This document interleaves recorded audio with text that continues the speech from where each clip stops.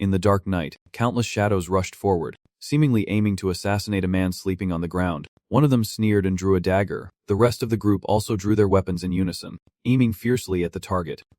Suddenly, a sharp glint flashed in his eyes. He lunged down, throwing the knife straight into the cocoon with considerable force, causing the cocoon to deform. After a while, the cocoon remained completely still without any movement. Looking closer, it turned out there was no one inside the pouch. Now, he realized. Gritting his teeth, he turned toward the direction of the voice. Someone was already waiting right behind him, the moonlight shining on his face revealing a solitude that was far from weak. It was none other than Helmut. He only held a crude bow in his hand, but his voice showed no fear. "Those who come armed and try to ambush me, I can take care of all of you." Right. Without waiting for their reply, he snapped a dry branch nearby and continued. "So, this is what you call self-defense." As he finished speaking, he immediately used the branch as an arrow to shoot. Helmut tested the shot, aiming straight at the assassins. They laughed at his weapon. "What? Just a stick?" One of them sneered. "Are you kidding me?" No sooner had he finished speaking than the branch shot straight at his forehead. Immediately, powerful force threw him to the ground. The assassin instantly lost his balance, falling in shock along with his comrades. The commander's face darkened as he watched the scene. He looked up in panic, staring towards Helmut. Another one of his comrades screamed in fear at the same time. Vist. Helmut continued to aim his gun at them. As each one charged, he counted them off. 1. With that, another one was knocked down by each of them under the commander's panicked gaze and his cold counting. 2. The commander was truly frightened, gritting his teeth in calculation. Meanwhile, one by one, each enemy fell as Helmut continued to count steadily. 3, 4. He did not intend to stop and kept breaking branches. The other guy panicked, signaling surrender, begging for mercy. Helmut showed no mercy, glaring fiercely at him while aiming his arrow and saying, "If you intended to deal with me, you should have anticipated that I would leave."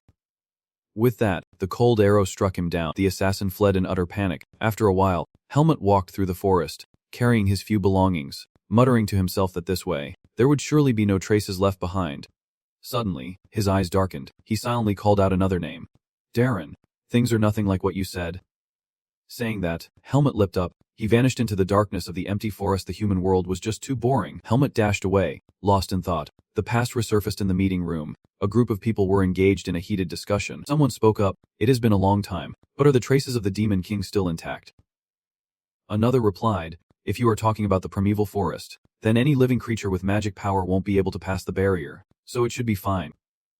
Hearing this, the man fell silent, but the worrying thing was that the forest itself was also shrouded in magic power. Not being able to use such a vast land was a problem, and another agreed, "That is right." Suddenly, someone sighed and said, "If there is a forest filled with magic that makes people never return, could not we send those who must leave there?" The others were startled by those words and all turned to look at him, while he continued, "There are always those who are difficult for us to deal with, and besides that forest, there is no better place to eliminate them." Then he slammed his hand on the table, resolute, as the others around him nodded in agreement.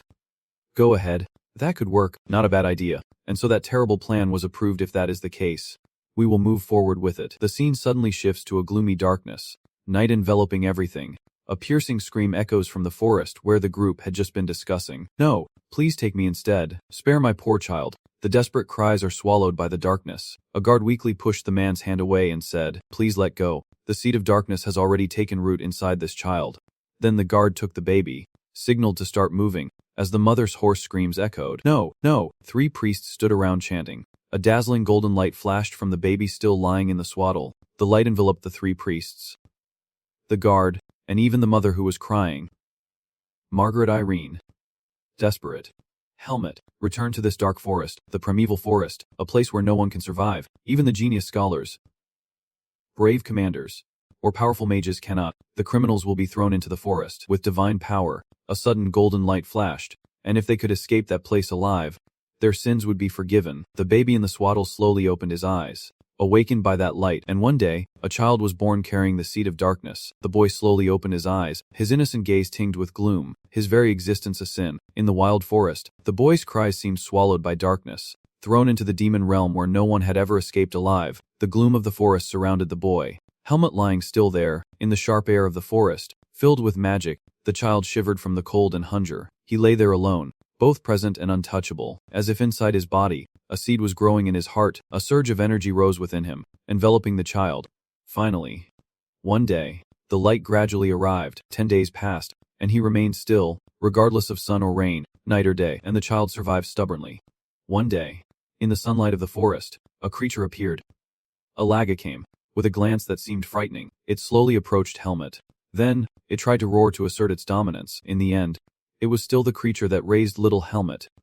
That day, the child's fate was sealed. 10 years later, in the dark forest, the laughter of children began to echo as young Helmet dashed after the rabbit, shouting and then stopping in his tracks. Helmet glared at the stubborn prey, scolding it as the rabbit slipped away.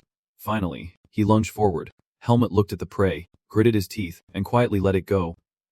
With that, the scruffy rabbit was caught in his hand, letting out a painful cry. Alaga lay in the shade, watching Helmet with the eyes of a mother fox. Full of excitement, he shouted loudly, "Alaga, I caught it." Hearing that, it crouched down and jumped close to him. Alaga gave the rabbit a swipe with its claw, fatal blow sending it far away. It ate the rabbit and asked, "So, Helmet, have you gotten used to hunting yet?" He replied, "Yeah, but so far I have only been able to hunt rabbits." Alaga's claw pierced a tiny object. He held up the small stone and said, "Look closely. This is called a mana stone. All magical beasts possess."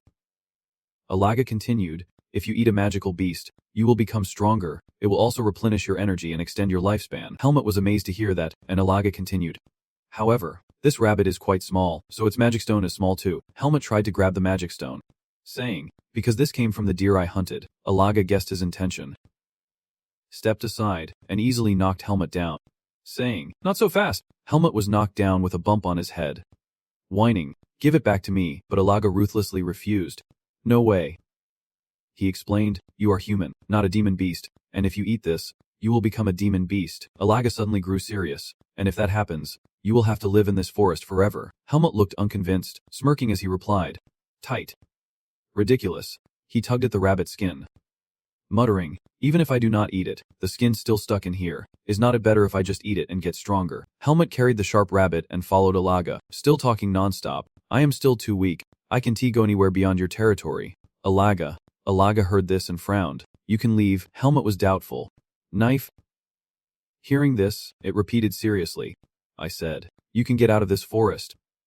He doubted. "How do you know? Did not you say we could not get out?"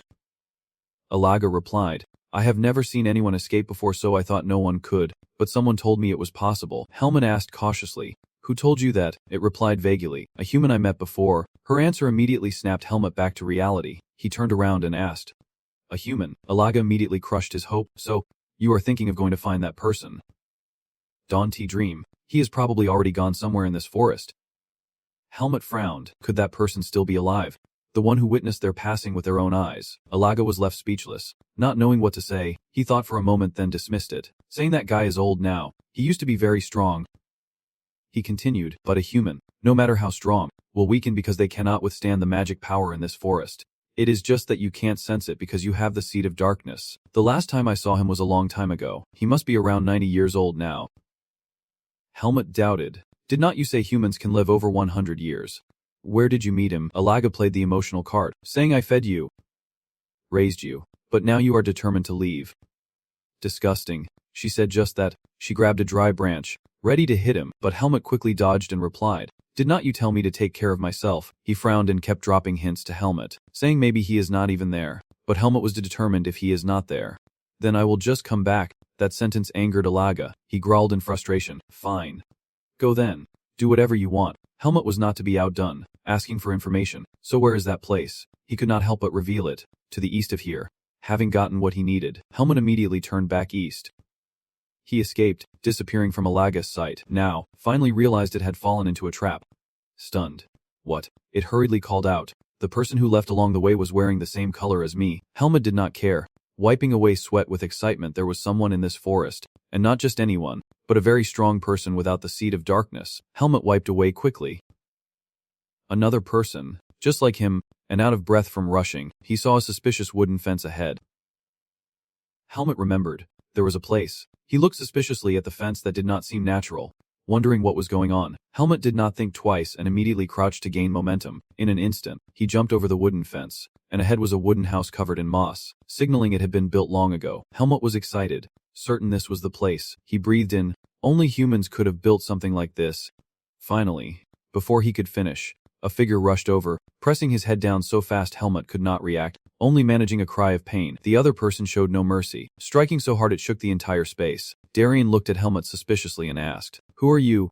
And who sent you here?" He gritted his teeth in pain and struggled to reply, "No, I am alone." Helmut continued explaining, "Ilaga told me there was someone living here." Hearing that name, Darien briefly hesitated and asked, "Ilaga?" Then he relaxed his grip, and I immediately let out a heavy breath. Darien turned away and continued to interrogate. "Why did you come looking for me?"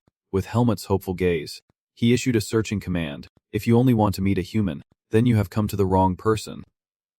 Helmut objected, saying, "No, that is not it." Facing the towering Darien, he felt a bit intimidated and said, "I want to," but in the end, he was determined to escape this forest. After a while, Darien compromised and said, "My name is Darien. What is yours?" He was still a bit cautious and replied, "Helmut." He continued, "So you want to get out of here, right?" He replied, "A Ligon told me that you know how to get out of here." Darien was curious and asked why he wanted to leave, saying the outside world is neither peaceful nor as beautiful as he thinks. Helmut could not help but ask what they were like. Darien said, "Humans out there do not have sharp claws or fangs, and their bodies are weak," but he continued, "They are much more resilient and cunning." He looked at Helmut with suspicion, asking if he was born in this forest, and Helmut calmly replied no. He was sent here after birth. Darien then understood. It must be because he has the seed of darkness. And Helmut touched his back, signaling that Darien was right. He explained that those with that seed are often killed at birth. "But since you were spared, you must have a high status. At least you are a noble." Helmut asked again, "What is a noble?" Darien said something unrelated. "But it probably did not matter anymore since you were sent here. And I have to repay that debt." With that, he turned back, his voice growing serious. "Listen carefully, kid." He did not wait for Helmut's reaction and continued. The reason he was left in this forest was because of the dark seed inside him. He imagined Helmut covered in wounds. And if it was still there, even if he left this place, he would always be hunted and eventually perish fighting others. After speaking, he asked Helmut if he still wanted to leave this forest. He nodded, his eyes full of determination. Darien's face turned serious. "I understand." "Very well." Then he lifted him up. To his surprise, Helmut was suddenly lifted up, struggling and shouting, "Wait, what are you doing?" He angrily cursed. "Damn it." Darien smiled teasingly. "You are quite hot-tempered." He explained, "If you want to enter the human world, you must become human first." Finally, Helmut stopped, staring at him with eyes sharp as knives, but Darien paid little attention and said, "Let us go. I will make you human." On the way, Helmut could not hide his curiosity and asked what he had to do to get out of here, and he replied, "You have to cross the boundary of this forest, but for now, just forget about that." He reminded him that he must become stronger first. Then he must find someone who knows how to get through it. When Helmut asked who, he refused, saying he was not ready to tell him yet.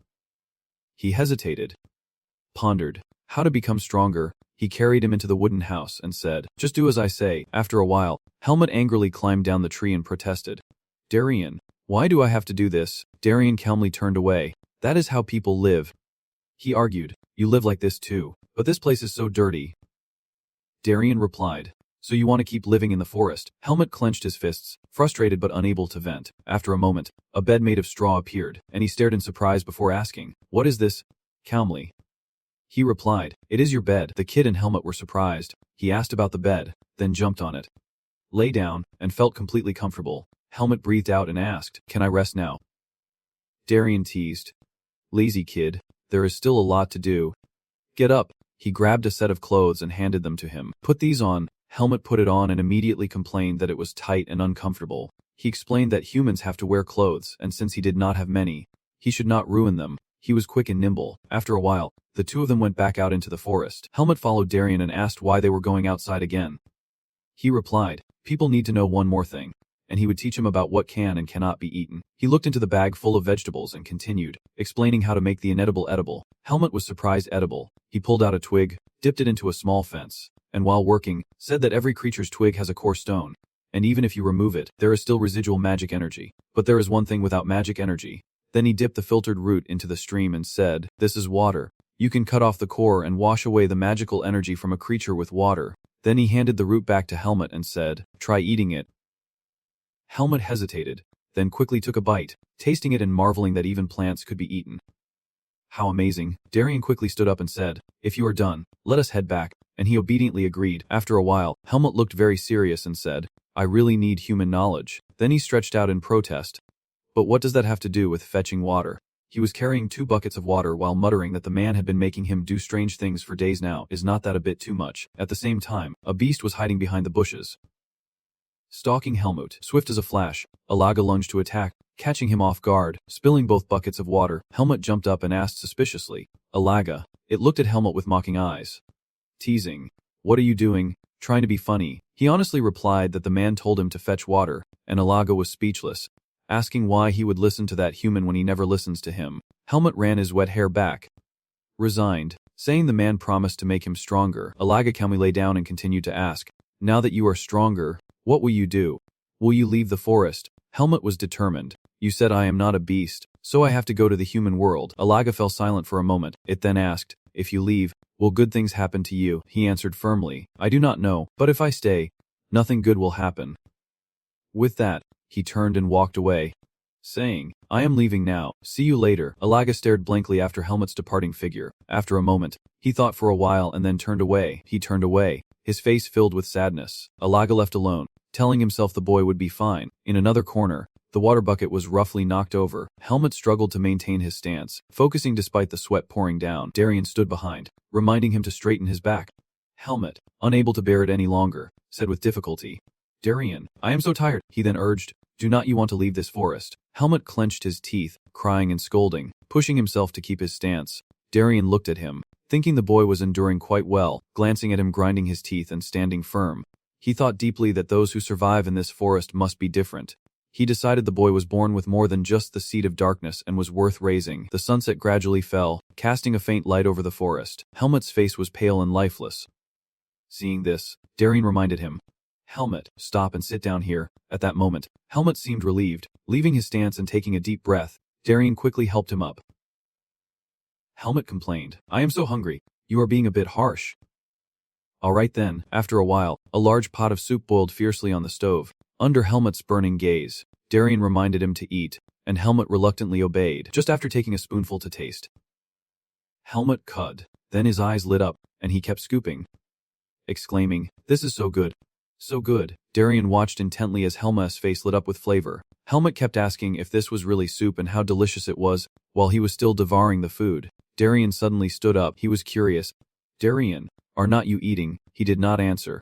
She frowned and reminded him, "Listen while you eat." Darien opened a wooden box nearby and continued, "Helmut, you came to me to leave this forest, and now you are trying to become stronger." Helmut kept eating while Darien kept talking. "But you are not a beast in the forest. You are just a weak human without fangs or claws, and no matter how hard you try, human strength has its limits." Then he took out an object and said, "That is the reason." He swung it like a sword and said, "I want to teach you swordsmanship starting tomorrow." His eyes showed deep contemplation as he continued, "But before that, I will show you what a sword truly is." Then Darien demonstrated a few moves with the sword. He stepped forward to a large rock, with Helmut's focused gaze.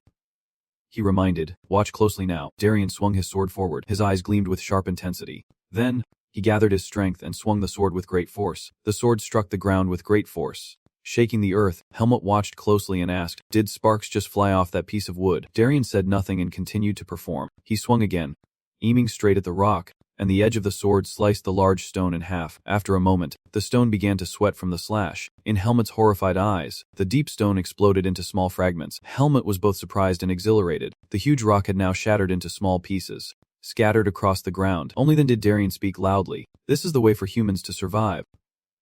Helmut gaped, amazed by it. Darien stroked the sword and continued, saying, "Just like how magical beasts have their own magic, imagine that humans also have a source of power like that." Helmut looked at his hands with doubt, but Darien explained that although the seed of darkness within humans is different from others, it still possesses the same kind of power. Helmut realized, thinking to himself, "So this is the power I felt when I met Alaga or Darien," and out loud he exclaimed, "Amazing, I want to learn how to use it too." Suddenly, a snap echoed. Darien gave him a sharp flick that startled Helmut and threw him off balance, then gently said, "Do not lose patience like that, your body is not ready to take it on yet." He reminded him that now, the important thing for him is to understand the way of the sword. Darien was silent for a moment. He looked at the shattered rock and continued, "It will be very difficult, very stressful, and sometimes very painful." Then he gripped the hilt tightly, determined as if he must see it through to the end and not fail. He held the sword out before Helmut, saying that if he chose to give his heart to it, the sword would reward him accordingly. Helmut carefully took the sword from him. He eagerly grasped it and replied, "Yes, sir." This morning in the garden, Helmut's call echoed, accompanied by Darien's reminder to focus. Helmut calmed down. How many days has it been now? My stance is perfect, he replied lightly. Oh heavens. You have already learned to talk back to me, and I am sure I told you to use honorifics with me. He reluctantly corrected himself. I was already doing it right. He was cold. No, not at all right, making him let out a sharp cry. Helmut relaxed and asked, so what exactly is the problem here? He sighed. Darien pointed to his head, reminding him that now, having the right posture alone is not enough. Think carefully. Helmut hesitated, then less forcefully said, do I have to say everything for you to understand? I snapped. Of course, why did not you just say it all from the start? He continued, if he keeps being so secretive, how am I supposed to understand? Darien looked at him thoughtfully.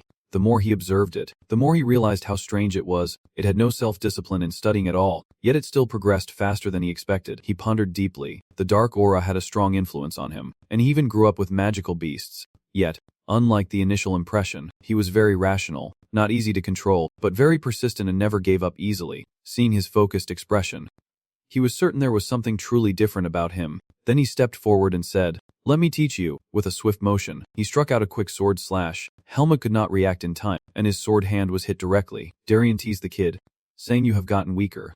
Helmut, tears of pain streaming down, scolded, why did you hit me twice? Darien looked at the boy holding his injured shoulder and said, so, have you noticed the difference yet? Helmut was silent for a moment before replying shortly. Not yet. He immediately struck a psychological blow, saying that it seemed like he did not want to eat dinner anymore. Mentioning the meal, Helmut frowned and asked, what do you mean? He quickly stopped him. No, wait, I am starting to understand a little. He tried to think of something to say. Some strikes hurt more, some less, and the speed and target of your blows are different too. Why is that? He recalled the way the strikes were made and pondered, realizing he still did not understand. Since the movements were almost the same, it was strange. Darien asked again if he understood, saying that merely copying the outward form was not enough. He explained that the subtle differences in how you use your muscles, the tiny movements of your fingertips, your motion and style of movement, and the harmony between your mind and the sword all matter. He continued, you must consider all of those things. He gently said, only then can one truly say they have finished learning.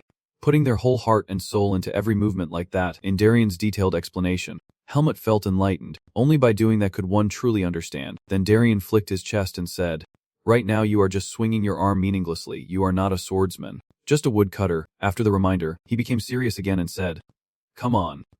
Try again. After a while, Helmut went out into the forest alone, standing by the stream. He pondered. Darien said rest is part of training, but swinging the sword like this now is just boring. Suddenly, a sound behind caught his attention. He turned around and exclaimed, Alaga, long time no see. It looked at him and let out an exclamation, seeing Helmut in his new form. It asked, has it really been such a short time and you have already grown? Helmut replied skeptically. Really? Alaga stepped closer and said, well, it is really just like a kernel of corn growing into a cob, and I replied, I will definitely grow bigger, do not worry. Helmut suddenly remembered something and asked, now that I think about it, Darien said he owes you, right? Alaga answered, Darien is the name of that human.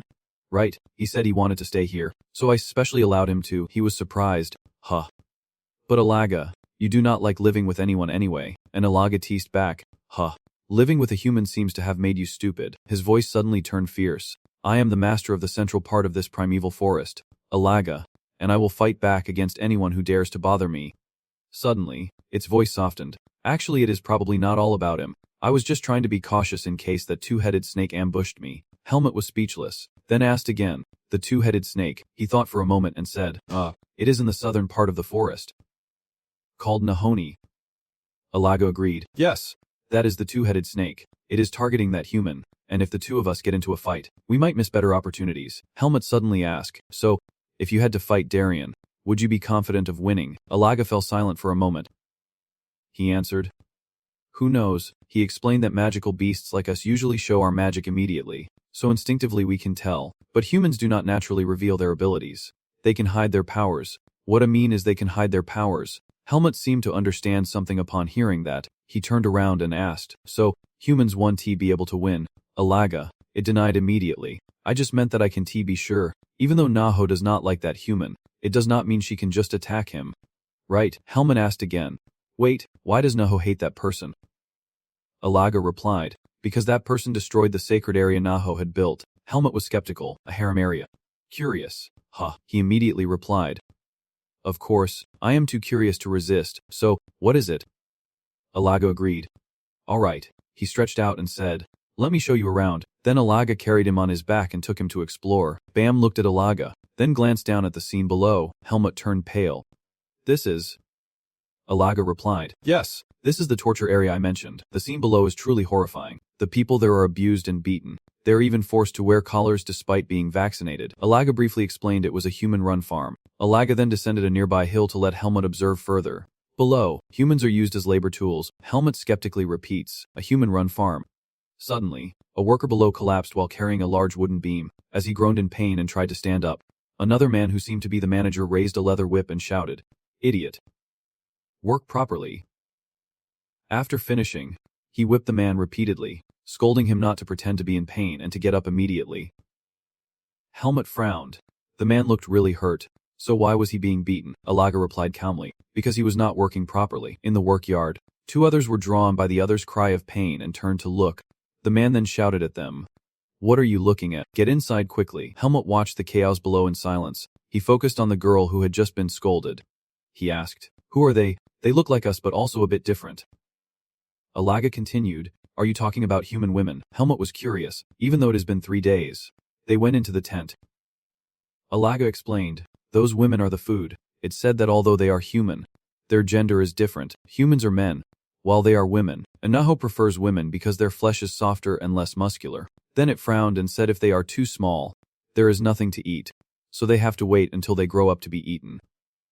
It continued, women will become food for the Nahu, and men will have to be slaves for life to maintain this land. Helmut asked, so that is why this place became a slave farm, and it replied, yes, people think the Nahu are protecting this farm, but humans are the ones maintaining it, and of course, they have a leader. That guy over there. Their eyes fell on a troublemaker who looked angry at first glance, quietly asking what all the noise was about, while the others murmured, the day has come. Arugos day, the subordinate reported, a slave has made a mistake. Arugo reminded him. Forget it, have you gathered all the sacrifices? He replied, yes, they are over there. Arugo glanced slyly, is that so? Over there, the girls are entering the tent one by one. He called someone over sharply, hey, you. He grabbed the girl tightly, staring at her until she turned pale with fear, grinned slyly, saying he would find a way for her to live longer. Then Arugo grabbed her hair and dragged her away to her pitiful screams. Helmut frowned and asked if that human was Truong Lang. Alaga replied yes. She did not know how, but he was very good at finding people lost in the forest. And if you are unlucky, you could become one of them. The scene below, you are trampling on people, is truly horrifying. Helmut fell silent. I know you would not have treated me that way. He wondered, why is that? Alaga hesitated. I am not too keen on Nahu's idea of fattening up the creature. Helmut fell silent upon hearing that. You hang on. Sounds like something you would do. Alaga cleared his throat. Then he turned away, ready to take him back. Helmut still lost in thought. Reflecting on gathering people, Alaga interrupted sharply. All right, Helmut. Let us go back. Suddenly, it caught a familiar but dangerous scent. A sharp voice spoke up. Well, look who we have here. Nahu appeared, and Alaga immediately raised its defenses, carefully pulling Helmut back for protection. A snake head spoke up, its lips familiar from the past. Alaga also growled warily. Nahu suddenly fell silent. Was not he supposed to be asleep? Helmut had just regained his composure when he panicked. Looking at the demon beast in front of him, he thought to himself, it simply stood up and created such heavy pressure. The other snake head widened its mouth and interrupted, asking if this was the child they had raised. Then the other head laughed eerily and replied that men are only best when they are young. Then it teased, asking to take a bite, but Alaga coldly refused. No. It relents. After all, you do not eat men. Do you? Their flesh would not suit your palate. Nahu laughs gleefully. That is right. The human meat Ergo prepares for me is extremely delicious. It cast a terrifying gaze at Helmut, but this sent both snake heads swiftly closed in.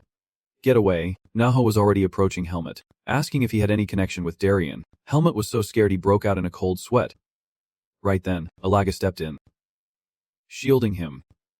It growled. You bastard. How dare you bring that filthy snake face in here? Nahu smiled and said, do not be so hot-tempered. You know I am a peace-loving person. The two snake heads kept juggling. I just want to check why I smell that deadly scent coming from its clothes. The past resurfaced as Nahu spoke coldly. Just a few years ago since he destroyed my farm, it is only natural for me to be wary of him. Alaga quickly intervened, saying it had nothing to do with Darien. It was just mixing clothes to wear. Nahu was suspicious? Is that so? But then it sneered, feeling light as air. If you were not here, I would torment it, Alaga warned immediately. If you dare lay a finger on it, I will tear you to pieces. Nahu teased. Oh dear. So scared. Just kidding. I do not want to fight you. After all, we have known each other for quite a while. He glanced suspiciously at Alaga and continued. More importantly, if you are done here, can you leave? I hope you never come back here again. It is almost roaring. Animal for flying all over my territory. I do not like that. Helmet behind Alaga was so scared he collapsed to the ground. Finally, Nahu agreed to leave. Saying goodbye, Alaga stayed in a protective stance for him, watching as he completely walked away. Helmet cried out in pain a few times. Then, he collapsed. Alaga looked at him. Doubtful. Are you done? As dusk, Helmet slowly woke up. Groaning, oh my head, Alaga carefully reminded Helmet that since Nahu had seen him, from now on he must not go alone and must stick close to that human. He whispered that Nahu was wary of him, so he would not come here. But you never know for sure. Helmet fell silent. Then said, all right. Alaga quickly noticed his troubled expression and asked, why do you feel like that? You have to be careful with things like that. Alaga muttered like an old mother. There is no other way. You are still young. Helmet suddenly called out, hey. He immediately turned around. Huh. Do you think I could become as strong as you and Darien? Alaga looked at him. Doubtful. Huh. Helmet was silent. Is it that difficult? Alaga remarked, that human is very strong. He looked up at the sky and continued, I do not know how strong he is, but he is in a place, at a level that most ordinary humans can reach no matter how hard they fight their whole lives. Helmet stopped singing. His whole life, Alaga said firmly, it is not easy, but everything will change based on your actions. It continued, if you truly want to become stronger. Helmet clenched his fists at the same time. Determined. Alaga continued, if you want to escape this forest, do everything you can to become stronger. Alaga fell silent, watching his expression. Helmet also frowned. Saying nothing, then he sighed, let us go. And added, those humans are coming, see you later. Just as he said, Darien carried a bundle of straw on his back and slowly approached. He saw Helmet and said, I guess you went out with that leopard again. He turned back and called out, Darien. Without waiting for a reply, he kept walking forward. The sun was about to set. Time to go back. Helmet felt restless inside and said nothing. He watched Darien steady back. He looked again at lonely Alaga. Alaga was also aware of his gaze. It suddenly turned back, thinking to itself, I will follow this person. Seeing its eyes, he felt like he had caught the signal. Helmet smiled. He turned around, walked with Darien. Silently agreeing, okay. In the middle of the night, Helmet was in so much pain he could not sleep. He curled up on the straw bed, crying out, damn it, my stomach hurt so much. He was desperate. Sure he was going to die. That afternoon, Darien gave him some strange herbs and said, Helmet, eat this before going to bed today. Helmet took it. Curious, what is this? He said bluntly. Poisonous herb. Helmet startled, you are telling me to eat this. But before he could finish, Darien flicked him and ordered, just eat it and do not complain. I will help you control the power of the shadow seed. Now, Helmet writhed in pain. Oh, this might really be poison. He complained, but he never said it would hurt this much. Then he cried out in pain again. Helmet gritted his teeth. What did you make me eat? Darien. Meanwhile, Darien silently watched the night scene. He muttered. 5 years. No, maybe about 4 years. The next morning, Helmet still threw himself into training as usual. The strikes gradually grew stronger and more precise. He kept chopping at a large tree. In the blink of an eye, the tree trunk was covered in deep cuts, while he was diligently training. Darien approached. He watched the young man who kept trying silently. Finally, he spoke. You are starting to use the sword more skillfully, right? Hearing this, Helmet stopped and greeted him. Darien. He happily shared that recently he felt his body was much lighter and his focus had clearly improved. Helmet wondered if it could be due to the poisonous grass. And Darien, having thought the same, replied that it was likely the influence of the demon soil since he no longer felt pain lately. Helmet sheathed his sword and replied, no, it feels more like the divine energy is ready early in the morning. Darien nodded upon hearing this. I understand. It has been a few months since you started absorbing the demon soil. I guess the time has come. Then he asked, Helmet, do you remember what I said about Viz? Without waiting for an answer, he continued, you cannot see its power, but that is also why you can make it soar without limits. He emphasized that if the body and functions do not reach a basic level, then training Viz is meaningless. The reason I have not taught you Viz is because until now, you still have not reached that level. After saying that, Darien made a decision, but your body now seems ready to receive Viz. Seeing Helmet's surprised face, he said, then let us begin. His eyes flashed with a spark of light. I will teach you how to train Viz. A gust of wind rose, ruffling his hair. Darien got into position. He gripped the sword tightly, a stream of energy flowing from his hand. He closed his eyes to feel the air. Then, suddenly, a dazzling golden power radiated from him, enveloping the sword in his hand. Helmut watched, affected, and stepped back. Darien explained, absorb the energy in the air, channel it into your body, and control it freely. Then, he used his strength to lift the sword. He held the sword up before Helmut's eyes and said, and through the sword, one materializes it.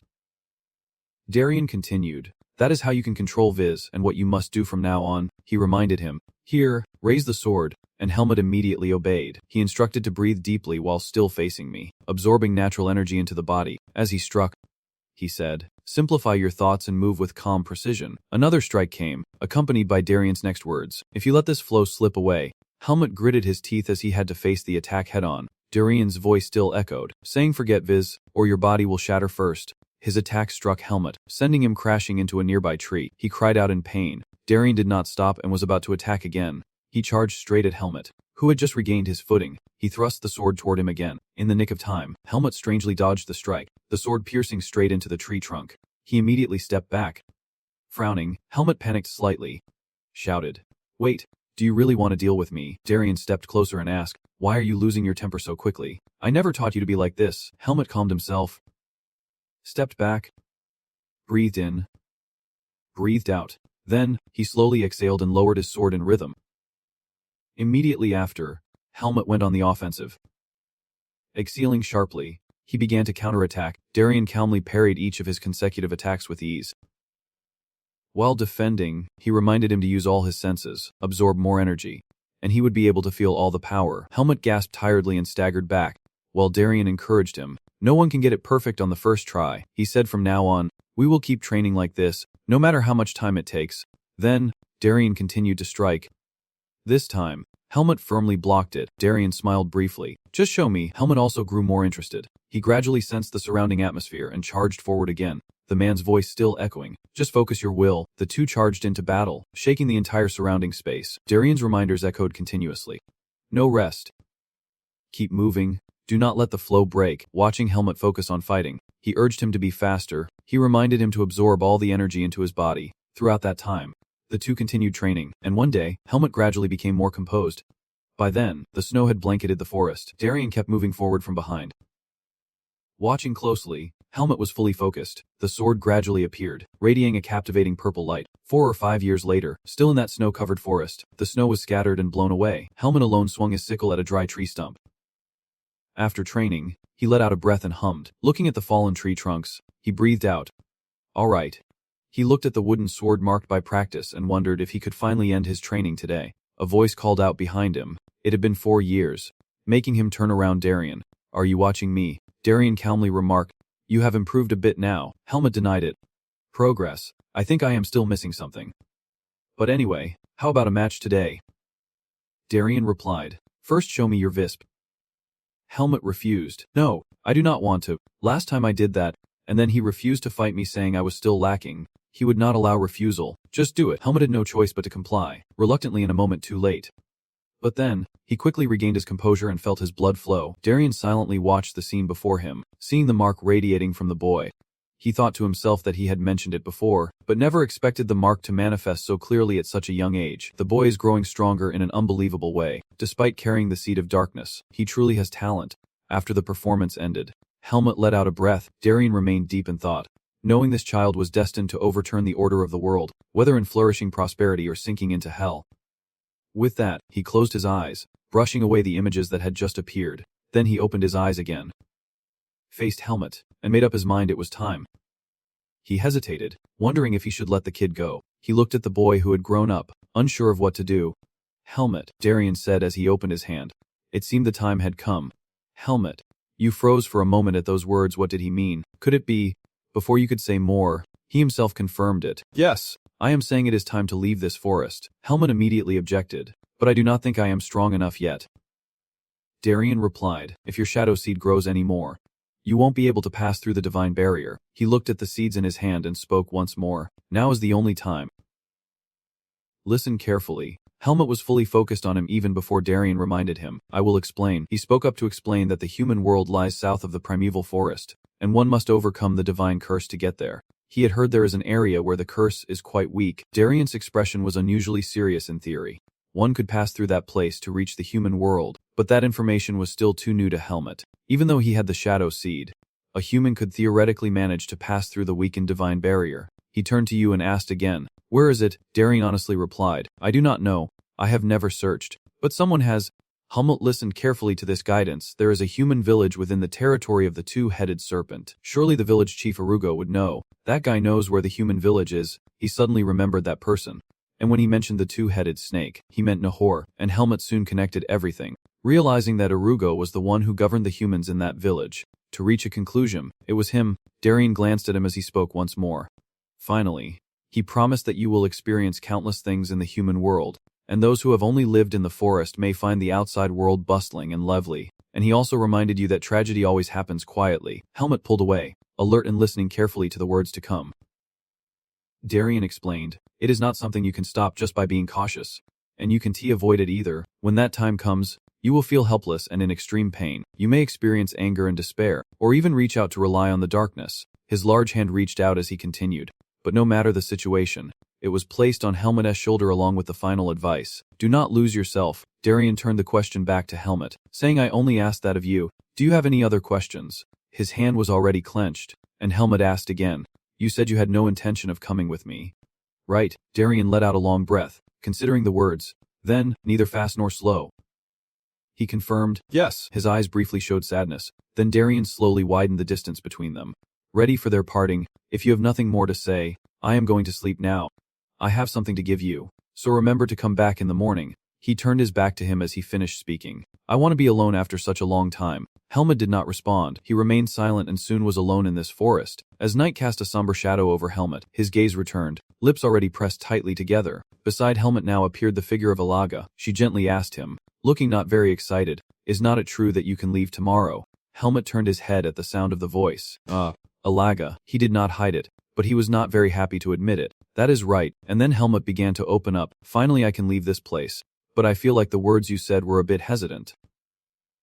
Too complicated. I do not know why. Why I feel this way." Alaga told you not to speak. It turned its head to the side, as if displeased to see Helmut helpless. He concluded later that it was proof you were slowly becoming human. Helmut grasped the doorknob. Alaga stood outside waiting for him. It gently nudged him, urging him to go. Helmut nodded slightly and mustered all his courage to open the door. His eyes suddenly widened in surprise when he saw Darien already sitting and waiting for him with a few items on the ground. He did not look up at him or say a word. Helmut frowned deeply and softly called out, "Darien," but there was no response. Darien remained motionless. Helmut called again, "Darien." In the end, I forced myself to admit that I have an uneasy feeling, but I guess the time has truly come for me to leave. Helmut leaned down to pick up the weapon Darien left behind. He looked at the man with lingering sorrow. His expression revealed unhidden sorrow as he silently vowed to remember him. Darien was gone. He sat still and quietly passed away. Helmut let you look at him. Then he gently closed his eyes. When those eyes opened again, their expression had completely changed. The image of Darien was deeply etched in his memory. Helmut grunted quietly, and Alaga responded without much surprise. "I guess his lifespan has come to an end." He paused briefly before asking again, "Who knows? It never meant to hide anything from you. He told me before." Then he tried to comfort me. "Don't he make that face?" Every meeting was already destined to end in criticism. Alaga tilted his head and continued, "He lived and died as if his life was already destined, so you do not need to feel guilty." After saying that, it wagged its tail again. He tossed his head toward Helmut. "It seems I can finally give this to you." Helmut reached out and caught it. He looked around and moved toward the item. "What is this?" Alaga asked. "When left here, you were wearing this," he said seriously. "Take a look. You might need it when you leave here." Helmut opened it, and saw a necklace with a pendant shining bright gold. Alaga spoke up to explain. "It is made of gold alloy, a rare metal. The Hen people are descendants of a noble family." Helmut slowly opened it. The inscription inside read, "Let the light guide your way, but the head."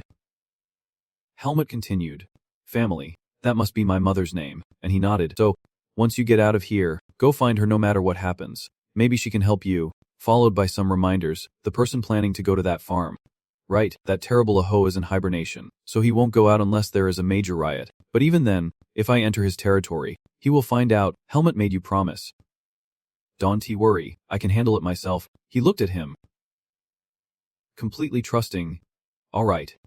Hurry up." This is your only chance now, and he blinked as Helmut took his first steps away. After walking a bit, he stopped, turning to him. He spoke, Alaga. Take care. Alaga could not hide the smile on his lips as he replied. All right. Helmut, its gaze once again fixed on Helmut's silhouette. The words in its heart unconsciously escaped into speech. Take care of yourself too.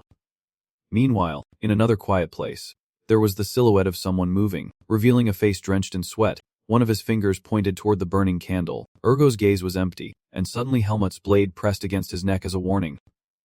Don't move. One of the main types of magic is dark magic. It is a source of demonic energy. It can even make a weak mage become strong.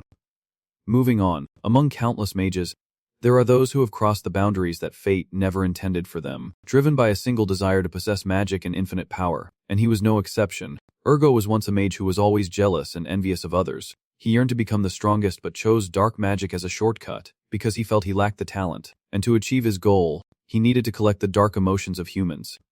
Therefore, through activities like raiding houses, illegal human trafficking, the necessary ingredients were gathered with ease. Not to mention the endurance and fear emanating from them, it made Ergo even stronger and more ruthless. Things never fully turn out well.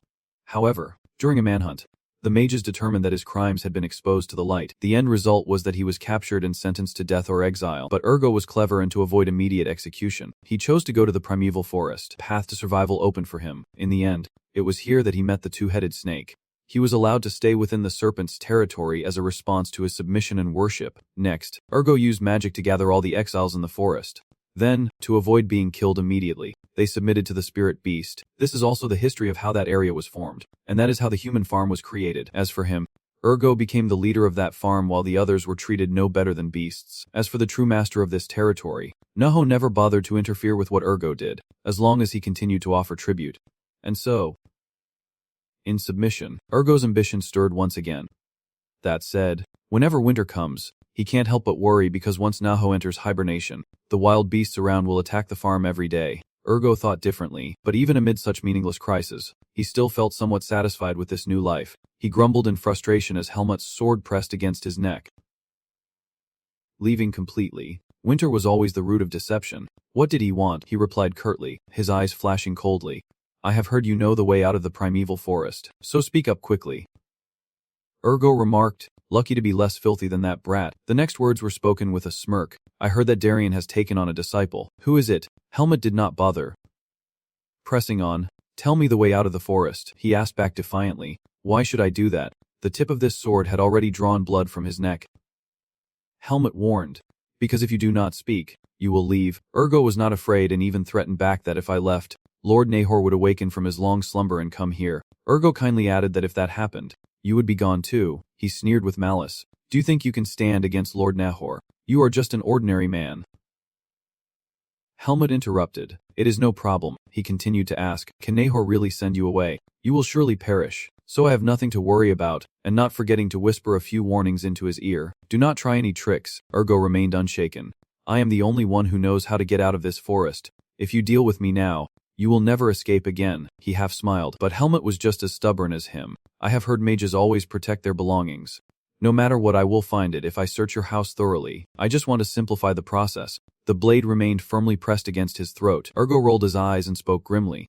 You really are a tough one. Fine. He suddenly agreed. I will tell you how to escape the forest, and then slowly led Helmut down a staircase. His sword never left the man's throat. Ergo started the conversation, asking what your name was, but Helmut cut him off, saying it was none of his business. He did not press further as he opened the door and stepped inside. Fine. But I will reveal a few things to you. The nonsense continued. The method I discovered is only theoretical. No one has ever tested it or had the capability to do so. The results may not be worth what you are doing now, but it might be for Darien. Helmut's expression gave nothing away to Ergo.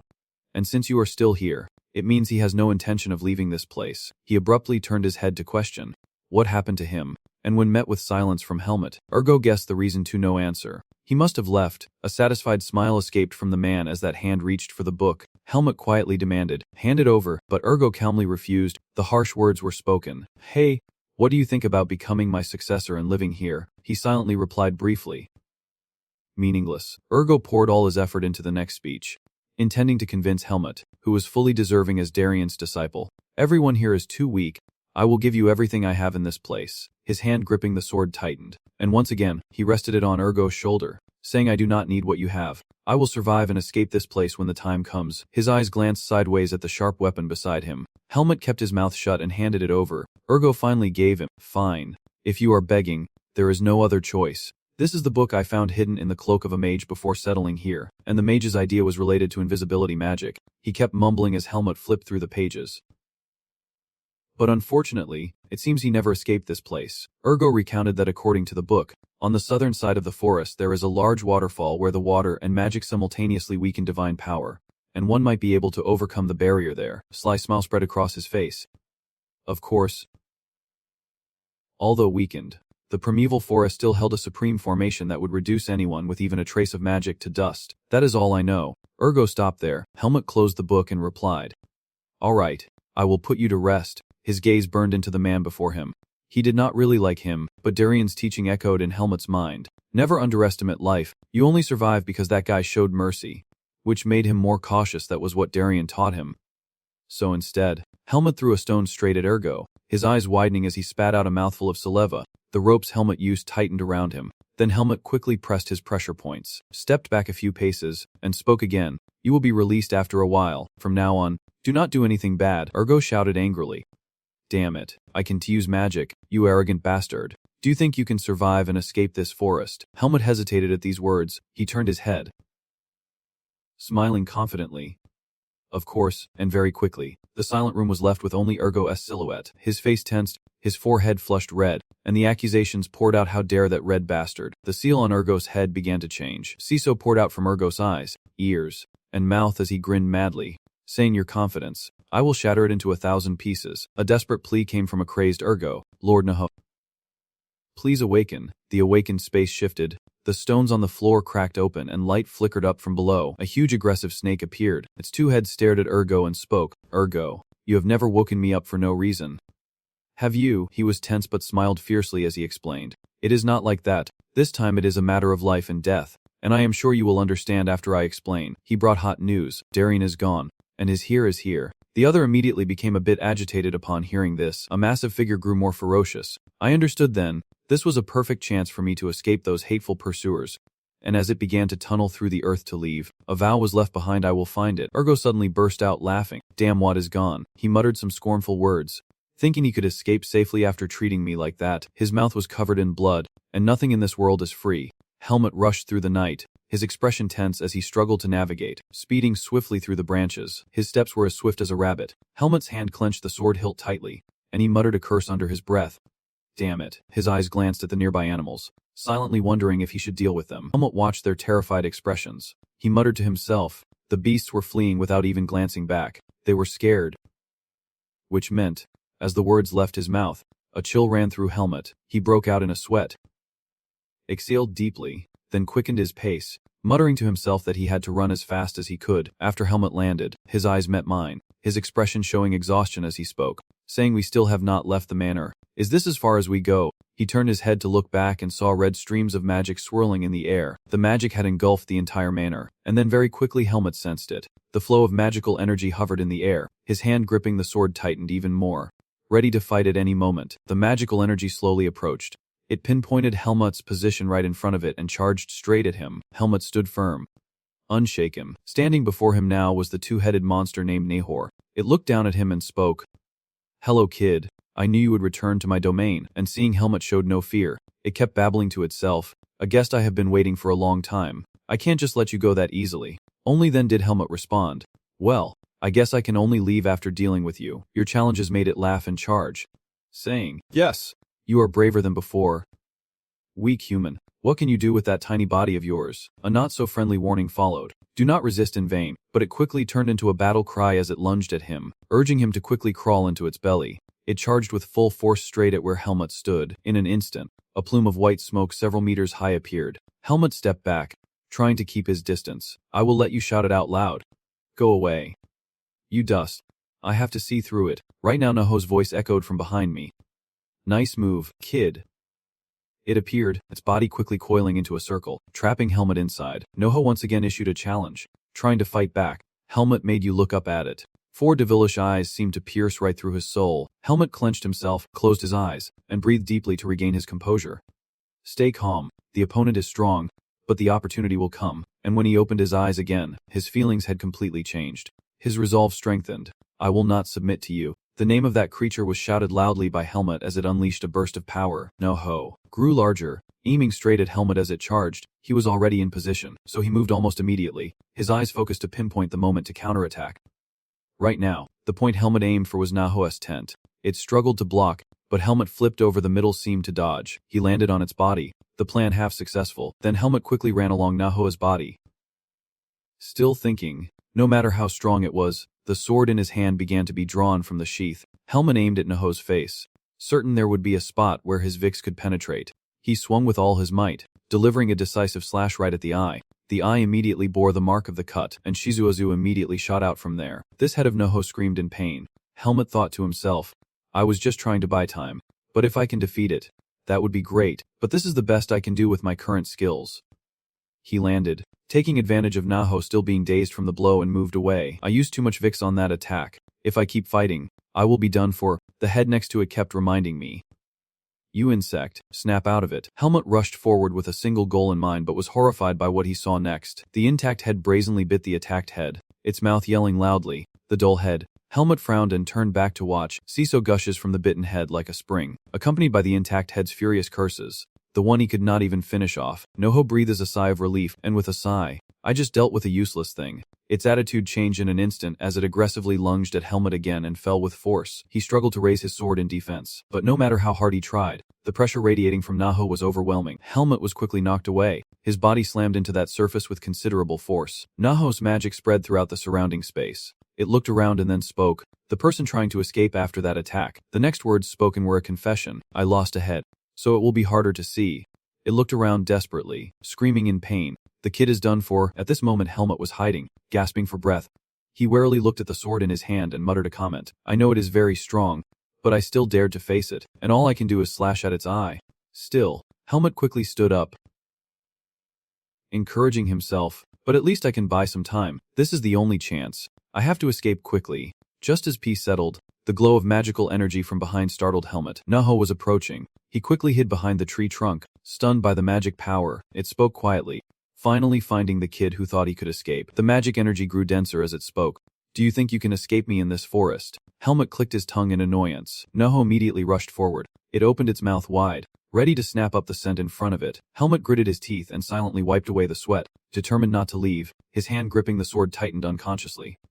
I can tee. And Helmut charged forward with determination, unwilling to leave like this. Little did he expect the unpredictable scene unfolding before him. A familiar foot stamped firmly on the ground. Alaga stood in front of Helmut, facing now on his behalf. It had been a long time since they last met. He knew who was in front of him. Alaga. Alaga also growled back, no ho. The two great beasts stood face to face. Helmut exclaimed in surprise. He watched as Alaga's powerful figure called out loudly, Alaga, quickly raising a hand to shield his face from Alaga's magic. He turned to Helmut and said, I am glad you are still alive. Well done. Leave the rest to me. But he insisted on refusing. Wait, I can still help. His weak words were immediately rejected. You should leave here. Alaga glanced at Helmut and spoke again. You have something more important, do not you? Go quickly and find it. Helmut hesitated upon hearing the word freedom. His eyes widened in surprise. Alaga continued to persuade him. Do not waste my efforts. Still, Helmut hesitated and did not want to leave. But, did Alaga have to shout so loudly? Go now. Helmut was stunned. But then he muttered a few words to it. Thank you, then quickly ran away, trusting Alaga to handle everything. Its blue magic confronted Nahu right there. Nahu let out an annoyed shout before unleashing his magic power. You filthy cat, how dare you block my way in my own territory? These words made Alaga glare and retort sharply. Blocking your path. I am just doing what I need to do. Yet all it got in return was Nahu's contemptuous laughter. What kind of friendship is this? It is not even touching or heartfelt. Its eyes glowed with a strange, eerie light as it muttered, terrifying species. Nahu started rambling on, saying that actually, she should thank him for coming willingly, and that she would deal with him immediately and devour that brat alive. But in response, Alaga issued a blunt challenge. There is no one else here but you. So do you really think you can do what you just said? Let us see what you will do. Nahu opened his mouth wide in a threat. Alaga growled back fiercely, and the two great beasts charged at each other. A sword flashed by. Helmut exhaled with a sigh of relief. Finally it is over. The ground was now covered with the bodies of fierce beasts. Several different species have fallen under Helmut's hand. After passing through Alaga's territory, I have been running nonstop for 2 days, surrounded by corpses and blood. He continued to comment that as long as they are not on the same level as Nahu, He can handle them without any problem. A fleeting thought flashed through him. If in a world without those two, where he never met Alaga and Darien, he would not have survived here. That only strengthened his resolve. He had just one chance left, and for the sake of Alaga and Darien, the horseman had given him this opportunity. Facing the waterfall ahead, Helmut made his resolve clear. He had to leave this forest. He looked up in surprise. This place was so different from Alaga's territory. He could barely sense any magic, yet the shadow seed was still reacting, and I began to feel the magic power inside my body. Is it reacting to the god or not? Luckily I wrapped it with Viz, otherwise it would have caused a big disaster. Unexpectedly, in my hand now was a strange item. This feather is, a large shadow swooped over Helmut's head. He struggled to defend himself. The creature also noticed Helmut. It landed as it spoke, a human boy. What are you doing in my territory? Helmut gritted his teeth, cursing himself for not realizing sooner that the warlock had warned him about this. But he never expected a demon beast to be lurking near the supreme formation. The creature began to introduce itself, saying its name was Irel and asking for his. Let me think.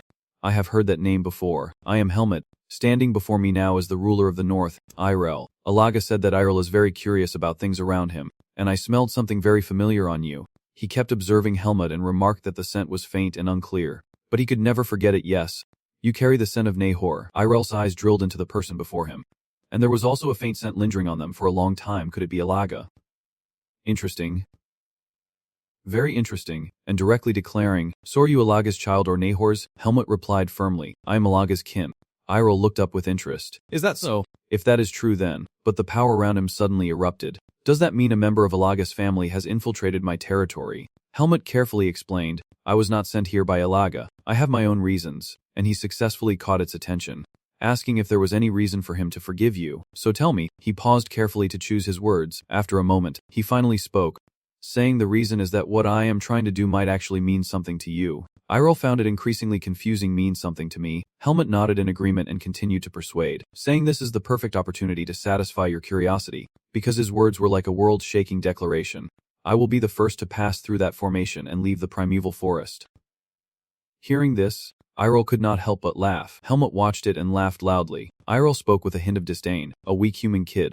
Do you really think you can do it? The dark seed inside me is telling me you are just like a ghost beast, but Helmut remained completely confident and continued. Then let me try, because I am the first human to come here. He looked at it, certainty shining in every word and gesture, determined to pass through that supreme formation. Irel fell into deep thought and sighed, saying it had been a long time since they had seen a human they wanted to watch get their hair turned gray and burned in that formation, which would be such a waste. But Helmut offered another argument. Many would come to this forest, but he would be the first to pass through the formation. He declared, it will be me. Irel opened his eyes wide, momentarily speechless. It tilted its head, analyzing the person in front of it. Then it spoke. All right, you are a very smart person, and I want to see you follow through on what you said. Irel looked into the distance and continued. It is true that you are the only fool willing to risk your life to leave this forest. It looked back at him and said, whether you leave or survive does not concern me, but if you succeed, you will be the first person to ever escape this forest.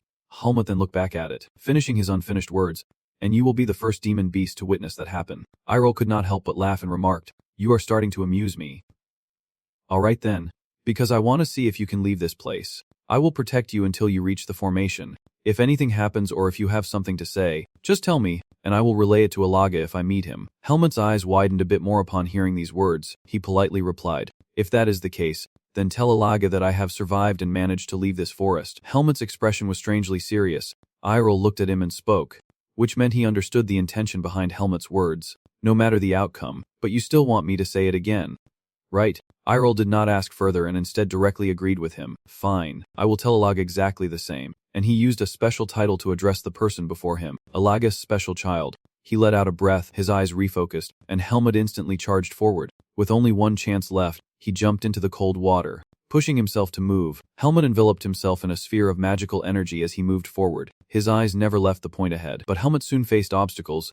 Still, the determination in his heart never wavered. He had to get out of here. Helmut's eyes returned, filled with nothing but determination to leave the primeval forest, a transcendent entity called Divine, granting the power to cleanse evil. Water before Helmut burned fiercely. Protecting humanity, he shielded himself, charging forward to eliminate all evil. Helmut himself felt it too, the power coursing through me. His eyes only grew more determined, but at this moment, my body felt as if it was being pierced through. Helmut thought, pain I had never felt before. In a daze, Helmut silently wondered, I can't maintain my consciousness. Beasts turning into humans, and a human turning into a beast. Where am I supposed to go? Somewhere else. The wooden wheel slowly rolled down the road as a curse escaped. Damn it. The voice continued from the group ahead. Tanya, this place is too close to the primeval forest. Why are we resting here? Tanya turned her head and replied. Hey Pin, you know if we rest, we can travel farther. Right. The more I hear you talk, the worse Pin's expression gets if we run into a monster while we are exhausted. Even a fourth-rate mercenary like me won't be able to fight it off, so stop whining and go get more water. He trudged along reluctantly. Damn it. It is almost dark, and Tanya immediately asked back upon hearing those muttered words. What the hell? She even gave him a kick, and once again, he barked harshly, saying nonsense. Hurry up and move or it will get dark. Pin dragged the 2 buckets of water in his hands. Complaining, feeling strangely uneasy, he was half asleep, working absent-mindedly, just scooping water to go back, but at that moment, Pin's gaze caught on something. What is this? How can a stream have a tide? The unconscious figure of Hyomut struck Pin's face, instantly turning him pale with shock. Pin could not help but shout loudly. Then he was seen gasping for breath as he ran back. Tanya could not help but wonder, what happened next? Finn added, you just saw it. Pin, pale as a banana leaf, recounted that there was a dead body, a corpse by the stream. But as soon as he said it, the people behind him objected, saying there could not possibly be a dead body in a place like this. That guy must be scared. You must be confusing it with the thorny patch. Right, Tanya, on the other hand, patiently asked, where did you see it? I will go check it out. Pin nervously pointed. Over there. But this only made Tanya more frustrated. She kicked and shouted, do not just point like that. Lead the way. I still need to collect more water. No choice. Pin had to lead her to the place. Tanya kept reminding as they walked, if you confuse it with something else, I will deal with you. He insisted, no. I swear. He quickly spotted Helmut lying there and immediately pointed, shouting, over there. Tanya and Pin moved closer to take a look. Her voice slowed down. It really was a corpse, Pin proudly said. I told you, I was serious. Hurry up so we can go back. I do not want to look at it anymore. But she immediately cut him off. Wait, a sharp breath escaped from Helmut. Tanya suddenly shouted loudly, startling Pin. Pin, come here quickly, he replied calmly. Strange. She lifted Helmut up to check. He is not dead, he is still alive. Helmut's vision gradually became clearer after a while. Tanya smiled and said, he is waking up. Pin exclaimed, he is waking up, and she spoke again. Sorry, I wonder if you are fully awake now. Helmut rubbed his head, trying to think, where am I? Have I escaped the primeval forest yet? Seeing his confused look, Tanya kindly explained, do not be afraid, it is safe here now. She briefly explained that this guy went to make a wish and accidentally found you with messy hair. It was so noisy that I thought you were gone, but seeing you okay like this puts my mind at ease. Then she turned to ask him, your name is? Helmut replied shortly. Helmut. Tanya spoke again. Anything else? But his answer disappointed her. I do not remember. She thought for a moment. Really? That sounds a bit confusing, but you do not seem to have any other injuries. Or maybe you just got hit on the head. Then she reached out her hand kindly and said, oh, by the way, my name is Tanya, a rank 4 silver medalist from the Mercenary Legion. Their hands clasped, bringing a strange feeling to Helmut, as if there was someone else inside him. She looked around and asked cautiously, do you know where this is? Helmut replied shortly, no, I do not know, and Tanya was not very surprised. Instead, she gently explained that this was a decaying forest and asked if he did not remember where he had passed out, which must be serious. Then she asked if he remembered anything at all. Helmut hesitated before answering, my name is, and I know how to use a sword. The answer made Tanya think, you know how to use a sword, that is a relief, then your physical condition must be fine. You just need a doctor to check your head. And then an offer was made. We will help you until you can walk on your own. Trust me. Without waiting for him to say a word, Tanya directly proposed, from now on, taking care of you will be my responsibility. Helmut was momentarily overwhelmed by Tanya's kindness, and only later was he able to respond. Thanking her. Later, Helmut sat on a rock to gather his thoughts. He thought to himself, feeling the pain with every slight movement, I am still alive, but I need more time to fully recover. Helmut spread his hands to check his magic power. Right now, I am in worse shape than when I first started training. He kept calculating silently, thinking the seed of darkness would disappear, but it was still here. Helmut once again placed his hand on his chest and sighed. Without it, he probably would have been gone by now. His eyes darted left and right as he tried to figure things out. Then he remembered this is the human world. I can let them know about the presence of the shadow seed, so from now on, I will pretend I have lost my memory. As he thought, his hand slipped inside his shirt, and Helmut carefully pulled out the necklace to examine it. determined to find its owner. He stared blankly at the sky, calming himself down, not rushing but taking it slow. The next day, everyone on the team was amazed while in Helmut's taxi. Is that the skinny guy from yesterday who followed Pin to bathe?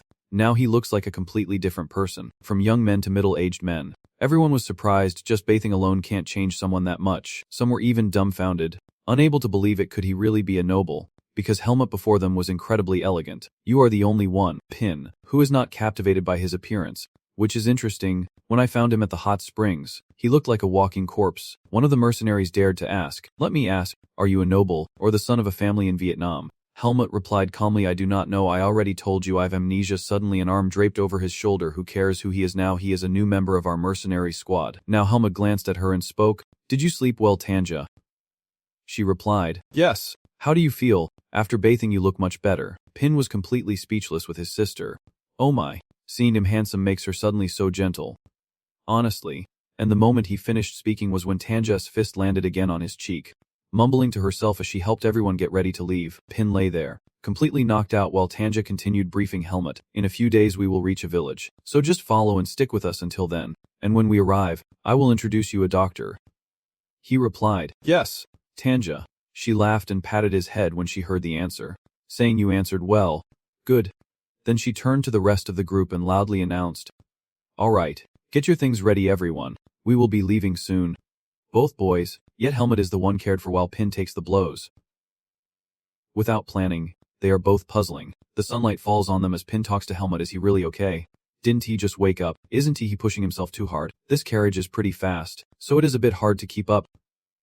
Helmut replied, saying we have to walk to warm up the body, which made Pin feel something was off. He is really strange. Pin looked curiously at Helmut, wondering again if he really liked horses that much, and Helmut did not deny it, so probably yes. He never took his eyes off him, watching Helmut's attitude toward the horses, and seeing how much he liked the pack horses. He probably was not a noble, but there was definitely something unusual about him over here. Helmut was pampering the horse. Lucky it was well behaved. The more Pin thought about it, the more doubtful he became. What could it be? Surely Helmut was about his age, but there was a certain restraint in him. He observed Helmut with an unusual calmness. Yet when he saw him staggering and struggling to breathe, Pin shouted out in alarm, "Helmut." Helmut replied slowly, "I am a bit out of breath," and Pin directly suggested, "Just sit in the carriage. If you go that slowly you will only be left behind." But what he got in return was Helmut's assurance, "I will not be left behind." No choice. Pin did not try to force Helmut any further. "So do whatever you want." As they walked, he muttered complaints. Oh man. He does not care at all about the people worried about him. How careless. While Helmut was wondering about his current condition, feeling strange and tired, he remembered the past. Even in the primeval forest, he never took more than a day to recover. Then he let out a long sigh, reassuring himself as he kept moving with the group, telling himself that if he just kept walking like this, he would definitely get better, because the doctor frowned thoughtfully and gave a diagnosis, saying it seemed like you showed no abnormal signs. Your physique is very strong, and people like you recover very quickly. Tanya asked suspiciously, "What? Are you sure you examined him thoroughly?" These words successfully angered him. "What? How dare you? I will prescribe a medicine and you can use it when needed." She was upset and snapped back, "I already said he was unconscious and just woke up recently. At least give a proper diagnosis or something. Or are you just a quack?" He responded angrily without politeness. "What? A quack? He just has a body that can recover quickly. He has no problems at all. No matter how much you examine, you won't find anything." At that moment, Bin gently spoke up, "So, when do you think his amnesia will go away?" He snapped at him. "No matter how late, his memory will come back. His mind is perfectly fine." Then he handed them a pack of medicine while saying, "Take the medicine and get out. You kids are hopeless, so young and naive." And she even called me a quack. Tanya was angered by his attitude. She shouted too loudly and started moving her hands and feet. "That old man is crazy." Bin tried hard to stop her. "Wait, someone stop Tanya." Once outside, Tanya could not help but worry about Hyomut. "Are you sure you are okay, Hyomut? Bin told me you have trouble walking." He walked beside her and replied, "Oh right, I took medicine and rested in the room earlier. Now I am fine." Tanya sneered and replied, "Probably. I heard your body and arm muscles are very toned. You said you know how to use a sword, so you must have been trained by some master. Just a closer look and you can tell." Hyomut glanced at Tanya as she spoke, thinking to himself, "She is absolutely right," and replied aloud, "As long as I hold the sword, I will feel familiar with it." Then she paused and said, "If that is the case," and she smiled, asking, "Do you want to duel me one-on-one?"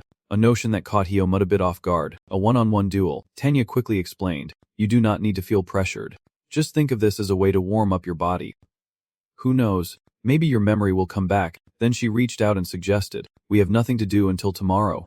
So what do you think? Hemut silently observed her, momentarily at a loss for words. The person in front of him was Tanya, third-class silver medal mercenary. Someone with such talent was quite respected in the human world. He calculated and agreed.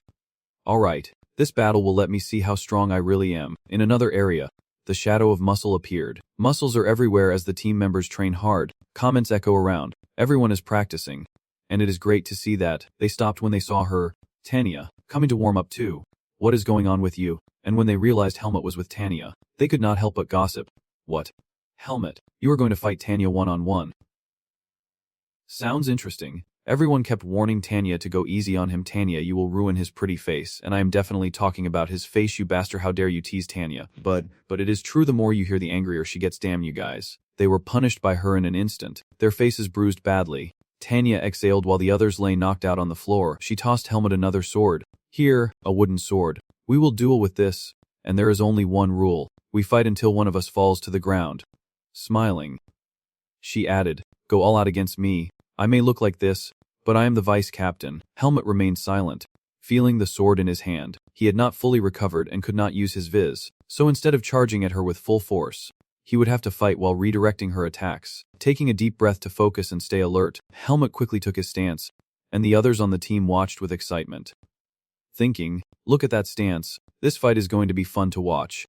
Come on. The duel quickly began. Helmut kept rushing forward to attack, his eyes scanning for an opening, his left side, but unexpectedly Tanya easily blocked his strike, pushing him back, and he thought to himself, she blocks the sword too easily. She is stronger than me. Tanya sneered, and Helmut's expression changed, becoming completely serious. He really could not underestimate her like that.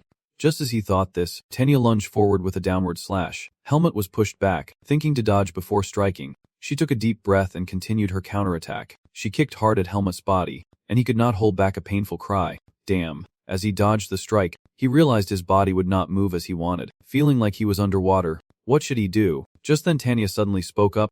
You are overthinking it. I admit it. Following him, she said to increase the intensity of the attacks. Helmut was helpless in defense, unable to find an opportunity to counterattack, and then Tanya closed the distance, instantly appearing right next to him. She struck Helmut in the chest with her sword. He turned pale from the pain and was thrown far away. The sword in Tanya's hand was struck hard. The other members of the team were also shocked. Tanya's sword pointed straight at Helmut's face, forcing him to admit, I concede. She looked down at him and said, judging by those eyes, I guess you are very disappointed. Helmut gasped in admission. Of course. Then he explained that being overwhelmed by the relentless attacks left his mind in complete chaos. Ready to give up, compared to Darien, she still has many weaknesses and her swordsmanship is not very effective. Tanya continued, but it is still pretty good. You fought well. At this moment Helmut thought to himself, could Tanya be stronger than he imagined? He told himself, just like Darien said, never underestimate the human world. The problem is not being defeated by a rank 1 or 2, but by a rank 3. Suddenly a voice rang out from somewhere. Tanya is a very strong Mott swordsman. Among the mercenary team, it is only natural that you lost, so do not let it distract you too much. Other members of the team also patted his shoulder saying, that is right, Helmut. I was quite surprised to see how strong you were when you tried to break through her defense earlier. If you had just a bit more strength, you could definitely do it. You are definitely different from Bin. Helmut focused on the man in front of him, who said with a smile, I am V, the captain of the mercenary team and a second-class gold medal mercenary. Fiend looked at Helmut and praised him. Well done, Helmut, you passed the entrance exam. His face still showed a hint of stubbornness. Entrance exam entrance. He looked at him and slowly explained, we saved you, so we did not want you to wander aimlessly without any memories. We thought, why not take you with us? So we decided to test you, but they also made sure to clarify a few things about Helmut's participation. Of course, our mercenary team is not just some random group that anyone can join. That is why when you arrived in this town, everyone stood at a distance watching you. Helmut gradually began to understand everything. That is why, except for Tanya and Fiza, no one approached me. I guess they could have just ignored me. These people, they have done something deceitful. Fiza kept smiling, but he actually did not have much of a problem. Some guys tried to woo my sister Tanya, but you did not, so everyone agreed to let you join.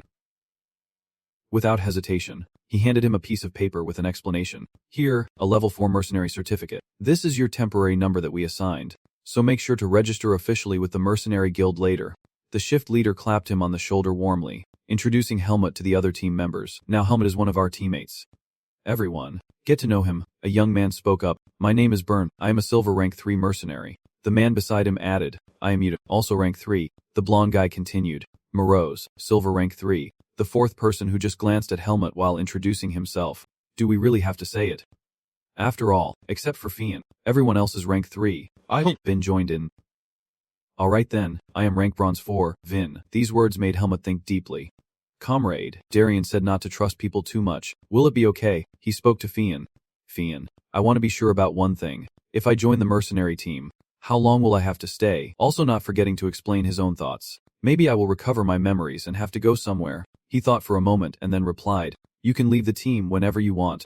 But if you accept the mission, you have to stay with us until it is completed. Helmut agreed and answered, okay. When Fian placed his hand on his shoulder, Helmut thought that maybe in the end this would be a good thing. Instead of wandering aimlessly, this might help him find his origins faster. He looked around the camp, curiosity rising, and I wanted to know what it meant to have comrades. Soon they arrived at another place and heard someone cursing, saying this was an important mission. Fian and the whole team fell silent as this person kept cursing. This is not the kind of mission a fourth-rate mercenary can take part in. We already agreed to your request to bring in extra people. So how can you act like this? He is letting you explain. Sir Miles, this kid will definitely be useful. We have worked together for a long time. You must know we did not bring him along for no reason. Miles sighed and replied, I hope you can take responsibility for those words, because you guys are a mercenary team, so I will agree, but just this once. With his permission, Fian could not help but feel grateful. Thank you. Lord Miles, Miles replied solemnly, a special reminder. No problem, but since I was not informed that an extra person was added, I will only pay 1/3 of the price for that rank 4 guy. Moreover, you know the Tariq mercenary team will be accompanying us on this mission, right? He nodded. Yes, I know. Satisfied with the answer, Miles turned and said, all right, we depart at 7 up. Tomorrow, see you then. The door slammed shut behind Miles.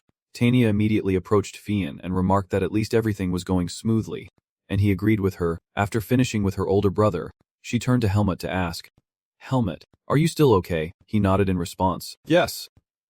No problem. Now it was time to brief the mission.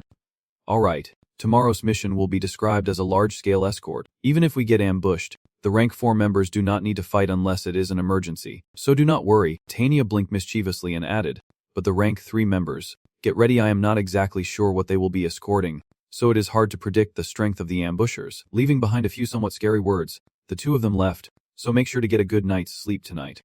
Everyone, at that moment, a voice called out, Helmut. Uter seemed to understand and warned him that if Tariq's team insulted him, just ignore them. Our relationship with them is not very good. Marrows added from beside him, they do not like us having a good reputation. Fian was the one to wrap things up, saying all right, everything is decided by fate, so let us meet again tomorrow. And after making the arrangements, he gave the order to dismiss. At that moment, only Helmut remained standing under the starry sky. He silently blamed himself. Feeling frustrated, remembering the earlier fight with Tanya, Helmut's hand clenched unconsciously, admitting he had not fully recovered yet. The magic there was controlled by him, and the discomfort in Helmut's heart grew stronger. It was just an excuse. He looked up at the sky, thinking, there must be many flaws, but he just could not strike faster than Tanya. His current self was not strong at all. A conclusion was reached. Not being able to use Viz right now is not a problem. Helmut closed his eyes and reflected, deciding to start by training his leg muscles. The sword quickly left the sheath. He was completely focused, his mind recalling the feelings from before. The first time he trained in the primeval forest. Just like back then, the day of the mission arrived soon, and Helmut's group moved together under the command of the captain. Now, the mission begins. It is very important, so we must be careful. We are getting paid a lot for this mission, so let us make sure it goes smoothly. Voices agreed. Yes. And he is very pleased. All right, Tanya adjusted her hat and promised, we will work comfortably for the money. Meanwhile, Pin already had a pale face, complaining, did I eat too many sausages this morning? Hey, weakling, are you okay? From today, things will get really tough. Helmut glanced sideways at Pin, feeling displeased, thinking he had only failed once but was already being looked down on by him. Finally he replied briefly, I can handle it. Unexpectedly, he kept patting him and responding, hey, do not be like that. I am just worried about you. Why so serious? Whatever, just do well. This is our first mission after all. Helmut was at a loss for words and simply replied, okay. Pin's face remained as pale as a banana leaf. He struggled to keep up with them, letting out a dry, bitter laugh. The group quickly reached Miles' location. Miles, we are here, they said. He replied grimly, Welcome. Then he pointed to the huge crates beside him and explained, these are the items you will be escorting today. Faye team, protect the rear. Faye acknowledged the order with a sharp yes. Then he quickly assigned tasks to the team members. Come on. Faye team. Line up. At that moment, Pin suddenly spoke up. Hey, Helmet. His eyes focused on a strange group in the distance. Apparently the Tariq team. Caleb, annoyed by the staring, shouted back at Pin. Hey, you scrawny kid. What are you looking at? With that skinny frame, how do you expect to swing a sword? He gritted his teeth. Those guys. But Caleb did not stop there. He kept taunting Helmet, asking who was behind him. A woman. Ridiculous. Two people hiding behind and following like that. His eyes immediately grew more alert upon hearing those insults. They said the relationship between the two sides was bad. Were they testing him? Helmet observed the mercenary team, thinking and comparing their strength with the opponents. Both humans and magical beasts did the same. He was curious but stayed cautious, wondering if the one who spoke was the team leader. Though he did not seem very strong, then he set a goal for himself. By the time this so-called mission ended, he would have to keep an eye on him. A few days later during transport, an incident suddenly occurred when someone tripped another person. Caleb swept Bin's legs, causing him to fall, and he was joking about it, apologizing, saying it was his fault and that he made the same mistake every day, calling himself stupid. Bin's face turned red with anger as he spun around and shouted, You bastards. Every break you do this. How long do you plan to keep it up? But Caleb insisted. I told you it was an accident. If you are so mad, why do not you hit me? A threatening look flashed in his eyes as he continued. If possible, Bin lowered his head in fear, not daring to say another word. At this moment Caleb shifted his target to Helmet beside him, saying, Helmet. Right. You really look like a girl. Next time I see you on the street, I will buy you some floral fabric. He looked at him without saying a word. Then he turned back to Bin. Quietly said, Let us go. He took Bin away, not even sparing Caleb a glance. He stayed up until his veins popped, muttering curses. That bastard. While the person beside him reminded, I think he has been ignoring you since the mission started. Another member added with concern in every gesture. He is a bit unusual. I am worried. Can we keep teasing him? Everyone's watching, but Caleb still stubbornly stuck to his own views. Even threatening his allies to get his way, what can he really do? No matter what, fourth place is still fourth place. I am third but just temporarily weaker because of my injured hand. And with one hand I can still take care of those guys. One member objected. It is not because your hand is injured. You got drunk and were banned from going outside. Caleb immediately grabbed his neck to warn him. Shut up. Say one more word and I will deal with you. The man quickly apologized in fear. Caleb's face darkened, looking like a boiling pot. Damn it. It is all my brother's fault. Honestly, this is a punishment. Being demoted to rank 4 just for a few fights. Damn it. The memory of that day flashed in Caleb's mind. If you cause trouble again, you will really be kicked out of the team. Fine. The more he thought about it, the angrier he got. Just because he is rank 2, he dares to look down on me. His eyes bloodshot with veins. Caleb's thoughts grew much darker. From the start, he had annoyed me with his arrogant attitude. And today he blatantly ignored me like that, making me want to get rid of him. He let out a sigh, struggling to free his neck from their grip as he spoke. You guys. They still looked at him with concern. Caleb began to explain. Alright. He gave a savage smile as he continued. Later on you guys will have to help me, and I will show you a great show. A small stone was thrown along with loud curses. So frustrated I could go crazy. Bin shouted angrily. It has been 3 days already. Why are they tormenting me without letting me rest even one day? He gritted his teeth, his face red with anger. That Caleb guy is not human. And why is there a damn third-rate bastard among us fourth-rank guys? Isn't he that cheating? There is definitely something suspicious going on. Helmet stood silently by, watching as he vented. Everyone starting to worry, and in this situation, I could not even babble like a fool. Those bastards definitely think mercenaries are a joke. No choice. Bin had to carry the water and speak up. I am going to get more water. And if they provoke us again, I won't hold back, they will all be dealt with. He left, and Helmet remained completely silent. His gaze was dark, filled with many calculations inside. Bin kept mumbling even after reaching the stream. Just getting water was so difficult. This bucket is enough to last until tomorrow, so I will just fill it as much as I can, take it back, and go to sleep. He pressed the bucket into the water while continuing. It is really hard to sleep when we are in an area where those beast demons appear. Lost in his complaints, Bin did not notice the person behind him, wondering when he would ever fight like a third-rate warrior. It was not until a shadow fell over his head that he finally realized. The voice startled Bin into turning his head. You are here. This spot is nice too. He was so scared he froze, unable to say another word. As for Clip, he started rambling. Today is a quiet and peaceful afternoon, so let us have a talk. Then he gave a wicked smile and asked. Right. After giving Bin a good beating, Clip climbed on his back and said, Hey. Your friend. Have you ever taken a shower with him? Bin heard that and immediately questioned him back. What? This bastard. That bastard. He is starting to think about some weird stuff. He is definitely a man. Clip sneered and said, if you have not seen it with your own eyes, shut the hell up. We can check it together. I will call him over. Bin glared at him. I do not want to know. At that moment someone approached from behind. One of Clip's henchmen who had brought Helmuth here was very pleased, saying, so you brought him. Good, you came obediently. Helmuth brooded in thought, knowing something was happening. His eyes turned to Bin lying on the ground, and although the beast was in the primeval forest, fighting to level up through strength, he stammered and called his name. Helmuth. Helmuth clenched his teeth in anger, realizing there was no longer any difference between humans and beasts. He concluded about the people in front of him. Were these the kind of people Darien warned him not to trust? The man with a grim face spoke up, so his subordinates surrounded Helmuth as they continued.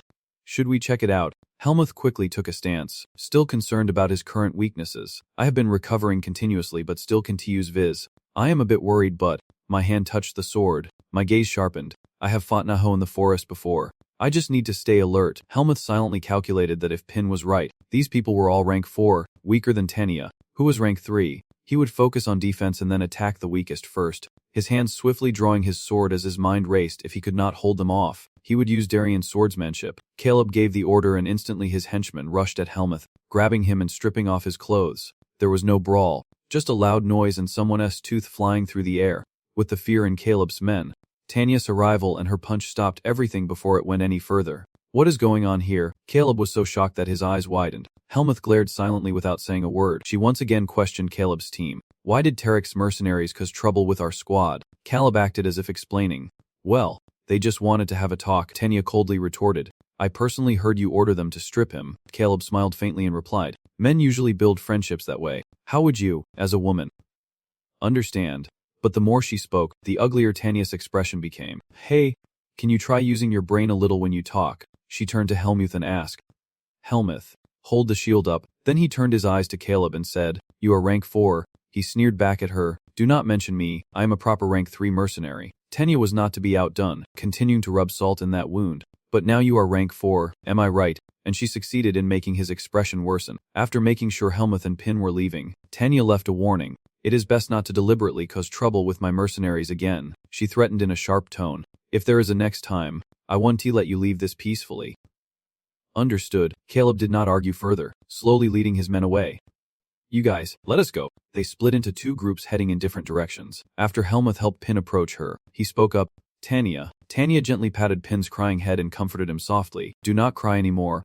From now on there will be many things like this happening. Go get some water and come back, he replied nervously. Yes. Tanya let out a long sigh, thinking to herself, our mercenary team members are too knave. There is an unspoken rule not to mess with the 4th-rate guys, but still, she continued to comfort Pin as she thought.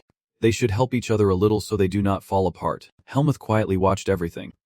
At night, the silhouette of someone practicing swordsmanship appeared. Helmuth pushed himself, swinging his sword relentlessly. After a moment, he stopped and sighed.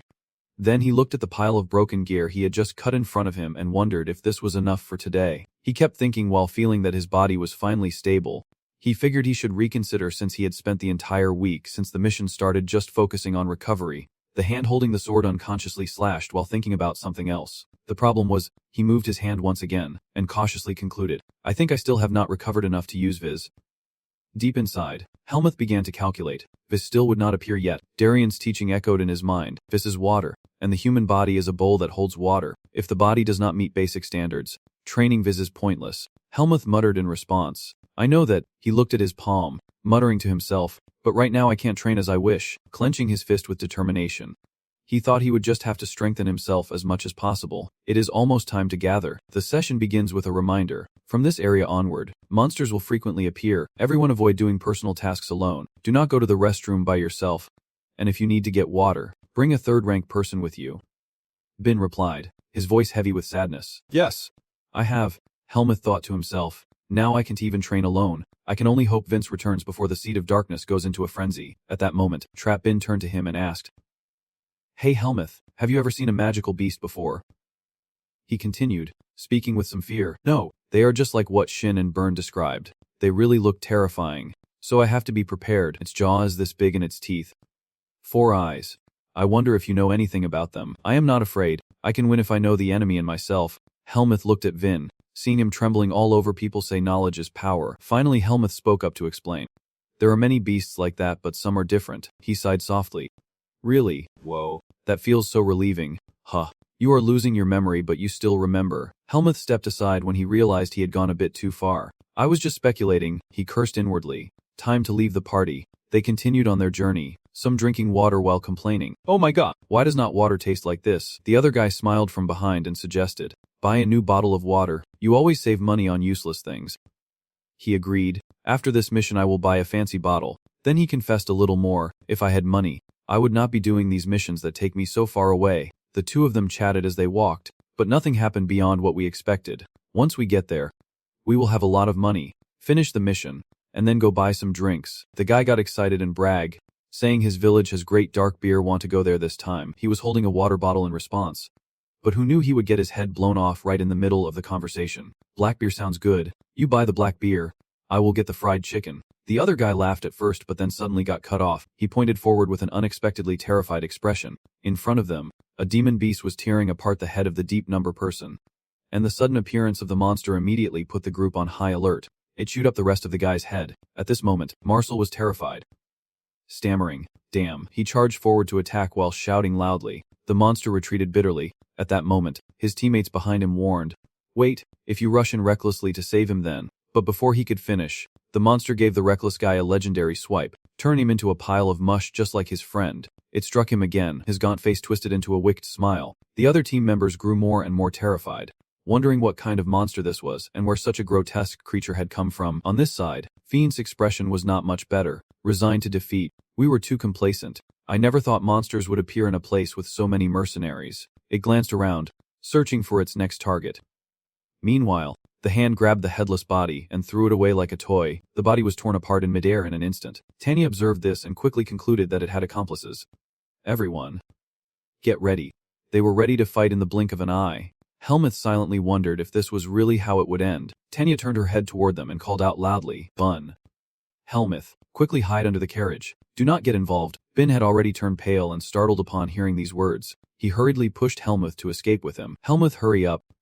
Move back, get far away. Helmuth clenched his fists, thinking angrily, I still can't use Viz. His eyes scanned around, assessing the situation, and there were still many magical beasts hiding here. If things go wrong, everyone will. At this moment, Bin pushed his head hard, reminding him, Helmuth, what are you doing? Hurry up. They crawled down under the neck of the vehicle. Bin kept cursing, saying the party is going to be tough. Helmuth glanced at the monster in front of him. Calculating that giant beast, after observing it, he concluded it was not as strong as Igala or Nehor, but still very powerful, the leader star, and he continued to estimate the combat power of his allies. Among the mercenaries, he thought only the level 2 mercenaries could use Viz. A wave of helplessness rose in Helmuth's heart right now. He could not draw anything out. The mercenaries' eyes were filled with caution. Tanya and the others gritted their teeth and waited. The monster's sharp eyes stared at them. Its body now radiated a powerful green magic. Fiend and the others began to move. The weapon in his hand was also wrapped in magic power. The vanguard Fiend charged down to attack the monster from above, but his move did not escape its sight, and the monster swung its arm to strike back. Fiend Feng anticipated it and struck back with a counterattack. The two blows clashed, sending both opponents flying apart. It let out a painful cry. Meanwhile, the captain flipped through the air before landing. Please give a big round of applause. Just look at that amount of writing. Truly amazing. Just like a captain, someone reminded him, hey, do not slack off. Stay focused. The smaller monsters are coming, but they respond with a bit of annoyance. I am in 3rd grade. He proved it by easily defeating the monsters in front of him. This is definitely not a mistake. Out of breath, I had to agree. All right, just keep it up like this. The members of the mercenary team from the Crab Clan spoke to each other. Mac, just slash to your heart's content right from the start. Yeah. Each of them unleashed their own stream of magic power, rushing together to attack the monster in front of them, their feet pushed off the ground to leap high, heading toward the snarling beast threatening on the other side. His eyes sharp and glowing bright yellow, he took the lead, striking the monster's head with a sword. The other members attacked together as well. They all charged at once. Tenya kicked a Lolo on this side, marveling at the battle. Impressive. Meanwhile, Helmut stood aside, watching the battle with a hint of admiration. He was amazed and thought to himself, what is wrong with these people? They are stronger than he expected. The 7 rainbow orbs battle continued as Helmut made further assessments. The level 2 mercenary who knows how to use Viz is drawing the monster leader's attention, while the others are fighting in their own ways. Anim quietly concludes, "This is how humans fight." Helmut finally had to admit, just as Darien said, "You can't underestimate humans." The monster was still covered in a green aura of magic. The mercenaries retreated, keeping their distance from it. Its eyes still burned with rage, but its breath had grown labored. At this moment, Pa spoke up, suggesting we should focus on the girls now. "Fian, this is still here." "Right," he exhaled and replied briefly. "I think one more time is still possible." Mac and Goy nodded in agreement. "Not too bad. Everyone was tired, so let us finish this quickly." Unexpectedly, the monster suddenly put all its strength into its legs, leaping up high to everyone's surprise. What? The creature grabbed onto a tree branch. It skillfully moved from branch to branch, desperately trying to escape. Pa swore loudly, and Fian beside him could not help but reply, "Is not it true that it can escape whenever it wants?" Tanya spoke from behind, asking if they should give chase, but he declined, saying, "Forget it. Our mission is to transport goods, not to go on a crusade. Take care of the wounded first." Understood. Then comes the cleanup by both mercenary teams. Tanya now approached Helmut and Pin with a smile. "Greeting, my little chicks. Are you both alive? Now you can go outside." Helmut and Pin slowly stepped outside, but Pin got stuck, struggling to ask for help. "Helmut," he confessed, tears welling up, "pull me out. I think my leg is cramping." Finally, they gathered the monster parts while saying, "Well done. Everyone did a great job. After checking the wagon, just handle the remains of the stubborn monsters, and make sure they are completely gone." Helmut curiously asked about handling the bodies. Marrows nodded and explained, "Yeah, things like beast skin and shadow seeds can fetch a high price." Then he showed a purple stone covered in beast slime, saying, "Look, this is a shadow seed." Helmut let you observe it while Pin shouted to Dodge, "That night stay away from me, Marrows." That Kua smiled without joking. "You guys should find some demon beasts and try it out. It might come in handy later." "I never thought I would see the shadow seed here," Pin continued. "Marrows, based on what I have heard about the seed, it destroys a person's mind when inside them and gradually turns them into a beast." "Well, but there is no way we will ever see people like that." He let you explain. "Usually they leave him before they are born, or they are sent to the primeval forest if they want to survive, but he is not sure. So it is better to be careful. Those people can turn into beasts at any moment." Helmut's face darkened without a word. Inside, he was a mess. People outside thought that way, and Darien had said the same before, that when someone has the seed of darkness, they are bound to disappear when fighting humans. A dark future had not yet crossed Helmut's mind, meaning he would turn into a monster and attack humans. He closed his eyes, trying to shift his thoughts elsewhere, recalling how Darien taught him to use the viz, also to control the seed within him.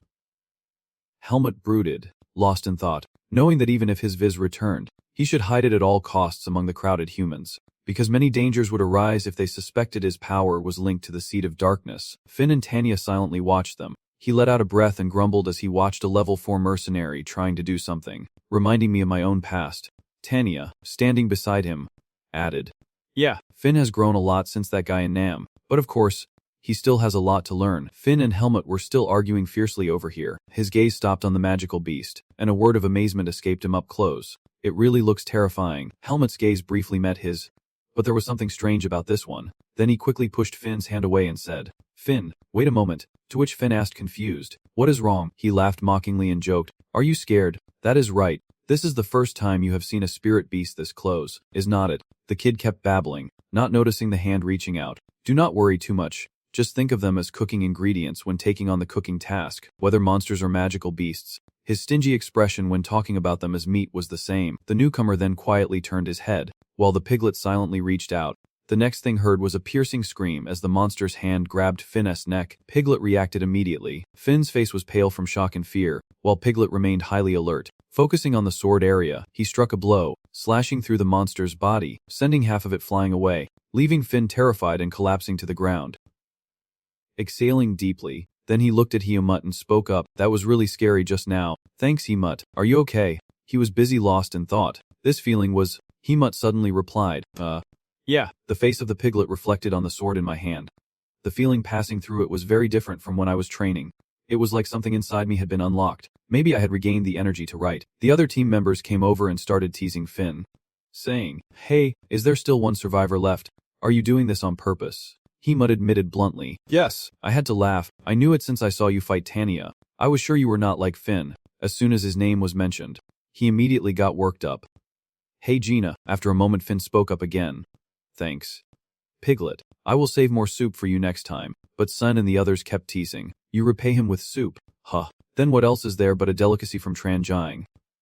Meanwhile, Tanya on this side is hesitating, wondering if she was mistaken. A few minutes ago, She turned around sensing something, and what she saw was Hyomut's magic as he drew his sword. Tanya could not believe her eyes. She stared wide-eyed in his direction but remained silent. Hyomut's hand was now moving with magical energy as he sat leisurely on a rock to train. Piglet's eyes were closed at the moment but quickly opened, accompanied by a stream of thoughts. I am he was confident while checking his own body. I have regained my viz, and as Hyomut continued to ponder, he realized that just instinctively wielding the sword could also use viz, thanks to Bin, watching the magic flowing in his hand. Hyomut thought to himself, anyway, I have to recover the viz I lost over the past 3 days, and if I focus a bit more then... Unexpectedly, from afar came Bin's desperate shout. Hyomut, where are you going? We are choosing the night watch order. Come back immediately. The shift here is starting to divide the work for us. We will watch in pairs, split into 3 groups, and then he directly assigned the duties, along with an explanation. Hyomut with Tania, Fiend with Marrows, Sun with Burn, in that order. Uter was seriously injured, so he was excused. A few people in the newly announced watch pair had not caused trouble yet, so I decided to keep my hands to myself. You take the first watch. Just say the word and I will cover for you properly. Do not forget that. Now get some rest, the kind captain reminded them again, wishing everyone a good night and careful watch. And they responded cheerfully, yes, Captain. While Hyomut still had many thoughts on his mind about the deserter from this morning, he wandered around deep in thought, unable to see clearly but sensing that his senses had sharpened a lot. From behind came Tania's voice, are not you tired? Hyomut, I've lied. Really, you are so strong, but tomorrow we have to travel far, so wake up the next guard and go to sleep. Seeing her good intentions, Hyomut did not argue and slowly agreed. Yeah, Tania. He looked into the distance, thinking that the monsters were waiting for us to fall asleep, so he would keep watch himself and recharge his viz energy at the same time. But the night grew even thicker by the fire. Caleb's eyes narrowed as he spotted someone. He curiously watched the pig's shadow and muttered. That name. Caleb's expression turned sinister in an instant with a thought the opportunity has come. Meanwhile, Hyomut was diligently training. He thought deeply, sensing his own progress. Much improved. At this rate he would recover his vision by morning. But then a sound made him look up. The slow footsteps approaching made Hyomut curious, a demon beast. But that thought was quickly dismissed. No, he could not sense any magic power. Just someone. The footsteps were slow but getting closer and closer, and Caleb's shadow appeared right behind Hyomut. He sneered and said, Kid, what are you doing here alone? You should go with someone else. It is dangerous alone. Then Lee and Thean continued. Why are you carrying a sword? Want a duel? I will fight you. Hyomut replied curtly. I am not interested. Go away. Unexpectedly, his words only fueled Caleb's anger. What did you say? I did not think you would understand what I meant. Do you think someone will come to save you like last time? He stubbornly stepped closer. The net still not resetting. Seems like you have a habit of looking down on others. Has anyone ever taught you a lesson about your attitude? His hand itched to punch someone as he continued. But since we are at it, I might as well teach you now. If you break an arm or a leg, it probably won't matter anyway. Hyomut did not even bother to look back at him, saying you will only learn after getting hit once or twice. And if you end up gone, it just means you are too weak, so do not hate me for it. Only then did he finally speak up. Is that all? His eyes showed nothing but contempt for the other as the question was asked. He said so much just because he wanted to fight. Hyomut's sudden attitude left Caleb stunned for a moment. What the hell? He continued to enlighten him. Everyone in the mercenary team looked out for each other, but not him instead. He acted like a wild beast. Hyomut snapped harshly, cursing. If you are going to be a sacrifice, do it properly. Fourth-rate mercenary of Tarek's team. Caleb froze for a moment, then cracked a bitter smile. Only now did he respond, clearly not happy. What, like a wild beast? Living decently, the bandaged arm was suddenly freed, along with Caleb's anger. Maybe you do not know, but people get stronger by stepping on those weaker than them. You look down on the 4th rank just because my hand is bandaged. It is cold now. You bastard. I will show you who is really on top. And then he instantly swung his fist at Hyomut with a piercing yell, saying I will make sure you never look down on anyone again by gouging out your eyes and crushing them. But unexpectedly his hand was easily caught by Hyomut with just one hand. He glared at Caleb silently, saying nothing more. Caleb was so shocked his eyes widened, and in one swift move, Caleb was forced to his knees by Hyomut. Still stunned. Damn. This strength. Even with his hands locked, Caleb kept yelling like an animal. What? You want me to kneel? You bastard. Hyomut's face darkened threateningly as he replied. I thought you were like a demon beast. But your eyes are even older than theirs. Caleb's expression changed as he accepted Hyomut's lesson. If you want to settle ranks, you should choose your opponent carefully. With one final word, Hyomut broke Caleb's arm, knowing his own limits. He trembled but still raged without surrendering. No, I won't accept this. Then he resolved to rush at Hyomut at full speed. Who cares if you like me or not? Caleb drew the weapon in his hand. Caleb struggled fiercely toward Hyomut, but he gently caught him. Caleb kept attacking, while Hyunmut just stepped back, listening to his nonsense. Go away. Go away. After a while, Caleb growled tiredly, this reckless brat.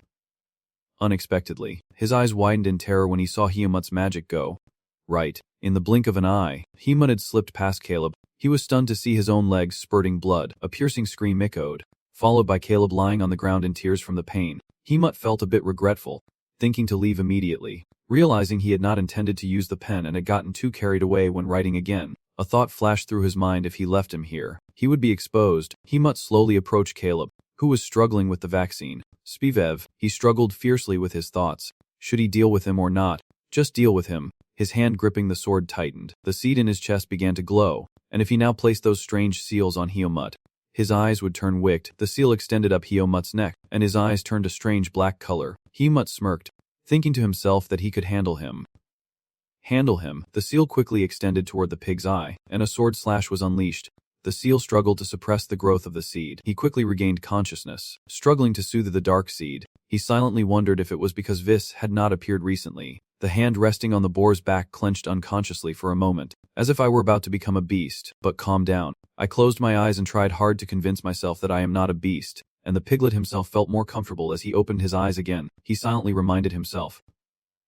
Keep breathing. I am the piglet. At this moment, Hyunmut finally noticed the surroundings and the party was over. Caleb had already teleported away from this area. He had run off. On this side, Caleb was desperately stripping off his clothes, dragging two long-sided parrots behind him. He could not believe his eyes, constantly wondering how someone like him could use fists. Could it be that he is even stronger than the captain? Impossible. He is just a fourth-class rookie. And then he kept thinking, unaware of the danger lurking behind him, that he had to run a little farther. He made up his mind that as the monster from the morning charged to attack, he would survive. A sharp, piercing sound caught Hyunmut's attention. He turned his head, pondering that sound. As he approached the source of the sound, he saw him, the guy from earlier, and very quickly, he saw him too. He walked closer and faced the giant monster. Hyunmut was the first to speak. Hey! He glanced at the remnants of the other clip. That is my stuff. The monster growled in disgust. Hyunmut stood still, watching its movements. His eyes were sharp with thought. It was different from the first time I met it. Now I could defeat it. The sword in his hand glowed as it was enveloped in magic, and Hyunmut slowly advanced with a challenge. Ready to strike. The monster was stunned. Its instinct made it unconsciously retreat, accompanied by threatening growls. Hyunmut watched the creature's movements thoughtfully, realizing it could sense others' strength and was definitely no ordinary beast. Then he spoke again, his expression sharpening instantly, warning it to step down from where it stood and surrender, or face defeat at his hands. It remained still, probably thinking of how to respond. Then it slowly stepped back. Its eyes never left Hyunmut. It jumped high up and chose to run away from him. Hyunmut stood still, muttering, well, it will come back anyway. His eyes shifted painfully toward the approaching group, silently calculating how to explain the situation first. As the voices grew closer, it was a human. Mangacap confirmed the situation. So the clip is gone then? Hyunmut replied briefly, yes. Then he clearly explained the situation at that time, saying he followed me during my mission to bully me, but was dealt with by the beast and left. These words made Mark smile wryly. So that scoundrel? Is that the fate of a bully? Alright. Since you were also in danger, I apologize on behalf of Tarek's mercenary team. Unexpectedly, someone objected. Wait, what? Do you think an apology is enough? Tanya angrily stepped forward and questioned him, saying that he almost lost his life thanks to someone in his mercenary team. His expression grew serious as he listened to Tanya's accusations, knowing full well that they did nothing despite being aware of what that fool was doing. At that moment, a warning came from behind. Hey, watch your mouth. The sneaky guy grimaced and reminded Tanya that the person she was talking about was my brother. She immediately controlled her attitude and replied slowly, although it was an unfortunate event, if you had properly supervised him, this would not have happened. The little man's expression grew uglier as he leaned closer. So, the next words were hissed through clenched teeth, that she was trying to insult our entire mercenary team. Not just my brother. The argument was forced to stop when Maels shouted. Enough. He reminded them both to calm down, saying now is not the time to argue. We need to come up with a concrete plan. Then continued analyzing despite their expressions showing no sign of easing. The Tarek mercenary team was indeed at fault for what happened, but the other mercenary team also needed to reconsider their words. He pointed at Helmuth and declared, we can no longer do anything for the elder, but we will entrust the remaining mission to this child. Hearing those words, Tanya reluctantly agreed. All right, Maels, just do it that way. Receiving her concession, Maels let out a light sigh. The atmosphere between the two mercenary teams is really bad. I will think of a safer way for us to face the demon beasts. He spoke up again, warning that 3 servants had already left, So from now on everyone should be more vigilant. Members of both teams responded in unison. Okay. Then came a scene where Helmuth was suddenly bumped on the head painfully, his face contorted, and he exclaimed, "That hurts." Tanya shouted angrily, "Pain is only natural. Kid, you just barely escaped." She showed no restraint, unleashing a torrent of scolding words. "If you had told me while we were on guard, I could have followed and protected you or something. So why did you wander off alone in a place like this?" Helmuth himself was also thinking that this was the reason he needed to be more careful. Tanya spoke up again. "Do you know how shocked I was that only you disappeared?" She sighed softly and muttered, "I guess I should pay more attention to what is about to happen. After facing that guy, what right do I have to scold you?" And then she tapped his hands and hips, reminding him not to go out alone from now on. Understood. Her worry gave Helmuth a strange feeling. This feeling, he quietly admitted his mistake. Apologizing. Unconsciously, a familiar feeling arose in Helmuth's heart as Darien's shadow lingered on Tanya, both cold and warm at the same time. She gently stroked his head. "All right, from now on be more careful," Helmuth thought, just like Darien. Then he half closed his eyes, agreeing to her request. "I will do that." When Helmuth opened his eyes again, his thoughts changed as well, feeling more human. The story quickly spread to the other members of the group through the messenger, and this incident made him even more cautious. Last night, a mercenary was ambushed and taken out by a demon beast. They think it was the same one that ambushed us earlier. "Everyone, save your strength to get out of this forest as quickly as possible. We can't afford to lose anyone else." The whole team shouted in unison. Then the wind blew, followed by a fierce battle with the blocking monsters. Each person used their strengths to easily defeat the beasts. They support each other, fighting in formations, while the rest of the members protect the cargo. A large number of monsters appear, and another battle is underway. There are really too many of them. We might have to fight like this for 1 or 2 days, but since everyone is tired, things will gradually become more dangerous. As usual, Bin wore a worried expression in a corner, quietly wondering why the beasts were targeting from behind. Beside me was Helmut. Silently thinking, and more importantly, I could sense the energy of those beasts. Helmut's eyes turned to a hidden corner where the lovers had been hiding for several nights, but it was unclear. They stood quite far away while the scouts moved around the mercenary team, slowly sending small packs of beasts in multiple waves. He cautiously thought, guessing the attack plan of this creature. Not yet. It would come later. Then suddenly a voice shouted while bandaging, "Today really is an incredibly long day." Sin tiredly leaned against the tree and sighed. "No one goes uninjured on days like this, but you to cut him off?" Saying, "Quiet, do not talk about bad luck like that." Sin kept teasing him. "Why were you so slow that they bit your leg? Are you some kind of weakling?" And Yuta quickly blushed from the teasing. "Do you think I got bitten because I wanted to? I was trying to avoid them too." They kept joking under Fiend's watchful eye. "Oh heavens. I must have hit you too hard. You are still too energetic." Tanya, standing behind him, spoke up with some discomfort. "The party's over. First Yuta, then Marcos. Now sign to." "I did not think they would attack us relentlessly day and night like this. Unexpectedly. Fiend is more capable than I thought. We should be glad no one left." Helmut and Pin went out to support during the night, truly doing better than I expected. He observed the two while commenting that Helmut can use some swordsmanship, so he can take care of Pin, and Pin is good at dodging attacks, thanks to survival instincts. Tanya bowed her head slightly, recalling the time Helmut unleashed his magic on a dangerous official, the things she had seen before. Helmut. At that moment, Fiend interrupted her thoughts, saying the more important matter right now was that those beasts were only targeting our mercenary team. Tanya replied to him, "I do not know why they did that, but the other side really did not fight at all today." Her attitude was not particularly hostile toward Tarek's team. After all, 3 mercenaries from Tarek's squad had already been dealt with. A few days ago we were still at odds with them, so they probably want to help us. It is better to protect ourselves. He nodded in agreement, and a crucial mission was assigned. We must do everything to survive, all of us, as night gradually falls over the forest and voices begin to rise. Bong. "You probably already know about this," Miles replied slowly, "but for some reason, the beast demons are only focusing on our side. I think their leader is strategizing." He asked indifferently, "Is that so?" and continued explaining, "In the current situation we can only patiently wait. It is just a matter of time before they achieve their immediate goal." Bong. "I know you guys are conflicted, but do not you think Tarek, with more people on his team, should be protected safely?" Those words momentarily made Paul hesitate. He snorted coldly before replying, "I do not think so." Tarek looked up at Miles and said, "Huh." Paul's eyebrows furrowed again. "You just mentioned it too. If we let things stay like this, they will achieve their immediate goal." He gave a wicked smile and suggested that instead of choosing the safe option, we should choose the more likely one. It was puzzling to hear this effectiveness. He smirked as he began to explain. "It is simple. While the frontline mercenaries distract the beasts, the rest will quickly leave the forest. After all, Tarek's mercenaries have all the essential supplies. This proposal was immediately met with opposition from Miles, saying Soccer could not do that the Tarek mercenaries had no morals left.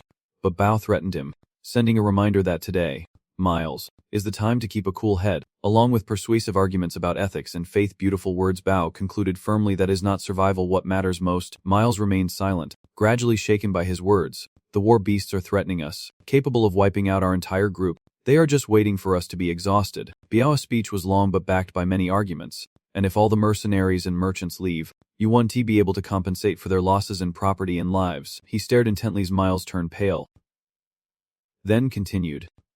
Of course, if Miles has a better solution, we are willing to follow it. I am just pointing out some possibilities. He was faced with a tough choice. Pressure to decide. Miles made his decision. Meanwhile, on Helmut's side, a newcomer sighed, feeling discouraged at the thought of having to face another ambush today. She frowned, muttering about their current state. Both the people and horses were exhausted, and they still did not know how much farther they had to go. Then he cast a look of disdain toward the remaining mercenary team. Those Tarek brutes obviously would not bother helping. They have just been watching us all morning, and even clashed with us before. They should know better than to go beyond the limit. Now Fiend spoke up. I knew it. If this keeps happening, when the demons come, something really bad will happen. Tanya interrupted when she noticed something strange. Huh. What are those guys doing? She watched the carriage in front suddenly speed up, and in an instant, Tanya's team was left behind. The Tarek group ran desperately. She turned pale and shouted loudly.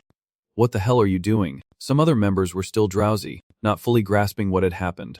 Wait, where are they going? At this moment, Fiend looked around cautiously and warned. Wait a moment. He gradually realized and shouted in anger that because our team kept focusing on the beasts, they planned to openly use us as bait. Fiend's eyes turned toward the forest, where the demon beast's eyes were wide open, waiting for them. Damn it, he concluded sharply. We are cornered. We have been abandoned. And Helmut remained completely silent. He pondered as he looked around. So this is how it ends. Too late to catch up now. The beasts have already surrounded us. He muttered angrily, his voice heavy with rage, using another group as bait to save himself. Looking around, Helmut wondered how many in this team would survive if it all ended like this, then keep searching for solutions. If I act now, Fiend Dong raises his sword high and wide, reminding that the monsters will regroup as long as our forces are fewer. Everyone get ready. As the words ended, the beasts all lunged at them at once.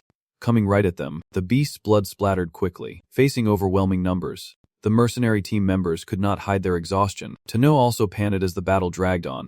Fiend, as the leader, struggled to maintain his dignity. While Helmut pondered anxiously, are not they curious about who I am? The mercenaries swore one thing. If we go down as mercenaries, and if we die like this, at least it is worth it. The moment those words were spoken, Maros shouted loudly.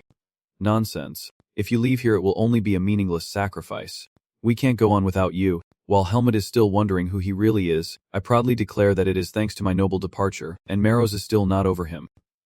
Disgusting. Mercenaries, noble my foot. Another question arises in Helmut's mind. Where do I come from? Tano glanced at the two guys, sneering, let them mess around as they please.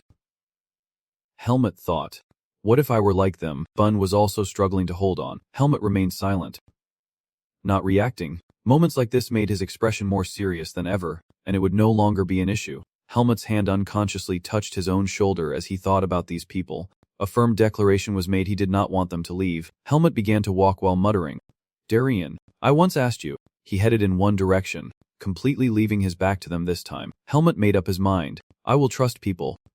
Everyone, he declared solemnly as the sword was imbued with magic. What everyone is about to see is all a secret. His eyes widened in astonishment. Not only her, but the other members also shared the same expression. Wait. What? Even the official cried out in disbelief. Fists. The beasts all charged forward to attack, and Helmut risked everything to confront them head-on. He smoothly turned his body and decisively slashed toward the group of beasts. Magic bent into circles, and as Helmut passed by, the demonic beasts fell lifeless at their feet. Maros was stunned and spoke out, is this a dream or reality? His mouth agape in disbelief. No way. How could this be? Helmut continuously unleashed purple sword strikes and powerfully stabbed down a beast. Helmut's expression was one of focus. He landed and quickly stood up, facing the remaining beasts. Helmut took down several more with just a few sword strikes before they could react. The strike was delivered so fast they had no choice but to retreat. A few struggled to escape, but it still could not escape its fate of being slain. Helmut's face showed no change in expression. He only let out a long breath after clearing most of them. Watching Helmut face the pack of beasts alone, the other members could not help but be shocked. They took a moment to recover before shouting, Heaven! Earth! A miracle. It is a miracle. Helmut's eyes reflected as he thought. That demon monkey ran off as soon as it saw its pack leave. The corner of his mouth twisted into a contemptuous smile.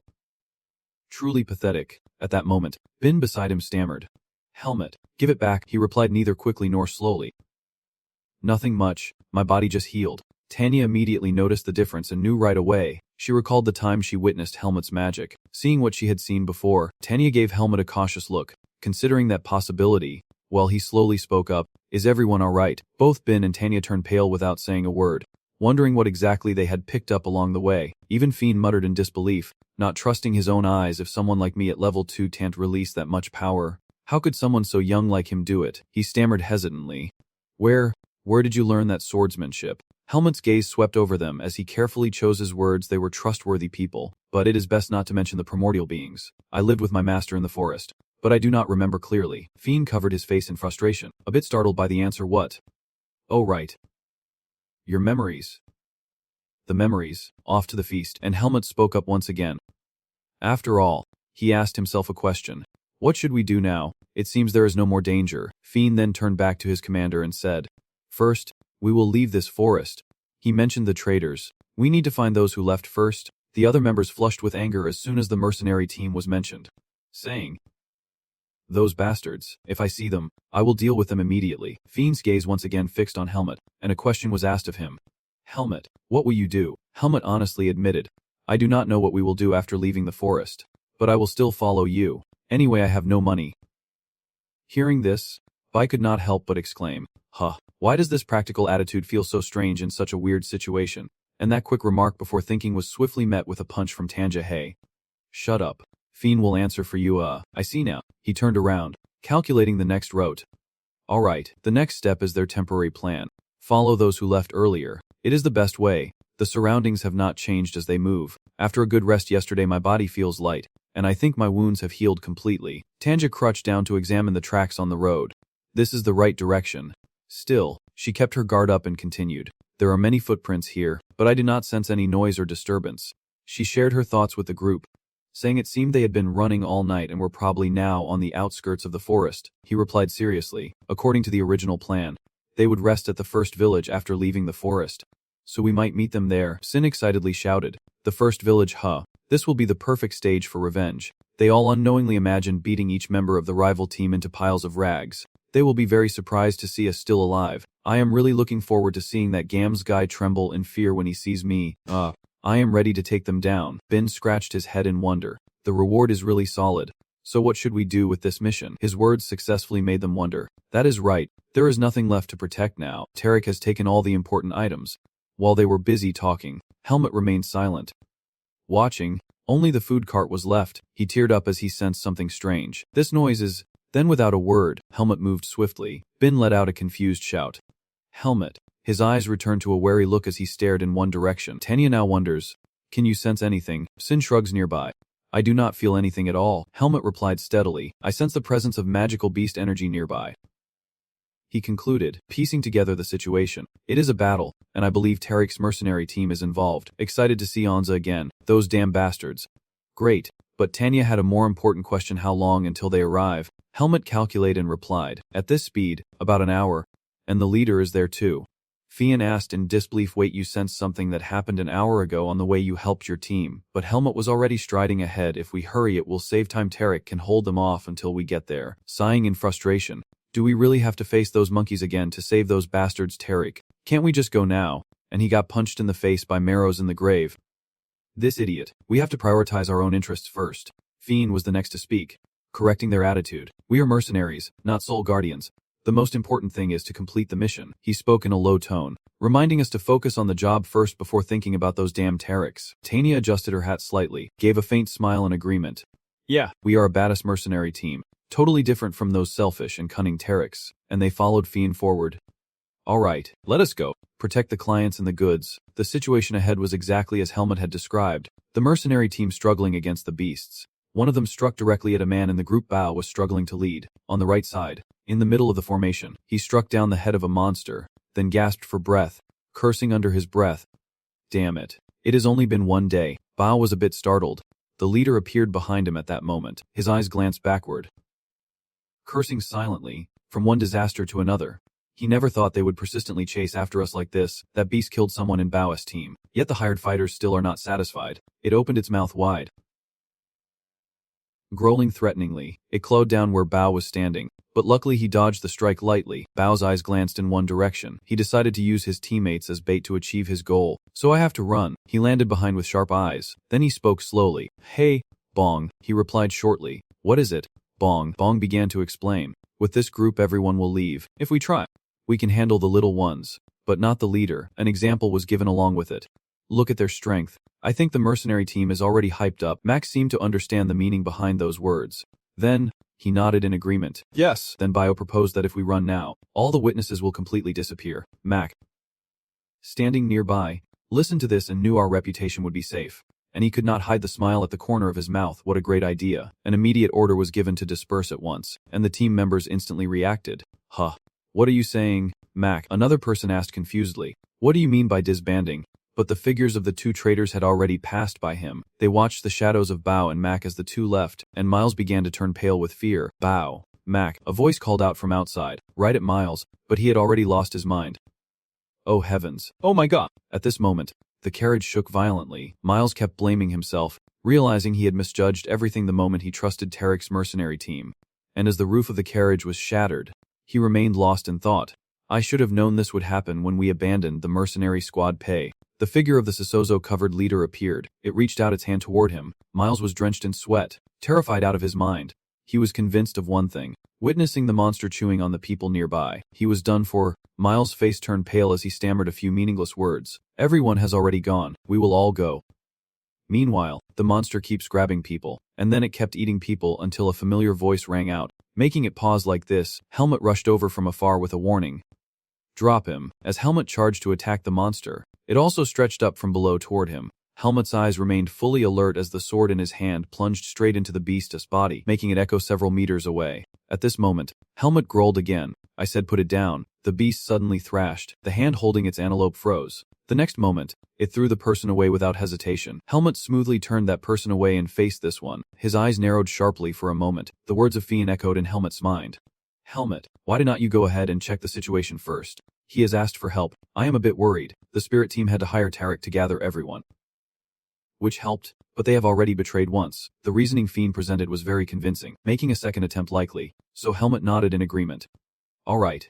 As he helped the other person to the ground, Helmet pondered that Fiend was right. If they arrived late, the merchant would have already left. He stood on the roof of the car, facing the monster, and said, My bis has returned. Now all that is left is to fight. As soon as he finished speaking, Helmet bravely charged at it. Then I will do my best. Beast. One side was human, the other beast, charging and fighting fiercely without holding back. It let out a roar full of rage. Suddenly, a swarm of young beasts appeared out of nowhere. Helmet's eyes widened, his alertness reaching its peak. He carefully slashed multiple times with his sword while the beasts were still stunned. The one still alive kept rushing toward Helmet. Suddenly, the leader let out another roar. Helmet watched it carefully, silently noting that this was the strongest demon beast he had ever encountered outside the forest. But he could still fight it. His magic infused the entire sword, and in an instant it grew much longer. Though he remained vigilant, the beast maintained its threatening stance toward him. Helmet watched it warily. At this moment, it moved its hand and lunged to attack him just as Helmet was rushing toward it. Helmet thrust his sword with all his strength straight at the beast. His eyes never closed, fully focused on observing the situation.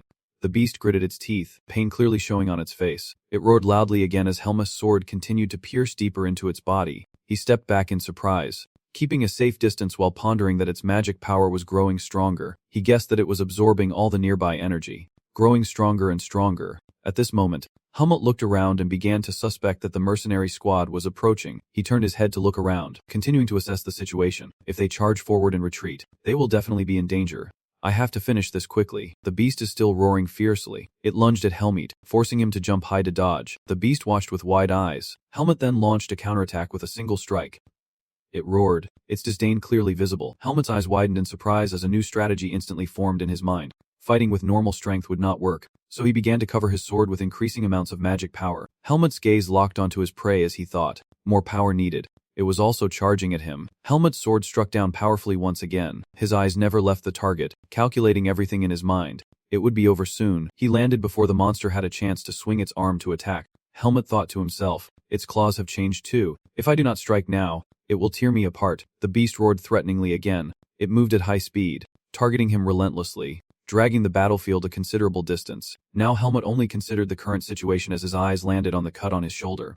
No good. I am out of supplies, he muttered, while the monster kept staring at its opponent. I need to hurry and buy new gear. It unleashed its power to the extreme. The magic of this beast was so great that it became a pillar of light piercing the sky. Its eyes widened with fury, and at the center appeared a seed. Helmut silently watched the creature. It was transforming into a strangely grotesque entity, and murmured quietly. Finally, it was still like the other demon beasts. The demon beast's foot slammed hard onto the ground. It took a running start and leapt high, lunging toward Helmut, and glanced after it, muttering, "That thing." His memories were triggered. He had seen it somewhere before. Now it was very close to him. Helmut sneered in comparison. The attack steps were similar. The demon beast's eyes widened. It reminded Helmut of an old opponent in the primeval forest, the silhouette of a Nahu faintly present within this beast. Helmut gripped his sword tightly, silently concluding it was like a Nahu. Then Helmut spoke up, saying that even after absorbing all the magic power, he was still weaker than that person. Helmut's eyes followed the movement of the beast as it struck a full-force blow that forced him to step back. The sword in his hand gleamed with magical power as he raised it high, ready to counterattack. Ignoring the pain, several mercenaries were rushing after Helmut, and Bin shouted in panic, "Are you okay?" And they were even more astonished to see Helmut standing beside the monster that had been shattered into pieces. "What is this fiend?" was the first to speak, his expression nothing but pure amazement. "You defeated them all by yourself, huh?" Hearing that, Helmut grimly admitted, "Yeah, they are all gone." But he still asked skeptically, "Really? I guess they were taken out faster because their formation was disrupted." They looked around as Fiend continued to speculate. As if they could not resist, a conclusion was slowly reached, meaning their leader had left, which is why they fell so quickly. At this moment Tanya spoke up, saying they were just a bunch of damn beasts operating in packs. Alongside that, Marrows on the side also made a new discovery: someone survived, and that was Miles. Fiend simply remarked that in every misfortune there is a silver lining. Since only the client survived, they quickly reorganized their formation, preparing to move again and escape this cursed monster zone. But first, we should see who else is still alive. Miles's vision gradually became clearer as the continuous cries echoed. Miles slowly opened his eyes and whispered, "Is this the afterlife?" But what greeted him was Fiend's serious expression. "Miles." Instantly, Miles trembled with fear, his face turning pale. "Fiend, I'm sorry. I should not have abandoned the mercenary group like that, but Bao threatened me." A voice of apology echoed, though I was somewhat glad to be able to apologize to him after leaving, and Fiend gently interrupted, "Miles." He immediately froze, his face showing a look of confusion, and Fiend spoke again, "Stand up and go. You have not left yet." Still, Miles did not believe it. Stammering, "How could I still be alive? What happened to that vengeful ghost?" Hearing that, Fiend simply replied, "It is gone now. You can forget about leaving." Helmut, listening from a corner, immediately had thoughts about it keeping secrets. Finally, when Miles accepted the truth, tears welled up in his eyes, his hands clasped sincerely. "Oh my God, you saved my life." Then Miles paused, his expression a bit hesitant. Fiend spoke seriously, "Let us talk about finances." And at that moment, Miles stiffened as he remembered the debt he had to pay. Finally, reality hit me hard. A paper was handed to him and Miles' thick fingers trembled as he read the content on the shirt. He gasped in shock. 80% profit. At this moment, the session slowly explained that we only offered 80% because you have already suffered losses. You should be grateful for that amount given what happened while on duty. Not only were we betrayed, but we also saved your life. Helmut said nothing from start to finish, leaving your leader to decide, and Miles stammered upon hearing that. He turned pale and hesitantly offered 70%. Saying it would be more accurate considering the compensation for those who were lost, only to be flatly refused with the response, "That is your problem. If you do not want to, then just leave because we are already holding all your goods." Good luck. In the end, Miles had no choice but to agree to the offer. "All right, then 80% it is," Fiend replied with satisfaction. "Very well." He did not forget to add, "In that case, listen to this first." And they all turned their eyes toward the wagons, squinting with the same question from the start: what was in those goods? And where were they headed with so much danger ahead? Miles hesitated before explaining. It would be very bad if news of this leaked out. It would mean the end for the Bhutan merchant caravan, but the captain firmly reassured him, "We are a seasoned mercenary team. You do not need to worry about that." Unexpectedly, the worry in Miles' eyes did not lessen. Instead, it grew stronger. "Your mercenary team will be in danger too. Do you really want to know the truth even though it is dangerous?" At that moment, Fiend explained, "If it is a mission where we know we will face danger, should not you be clear with us?" Miles was momentarily speechless at this statement. Then he sighed deeply, reluctantly agreed, Though it would not help at all, Miles began to explain that the way we were about to face was a mage named Anshin. The name just spoken stunned both Sin and Marrows. Anshin. The great mage. Anshin. Miles's face grew paler with fear. Yes, the story was told during the strategy session. And indeed, the person who asked the merchant caravan and the mercenary guild to pass through the monster forest was probably unable to rely on the swordsman clans. At this point, Miles continued explaining that the origin of the goods we are transporting is a place where mages are forbidden to enter. That is the Lumen Temple. As you know, that temple holds power beyond imagination. A group of people defeated the Demon King 1,000 years ago, though it is no longer what it once was. He continued, while they were the ones who protected the world from magic during that time, they had exceeded their limits. The dark side of these people was directly revealed. They sought sacrifice and power under the guise of protection, with most kingdoms obeying their laws in exchange for strength. But Helmut quietly listened from the side. These people could never control that wizard, and they were always trying to suppress him. Miles continued, while they were busy fighting among themselves, the wizard found an object intended for research to fight against them, and if they found out that the Babudan merchant caravan had delivered that item then, and this time, he spoke the conclusion of the story, the merchant caravan would be destroyed, yet Miles remained clueless. Holding his head in despair, it was not just the merchant caravan, anyone involved would be in danger, caught under the influence of the temple from which no one could escape.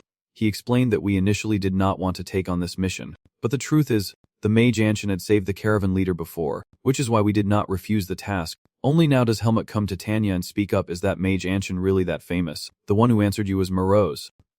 Of course, a few years ago, the holy barrier was almost destroyed. Those words made Helmut a bit confused. The holy barrier. He explained that in order to prevent magical beasts from entering the city, they had to create a holy barrier. The problem was that maintaining it consumed the mage's energy, and the temple controlled most of the mages for their own purposes. Helmut listened intently without interrupting. The holy barrier was mostly secure. He could not possibly see the beasts roaming the city.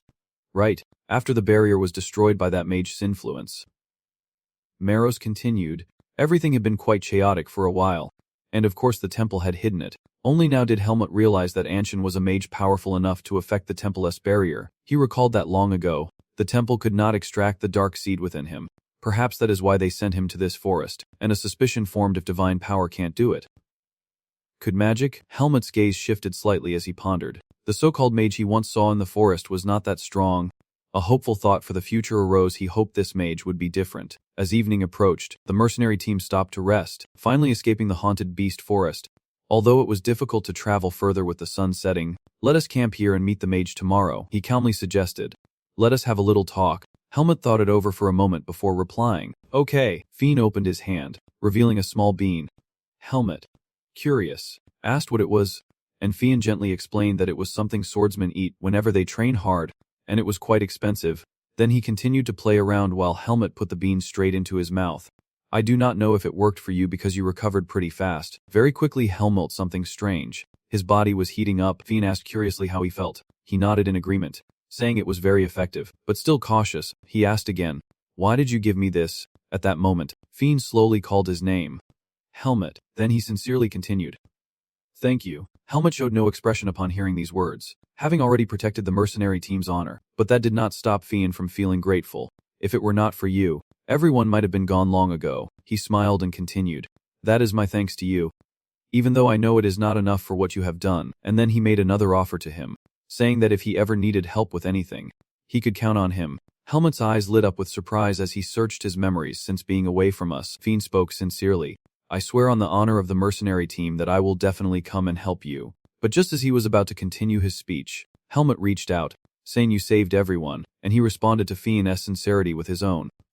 After all, we are teammates I trust. Fiend let out a soft sigh, and then he shook his hand, agreeing with the words.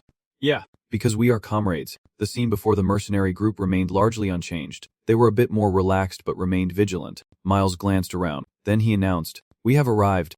The next to speak was Fiend. According to the map, this is the right place. But it is just a path, not a village. Bringing the item to a place like this, how could Anshin possibly retrieve it? He glanced at Fiend with an explanation. No, that is not it. We have to bring the item to Anshin's residence. Tanya finally spoke up out of curiosity. Huh. So you mean this is Anshin's hideout?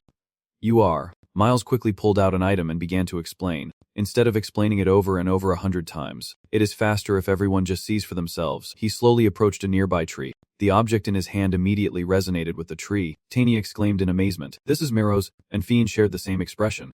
"Magic?"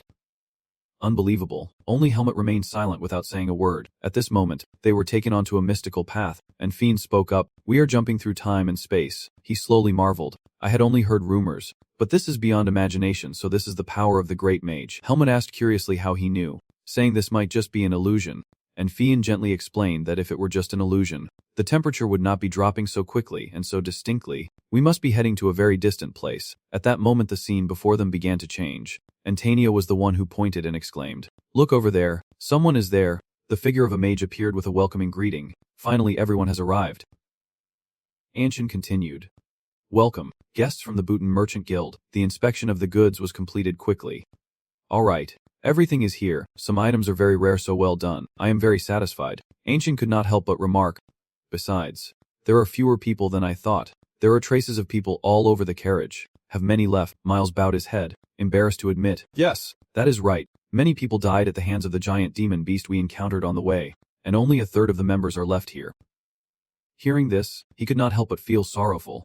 "Oh dear, everyone must have struggled a lot to get here. I think I can sense a large amount of magical power from inside the carriage. Is it the aura of a demon beast?"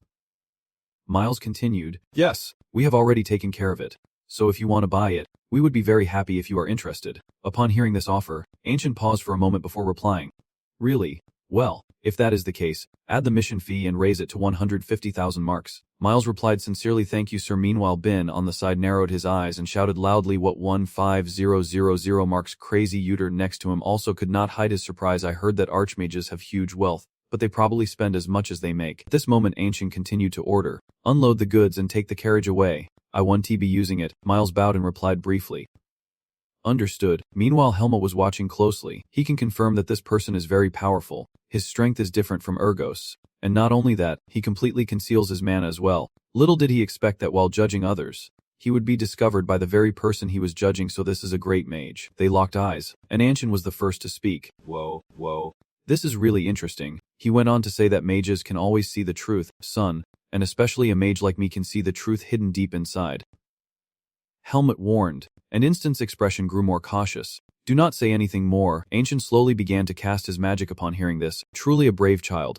Sang immediately surrounded the two of them as the question was asked, "Do you want to keep that a secret?" At this moment Ancient spoke again, "I am a mage. I have learned many secrets of this world, and I also respect the fundamental truths." Helmet glanced over at Fian and Tanya, who were astonished, and Anshin continued to explain, "The inside and outside of space have been completely separated." He continued casting magic. "What you are worried about will never happen. I am the mage named Anshin." Helmet asked confusedly, "Chains?" The bindings wrapped around Anshin tightened as he added, "It is called a mage's oath, promise made by a mage that if broken, will cause them to lose a great amount of mana." Then Anshin once again invited, "Now, ask me what you want to know." Special boy. The more Helmet thought about it, the more certain he became that this man was not ordinary, completely different from Ergo, and he spoke up, "If that is the case, I want to ask this." Unexpectedly, Anshin interrupted. Guessing what he wanted to ask, he pointed his hand in the opposite direction, asking if it had anything to do with the seed of darkness deep in your heart. Helmet was momentarily surprised, realizing he knew, and he did not hesitate to admit, "Yes, I want to ask if there is a way to remove it." Ancient paused for a moment, then he replied, in the simplest terms, "No, it is impossible."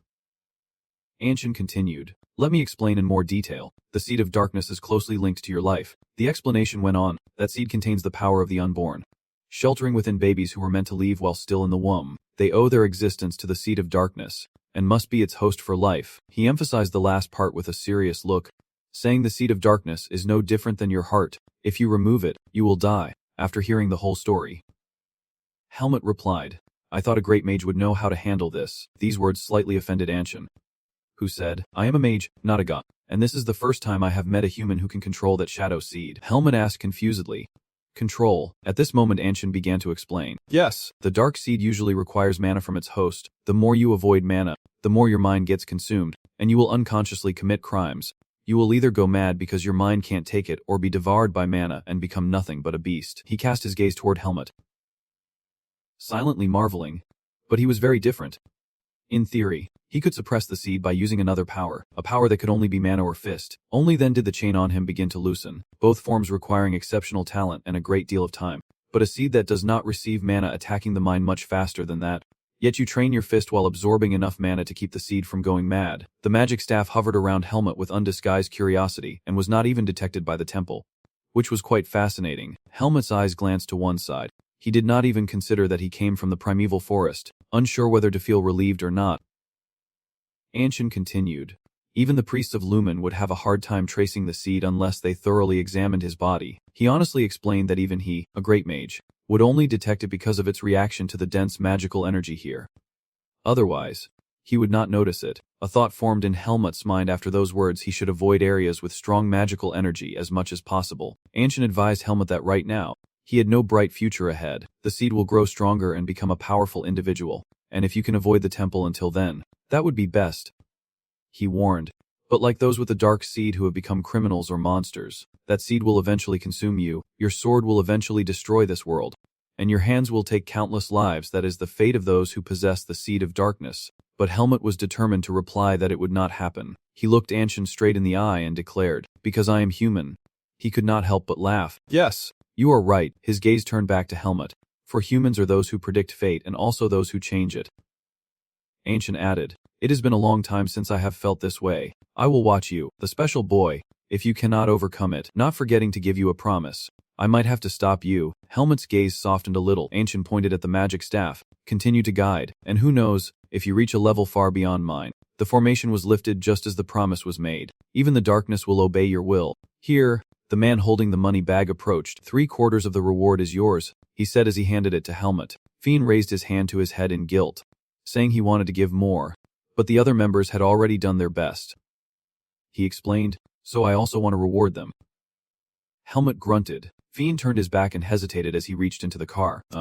Madam." He took out a bag and held it in front of Helmut, asking, "Is this yours?" "I found it while packing and still have not found its owner." And Helmut quickly recognized what it was. He bowed his head, thinking to himself that the thing he brought from the primeval forest, which he thought was lost, was actually here. Helmut replied, "Yes, that is right. Thank you, Vin." Fiend smiled, folding his hands, saying, "It is nothing. I should have given it to you earlier, but I forgot because I did not have time." He gently said to him, "We are the ones who should thank you. You are the benefactor of our mercenary guild. May you have a safe journey." Suddenly, someone called out, "Hey, Helmut." Bin ran up to him, panting and excited, and said his plan was finally done. "I can finally show you the guild headquarters. You have no idea how many cool things are there."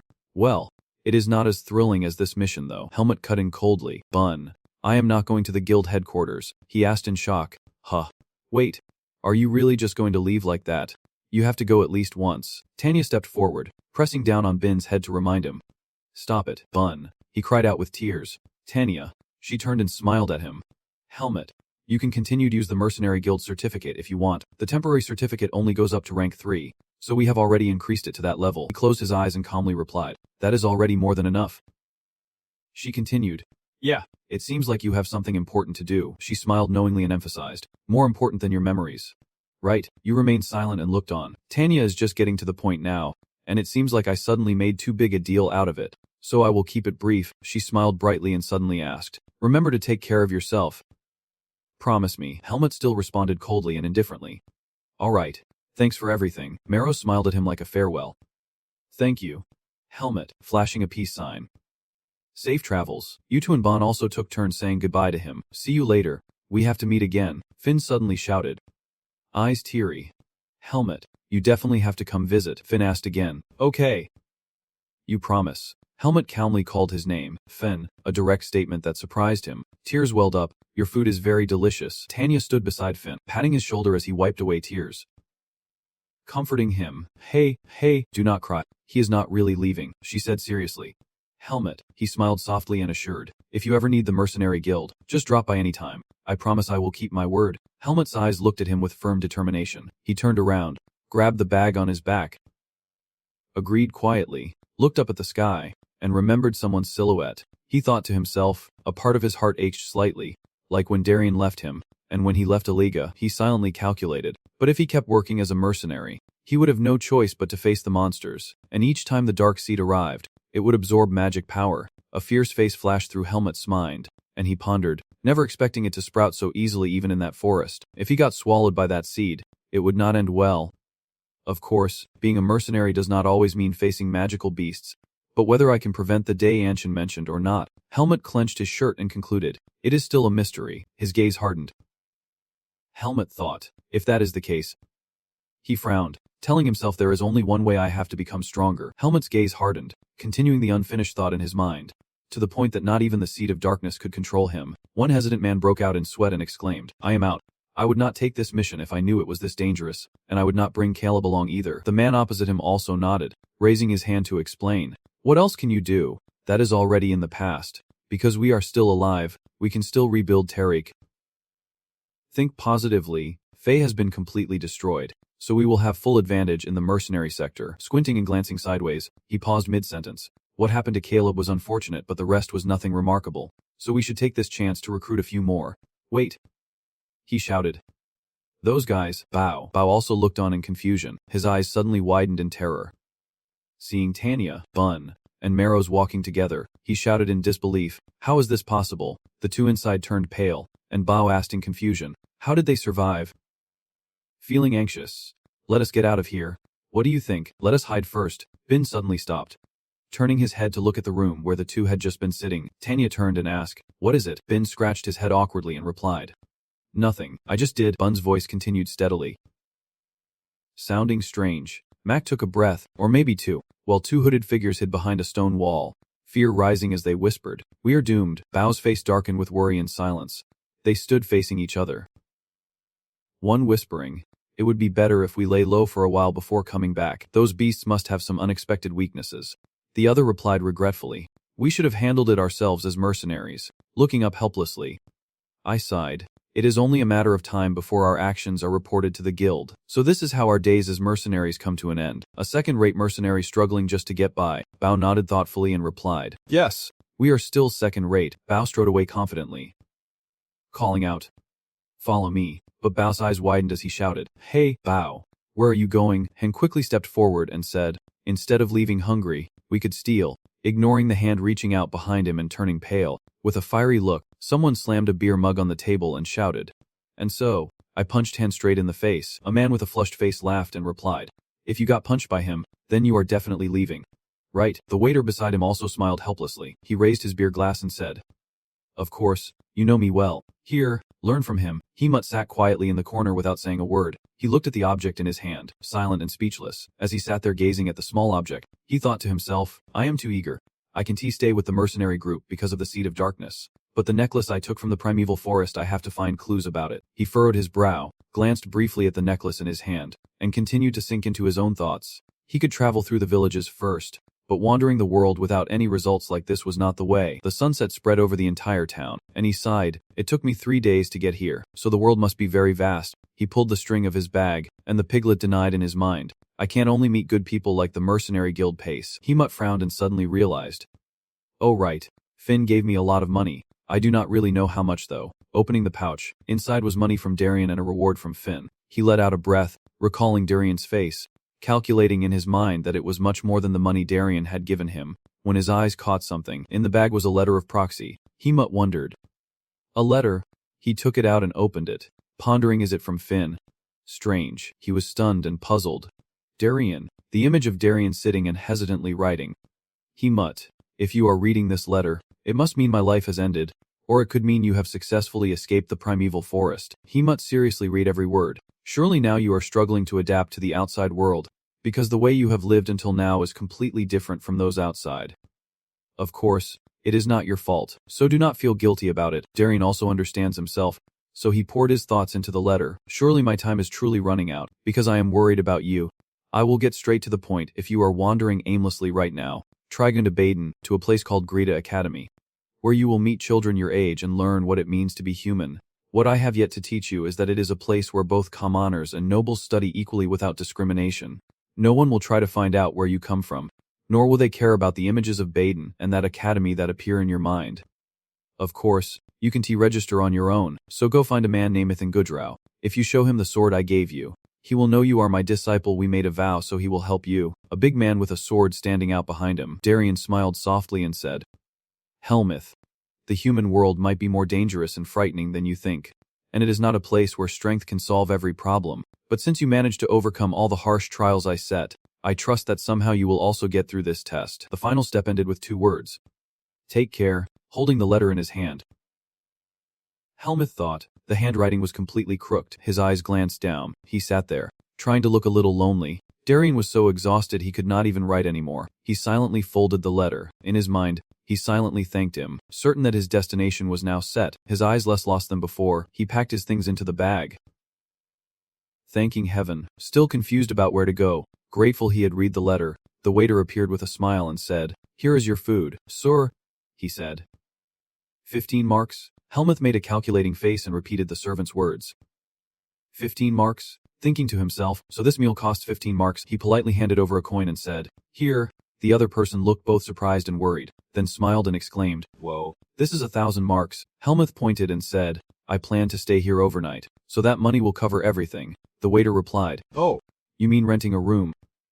Understood. The guy who was eavesdropping earlier glanced over. He clenched his teeth and looked on in confusion. Helmuth held the money bag, deep in thought. Realizing he had received 90,000 marks from the mission a few days ago, this money was probably worth much more than he had imagined. His face remained expressionless, calculating inwardly that he would sleep here tonight and leave tomorrow, when suddenly something rushed over. The man laughed wickedly and shouted, "That kid." He did not invite Helmuth to sit and said, "You look pretty down too." Helmuth looked at him without saying a word. His eyes narrowed. The clouds thickened. Slamming his hand on the table, he and the 2 men behind him twisted their faces into grim smiles. "He bullies the weak. Chatting with me like that. Seems like he has a lot of money. Let me borrow some more wine to drink. I think 20,000 is reasonable." Helmuth firmly replied, "No." The waiter standing in the corner thought to himself, "What is wrong with these people?" He burst into a mad laugh and shouted back, "What?" A large hand slammed down hard on the table. The man suddenly stood up, causing Helmuth's food to fall to the floor. Helmuth glanced at the bowl, then said, "You are out of line. Are you crazy? How dare you defy me?" He calmly asked again, "Who are you?" The man flew into a rage, swinging his fist and shouting, "What?" Scientific strength.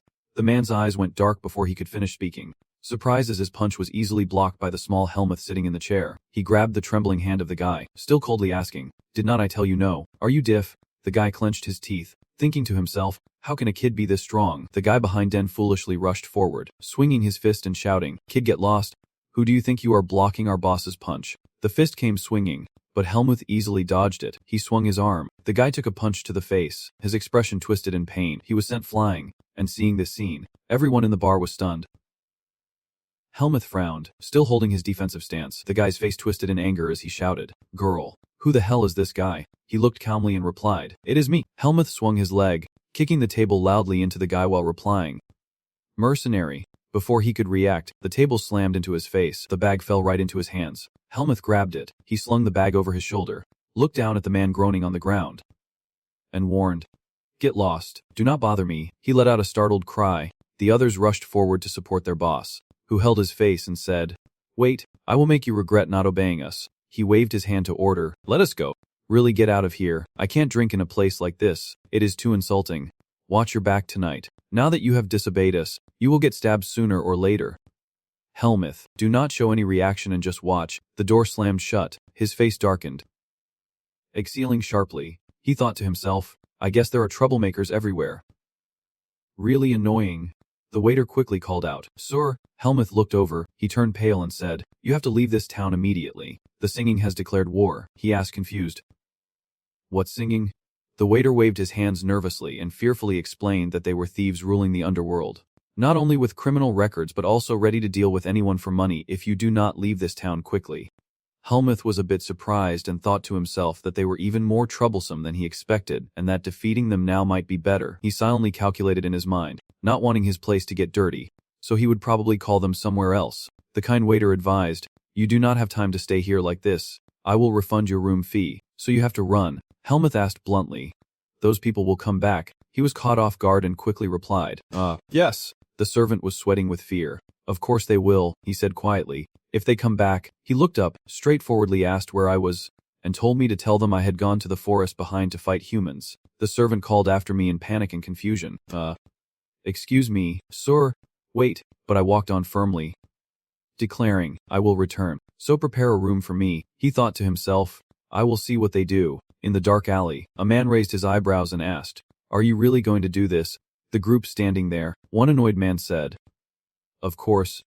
Get lost. You have seen how blatantly disrespectful he is to us. In this business honor is life." He scratched his face awkwardly, but he was incredibly strong, and on top of that, he was a mercenary. The man who caused trouble in the restaurant looked angry and shouted, "What? Are you scared now? Damn it. You are really useless." He ordered, "Go to the owner," and when someone asked, "What?" he reminded them, "We will handle this." A panicked man ran over to report, "Boss, boss. Where did you find him?" he asked with a grim expression. "All right. What did that waiter say?" The gang leader said he is not in the inn but has already gone to the forest behind it, clearly running for his life, probably realizing that if we go all out, we will take him down for sure. The other man laughed and asked, "What is so funny?" He glared, stuffing his mouth in anger. "Kid, you ran to the wrong place." The mysterious man raised a finger to show he understood and said, "We know that forest like the back of our hand, so there should still be traces left. Let us go deal with him." He replied, "Yeah, now I am clear-headed, but he is still scared."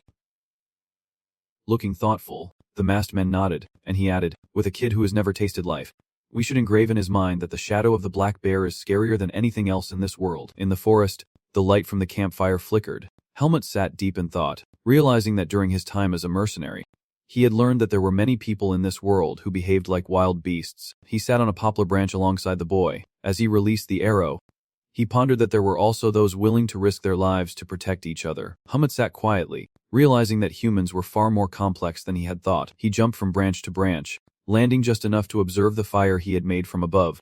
While thinking of Darien, Darien said the human world is not a place where strength can solve everything. But I still do not know if there is any other way to solve a problem like this besides strength. He raised his hand and made a comment. Surprisingly, I realized something. The sound of footsteps approaching. The group heard the call, turned their backs and hesitated here. He stood on the branch, the wind blowing his clothes. Still lost in thought about these people who were like beasts, his pig-like eyes darkened with judgment as he spoke to the group. "You ambushed me with weapons, so I can deal with all of you. Right?" He stood in the middle of the forest, silently hiding, thinking, "These guys are more boring than I thought." He leapt up onto a high branch. Worried, Hemut compared them on a scale. They were weaker than the version. No, not even as strong as Tanya. Jumping from branch to branch, thinking of Tanya, he pondered that she seemed quite strong compared to ordinary people, and to find out for sure, he would have to fight many more. Feeling weak, he thought to himself that he had to keep going at sunrise, but first he would return to the inn and get some rest. A sudden pain struck his heart. Hemut frowned, the seed inside him suddenly glowing. He lost his balance and slammed hard into the tree trunk. Clutching his chest, he fell to the ground with a painful groan. Hemut clenched his teeth, thinking, "Damn it, why did the seed suddenly react like that?" He sat there helplessly as the seed emitted a dazzling light, and Hemut kept pondering, wasn't it enough to just stay away from the magic? When I dealt with magical beasts, it never happened like this, so why now? What is the problem? He gasped as he analyzed. The difference between then and now was that he had just dealt with a person, but he kept denying the small seed. It could not be that dealing with a person caused the dark seed to grow. Gritting his teeth, he clenched the seed and thought, then this problem is serious. If word gets out that I dealt with a person, others will come after me. Hemut was exhausted and frustrated, completely defeated. Realizing it was foolish to think he could fight humans, he reached out to the tree trunk, struggling to stand, thinking that if he could not handle his opponents, he had to avoid them as much as possible. Hemut's face turned pale. He dragged himself forward step by step, urging himself to hurry. "I have to get to Biden." In a large house, a man replied.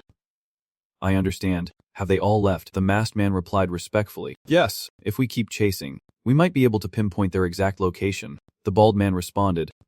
"All right. I can't ignore this either." Anton glanced at the sharp knife in his hand and ordered, "Follow the plan." The masked man kneeling shouted, "Understood."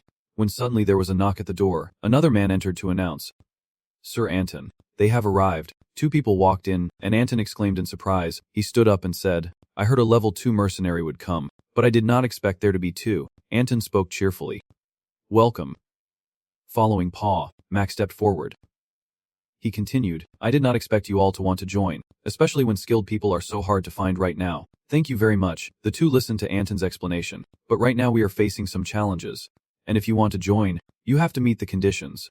Pa said with a puzzled look. He darkened his face and asked, "What do you mean?" Anton spread his hands and smiled as he explained, "Of course I do not doubt your skills, second-rate mercenaries. But we are quite different from other mercenary groups. He twirled the knife in his hand and continued. As you know, we do a lot of illegal work here. Anton's hand threw the knife straight forward as he kept babbling that if you do the job half-heartedly, because of some moral or justice mindset, it will be very disappointing. A mannequin covered in daggers, Paul remained silent. He narrowed his eyes as the other person continued speaking, then snapped his fingers to set the terms. I need you to prove your skills, and just in time. I have a job that is perfect for you. He raised his eyebrows and replied, I see. You mean that besides skills, we also have to fit the Black Hawk. Right. Anton handed over a piece of paper. Trannon said, that is right. It won't be too difficult for 2 second-rate mercenaries. He looked down at the paper and recounted. Last night, one of our men went missing. The scene from last night appeared. A group of masked men standing before a foggy area. Anton read what was written on the paper. According to what we heard, they fought a lone mercenary. But after searching the area when they did not return by dawn, we found their bodies in a nearby forest. He continued reading empty-handed. They seemed to have been taken out with a single knife strike, and there were no traces of a weapon. Mac pondered and asked again, did you have any description of the culprit? He replied, he has black hair and eyes, and is about 15 years old, with skills at least equal to a rank 3. Bao frowned in silence and asked, do we just need to take care of him? Anton pointed with a fake smile and whispered, of course after you finish your tasks and join the Black Eagles, you will receive more difficult missions. Then he changed his expression, his cunning eyes adding, you will also gain greater rewards than your old organization. Many questions asked. Very good. Where is he? Anton calmly placed a picture on the letter and replied, reporting that he was at the village inn. He grew serious, raised the knife, and explained that the incident had just happened. Sticking the knife straight into the photo, Anton insisted that he still had not gone far. A new day begins in the big town, the sky clear and blue. Outside a house, Helmut stands there watching. He bowed his head in thought, not expecting to take on another mission. Then he looked up, considering that if he wanted to leave without drawing any attention, this was the only way. Helmut's hand reached out to the door. He stepped inside. The girl greeted cheerfully. Hello, this is the Mercenary Guild. What brings you here? He replied, I am here to find a mission. The girl held the paper and read aloud. Surprised. Oh, are you from the Pace Mercenary Organization? You look really young. And you are still rank 3. He asked again, is there a problem?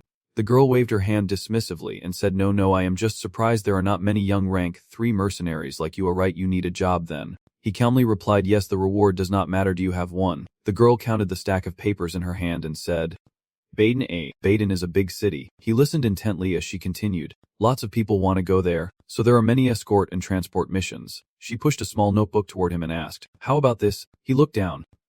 Hesitating, what is this? She replied, it is an escort mission for a noble lady. The reward is 800 marks. A good job. Right?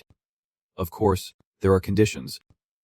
Helmut asked, what are the conditions? The mischievous girl pointed to a mysterious finger and said, that is. The girl's voice echoed, a mercenary spirit. It must be the lady's taste. Helmut was stunned. Helmut decided to look for a clothing shop in that small town. After wandering for a while without deciding, he chose a random shop, thinking any shop would do. As he pushed open the door, he suddenly remembered the receptionist's advice. Actually, when negotiating with the nobility, outward appearance is very important. Then she smiled brightly and enthusiastically told Helmut, you either have to be famous or have a look that leaves an impression on others. Luckily, your sparkling eyes and your face already meet half the requirements. So in my opinion, you should buy a decent outfit to wear and come back. Then we can discuss further. As soon as he heard the door open, the shop owner became excited and greeted. Oh, are you looking for the most exquisite outfit in the world? You have come to the right place. Without missing a beat, the man immediately grabbed a flashy suit and kept promoting it. How about this one? This is a combination of premium fabric and meticulous stitching, crafted personally by the highly skilled tailor Biden, guaranteed to make even a ghost look elegant. The radiant aura emanating from both the man and the outfit left him momentarily stunned. Seeing Helmut still unresponsive, the shop owner eagerly continued to boast. Moreover, this fabric is as light as a feather. Wearing it feels like floating on air. Seeing him make such a straightforward offer, the shop owner immediately threw out a sky-high price. The price is 2,000 marks. The price was so high that Helmut thought he misheard and asked again. 2,000. The mission reward was only 800 marks. After hesitating for a while, he thought to himself, maybe I should just take on a different mission. After some time, Helmut returned to the mercenary headquarters, and when the receptionist saw him, she gave a shy smile and welcomed him. Whoever pays, pays. Helmut returned with a more refined and elegant aura, and seeing this, she said beauty comes from fine clothes. The receptionist could not hide her delight as she stepped closer and playfully tapped his shoulder. Looking closely, you are actually quite handsome. Ho ho. She seemed excited, but he quickly reminded her, I am Helmut. Not Kung. The girl shyly withdrew her hand and replied, I just said that because you look cute. Then she explained the mission to him, saying, All right, I have already sent you the information. Since you are considered the face of the mercenary organization, you have to meet all the requirements. She kept talking without noticing that a mercenary who fits the noble class's taste is rare, and he is just too perfect. At that moment, the girl widened her eyes and spoke up, there he is, a man exuding elegance in a tailcoat suit. Hearing her introduction, Helmut also turned his head curiously to look. Seeing the man appear, the receptionist smiled and said, Welcome, sir. May I ask if you are from the Cherringen family? He spoke with a serious expression. Yes. I am here to approve the mercenary chosen for the mission. No sooner had the man in the vest spoken than he stepped closer to him and quietly assessed, scanning him over before saying, I heard the kid is still young, tall, and well-mannered. Without further ado, he immediately reached out to Helmut and said, Looking good, let us go. The man spoke and turned around, inviting him to follow. Before leaving, Helmut turned back to look at the receptionist. With a bright smile lighting up the scene, she kept waving goodbye. See you later. Hearing her enthusiastic greeting, he nodded slightly in response out of courtesy.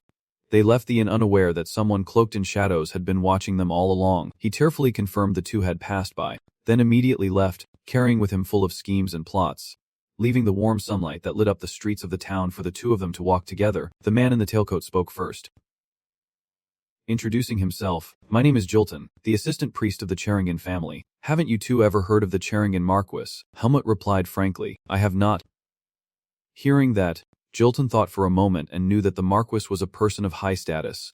Your job is to act carefully. Have you ever done an escort mission before? He did not hesitate to conceal and honestly replied, I have escorted a convoy before. Upon hearing the answer, Jilton said, All right, escorting is similar to convoying, except this time the subject will be a person, not an item. Then he continued, If you find it too difficult, just follow what the knights advise. Complete the mission and you will be paid. Helmut nodded slightly. After a moment of hesitation, Jilton was a bit surprised and said, You are quiet. That is good. Humility is a virtue needed for an escort. After walking for a while, he led Helmut to the entrance of a magnificent mansion.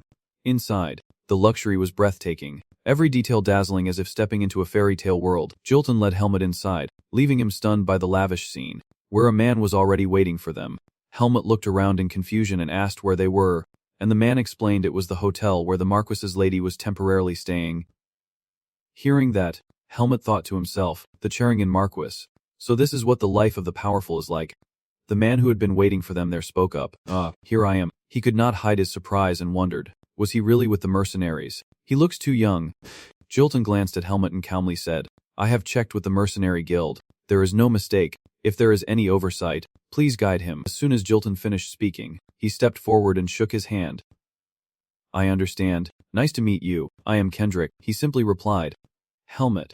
After the greeting, Jilton turned to Kendrick and asked, Where is the lady? Kendrick gently replied, The lady is having breakfast in the restaurant. He then said to Helmut, All right, let us go there. Inside the restaurant, a familiar voice whispered to the white-haired man wearing a hood. Oh, miss, you worry about me so much. You are truly kind. The girl with golden blonde hair spoke with her sparkling eyes, saying the food at this hotel does not quite suit my taste. The chef at my home cooks so deliciously. If the lady could occasionally visit my villa, that would be wonderful. Her loving atmosphere enveloping the silver-haired man, unaware that Jilton and Helmut were entering. Her affectionate words were suddenly cut off by Jilton's sharp remark, and upon hearing this, Miss Genya immediately turned around and asked irritably, Jilton, what are you doing here? He then pointed towards him and introduced, This is the newly hired mercenary. She just glanced briefly and said dismissively, So what? Let him be. Genya narrowed her eyes and said, If he is fine then he can handle it himself.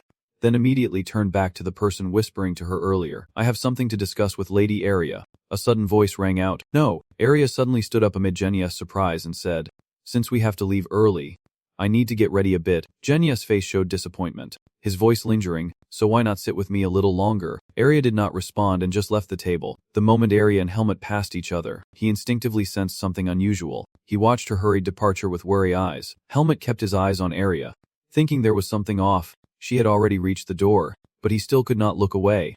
A gut feeling told him something was wrong. When he passed by her, he was sure he was not mistaken. Watching Aria's figure disappear, Helmut silently doubted. He just did not know what it was yet, but there was something very strange about this person. Seeing Aria leave, Genya spoke up to Juden in frustration.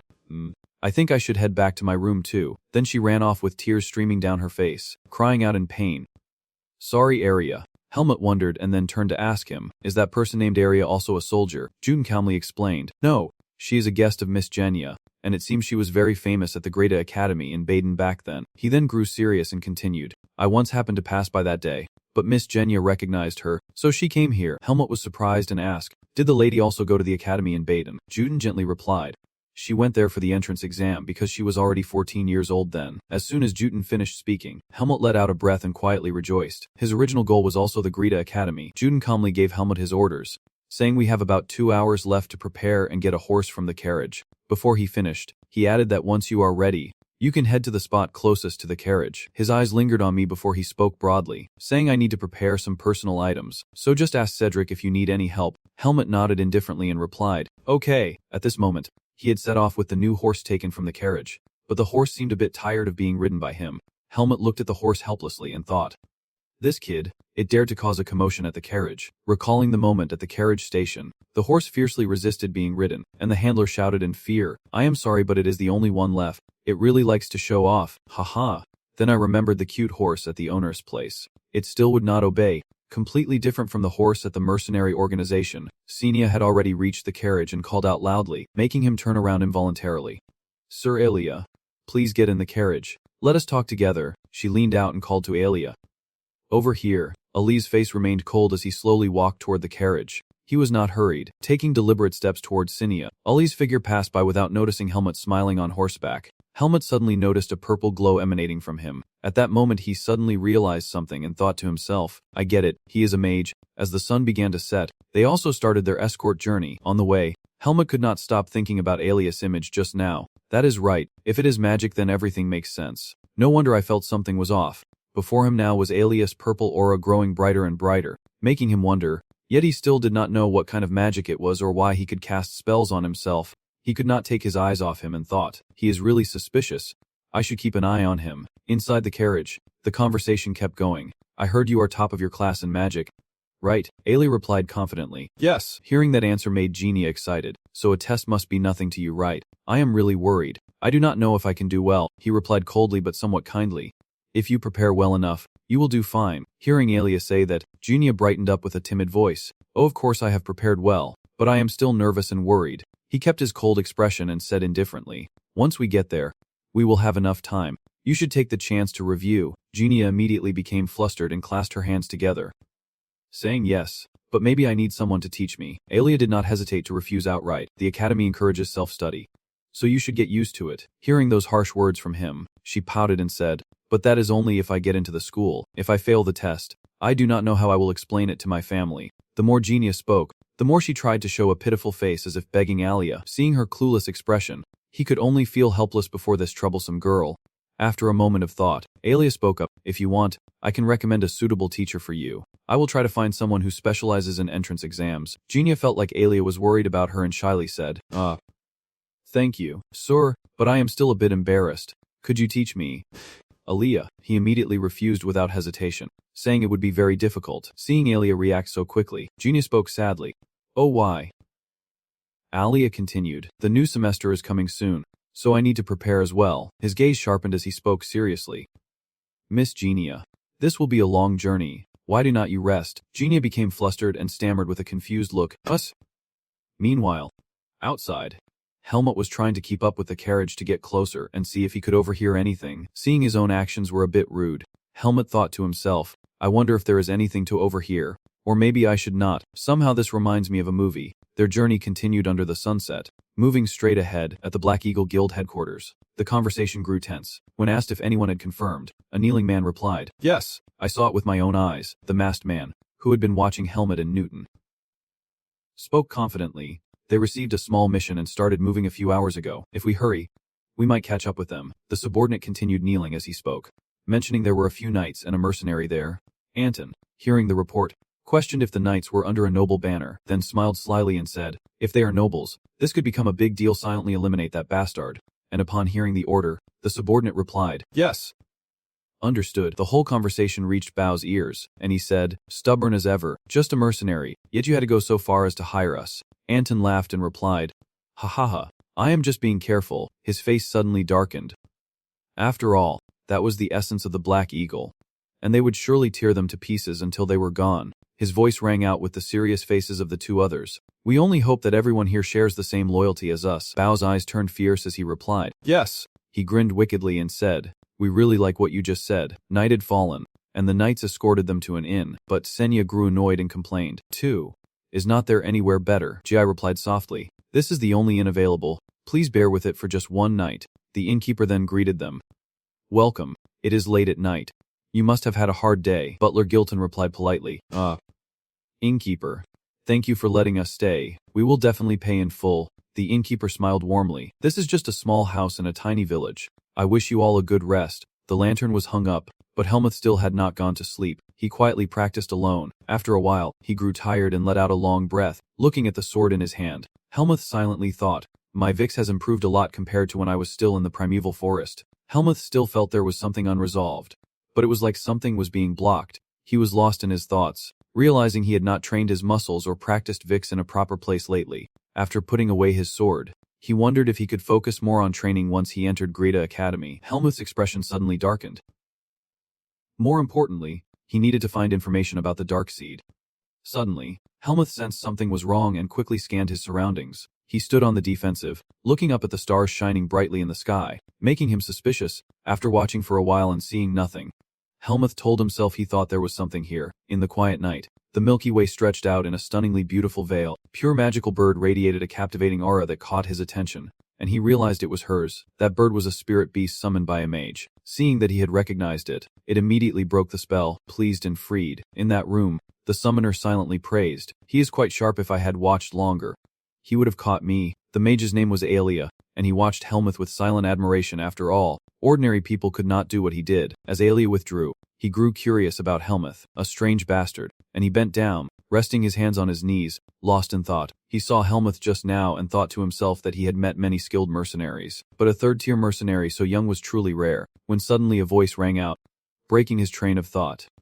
Lord Aelia. The knocking on the door came urgently from outside along with a frantic voice. Sir Aelia, are you asleep yet? Junia became excited and knocked with all her might in the middle of the night. I know you are still awake. Lord Aelia saw the maids rushing over, disturbed in the middle of the night. Miss Genia. They immediately raised their voices to remind her.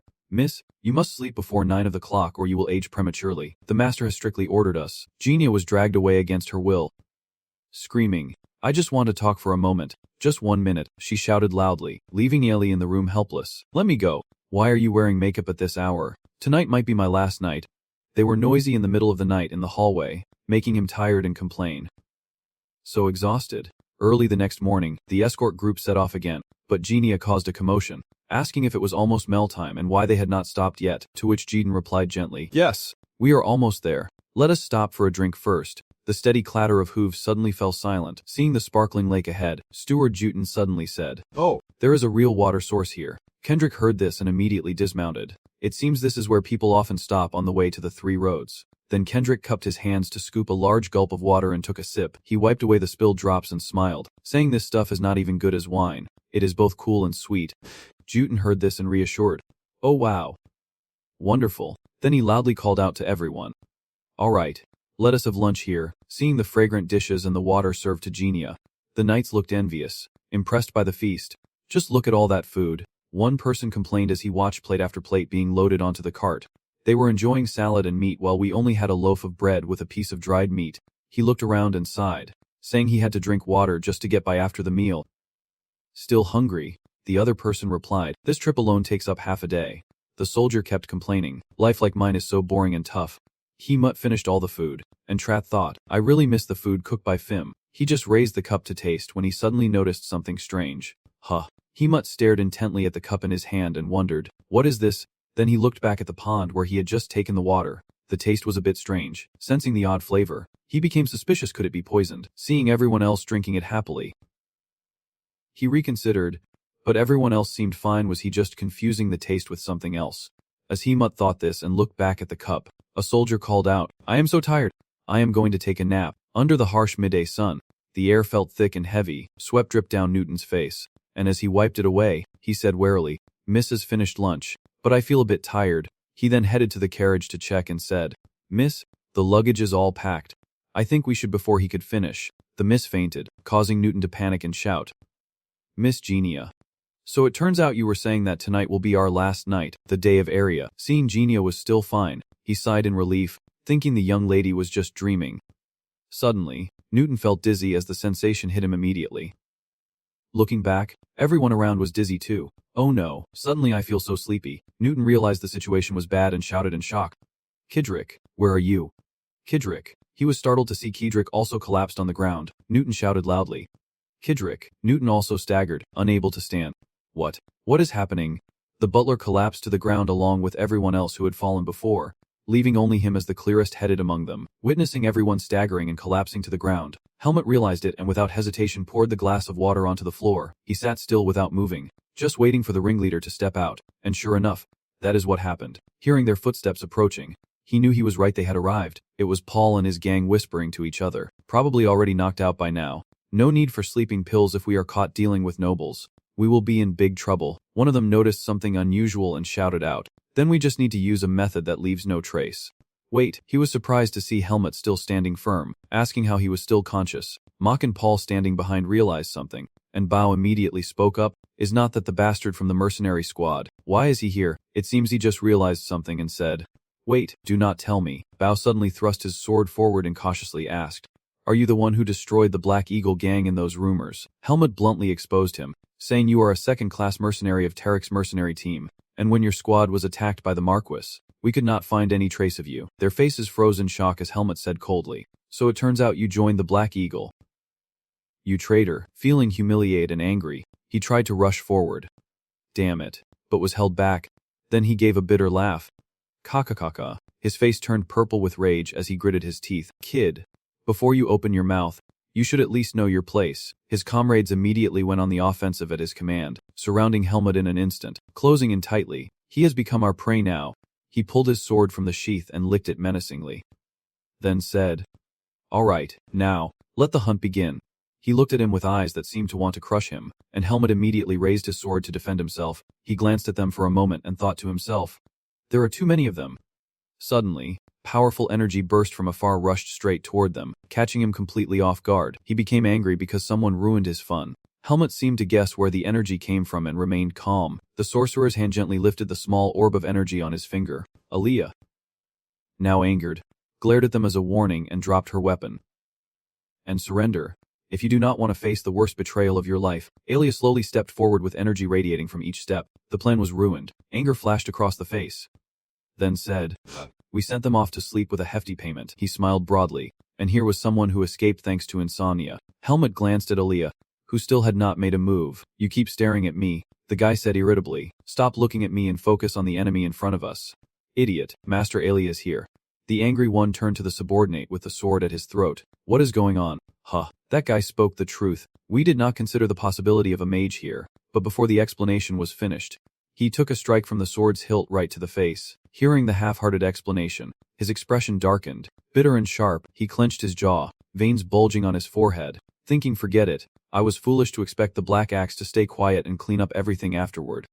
Suddenly, he drew his sword and charged forward, ready to have a lively conversation with that stupid bastard over there. His eyes flashed with red rays and then narrowed easily. Without hesitation, he used the writing on the sword to attack. Then he lunged down from the sky, unleashing a flurry of attacks. Even the piglet was no pushover, blocking every strike fiercely. At this moment, the eye's legs also began to move. He had set his sights on Aliyah and smiled like a predator. If you do not stay still, I will give you a departure as light as a feather. You see him rambling like that, but you do not even bother to respond. Aliyah formed a sphere of gathered energy and spoke coldly. A mage who does not act is a mage who is done for. What is going on? Suddenly, a shadow darted through, tearing the silent space in an instant. The sword clash between Helmut and Bao was tense like a stretched string as they leapt through the branches, pressing each other with intense pressure. Bao, thinking he's got the upper hand, taunts, What is wrong? All talk but look at you now. Helmut ignores him, dodging and attacking relentlessly. Never stopping, he stepped back while analyzing. 2 second-rate mercenaries and thieves. If he were alone, this would be very difficult. He recalled Aliyah's appearance and help, then felt reassured, as if he had found an ally. Seeing Helmut dodge the sword, Bao got wildly excited and shouted, Go ahead. Then he swung a sharp sword strike that tore through the ground, charging powerfully toward him. As he launched his attack, Helmut saw through his movements. A loud explosion rang out fiercely, forcing him to stagger back. Not seeing him appear, Bao arrogantly said, What is wrong with this cowardly rat? Amid the thick dust, he kept sneering.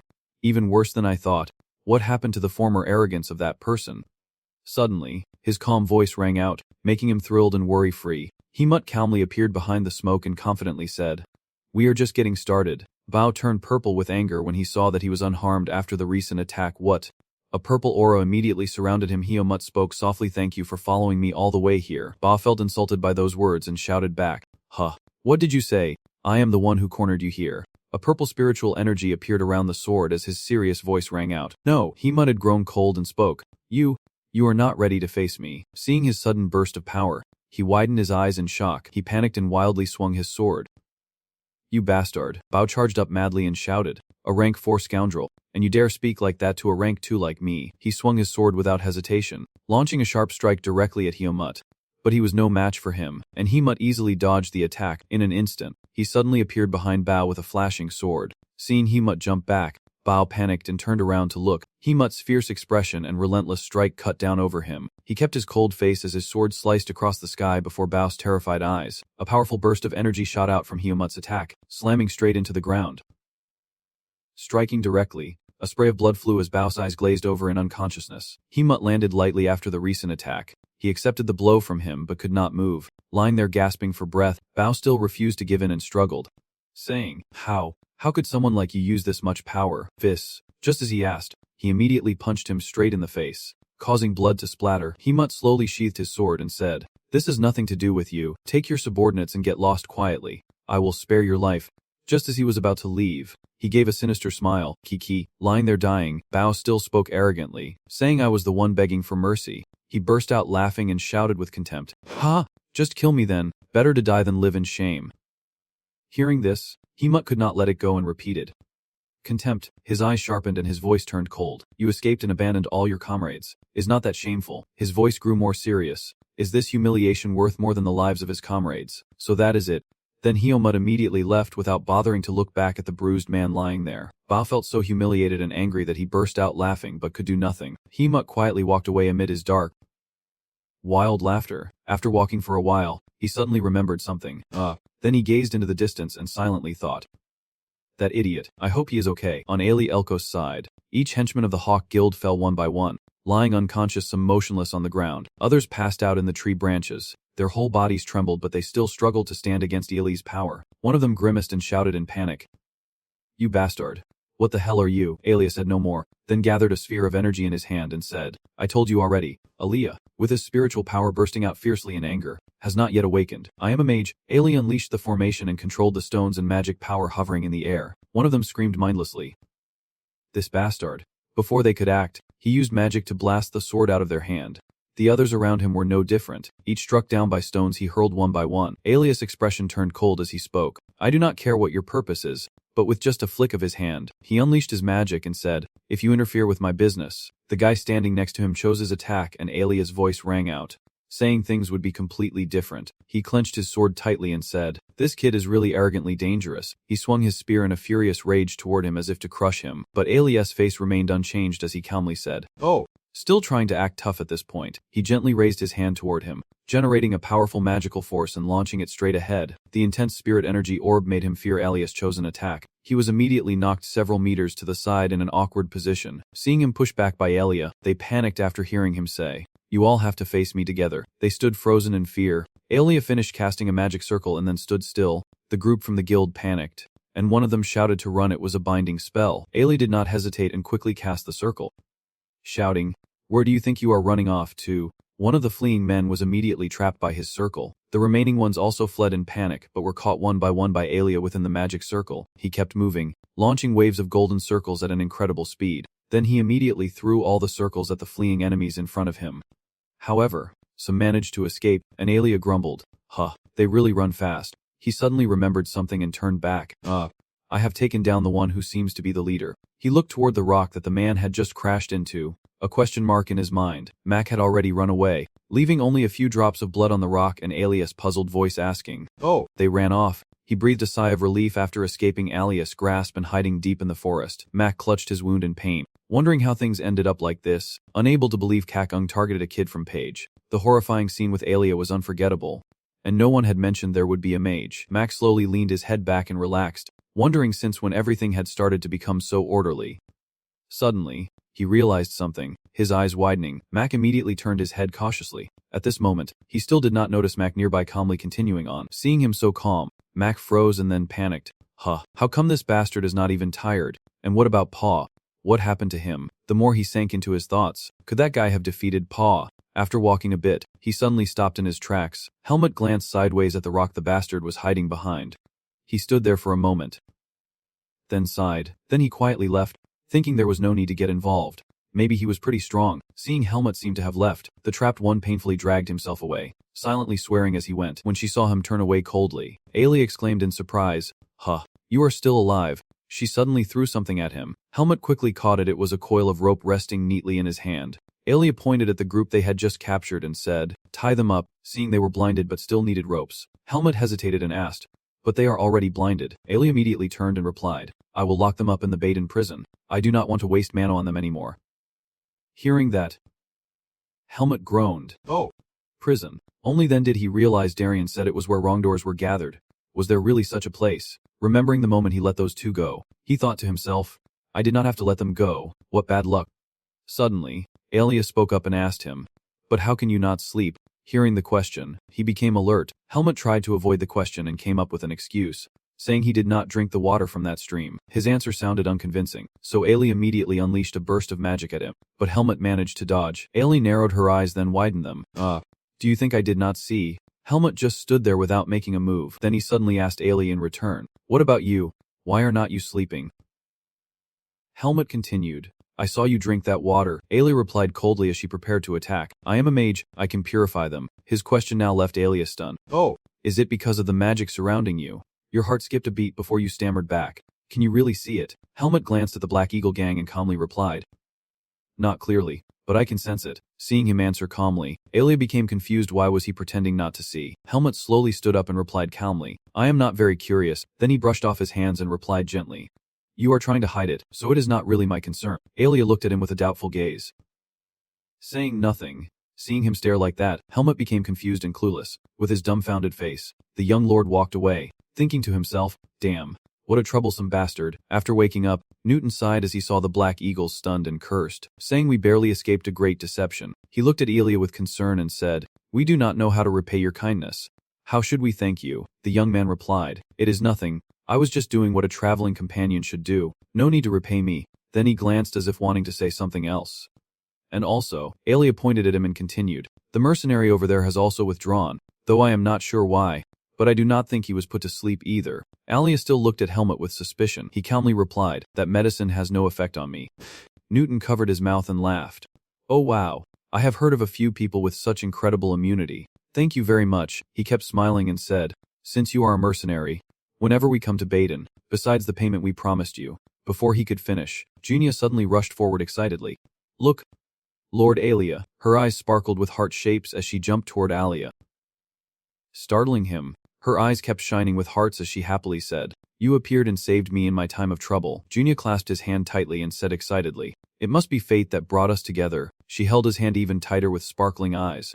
"Genia of the Juringen family, want to repay you with this body no matter the cost." Genia excitedly said, "Please marry me." Ellie immediately refused coldly. "Sorry, I already have a fiancé waiting at home." Her words left Genia speechless. "But once I graduate from the academy, I will marry her immediately." Hearing Genia's sobs, Juringen became helpless and sighed. "Oh well. Forget it." She burst into tears, prompting everyone to comfort her. "Miss, please do not cry in a place like this." While Newton was pulling her away, Juringen, exhausted, ordered, "Let us keep moving." After a long journey, Butler Newton wiped his sweat and sighed. "Phew, thanks to traveling nonstop day and night, we have arrived safely." Under the bright sunlight, they set foot in Baden, a bustling and lively place. Arriving at the gate, Helmet began to dismount and took the opportunity to stretch his legs while looking around. After a moment, he thought to himself, "So this is Baden." In front of him now were the guards of the Blue Gate, where everyone entering and leaving had to be checked. Newton also dismounted and called out to Helmet, "Hey, you there?" And he replied, "Yes." He then spoke up, "Thank you for your hard work. I will definitely give you a good evaluation in the Mercenary Guild." Then he handed over a bag of money and said, "There is more." Newton smiled and said, "This is 10,000 marks. This is not part of the promised payment. Just consider it a fee paid with our sincere gratitude." Helmut stared at the larger-than-expected bag of money and replied, "Thank you, sir." At that moment, he noticed Alia preparing to leave. His gaze never left her as she stood there. Stunned, Helmut was silent for a moment, then bowed his head before looking up as if he had understood something.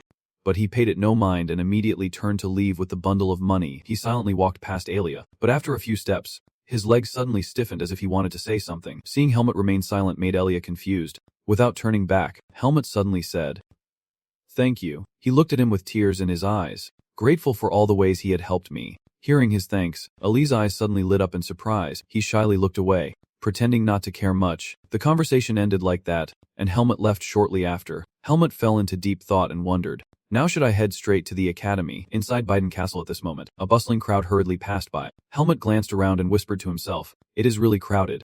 Seeing people laughing and talking in amazement, this place is bigger than any village I have ever been to and much more crowded. He stood there alone and wondered, is this what people call a city? Helmut wandered alone. The place was so vast it was hard to find his way. After walking for a while, he finally stood before the academy gate he had been searching for. Don't just stare at this huge gate, Helmut thought to himself. So this is it. Looking at the vast campus, he told himself, Greta Academy. As he stepped into the academy, the lively chatter and bright smiles filled the air.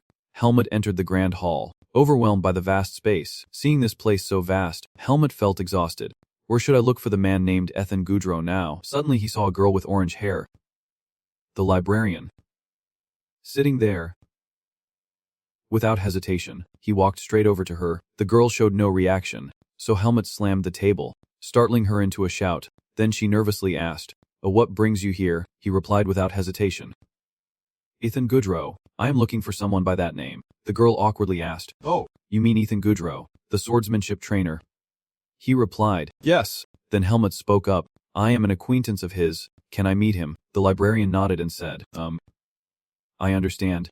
Please tell me your name." He immediately replied, "Helmut." Right after signing, the girl began leading him to somewhere in the academy. She took him to a red door and said, "This way." Then the girl used the leaf to appear on the magic circle.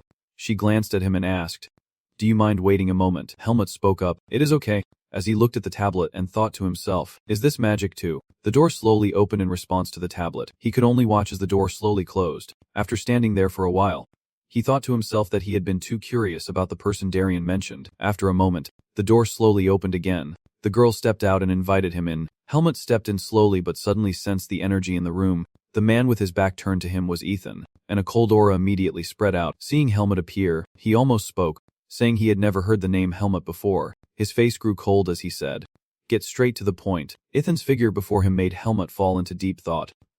That aura, not as strong as Darien's, but among all the swordsmen he had ever met in the human world, he had to be one of the best. Then he looked up with a serious expression. Ethan's face remained unchanged as he thought to himself that if he was a mercenary, he must be top tier. Seeing no reaction, Ethan spoke up, asking, "Your name is Helmut, right? I want to ask again." He looked at him with suspicion and asked why he had come to see him, and hearing that, he quickly regained composure and said, Helmut immediately drew his sword from its sheath and then drew the blade in front of Ethan. Seeing his strange action, he curiously asked, "What does this gesture mean?" Helmut calmly replied without hesitation. He said he would understand the meaning of it.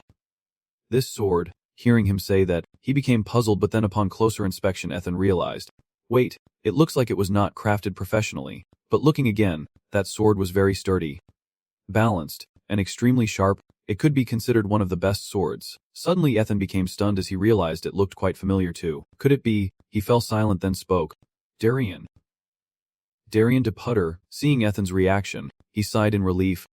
Darien was right. Ethan immediately hurried over and asked anxiously, "Oh my god, do you mean he is still alive?" Helmut's words made Ethan fall silent. No, he had already passed away. He continued, he had taken his last breath in recent days. Hearing the news felt like a blow to the head.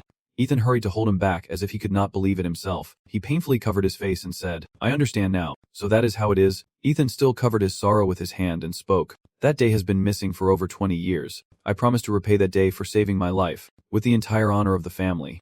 Then he looked at him and asked, "Holding this sword also means something." In front of his face was Helmut's face, firmly stating that he was the one. The sword in his hand said it all. The last apprentice of his. Helmut immediately admitted it was true. Ethan asked directly, "Speak up. Why did you come looking for me?" Helmut's gaze darkened before he spoke. Helmut looked at Ethan with determined eyes and said he wanted to enroll in Greta Academy. Hearing him say that, Ethan paused before speaking and took a moment to assess him overall. He then said, "All right. I think I understand why you were told to come here back then." In front of Helmut's gaze, he said again, "Maybe back then they wanted you to have a guardian." Then Ethan asked, "How old are you now?" Hearing him say that, you became hesitant. I am not sure." Ethan could only feel helpless at that answer. "You do not know your own age." At this point, he silently cursed Darien. "That bastard." Helmut held out his hand and counted again, 14 or 15. Watching him count for a long time, Ethan could only think, has he lived all these years without knowing his own age? Ethan then lowered his voice and said, "I understand now, judging by your aura and appearance." After assessing him for a while, he said he did not seem like a 14-year-old first-year student. Looking at the documents on the table, Ethan suggested, "Then let us just say you are 15, and you will also have to take the transfer student exam." He held the bundle of documents in his hand and said, "Other students might be," before Ethan could finish. Helmut asked, "Do I have to take a test?" Seeing Helmut ask that, he thought, could it be that a student of the Blue Swordsman actually needs to take the entrance exam for the swordsmanship department? Ethan calmly explained, "Well, if you reveal that you are a student of the Azure Swordsman Darien de Putter, you might be accepted right away, because that alone is enough to prove your skills." Helmut silently looked up at the glowing sword and thought to himself, "Darien." He clenched it tightly and fell into deep thought. Even now, he still saved me, from the primordial forest all the way to this moment. Suddenly, Helmut realized something. Wait, Darien was in the primordial forest, recalling the moment Ethan spoke, missing for over 20 years. He wondered what had happened. Helmut remained lost in thought. If even Darien's acquaintances did not know where he was, surely Darien had not gone to the primeval forest willingly. Then he became suspicious, so that means someone forced him to go there and hid the truth. Right? Remembering that moment, he thought to himself, if the one who forced Darien to the primeval forest found out that his last apprentice was living in the human world, thinking this made Helmut wary, he would be sent back there immediately, let alone have a chance to destroy the dark root. After some inner struggle, Helmut decided to hide the truth and refuse, saying no way. Hearing his answer, Ethan immediately asked in confusion, "Why?" He did not hesitate to explain, "I can reveal all the details. If anyone finds out I am Darien's apprentice, my life will be in danger." Helmut's words immediately struck a nerve with Ethan, who turned purple with anger and shouted, "What the hell is this? Who dares to mess with Lord Darien's apprentice?" Helmut calmly said, "When the time is right, I will tell you everything. Please be patient." Ethan heard this and calmed down before replying, "All right, so you and Lord Darien have a complicated situation." Then he suggested, "If you need my help, just say the word, since he has already trusted me with you." And I replied, "Yes." Ethan said as he walked away, "Now let us get ready for the entrance exam. I will handle the necessary paperwork." He checked your skill level. "Come with me."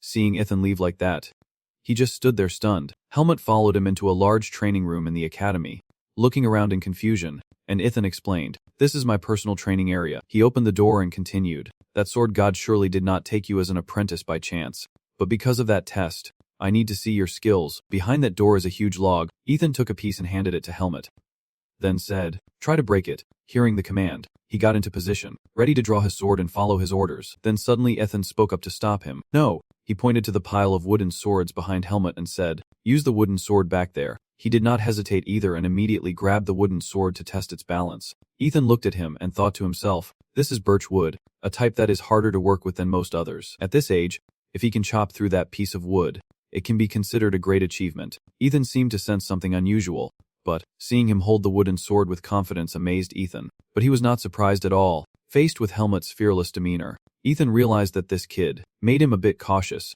already used to wielding the wooden sword, not knowing how strong he really was. Just as he thought this, Helmut focused on the log and immediately used Viz. A powerful aura enveloped the wooden sword, instantly slicing through the log in the blink of an eye. Seeing this, Ethan's face showed more astonishment than ever, his whole body pacing back and forth. Helmut finished in just one afternoon, standing still in a perfect pose. Ethan silently assessed his strong presence. Extraordinary power, so he assured that at this rate, passing the entrance exam was almost guaranteed. From that, Ethan could guess that he was definitely a student of Darien de Porter. Helmut asked hesitantly, "Does that mean I can enroll?" In fact, even Ethan was not sure how advanced his swordsmanship really was. I can't determine how high his talent really is, but he still responded, "Yes, you just need to take the written exam." Helmut frowned at the mention of the written exam, while Ethan held the paper in his hand, his face pale.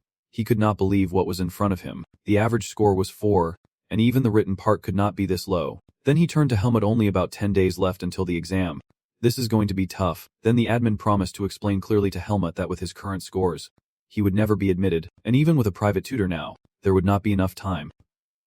Hearing this, he looked a bit downcast and asked, "Can't you teach me?" Ethan. He was straightforward. "No, I am a teacher at the school." Ethan had to regret it. "We are not allowed to tutor anyone applying. The consequences could be unpredictable." He also mentioned that usually students at the academy tutor others, but since the exam is so close, he is pretty sure all the good tutors are already booked. That made Ethan even more worried. This is bad. Helmut remained silent without saying a word. In his mind, he recalled that they said the mage was very famous at the academy. Accordingly, Helmut thought they meant he was very outstanding. Then he asked, "Do you know an academy called Alia?"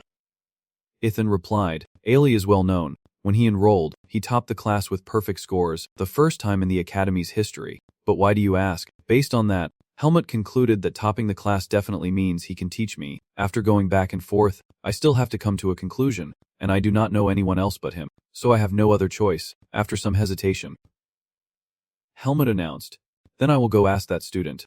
Ethan was a bit skeptical and asked again if he really planned to just rely on student Elia. Like that, he quickly added, "One thing for sure, that student is skilled enough to be my tutor." "Wait, how do you know Alia?" "Helmut, outside the academy." The voice murmured, "Why is that?" Alia stared at the person before him with a heavy, confused expression, wondering what nonsense he was talking about. Suddenly showing up here to see him, he flatly denied it, saying, "We never said we would meet again," and he did not remember making such a promise. On top of that, Alia even spoke contemptuously, and tutoring Eker. "Those fools, I despise them, especially those stubborn swordsmen." Only then did you remember. "Wait, at first I thought you were sent to Biden, but you actually came here because of the academy." "How typical." Then Alia showed a look of disgust and said, "I do not know why a mercenary is here, but if you want to apply, learn on your own. I have no intention of tutoring you." Now Helmut spoke up, "I just need to pass." "They said you are really good," Alia bluntly replied. "I do not want to, so I want to help you." Immediately, you turned around to go inside. "But have you been listening to what has been said? You should leave. I am not here to talk with you." Helmut spoke clearly. "I never said I would let you teach for free. I will pay, because you have grasped one thing. In this world, material things determine consciousness." Alia asked, "So you want to buy my knowledge with money?" He turned around and proudly said, "Tell me, how much money could a mercenary like you possibly have?" Helmut got straight to the point, asking how much he wanted. This attitude made Alia uncomfortable. Why would he be like that? So he read out a large sum, 100,000 marks. "No credit.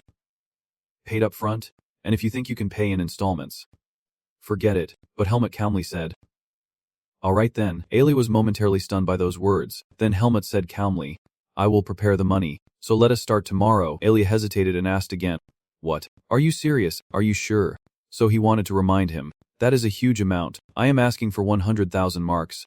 Are you out of your mind?" And Helmut quietly tallied up 90,000 marks received from the Rapid Mercenary Guild and 10,000 marks from the escort mission. So Helmut was confident he had enough money to pay. He firmly insisted, "There is not much time left, so I think we should start spreading it out tomorrow." Helmut remained calm and said, "See you here again tomorrow." Alia reminded him once more, "If you do not have enough money ready, I want to tutor you." He even warned, "Come here tomorrow morning. Whoever tries to play tricks should watch out." Then Alia walked straight inside, and seeing him slip by like a gust of wind, Shunned took notice. Helmut still stood motionless outside. He let out a sigh of relief and thought, "It should be fine now." Then Helmut turned and walked away. Shunned stood watching him through the large doorway. He was silent for a long moment. Then he said, "How interesting." Meanwhile, Helmut turned away without paying attention. Shunned deliberately spoke loudly, "Alia, you actually have a friend." The bastard showed up the next day, as scheduled yesterday. Helmut is now on his way to the academy. On the other side, Alia had been standing outside the door for some time.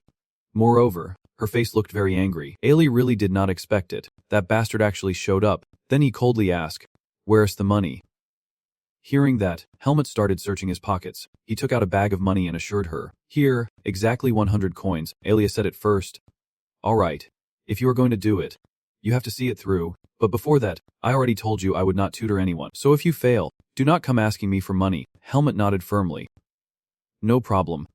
Actually, Alia was silently blaming herself. She should have just refused outright yesterday. "I only asked for payment because of my conscience." Then he sighed deeply. "No." Then I told Helmut to wait here. "I will be right back." Alia told herself, "Fine then," and he thought, there probably was not much to teach. Now Alia and Helmut have gone inside to start the lesson. While Helmut focused on writing, Alia sat empty-handed right beside him, her probing eyes constantly scanning Helmut. Originally, Alia was quietly assessing this guy, and he realized one thing. Up close, he found the guy had even more issues than he thought. Accordingly, Ollie could observe that his ability to learn far surpassed all the other students in the magic division. Suddenly, he called out, "Hey, Alia is curious. Did he really leave the forest after surviving on his own?" It seems this does not surprise Helmut much, just as I thought. I noticed this during the final mission as well. He also judged Alia, but this mage is no ordinary person. Since then, Helmut reminded himself to be more cautious around this guy. After a while, he finally responded, "Why do you ask?" However, Alia remained silent and did not respond. Then she pointed to the previous statement and expressed her opinion. "I see that your ability to concentrate is very good, and your memory skills are excellent. I also notice your hard work." A moment later he angrily slammed his hand on the table, but Alia snapped back, asking why he had no ethics or common sense at all. Then she went on, and looking at his ethics test score, it was clear he was completely clueless. Alia pointed out each mistake. "Oh. What else? Using your father's power to threaten in response. If someone messes with you, that is how you react." Ranting on made Alia sigh warily, urging him to quickly finish the other subjects and focus on this one with the remaining time. To motivate him, he reminded Helmut that 100,000 max is an incredibly large amount of money. You had to pay a large sum to be guided by the top student of the academy. In the end, Alia summed it up. "It means I have to help you get admitted successfully by any means." He especially emphasized that the issue is not about money, but about my reputation. "By any means, you must get into this academy. Understand?" Suddenly being scolded left Helmut stunned. He really was a strange person. Alia posed a scenario. Imagine a poor student mixing up your things. How should you properly respond in that situation? Thinking about the ethical approaches many people use to solve problems, Helmut reasoned that solving it ethically means no fighting. "Right." After thinking for a while, he exclaimed, "I got it." Alia was waiting for this answer. "Damn it." Helmut explained his solution. "I will mix it up quietly," and Alia was left speechless. "How can your idiot be like this?" This situation left him helpless. "I really do not know what to say to you. It is wrong." Helmut still heard the stubborn reply. "What is wrong? I did not fight. I just resolved it quietly." Ali was too bored to even respond. "You are clearly a swordsman." After all, in the end, he had to come up with the best course of action. Everything could end quietly, but if your student does not learn anything from this, it will just happen again later. The best solution here is to talk to them so they feel remorse for their wrongdoing and help them realize how much impact their actions can have. Ali explained it in the simplest way, saying he forgives them, not their sins, which is the Academy's standard definition of justice. After hearing this, Helmut could only silently complain to himself, "It is so complicated. Being a person is really difficult." Only now did he realize that in this world, he had to learn things like ethics and common sense to survive, and he had started learning these basics far too late. So Helmut told himself that to become the kind of person Darien talked about, he needed to solve those complicated problems. He thought it would take him a lot of time. After that, Ali continued to unravel the complex knowledge of ethics. But he was running out of things to say. While Ali used all his brainpower to explain, Helmut kept scratching his silly head. 2 weeks later at Greta Library Academy, there were quite a few people passing by outside. Behind the bushes, 2 girls are peeking their heads out with Maxime over there. It turns out these 2 girls are excited because the handsome Alia is out on patrol. Today that guy is so handsome. Just think about who he might be waiting for. The girl guessed right away. It must be the person he has been guiding for the past few weeks. Just then Helmut was walking over. Was that the person? Alia, who had been waiting, finally saw Helmut. His face clearly showed discomfort. "So that is it. Why does such a big academy only hold exams for the library?" Helmut could only guess. "I am not sure. Maybe because it is quiet." And Olin reminded him that it was a rhetorical question. In the end, he set the matter aside and asked, "Well, ever since tutoring you, I have put all my work and books aside. So I have to spend all my time waiting. Did you do well on the exam?" Hearing this question, Helmut fell silent for a long moment, and Ali added, "The practical exam should be no problem. But the lessons from the past few weeks were meant for today. Right?" Finally, he waved goodbye. "I am off now. Good luck with the practical test." Helmut replied with thanks. Before truly leaving, Alia turned and waved, and Helmut added the rest. "Because you helped me." So Alia was straightforward, saying, "I have already received the energy exchange, so no need to thank me." Then he left with words of encouragement. Good luck. Still, Helmut had to admit that thanks to Alia, everything ended well. Then he returned to the main task. With only one thing left to do, Helmut headed straight to where he needed to be right now, the practical exam. The swordsmanship department was moving the exam to different waiting rooms. Right now Helmut is on his way inside where someone is giving instructions. "You must stay here and follow the guide's directions to find your assigned group when your name is called." There was a group of people gathered there talking. One guy with sharp eyes looked in a different direction with a dangerous expression. Helmut looked around and decided that just waiting here would be fine. In his mind, he wondered what he should do after the exam. Suddenly Helmut remembered Loy's advice. Ethan told him to just rest. It has been a while since he trained, so maybe he should go practice a bit. Just then, A commanding voice called out, "Hey, you, the one with black hair." The person waved in front of Helmet. Greeting him, they started a conversation as if they were very familiar, wondering what they were so focused on. He cheerfully introduced himself, saying, "Hello, I am Sabat Rugo, the second son of the Rugo family." Then he asked back, "What is your name?" Just by looking at Helmet, I could tell something was off with him, so I am sure he has some kind of motive for approaching me. Seeing that I did not respond, Sabat looked a bit confused, so he spoke up to reassure me. "Hey, what is wrong? Is it because of the student regulations?" "Don't worry, we have not enrolled yet." This made Helmet wonder what the student regulations were. "Now you suddenly demand a response. Why are you talking to me?" But Sabat still acts friendly. "You do not need to be so guarded. I am just trying to befriend a transfer student." In fact, Sabat had his own agenda, especially since he was rumored to be a student of Alia. Although from a low class, knowing him might be beneficial. On the surface, he seems obedient. "I simply introduced myself as Helmet," Sabat sneered clearly. "Helmet, a common name but very fitting for you. What is your family name?" He added, "It would be better if I knew which clan you came from." Right, Helmet unintentionally mentioned his family, and Sabat immediately confirmed, "Yes, it would be better if we were close beforehand." "Right, if we join the academy, we have to know each other anyway." Helmet fell silent in thought. The only family he knew was the name on the pendant. Margaret Irene, but since he was abandoned in the primeval forest, he probably should not say that name out loud, so Helmet straightforwardly admitted, "I have no family." The answer fell into silence. Sabat was surprised by the information just received. "No family. Really? You are saying you are a commoner?" Helmet confirmed without hesitation. "That is right." Immediately, Sabat showed clear disdain.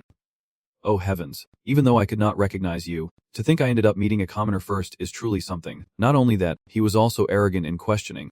"But even though I could not accurately determine his identity, why did he act so confidently?" The one beside him chimed in mockingly, asking why if he knew his place, why did he even request to join the academy in the first place? Sabat teased cheerfully, "So that bastard probably does not even know what a prison is. Maybe no one ever taught him that." Then he turned back to glare at Helmet. "Hey, commoner, how did you manage to be so clueless from the start?" He was mocked. "So do you have money or something?"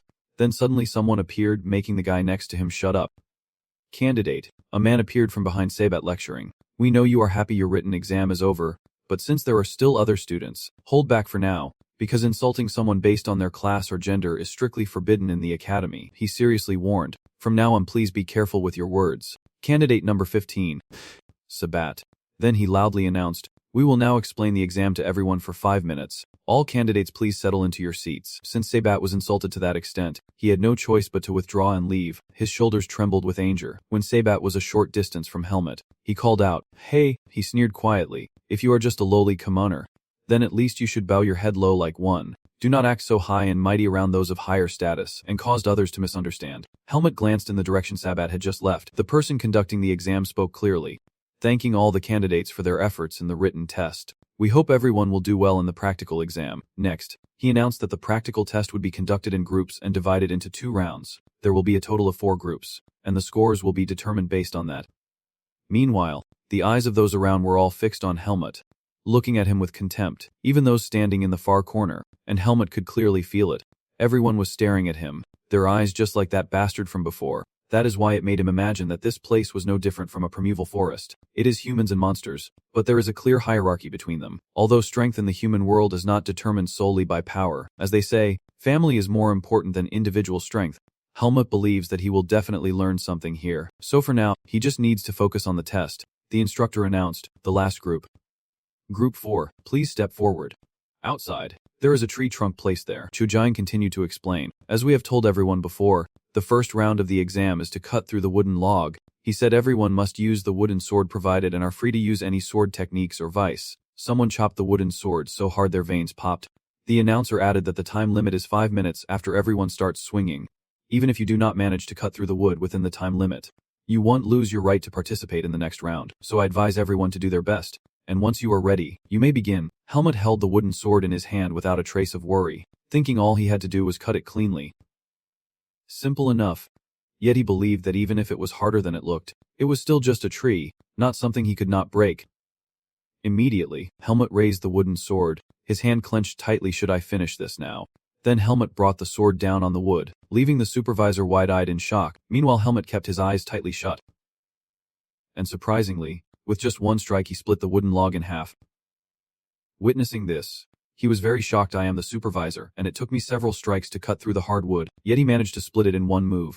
Helmut spoke plainly. Are you done yet? The announcement rang out. You have passed the wood-cutting round of the test. Inside the room, the candidates are chatting now that the competition is over. The large door is slowly opening. Shabat was smiling happily when he turned around to look. Helmut stood coldly in front of the large door. Before anything else, Shabat was already mocking. What is this? Are they using rotten wood instead of some fine hardwood? I think I need to ask the supervisor. This time, Helmut's face clearly showed disgust. At the same time, the supervisor entered, and since the last group had gathered, he explained the next round of the exam. He revealed that the second round of the exam would be one-on-one duels. Next, the rules were explained. Under the supervisor's watch, everyone will duel one-on-one using their own swordsmanship for 8 minutes, and the final results will be determined based on careful evaluations. The supervisor added that opponents will be chosen randomly, and your results will be determined regardless of whether you win or not. So show us your best skills within the time limit. Shabat burst out laughing, saying this exam is truly unfair. Then he looked at Helmut and said if anyone duels that lowlife, they automatically lose. He felt a gaze on him and glanced over slightly. Seeing this, Shabat grew even more excited, sure that he had heard what I said. Helmut is silent but clearly annoyed. This guy keeps getting on my nerves. Not knowing his place, I should make him shut up. Sensing Helmut's gaze, Shabat almost sneers. What is the matter? He put on his annoying face and provoked. If you are so bothered, why do not you hit me? Shabat revealed a dark smile mixed with a terrifying look. Come on. Now he is like a madman constantly ordering. Hit me. If you are tough enough, then hit me. Helmut stared at him silently. This bastard is driving me crazy. Yet his hand quietly clenched. Holding back his anger, what if I just punched him? The sharp sound of the referee's command snapped him awake. Please welcome the first match. The referee's voice echoed from afar, making Helmut turn his head. Number 29. Helmut. His next words slightly unsettled Shabat. And number 8. Andro. He stared at Helmut's back and muttered. Lowlife, I can easily crush you underfoot. And immediately another voice chimed in. Yes, that Andro is lucky. Helmut glanced at him briefly. In the end, he turned away. No longer wanting to pay attention, there will be another chance. The scene shifts to the large arena where judges and contestants are all present. Ola looks at the contestants and greets them with a smile. The first candidates have arrived. Ethan sits calmly beside her and speaks up, inviting them in, because the referee bowed respectfully before Helmut. Greeting everyone. Are you all ready? We will now begin round 2. His eyes briefly glanced to the side as if recognizing something. Seeing the nod from him, Helmut thought to himself. Ethan. He glanced over at him and asked casually, is that the person you introduced? Ethan quickly turned and replied calmly, yes. So this match will be judged by the two of them. Their laughter eased the tension a bit. This is the first time you have nominated someone. He must be really special. A meaningful smile appeared on his usually calm face. After meeting him, everyone will understand why. Meanwhile, the referee here has started overseeing the match, which will last a total of 8 minutes, with each round lasting 4 minutes. The match will end when one of the fighters can no longer hold their sword or continue fighting. To repeat, the purpose of this match is not to determine a winner, so we ask both fighters to do their best. After explaining the rules of the match, he swung his hand down on the emblem. And now, it begins. Andro exhaled. Trying to steady himself, he thought he just heard something. The whispering wind by his ear only made his mind drift further away. This guy was just a commoner. His hand lightly sliced through the wooden sword. Secretly scornful, thinking the muscles were too weak to even break a black wooden stick, but on the opposite side, Helmut was already ready to swing his sword. Overall, he was just an ordinary guy without proper training. While Andro was still thinking, his figure had already flashed by like the wind. With the swordsmanship skill honed since childhood of Minthi, suddenly he was knocked down to the ground amidst admiration. Both Pachika people could not hide their surprise. Meanwhile, Ethan was quietly smiling with a confident look. Andro looked at the wooden sword pointed at him, his face turning pale. Helmut looked down at him from above with a cold demeanor. There was not a trace of mercy in his eyes. Is that enough? The referee quickly ran over and raised his hand to stop the match, declaring number 8 unable to continue. He gritted his teeth so hard his whole body trembled. What? I lost. It is clear that Andro's connection channel grows stronger when he is angry, as if he is a wild beast. Pachika watched for a moment before commenting that the sword strike was very fast and powerful. I did not expect a child to be this skilled. Orlando looked on with eyes full of approval. These kids are the same age, yet their true strength is so great. It is hard to believe, but if the match continues like this, we won't be able to properly assess the skills of either side. Andro is now struggling to get up from the ground. Ethan sat silently in the judge's seat, tightening his grip as he thought. I know this guy's skills are no joke. His assessment of Helmut had changed now, but he did not expect him to be this strong. He once again picked up his sword and took a ready stance. I heard there are 2 matches, so there is still one more. Right, she raised her hand to her chin, a hint of worry appearing on her beautiful face. Whoa, That kid really is impressive. Pachika's voice continued as Andro struggled. But the purpose of this test is only to evaluate the candidate's skills. He glanced over and agreed. That is right, but if the second match is like this too, we can't really assess the kid's skills. After a month of silence, Ethan finally spoke up. Helmuth. He gave him a reminder instead of just focusing on defeating the opponent. He suggested a new approach to Helmuth. Could you compete with him as a trainer? A hint of curiosity appeared on his stoic face. Training. This time Ethan tried to explain more simply. Yes. Fight like the way you learned swordsmanship. His hand gripping the sword silently reconsidered. Helmuth recalled the moment when he was still being taught by Darien, when he was learning swordsmanship. That way, having understood what was just taught, he calmly replied. I understand. He finally nodded and glanced toward the arena. The moment he called out, Andro snapped awake. Candidate Andro. Ethan also gave him a small hint for the upcoming match. Status and background do not matter.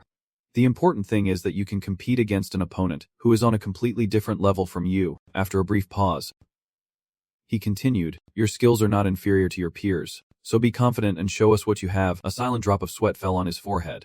Finally, Andro nodded with a strong and determined spirit. Yes. I understand. Regaining his spirit, Andro gripped his sword tightly once more. Looking at his opponent, he could not hold back his admiration and said, you are really strong. Andro himself admitted his own mistakes, apologizing for underestimating you, saying he was only focused on status, yet now he carries a confidence greater than all fear.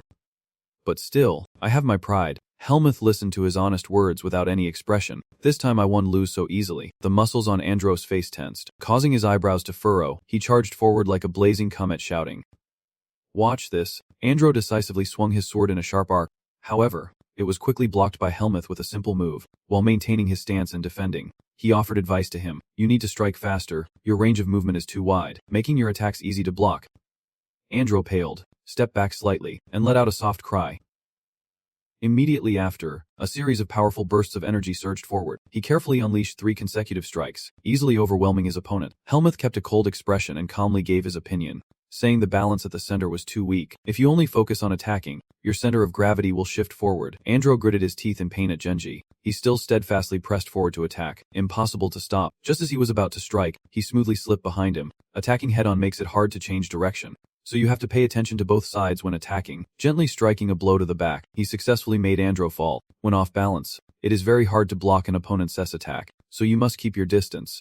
Ethan looked at the strange situation he had caused and did not know what to say, telling him to move to a better position and not to attack recklessly. The perspective now shifted behind his ear. He recalled past memories when he was gravely injured and unable to fight back. Darien. Faint smile appeared on Ethan's lips as he struggled to stay alive. The wound on his abdomen looked severe at a glance, and he felt his life was coming to an end. He closed his eyes, accepting the impending departure. A beam of golden light appeared in the dark cave. This one. That one. The sword in his hand radiated terrifying power. After a single strike shattered the 3-layered cave into pieces. Ethan's normally calm face was now filled with surprise. If you keep sitting there like that, you will really be gone. Darien appeared before him in full armor and a heroic stance. With his thick eyebrows furrowed, he spoke gently. Stand up and go. And now that serious image almost merged with the current Helmut. Stand up and go. The wind blew his tattered cloak, making Helmut look even more like Darien. For some reason, Ethan's lips curved into a faint smile. He was back. Several application forms were laid out on the table, and I think we have chosen the right candidates. It seems Olin pondered and gave his own assessment, saying this year's candidates are quite varied in ability. Sis, Chica thought carefully before speaking. First of all, she smiled softly, her eyes sparkling with excitement. I have high hopes. I wonder how far they will go. Ethan picked up an application form and looked at it, gently touching Helmut's photo. He softly murmured that this child will become truly outstanding. The golden sunlight tinted the bustling street scene. 1 week later.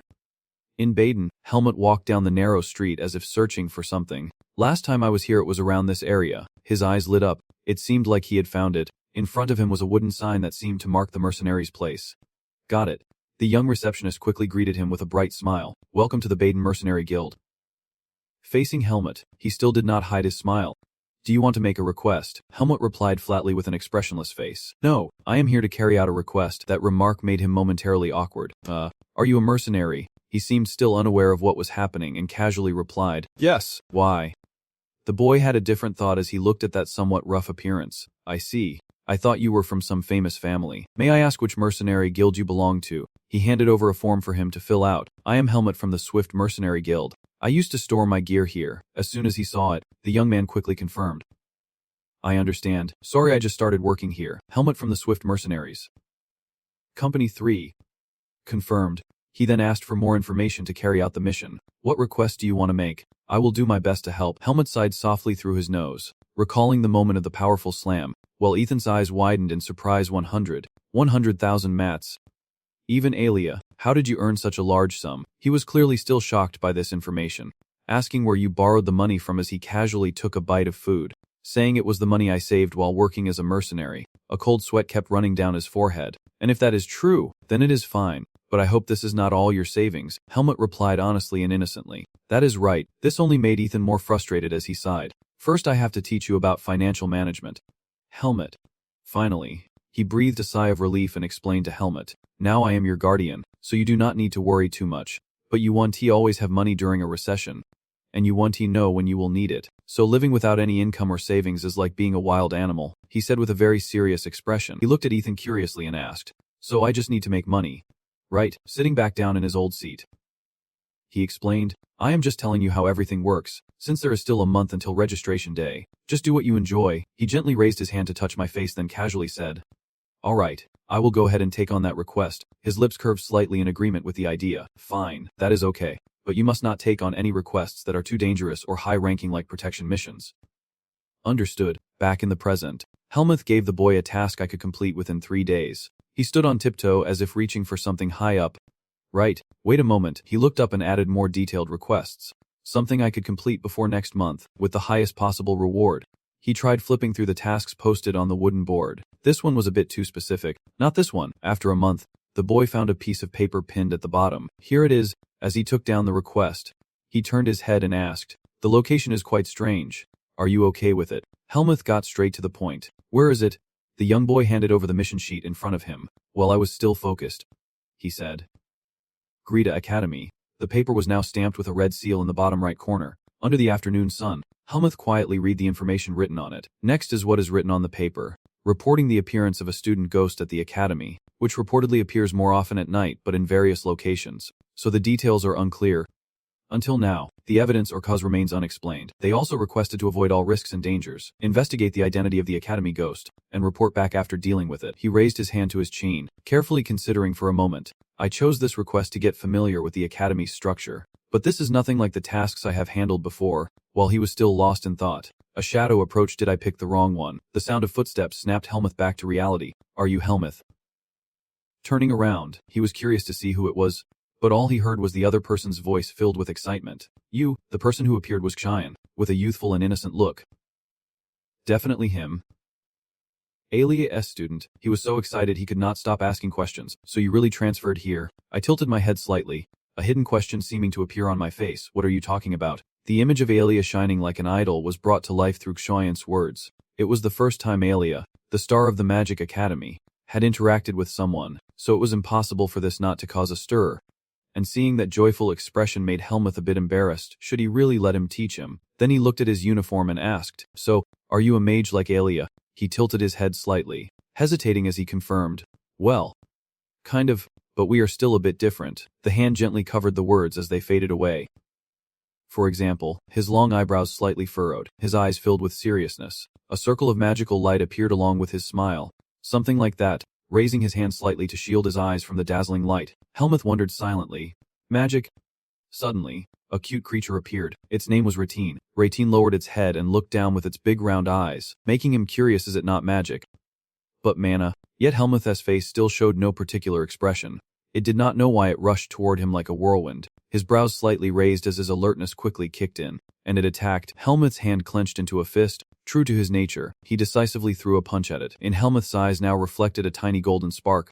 Ratine was a bit surprised to see his fist pass through her mouth. It gently slipped away with a hidden expression. It seems Ratine is annoyed by Helmuth's actions. He carefully withdrew his fist, judging his attack, yet it unexpectedly pierced through with such fierce force that he could not stop. Oh my god! You are the first person to hit Ratine. Seeing it flying around me, Helmuth could not help but ask, what is this?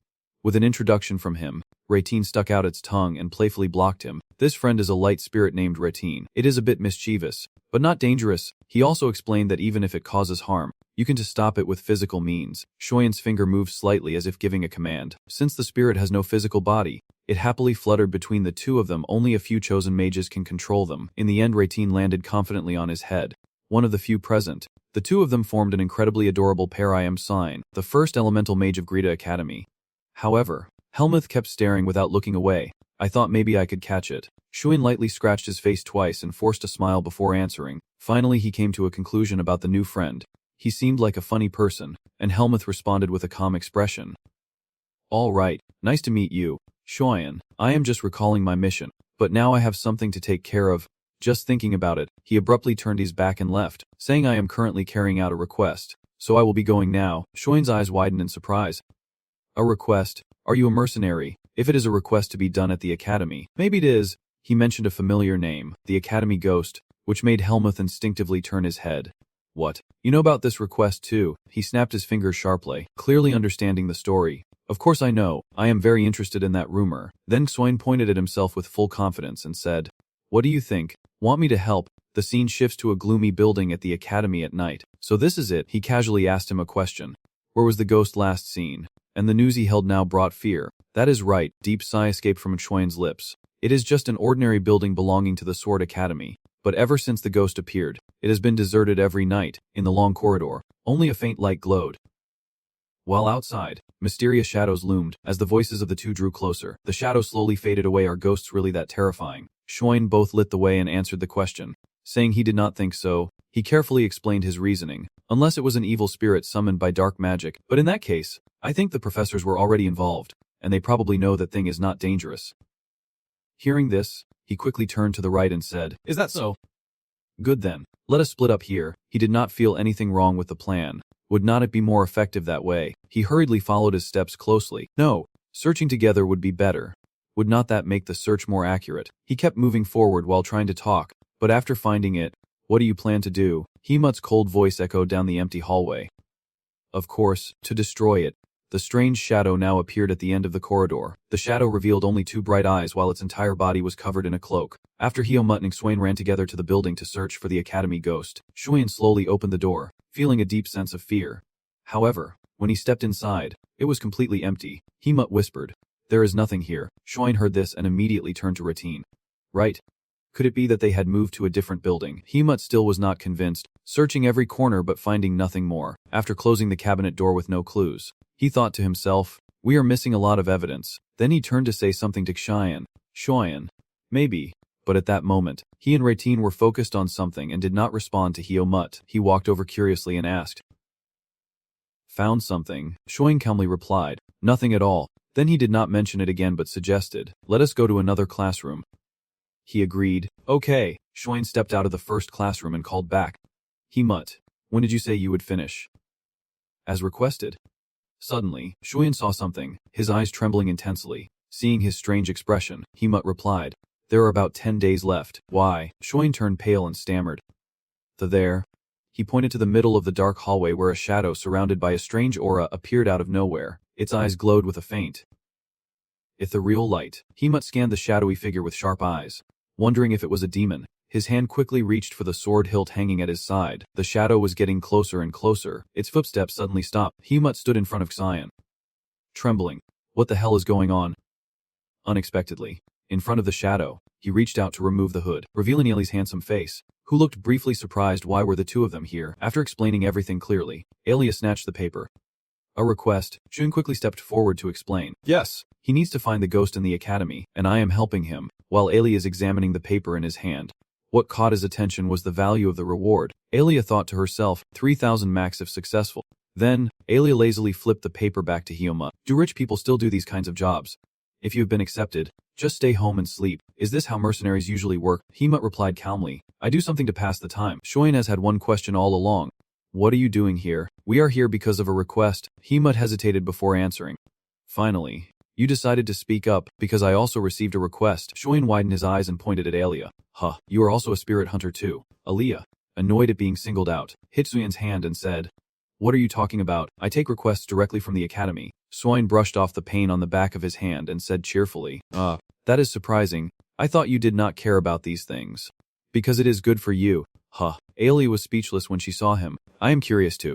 But you do not need to know. Hearing the news from him, Hema thought to himself, did the academy send a different request? Is the situation really that urgent? Hema then turned around because of Xuan's excited voice, feeling genuinely happy that things suddenly turned out this way. Not stopping there, Xuan also made a suggestion. Let us go find that ghost together. It will save time and be more fun. His proposal was met with silence from Hyomut and Alia. Xuan shyly changed his mind. If you do not want to, we can go separately. Alia sighed. No, let us go together, like you said. The more the merrier. Seeing Alia agree, Xuan turned to seek Hyomut's approval. Alia thinks the same as me. Hyomut, do you agree too? He said nothing, just let out a soft hum. A moment later, in some room, Alia cast her magic. An illusion. You created a model of the academy building and pointed to each location mentioned. According to recent reports, the building where the ghost appeared includes the main hall where we are standing. The next place with similar rumors is the sword training area, followed by the Professor S sword training zone. The stadium is the fourth place where the ghost was seen, and the arena is the fifth location recorded. After reviewing everything, Alia gave her assessment that these buildings all have something in common. Xuan's eyes widened as if she had found the key point. He observed and pointed out that they all belonged to the swordsmanship department. Alia nodded in silent agreement and continued, saying that for some reason, the ghost did not appear in the magic area. Helmut then turned to him with a puzzled look, wondering if it was the work of a mage. Xuan and Rattan fell silent at the same time, and he guessed that if so, someone must have heard the chant at least once, and there was also a silence spell. Alia slowly glanced at the structure again and replied, but a high-level mage would not bother with such petty tricks. His eyes gleamed with the look of a detective, and if this was not done by an ordinary person, then it could be guessed that the ghost was avoiding mages. Xuan clapped loudly and said wide-eyed, that is right. Maybe does not dare to attack with magic because it is too weak. Helmut quietly added, because ghosts can't be harmed by physical attacks. Alia and Xuan both glanced at him simultaneously. How do you know that? He looked back at them with a confused gaze. Old memories played like a film reel. A conversation between me and Newton the ghost. I think I have heard about it before. Hearing him mention the ghost, Helmut asked, do you know anything about it? His hand tightly gripped the teacup handle, solemnly saying, yes, there is an academy of courage, and among the students facing that ghost, he remembered how his student bravely fought back when they encountered it, but the sword passed right through it, as if it were a thin veil of smoke, willing to shift. Hearing this, Xuan was extremely curious. What? Is it really a ghost? He seemed a bit scared, his routine as rigid as his master's, while Xuan fell into deep thought. Seeing this scene, Helmut could not help but smile. Newton looked at Alia deep in thought and felt something new inside.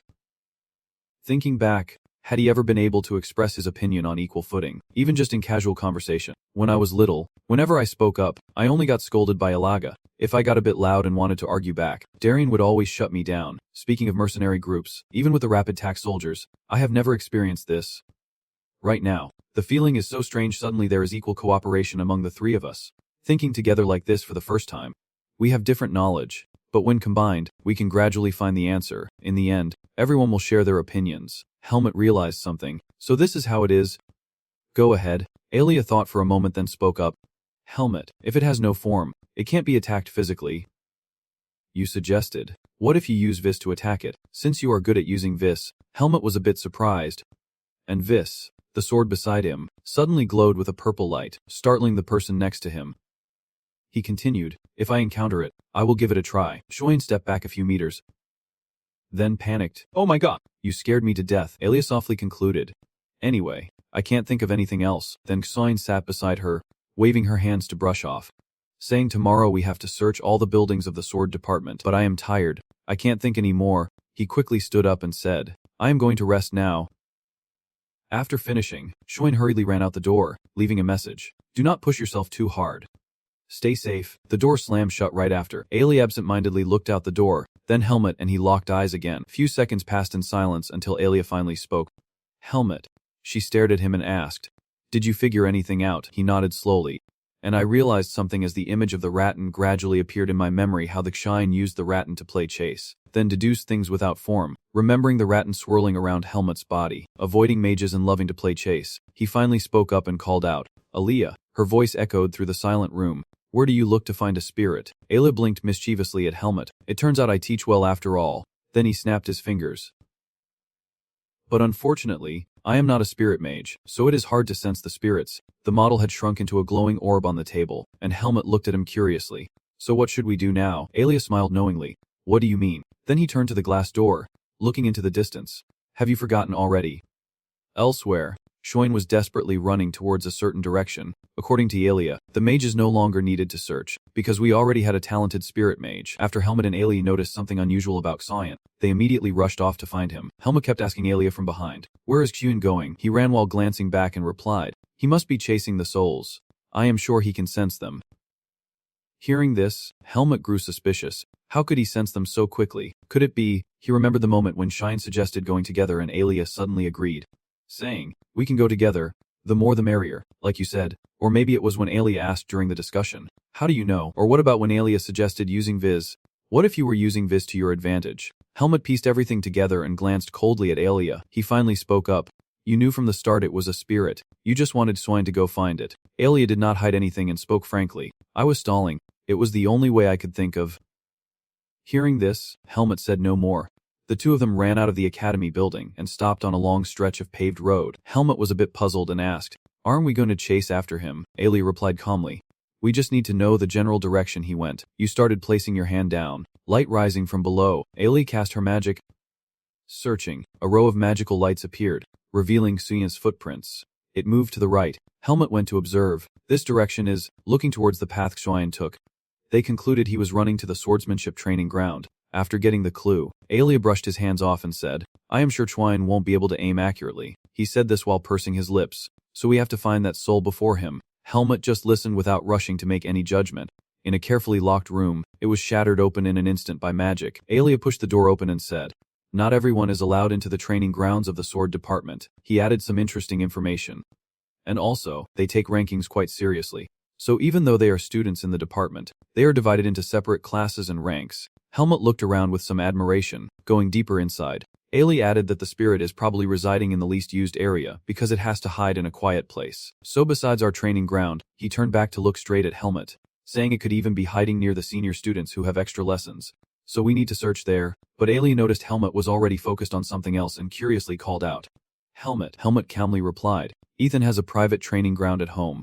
The two of them went to a locked room labeled Ethan. Could this be Professor Ethan's training ground? Helmut thought for a moment and said, "So I am pretty sure no one is using this place." Alia seemed to realize his intention and was quietly surprised. Then they both decided to push the door open and step inside, but still hesitated a bit, wondering if they could enter without permission. Helmut straightforwardly gave a valid reason, saying, "We are on a mission, so he will probably understand." Suddenly Alia touched something. He lowered his face, widened his eyes, and said, "I feel something like a thread." Alia pressed his lips confidently.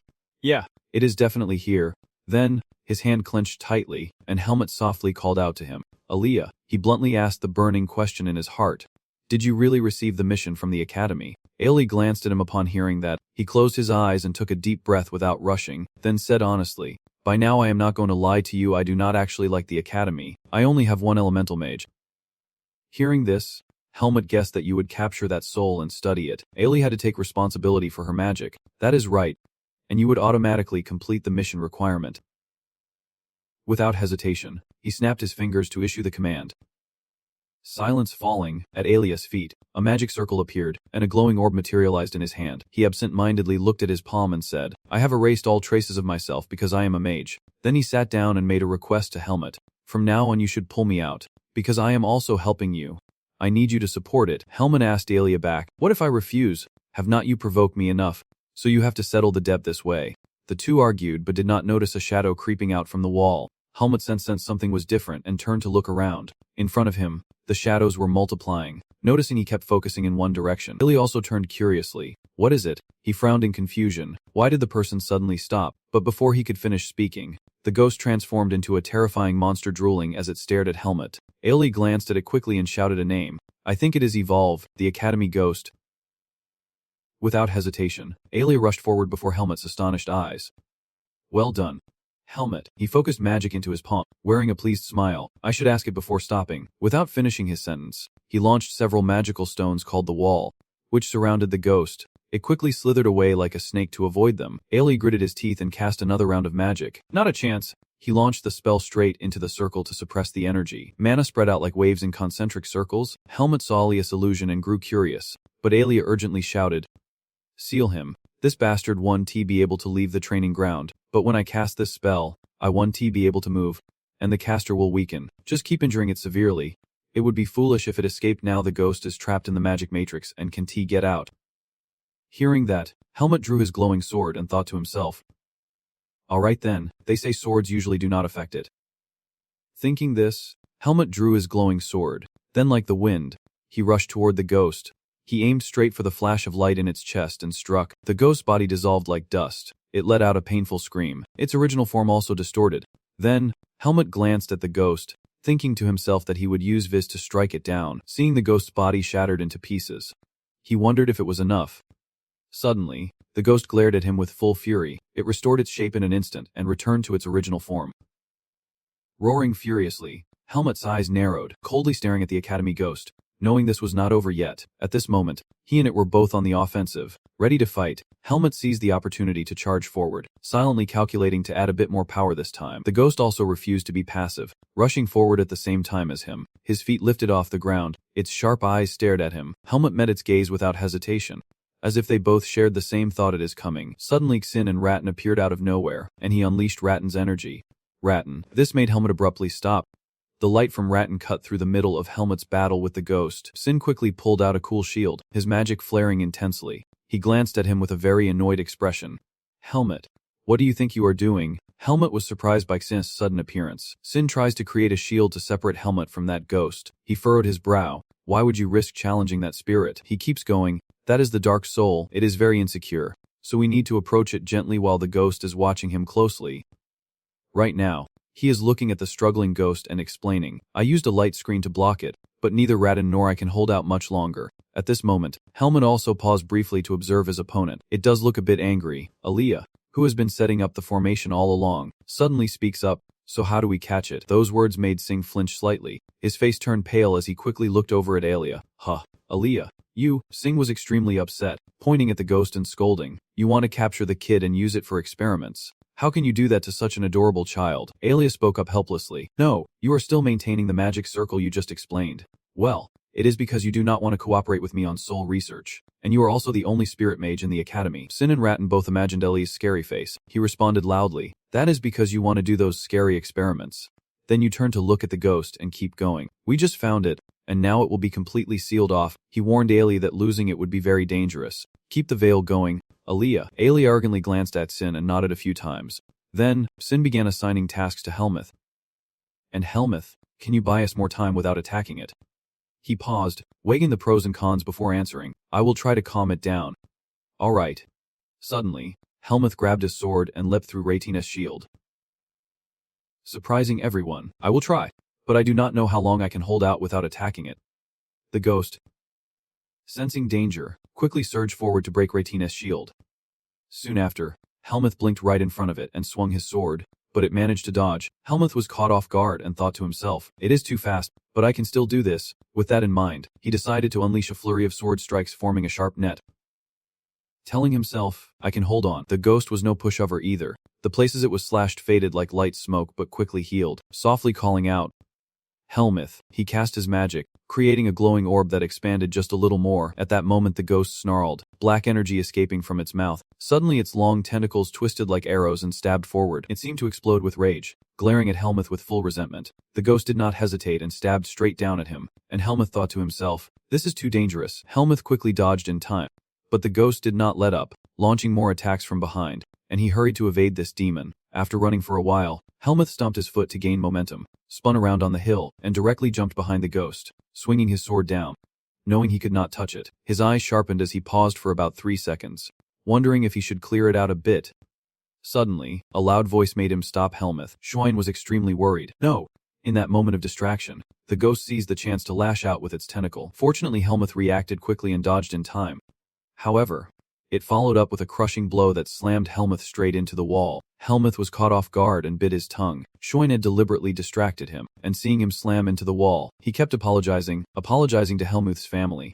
But he had weakened a lot, so I had to do it. Helmuth lay sprawled on the rubble, his gaze weak and unfocused. A confident gleam appeared in Xian's eyes as he traced a few more magic circles, saying, "Now just leave it to me." The ghost is now panicking, trapped within Xian's circle of light. It is desperately searching for another way to escape. Then it chose Alia's seal and charged at it. He was fiercely attacked, struggling to withstand each of its stabs. Xian. Elia used all his remaining energy to maintain the shield and hurriedly told Xian, "This thing is trying to break through the barrier.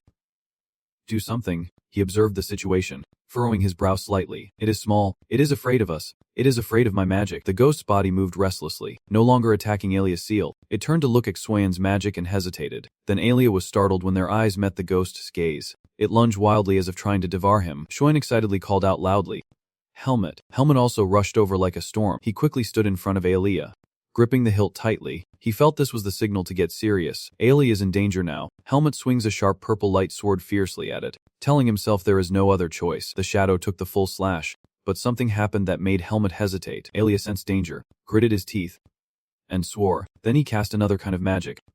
A barrier. The phantom sneered. It charged straight at him but suddenly split into two smaller phantoms, attacking Alia from behind. It passed Helmet and Alia, rushing off in a different direction. Xuan realized the ghost's plan and shouted out, "No, it is running away." Helmet quickly chased after the ghost. He jumped up to block the ghost's escape route, decisively quickened its pace, trying to run away, but seeing Helmet's face, it could not help but panic. The purple blade flared up and lunged straight at it. Helmet, as a true bounty hunter, raised his sword. "Xuan," he commanded. Right now, he slashed at the ghost's body, its eyes filled with terror. In its gaze, there was a final desperate look. Suddenly, the tip of the sword stopped just a few centimeters from its eye. "Sharp," the hunter asked in a commanding tone. "Are you scared?" Xuan saw that things were going the right way and shouted, "Well done." Then he quickly created even more magic circles. Xuan's eyes gleamed with determination as he directed his energy straight into the head of the charging phantom. Xuan tried to muster all his strength to command. "Turn back." He released a blinding light, unable to see anything. The golden orb in Xuan's hand still glowed brightly. Helmet watched him intently. Alia beside him did not take her eyes off either. Then everything suddenly went dark. The space was engulfed in darkness, and the hall inside the building was filled with smoke and dust. Xuan exhaled softly, looking at the small thing floating in his hand. As the dust gradually cleared, the shadow revealed its true form, a black orb resembling a rattan. Pouted its lips, and Xuan arrogantly declared that only a spirit mage could handle souls. Helmet stood silently, while Alia let out a long, heavy breath. After capturing the academy ghost, it turned out to be a cute little spirit like a rattan. Xuan showed off the mini ghost to his friends, and he secretly pointed at it. "So this is the problematic monster." "Yeah." He got a bit flustered when the annoying ghost stared at him. "I get it. Pretty interesting. What can a spirit possibly do in a place like this?" Hearing that, Xuan switched to detective mode. There must be many reasons behind it. Xuan began explaining his own deductions confidently, possibly influenced by magic, suggesting that at some point creatures on Earth were distorted. Though unlikely, this could be a trace of dark forces, but in the end, everything turned out well. Taking the opportunity, he even pretended to brag about his mage abilities. "I know Helmet received the mission, but if it were not for me, Xuan, the Academy's only elemental mage, had Alia next to him roll her eyes and tell him, 'Hey, shut up. Why are you explaining so much?'" After that, the three of them left the Academy building and went outside. Xuan looked around curiously. "We already showed them the dark soul, so why have not they come to reward us yet?" Alia sighed and said, "You heard it earlier too." Alia repeated what the blonde guy said. "We have to make sure the monsters do not come back, so come back in 3 days. Alia turned to Xuan and asked, "Why are you in such a hurry? It is not even your money." Xuan replied excitedly, glancing at Helmet. "What are you talking about? Helmet is part of our group now, is not he?" "My friend." Hearing that, I was a bit surprised. "My friend." Xuan slapped his hand down to confirm. "That is right. Friends." He widened his eyes, looking at Helmet with a sparkling gaze, saying that our present bond has formed a relationship of mutual support. If it is not friendship, then what is it? I guess fate arranged for us to be like this from the very beginning. These words stirred something in Helmet's heart. Then Xuan held out his hand in front of him and said, "Come on." He looked at Helmet and said, "From now on, pay more attention to me." The sunlight shone between them, as if connecting the first thread of their friendship. Helmet frowned at the words "friends." He recalled the times they met and joked around with Bun. His gaze had changed so much that even he might not have noticed it. Then, Helmet took Xuan's hand. He thought to himself, "It is probably not so bad." Then, Xuan mischievously blinked and turned to look at Alia. Alia. When he said, "Let us shake hands," Alia blushed and stormed off. "No. You fools." Xuan bounced under the clear blue sky while Alia fell into the trap, being coaxed into befriending Helmet and Cheyenne. Helmet, a friend of Jiha. Another friend. Should we have our wealthy friend Alia buy meat for us? Alia suddenly got tricked and got angry. "Do not drag me into this. There is no time to eat now anyway. We still have to clean up." Xuan replied with a start. "You are right. Early this morning we destroyed the training ground. Now let us return to our luxurious mansion." Helmet stared wide-eyed at the paper in his hand. He had just received another task, and what caught his attention was the line that read, Third floor. Room 301. What does that mean? Ethan sat across the table, propping his hand up as he explained. I guess that is the dorm room you were assigned to. All students at Greta Academy are required to live in the dorms. Are you ready to start the semester at noon? Helmut replied calmly. All right. Hearing the confirmation, Ethan furrowed his brow and advised him. Very well, the opening ceremony will take place tomorrow, but there is still time. He looked at Helmut and continued. So now going to check out the place where you will be staying is probably a good idea. After that, Helmut took the opportunity to stop by the dormitory, his attitude remaining unchanged. His eyes scanned around. Many workers were coming and going. Just a few days ago, when I was looking for a task, I glanced at the porters and thought, the whole academy is usually very quiet, so this is the first time I have seen a scene like this. In front of him, the academy was as crowded as a morning market.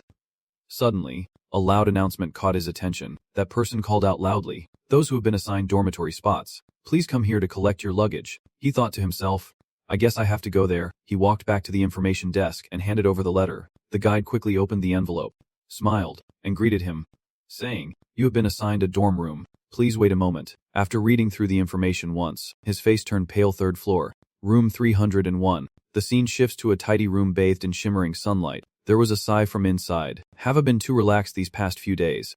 So tired. I won't be making any friends. They placed the ring on a pile of books on the desk. Caught up in all sorts of trouble because of strange events, the silver ring sparkled faintly as the sunlight hit it. Wearing a floral long-sleeve pajama with ruffles, the person sat on the bed, murmuring to themselves, that is right. He kept telling himself it was all because of that damn kid.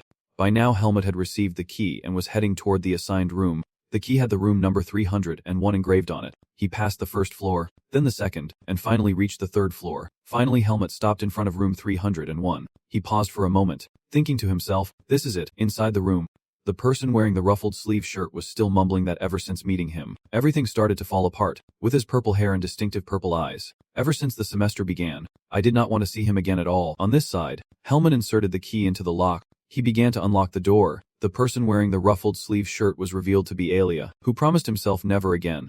The scene shifts to a dark, narrow alley with the sound of heavy breathing. Speaking of scolding, do you think I am just spouting nonsense? He got so agitated that he grabbed a spear and aimed it at his two subordinates. If it were not for that, you would probably think Hak Hung was easy to mess with. The blonde young man turned pale and stammered. No, it is just that Baden's defenses are too tight right now. Hearing the words, he clenched his jaw, eyes flashing with anger. What is wrong with this kid? Suddenly, a hand gently rested on his shoulder, urging, save them from execution. The man in black stood behind him, gripping his hand tightly as if the rules of Black Star were absolute. His eyes were bloodshot and filled with rage. His lips moved, muttering repeatedly, yes, those who defy order should be executed immediately. Suddenly, a voice rang out, who should be executed, causing Mach and Pa freeze in place. The man's voice rose again, asking what they thought they were doing, deceiving innocent people, failing to deal with a sick child. Gripping the knife tightly, something like a ghost with blazing red eyes stood behind Mach and Pa. But no matter how many there were, I can easily find you. Losers who claim to be Black Rise are just fools destroying their own lives. Just like you. Pa noticed someone behind him and shouted, how dare you?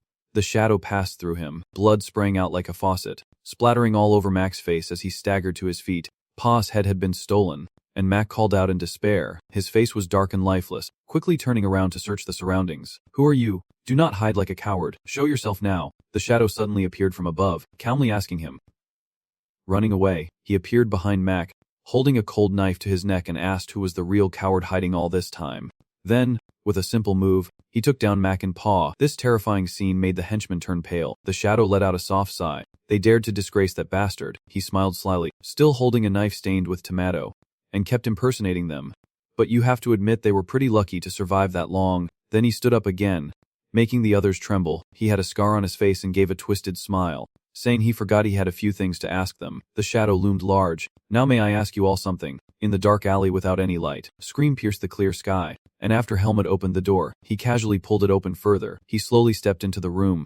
Helmut looked around the room, his gaze somewhat dazed. He walked to the desk full of books, thinking to himself, this is the dorm room, but compared to sleeping in the forest, this is already very luxurious. Remembering the fierce battles, there was even a time he was pierced through by an energy beam.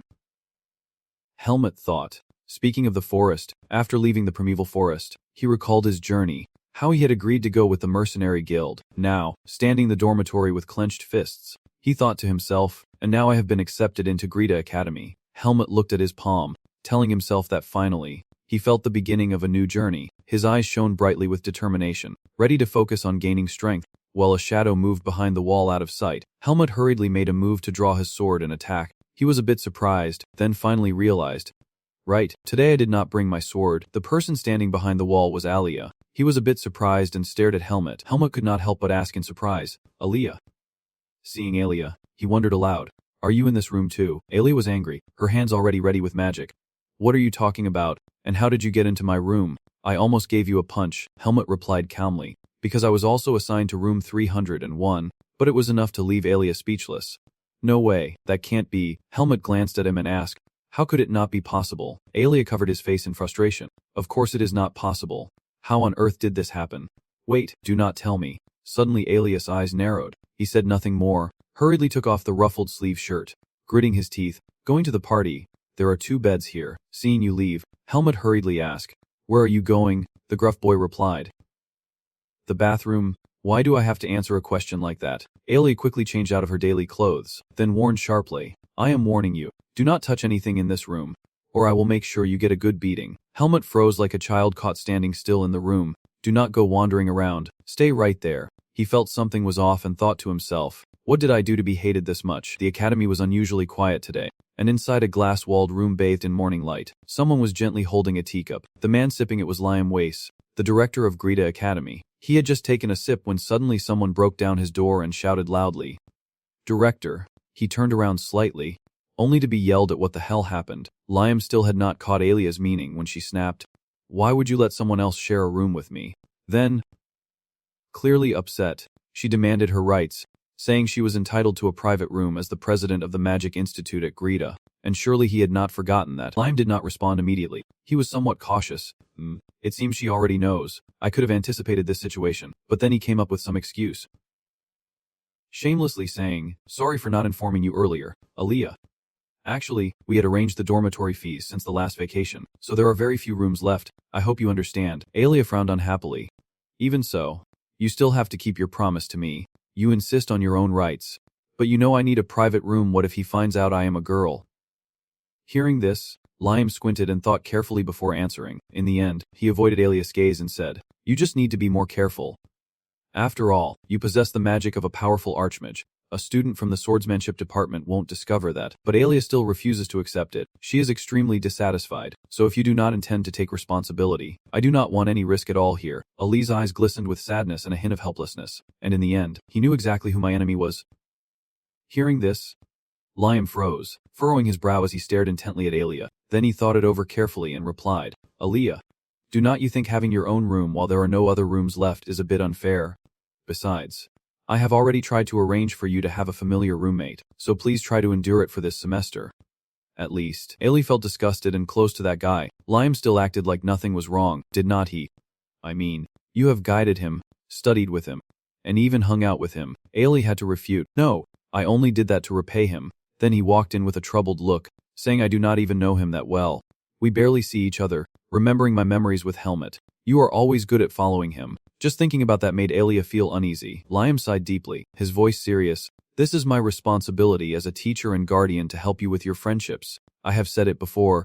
If you get along well with him during this semester, I will definitely arrange a single room for you. I promise. Hearing his words, Alia felt somewhat doubtful.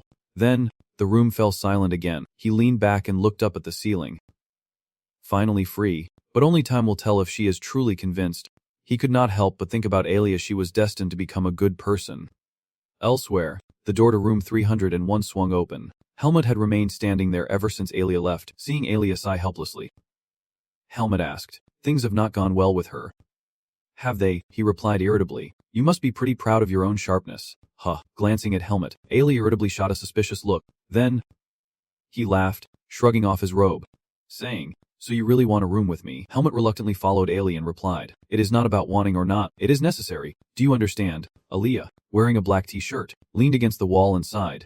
I have been alone since I was the chairman of the Magic Institute. Yet this semester, I have to stay in the central room with someone. You are lucky. His voice suddenly lowered. But honestly, I do not really like this situation. Hearing this, Helmut was a bit surprised, waiting for what came next.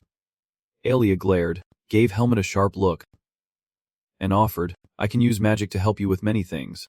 What do you think? He nodded but disagreed, saying he did not think Ethan would agree. Even if you try, I will find out right away. This way 1T work, that way 1T either. Alia frowned. I hate having to say this, but I am much more picky than you think. You even added a few threatening words, saying living with me won't be easy. Do you still want to stay? Helmut pretended to think for a moment, then agreed, which surprised Alia a bit. He lowered his head, his eyes hidden beneath his long hair, and said to me, you are still better than most others. I am sure of that. Hearing this unexpectedly, Alia blinked in surprise. Helmut's intentions were not exactly noble, recalling those muscle-bound brutes. He thought to himself that it was better to just talk with him at the academy than to get mixed up with the others from the Sword Institute. Ailey kept thinking, a drop of sweat falling lightly on her cheek. In the end, Ailey finally felt regret. She should not have helped him during the test. A few days later, at the prestigious academy, the campus was bustling with students. Outside the gate, several horse-drawn carriages leisurely entered. Someone was coming down from there. Helmut carried a bag of luggage and a sword hanging at his side, his eyes showing no interest at all. He quickly grabbed his bag and looked around once more, thinking to himself that his belongings were all moved in and Alia had already decided to use the shared room for both of them. Then Helmut went up the dormitory stairs and opened the door to his room. Alia was inside, looking out and asking, "You are back?" Helmut nodded and looked at him. "Have you made your decision yet?" Alia did not even turn around as he replied, "Yes." "Right in front of you. In front of the two of you is a table with a candle on it." The room had a table, a bed, all neatly arranged. One side of the curtain was also drawn. Helmut looked around once. Then Alia went to the window and pulled the curtain hard, saying the space behind the curtain was hers, and the rest was his, so I won't accept any complaints at all. This curtain is a boundary, so no one is allowed to cross over to the other side. Helmut gave him a puzzled glance. Then, Alia laid out a dozen rules for the room. I placed a steel shield on it, but do not make noise at night. Also, no strong smells and keep the living area clean, and do not bring anyone in, especially those from the Magic Institute. You blinked and continued, "If you need anything just call me. If I do not hear it, I can still respond if you call enough times." Helmut glanced at him and quietly said, "Then."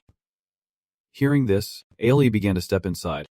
"All right, that is enough. Go back to what you were doing before." He watched her closely and suddenly called out softly, "Alia." He looked at Alia with hopeful eyes, making a suggestion, "Hoping we can get along well." Alia turned her head to look at him, saying nothing. So the first day of moving into the dorm ended with a sigh. The semester at the academy had begun. That day in the late afternoon, someone crossed their arms defiantly.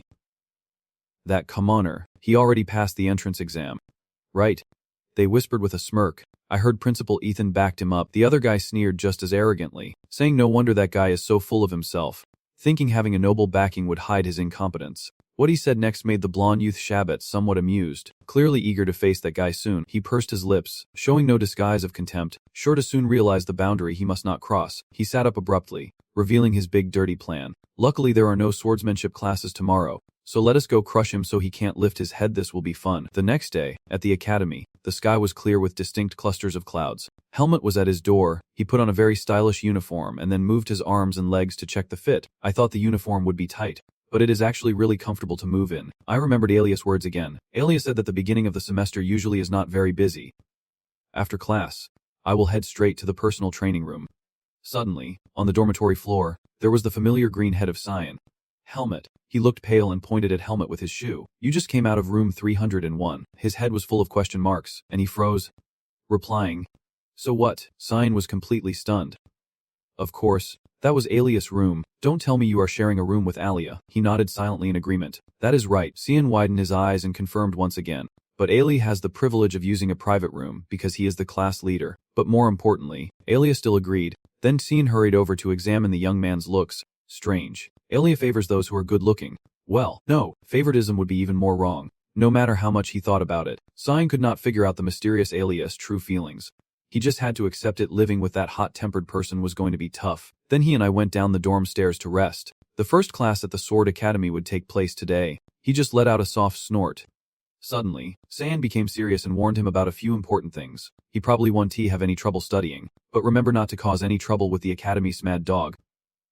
Hearing that, Helmut imagined a growling black dog. Did the academy keep dogs? Cyan was stunned by his naive expression. "Huh, it is just a greenhorn. You must be the #1 idiot in the world." Cyan began a lecture on the legend of the academy's mad dog. There is a person named Azuka, the top of second year, who last year punched several troublemakers without hesitation. One even had to drop out because he tore his arm.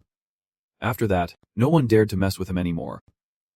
Hearing this, there was no flicker of emotion in Helmut's eyes. Then he spoke up, asking if we were really allowed to do that. Cian frowned and replied, "Of course not, because he is very talented." The school stopped supervising him, thinking he could change in that short time. Anyway, be careful. With that, Cian walked ahead and waved goodbye. "Do your best in class. By the way, I am in room 307, so if Ailey has any problems, just come find me." Helmut silently watched his back disappear. "All right." Meanwhile, in the academy hall, small groups of students gathered in 5s and 3s. Suddenly, someone wearing a red armband appeared, drawing their attention. The scar-faced Red Star called out loudly, "Male 2. Attention, form 4 lines in front of me." Immediately, the kids in the group immediately obeyed. "Yes, sir." But only Helmut stood on the platform with a blank face. Lining up, the scarred Red Star asked about the students' leisure activities. "Did you all have a good holiday?" "Yes." "Comrades, since today is the first day and also the first class of the semester, I will start with basic physical training exercises." He firmly demanded training, and I am sure the students of the Greta Academy Swordsmanship Institute won't be wasting their holidays relaxing, running 20 laps around the field. Or more. The scar-faced students did not dare make a sound. 20 laps, run. Eavesdropping among the crowd, I heard whispers about running 20 laps on the first day of the term, and that he is really strict. Calmly, I thought to myself, 20 laps, is that all for a warm-up? At that moment, he did not notice a young man staring at Aaron, who was looking at him, thinking to himself, I have to stand next to this commoner. The guy looks so refined. The more I look, the more I hate him. Seeing his calm and composed face, Aaron could not help but feel jealous and started to come up with a trick. Good, if I put my foot out first, Hen will fall immediately. The guy with a hint of earth congratulated him on his first day of school. Thinking this, he did not hesitate to stick out his foot to trip him while running, but Hiamut was craftier, pulling his leg back a beat earlier, so Aaron stumbled forward. He furrowed his brow in confusion what was going on. There was no way he could have slipped. At this moment, Hiamut had sprinted right in front of him. Aaron was stunned, eyes wide and narrow as he looked at him. Impossible. Han. He still would not give up, kept kicking again and again. But every time I dodged. How many times has it been now? Aaron was both embarrassed and tired, sweat pouring down his face, staying alert not to get tripped by this damn bastard. Then Aaron decided to go all out, rushing straight at him to see how he would dodge. His foot shot forward towards Hiamut's shoe. Hiamut decisively kicked him in the shin. No, kicked Aaron's leg to make him lose balance. When he was counterattacked, he fell face first to the ground. This incident made the others turn their heads. The scarred guy gesturing broadly, asking what you are doing. He tried to respond weakly. Sorry. I tripped. Hiamut ran far away, glanced back at him, then turned around to continue his warm-up run. Aaron was so angry his face turned dark, scowling fiercely, thinking to himself, that rag guy. After a while, the 20 laps of warm-up were finally over. The scar-faced Red Star looked at the students sitting on the ground, some gasping for breath. He turned and ordered. Break time. One volunteer come with me to carry the poles. Yes. A young man eagerly raised his hand. Sir, I will go. After warming up, Hiamut only had a few drops of sweat on his face as he breathed out. Once the scar-faced Red Star left, Aaron angrily rushed over to Hiamut. That guy. He acted like nothing happened and turned to ask, what is going on? As he spoke, Aaron raised his hand to silence Hiamut, saying, are you kidding me? You just tried to trip me. However, Hiamut quickly dodged and did not even get caught. He tried to act tough in front of me first. In less than half an hour, Aaron had been embarrassed twice. That guy's relentless. A comer that strong is scary. He will regret it soon enough. Then he pressed the iron against Hiamut's face, almost breaking it, and said, once you leave the academy, remember to keep your life. Civilians should know their place. If you see a fight about to break out, call me. Aaron, stop. Aaron. Please stop.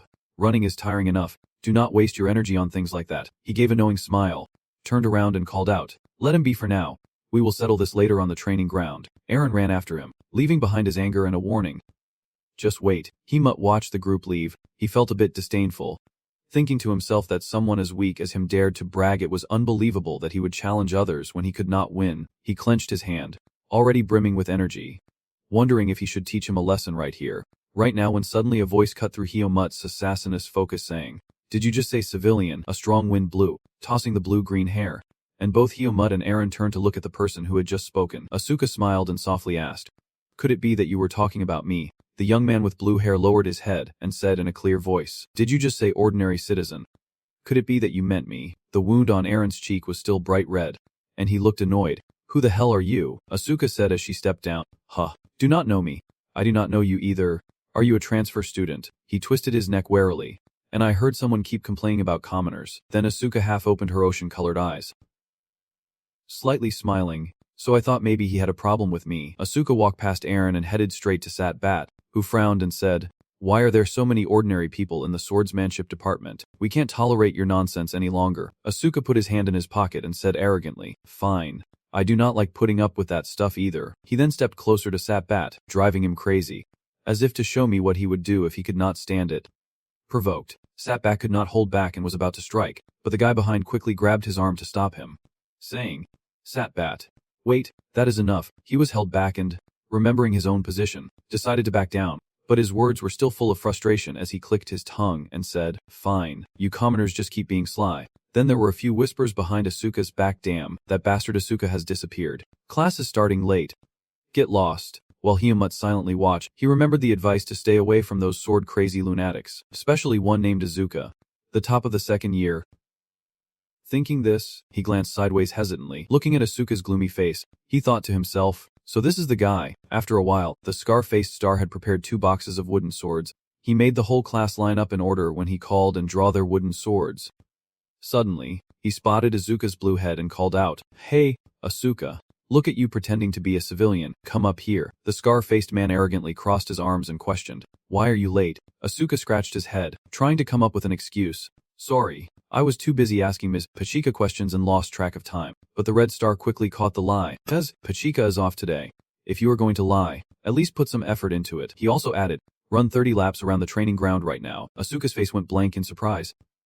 30 laps. Seeing him disagree, the scarred face immediately asked back, Do you have a problem with that? Asuka replied obediently. No. Helmut whispered to himself during this scene. Seems he has quite a bad reputation. Which makes sense. How could things like that bring any good name? After dealing with Azuka, the scar-face guy returned to training, telling the others to practice separately once they received their swords, and that he would guide them one by one, so do not just go through the motions.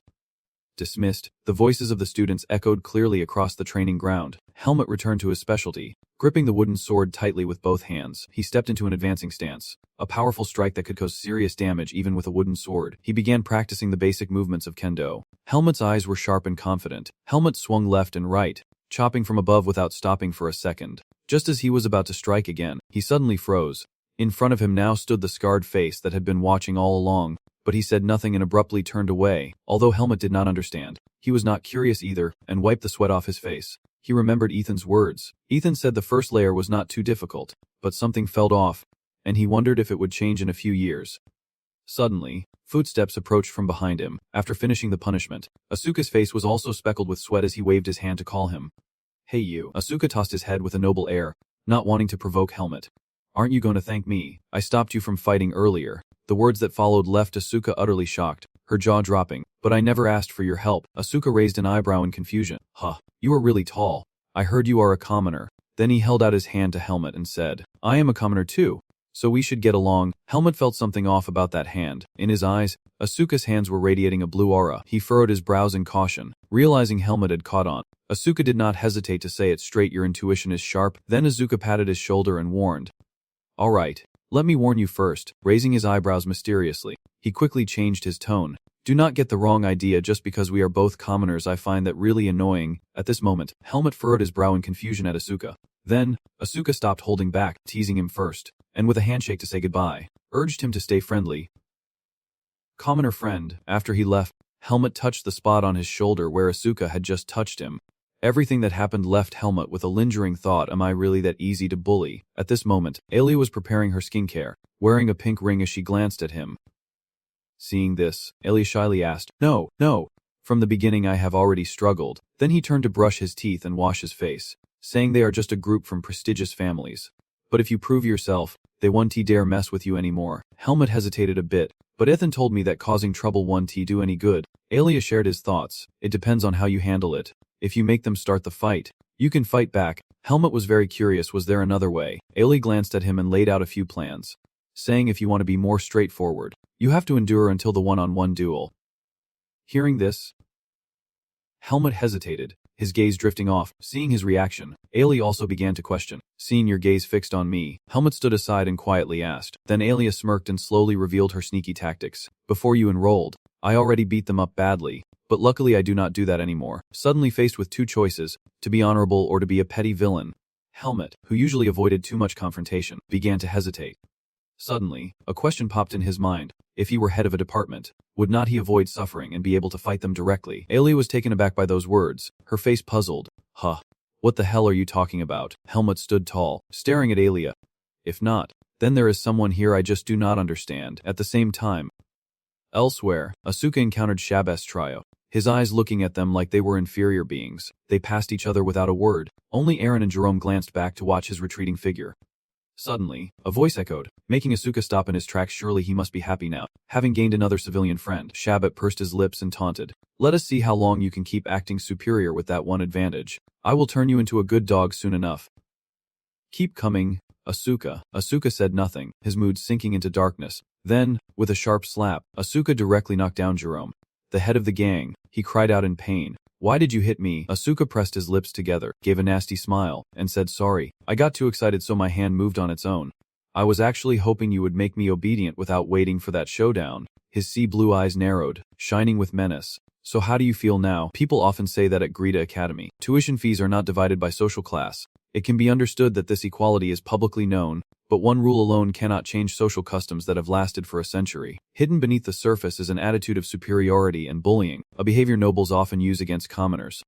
However, there are exceptions. While the nobles bully many, when it comes to Asuka, they dare not. Although Jerome was beaten and directly humiliated Shabbat, no one dared to say a word, and it all came down to one reason. The title, the top student of the academy, and his wild, crazy personality. Asuka's madness made even the most arrogant people too afraid to act. It was terrifying. What? You think I will obey just because you look at me like that? Shabbat was furious, but when he felt the pressure radiating from Asuka, he had to soften his tone. I heard about what happened last year. Just like that nickname. You really did lose your mind, did not you? Asuka's face was as dark as a pot bottom, his tone full of challenge. So what?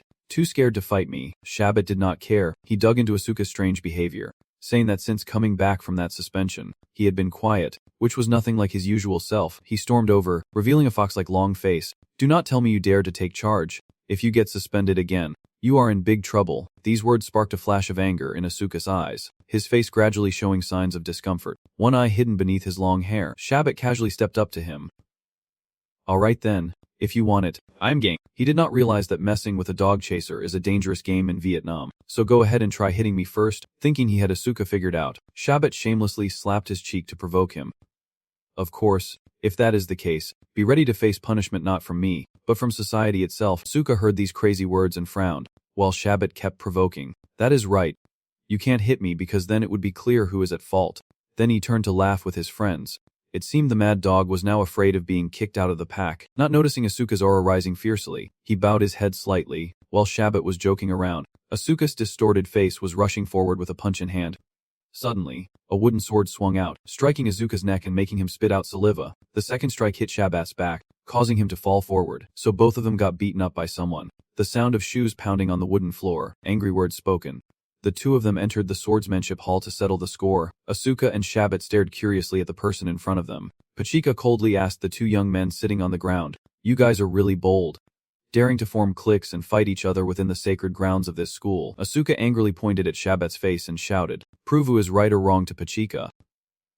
"But Professor, that bastard provoked me first. And besides, what do you mean by forming cliques? I am all alone here, contrary to what you expected." Pachika struck him hard on the back and shouted, "Quiet down, Asuka." Pachika angrily pointed the wooden sword at him and said, "I have told you many times that swinging your fists at others recklessly won't solve anything." Asuka was angry, tears welling up in her eyes, wondering why she was the only one. After dealing with the crazy Asuka, Pachika showed no favoritism and turned to deal with Shabbat. "Shabbat, you are no better either. As long as you are a student at Greta Academy, you will only be judged by your true ability." Then Shabbat tried to sit up, saying he remembered. Pachika then pointed at Asuka and warned him that the next class was about to start, so he should get ready. "Asuka, come with me." He jumped in surprise and asked why. Pachika's voice echoed. "She said if I tell you to follow, just follow and stop asking so much." While Shabbat and his gang stood there looking confused as Asuka was dragged away by the collar. On the other side, Pachika kept lecturing her good student, while Shabbat turned around to call his gang, saying "Let us go." Asuka paid no attention to Pachika's words, focusing only on the guy who had just provoked him. She had to take a deep breath to calm herself, then slapped him hard. Asuka was stunned by Pachika's fierce hit, the force leaving a red mark on his shoulder. He cried out, looking at Pachika in disbelief. "What now? Is there another problem?" "Madam," Pachika was both confused and scolding, saying I was utterly foolish, unable to control myself. and now planning to cause trouble again. He was frustrated by Pachika's harsh reminders. Even after the first suspension, he still had not learned anything. At that moment, Pachika sighed deeply, raising her hand to cover half her face, and spoke with a tone of complaint. You escaped punishment once because you are the top student, but if there is a second time, I won't protect you anymore. Then she turned to Izuka to share her thoughts, saying she knows it is hard for him to endure now, but after a year of study, he will be recognized he is an excellent student and cannot lose this opportunity over things like this. Asuka frowned in frustration, burdened not only by himself but also by his title and greater responsibilities. Pachika suddenly changed the subject, saying she heard that the new student Helmut has been attending this academy without any trouble from the noble classes. Asuka asked with some interest, who, sensing his curiosity, Pachika quickly added some information. He is also a commoner like you, so be kind to him, your situations are similar. So you might become close. In Asuka's mind, the familiar face of Helmut appeared, and he suddenly realized she meant that guy. Hearing this, Pachika was a bit surprised and asked again, huh, so you two have already met? Asuka turned around and waved his hand lazily, rejecting her suggestion. I already told you, I do not want to get close to anyone. And besides, he is a rude brat who can take care of himself. Asuka lowered her head, lost in thought, and perhaps the scene shifted to the empty school hallway. At this moment, they had started class, gathered in a classroom as large as a soccer field. Pachika knocked her wooden sword hard on the table to get attention and began taking attendance. Everyone focused as the class was about to start. Are there any absences? Quickly look around and check. Suddenly, a hand was raised to speak. Professor, Helmut has not arrived yet. Pachika was a bit surprised. Why is that? Pachika saw someone who knew about the absent student and directly asked for details. Jerome, did you clearly tell him where the class is? Jerome nodded in response. Yes, madam. Pachika was silent for a moment, then frowned and said, someone go find Helmut and bring him here. Andrew left the line and went out to look for him, while Asuka was also very concerned about the absence. A moment later, the door swung open. Behind Andrew was Helmut's face, looking at the world with one eye half closed. Pachika was annoyed by this absence. Helmut, why did you come here? Helmut replied as if it was nothing. I did not know the class location had changed. Because of his words, Pachika spoke up to the whole class, asking if anyone had officially informed him about the class location, and Jerome's face showed sadness as he replied. I already told him very clearly, madam, but Helmut shot a sharp glance at him for his sudden change in attitude. Pachika tilted her head, coldly embarrassing Jerome. I am asking Helmut, not you. Helmut, have you been properly informed of the location yet? Helmut did not answer immediately, his eyes still showing some irritation. Jerome stopped raising his head, giving him a sharp look that warned him to stay silent. The groups with Jerome understood and chuckled quietly. After assessing the situation, Pachika concluded that he seemed to have received the wrong information.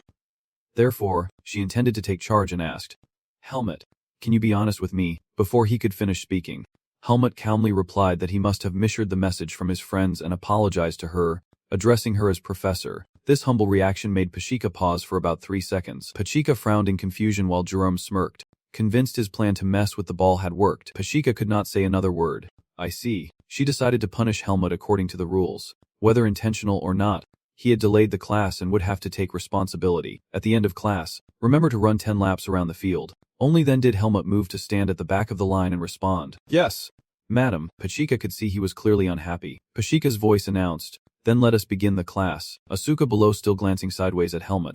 He could not stop thinking about Helmut's earlier act of yielding. That guy's skin was no different from those ordinary people. Class resumes as Pachika reaches into the wooden box for a core ball. She introduces the lesson plan, saying today will be a basic training session. We will spend time developing your physical strength because when using a sword, your stamina directly affects the stability of your strikes. Pachika uses the tip of a wooden sword to balance the ball and says, I will give each of you one of these core balls, and your task is to place it on the tip of your sword and keep it from falling. As she stretched out, she demonstrated how to balance the ball on the flat of the sword, saying anyone who can keep it there for 30 minutes can leave class early, so I hope you all do your best. Understood. Without waiting for a reply, Pachika retracted her sword and caught the ball in her hand, and the whole class responded in unison. Yes, madam. The students began to disperse for practice, and at that moment Pachika called out to Helmut. Helmut, come here and give me a hand. He quickly went over. Yes, madam. Asuka's gaze never left Helmut, as if there was something difficult to say. Watching Helmut and Pachika toss the ball for everyone to practice, Asuka could not help but feel annoyed. Helmut. Yesterday, when I saw him, I thought he was fierce, but it turns out he is just a sly coward afraid of power. Asuka coldly caught the core ball thrown at him, thinking to himself, I am different from guys like you. He then looked at the nobles who only know how to flatter each other. And even if I have to leave, I will never bow to these nobles. At this moment, only Jerome had not received the ball yet, and he was quite arrogant since Helmut was the one throwing it. Helmut aimed precisely, holding the core ball and spinning it around to warm up his wrist. Then he put all his strength into it and threw it straight at Jerome. A perfect curve. The ball sped like it was cutting through the wind. Jerome froze, his body suddenly heavy and unable to move.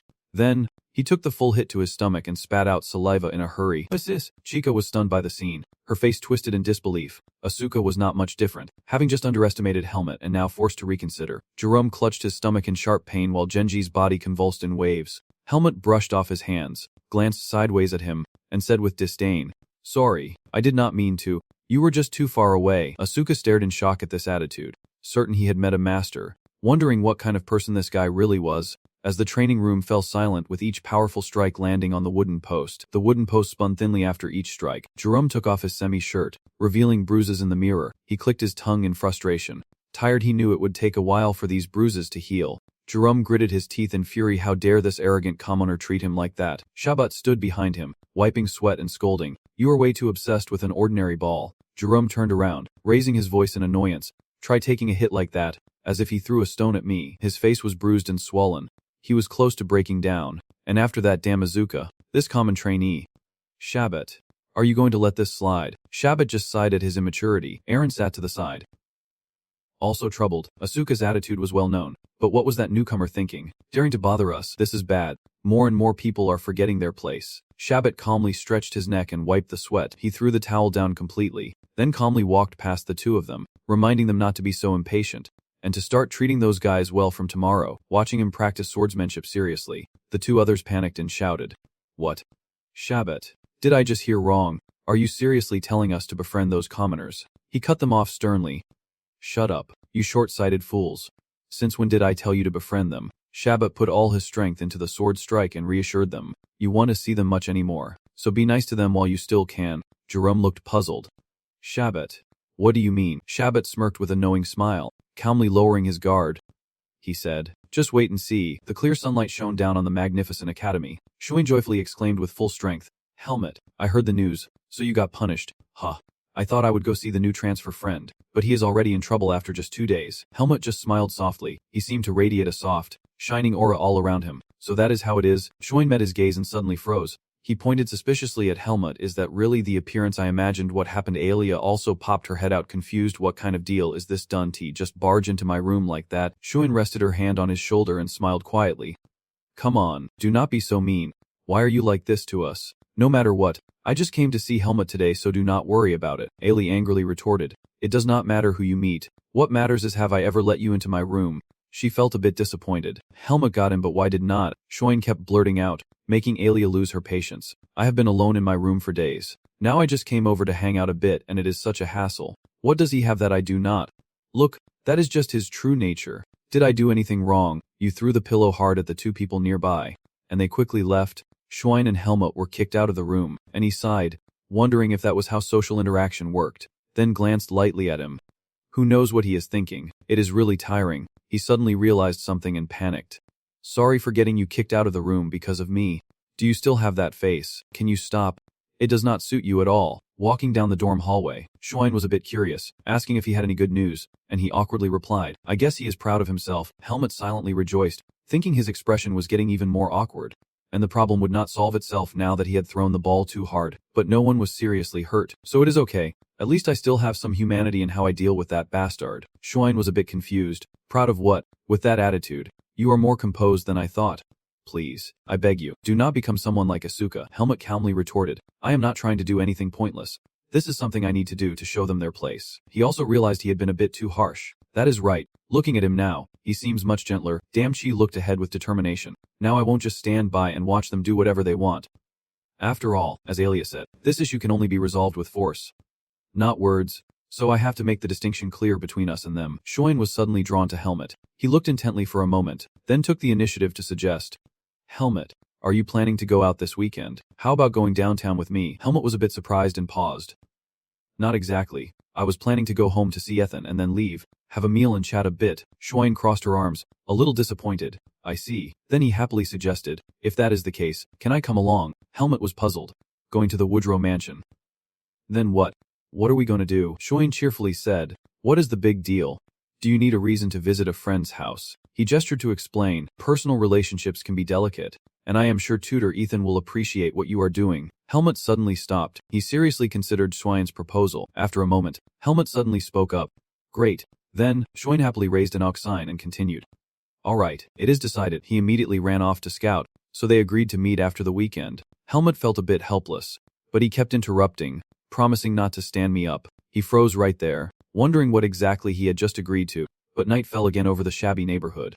A few scattered figures stood on the rooftop as if waiting for something. The shabby room opened before him. Anton calmly stepped inside. Chromo immediately handed him a file. The merchant said this was today's request letter. He carefully flipped through each document. Then he questioned suspiciously, what is going on?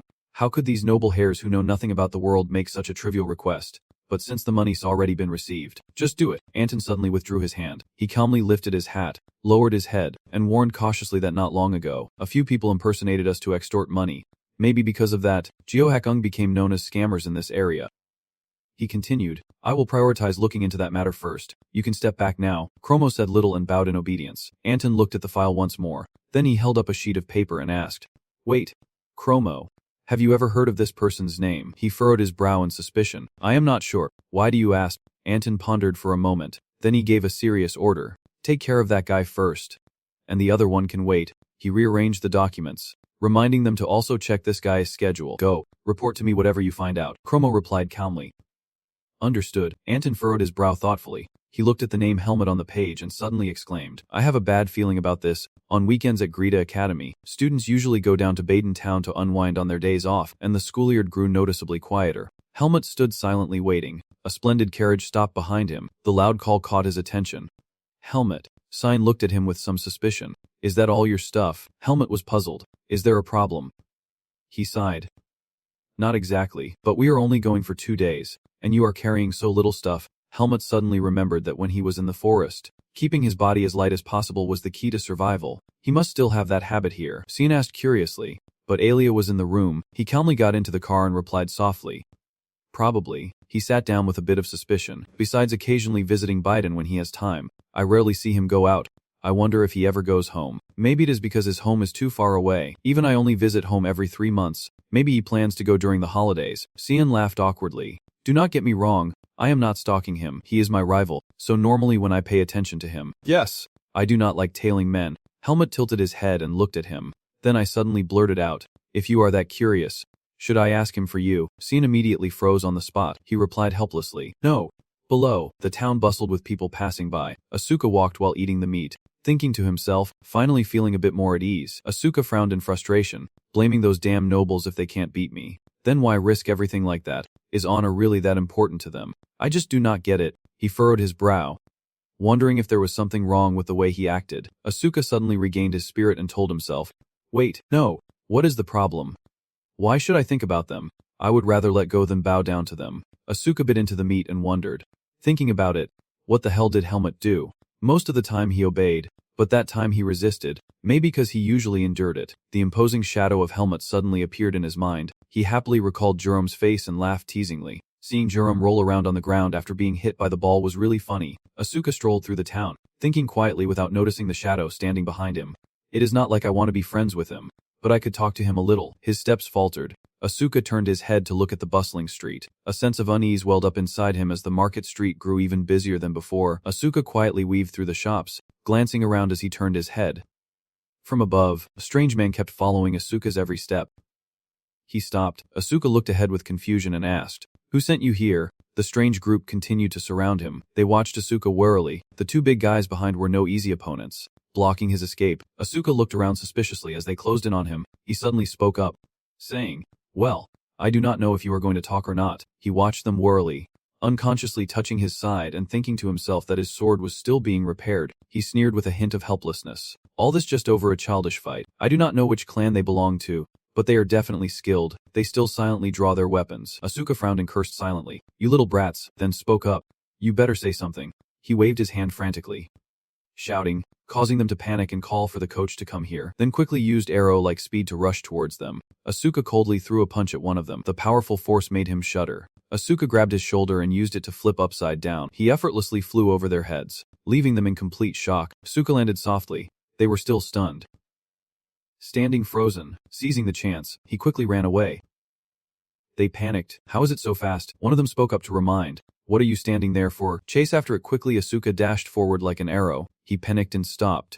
It turned out the end of the road was a dead end. He panicked and stopped in his tracks. A group of people gradually appeared from the corner. The other side was also trapped. Asuka, caught in a dilemma, was surrounded from all directions. He frowned, sneered, and cursed silently. Damn it. I will play with you all for a while. And the night gently enveloped the luxurious mansion. On the table lay an array of exquisite delicacies that delighted the eye. Ethan spoke politely. Thank you for joining us today, Shoyan. I hope the food suits your taste. Shoyan placed his hand on his chest. Gladly expressed. Of course.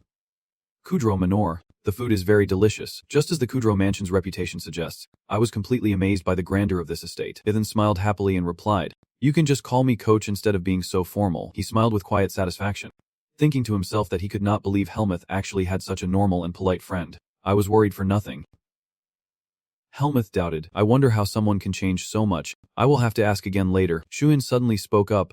Do you want to visit Baden while we are here? He calmly replied. No, I was planning to train. Ethan interrupted him. Listen to them. Baden is a big city. Visiting Baden would be great. Helmuth's expression immediately darkened, looking at Swine walking ahead with satisfaction. He thought to himself, I guess this is why Darien brought me to the academy. He spoke up with sympathy. Look at him. It must have been really hard to leave such a wonderful home and move into a dormitory, and having to share a room with someone so grumpy on top of that. Helmuth immediately retorted. Ailey has no problem with me at all.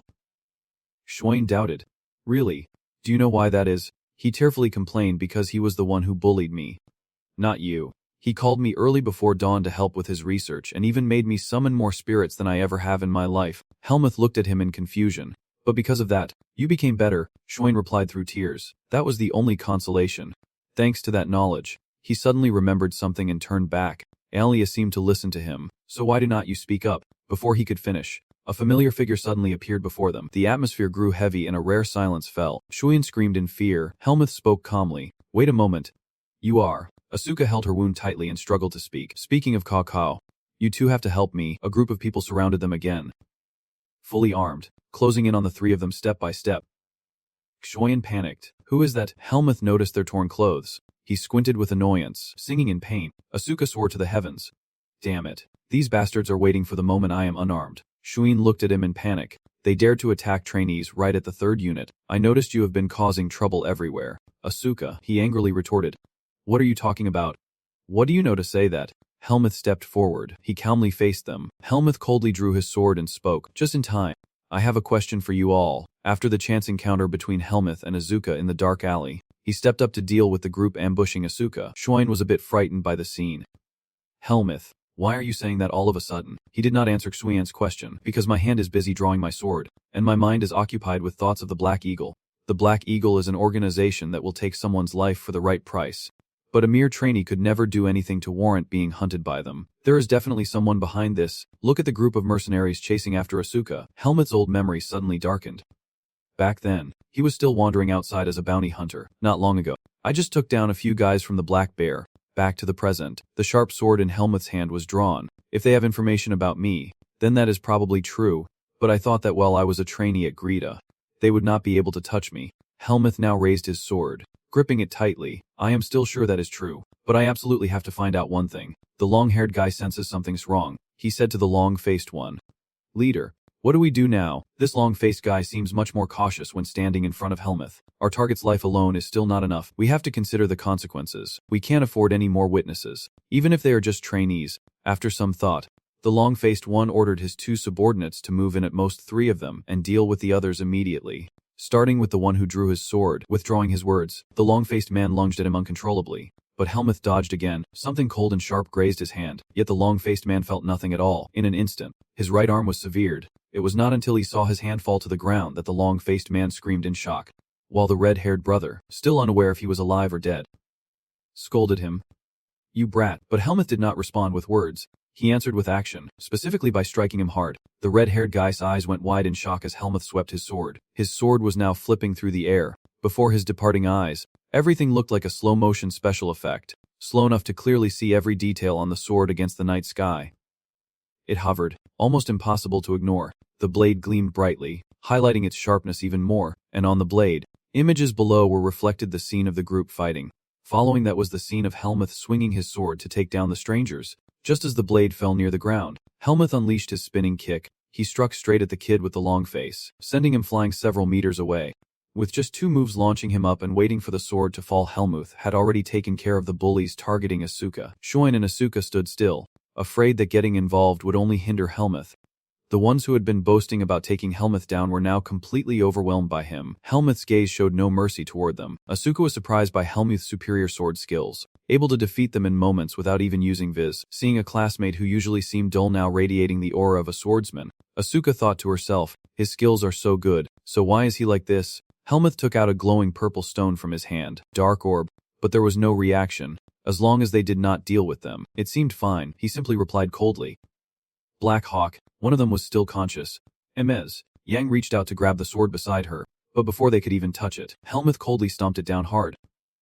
He continued, anyone would go after money. Asuka held her injured arm, glanced at the black-clad group, and said, I need to hear from them who hired them, but I already have a rough idea. Helmuth glared at those lying on the ground and continued Asuka's words.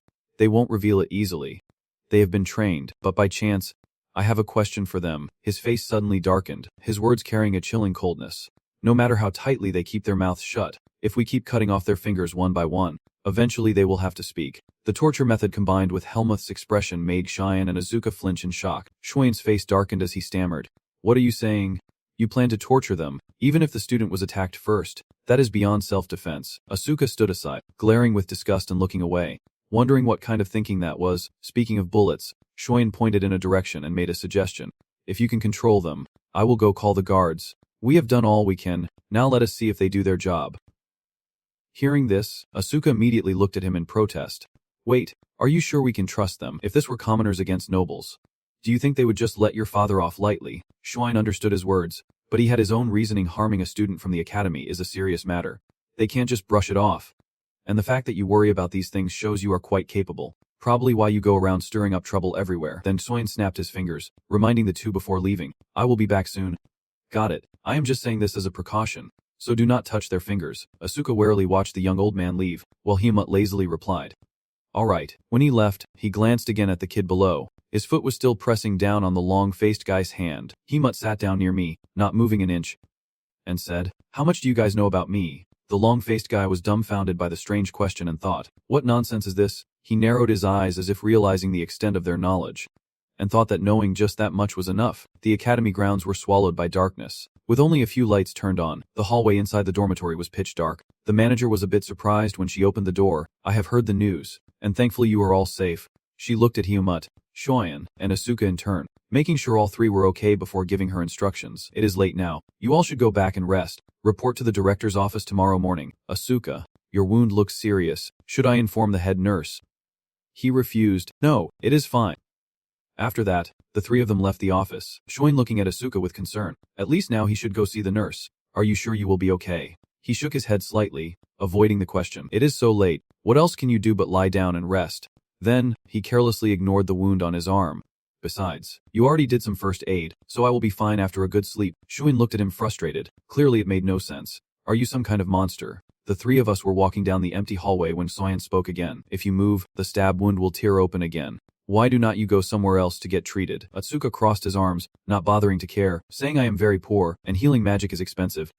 Suddenly, Shoin's mind raced, his affectionate eyes looking at Atsuka. Surely there was a way to get a free treatment from her. Helmut and Atsuka understand the principle that you have to work to eat, so when a gift falls from the sky, they have a lot of questions. Then everything becomes clear as Xian knocks on Alias' door, and the person inside looks annoyed. Shoin waved cheerfully at him. Aliyah, thank goodness you are still awake. Ali rubbed her head tiredly, her voice tinged with anger. If you do not explain to me right now what is going on, I will use wind magic to blow you all away. Shuin laughed bitterly and said, Come on, do not be like that. We are here just to remind you of something. Hearing the name Alia, Atsuka gasped and pointed right at him, saying, So this is the infamous Alia. You really look like a girl. Ali glared at the clumsy stranger and asked, Who the hell is this crow-headed guy? Atsuka, unable to hold back his anger when scolded, said something like your head is gone. And Cheyenne, not wanting things to get worse, flew out to block him. That is the situation, and since you see he is injured, Aliyah, you know the healing magic, right? Hearing this, Aliyah already understood the gist of the three of them and turned dark with anger, saying, Do not tell me you want me to use it to heal this rude stranger in the middle of the night. Shuang quickly glanced at Helmut, who understood and nodded before turning back and softly pleading, "Please." Seeing his roommate's sincere attitude, Ailey hesitated for a moment, blinking helplessly. In the end, Ailey reluctantly gave in and said, "Come on in."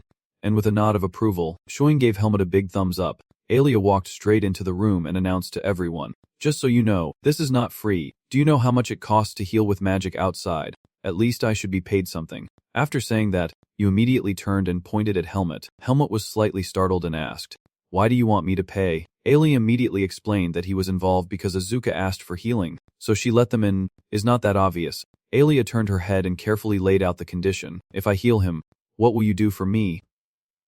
Helmut hesitated, thinking to himself, this is troublesome, still undecided on the price, so he blurted out, "Anything is fine, as long as it is within my ability." You smirked, smiling meaningfully. "Do not forget what you just said." "Got it." Helmut helplessly sweated. Honestly, he had no idea what you were up to. Then Alia turned around and called Asuka inside. "Crow's nest head, sit next to me quickly. I do not want to waste any more time, so heal up and get out." Asuka grumbled in frustration, muttering something about that cheeky brat, while Helmut began to ponder Alias' request. Wondering what it could be, he gradually fell into deep thought, feeling regretful that he should have answered more carefully. The dorm room 301 emitted a purple magical glow through the window. After some time treating Asuka's wounds, Ailey also announced, "It is done." The wound on Asuka's muscle had healed. Even feeling like it had just been poured on, Asuka turned to say something but froze, and Ailey immediately caught on, sharply demanding, "What is with that look? If you have something to say, just say it," he muttered awkwardly to himself. "It is nothing." Helmut stood to the side watching the brief conversation with no clear beginning or end. Then a question mark popped up over his head. Asuka glanced away, determined. He wanted to say thank you but his pride would not allow it. Asuka put his shirt back on and said, "Although you are a bit weak, your technique is pretty good. I am done here. I am leaving now." Quickly, Asuka ran off. Alia gritted his teeth in anger, saying, "That jerk. We really need to fix people like him." Sen forced a weak smile.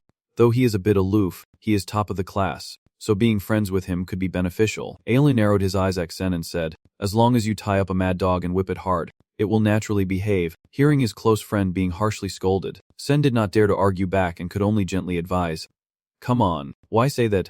Isn't it better to help him?" Suddenly Helmut interrupted, "I do not need anyone's help." Sen, tired of dealing with Alia, was interrupted by Helmut. "Did he just annoy you again?"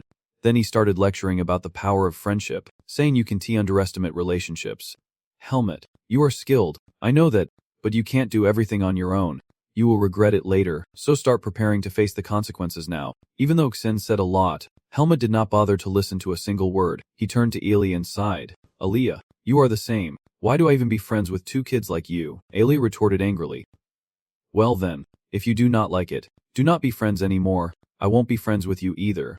The two of you keep arguing nonstop. What do you mean I helped you learn about the soul? You benefited from it too." While Helmut seemed lost in his thoughts, his gaze flickered slightly the relationship. The next morning, at Helmut's school, in the principal's office reviewing information about the four strangers, it was confirmed that last night they not only attacked Asuka in downtown Baden but also injured Helmut and Xian. They were captured and locked up, but I heard they escaped this morning. Liam's concluding sentence made the three pairs of eyes stare at him intently. Asuka, furious, slammed the table and shouted, "What is going on here?" Liam raised his hand in surrender, saying, "I do not know anything more. I only heard this from the prison guards." Xian was thinking, piecing everything together. How will the students and guards handle this, since it threatens the students' lives and can be taken lightly? Liam was questioned by a kid like Xian. He rubbed his temples and replied, "Of course, I am not taking this matter lightly. Right now I have people investigating, and I will report back to you if there is any news." This approach did not convince Asuka. The three of them fell out of the headmaster's office, Asuka still fuming,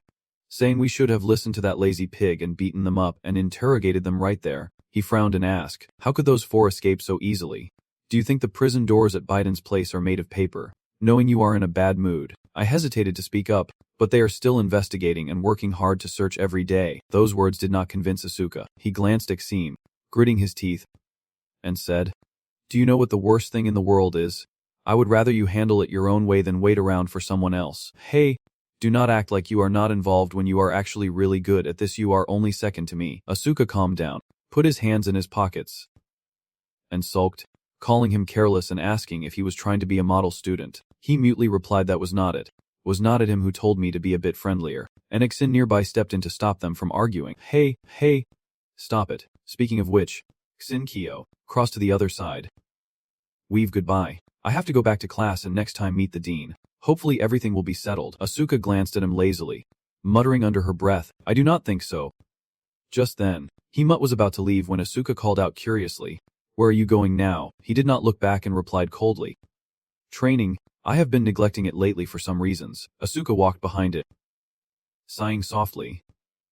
Truly diligent. In the academy hallway, two dejected figures followed one another. Himut felt a bit annoyed by the tail following him. He turned around and asked, Why are you following me? Asuka replied casually as if nothing happened. I need to go this way too. Just mind your own business and go your own way. And so, the space returned to its peaceful state. Asuka kept following Himut, lost in thought for a while, before he spoke up, Hey, come to think of it, your skills are pretty good. Do you get upset when you see others trying every way to climb up to your position? He stopped walking but glanced at Asuka. A thought popped into his mind, now you are the one annoying me. Still, Himut did not act too rude. Still answering Asuka, I said I had no intention of behaving like you anyway. Asuka heard that, pouted inside. If you use the ball to hit a kid, you will have to leave the game. And I think you already get what I mean. Asuka glanced at Himut and smirked out of habit.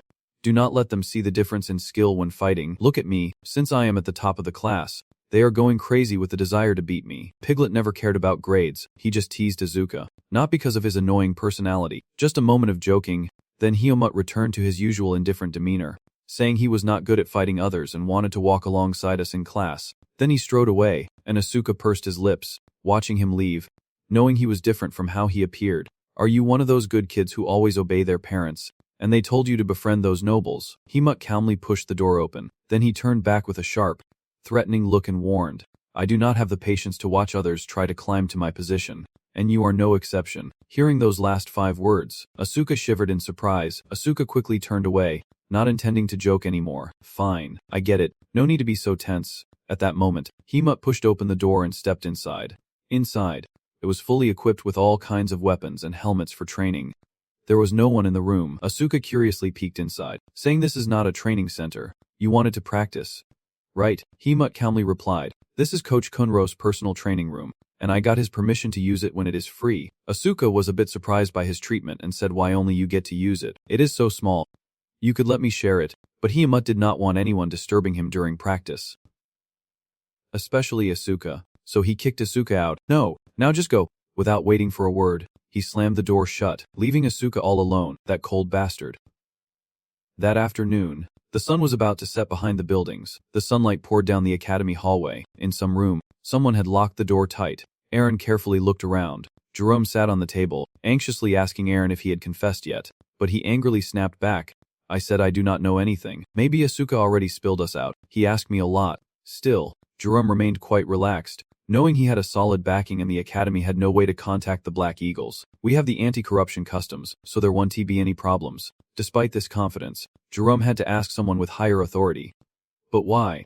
Shabbat. Have we done foolish things with no results and now have to live in fear? At this moment, Shabbat could not hear a word. His hands clenched tightly with tension. The more he spoke, the more Shabbat's face twisted, fear flashing in his eyes. He kept wringing his hands, thinking to himself, Damn it, those Black Eagle bastards. Just a kid, and they still could not handle it. Those country bumpkins can't do anything right. After rubbing his hands, Shabbat started biting his nails.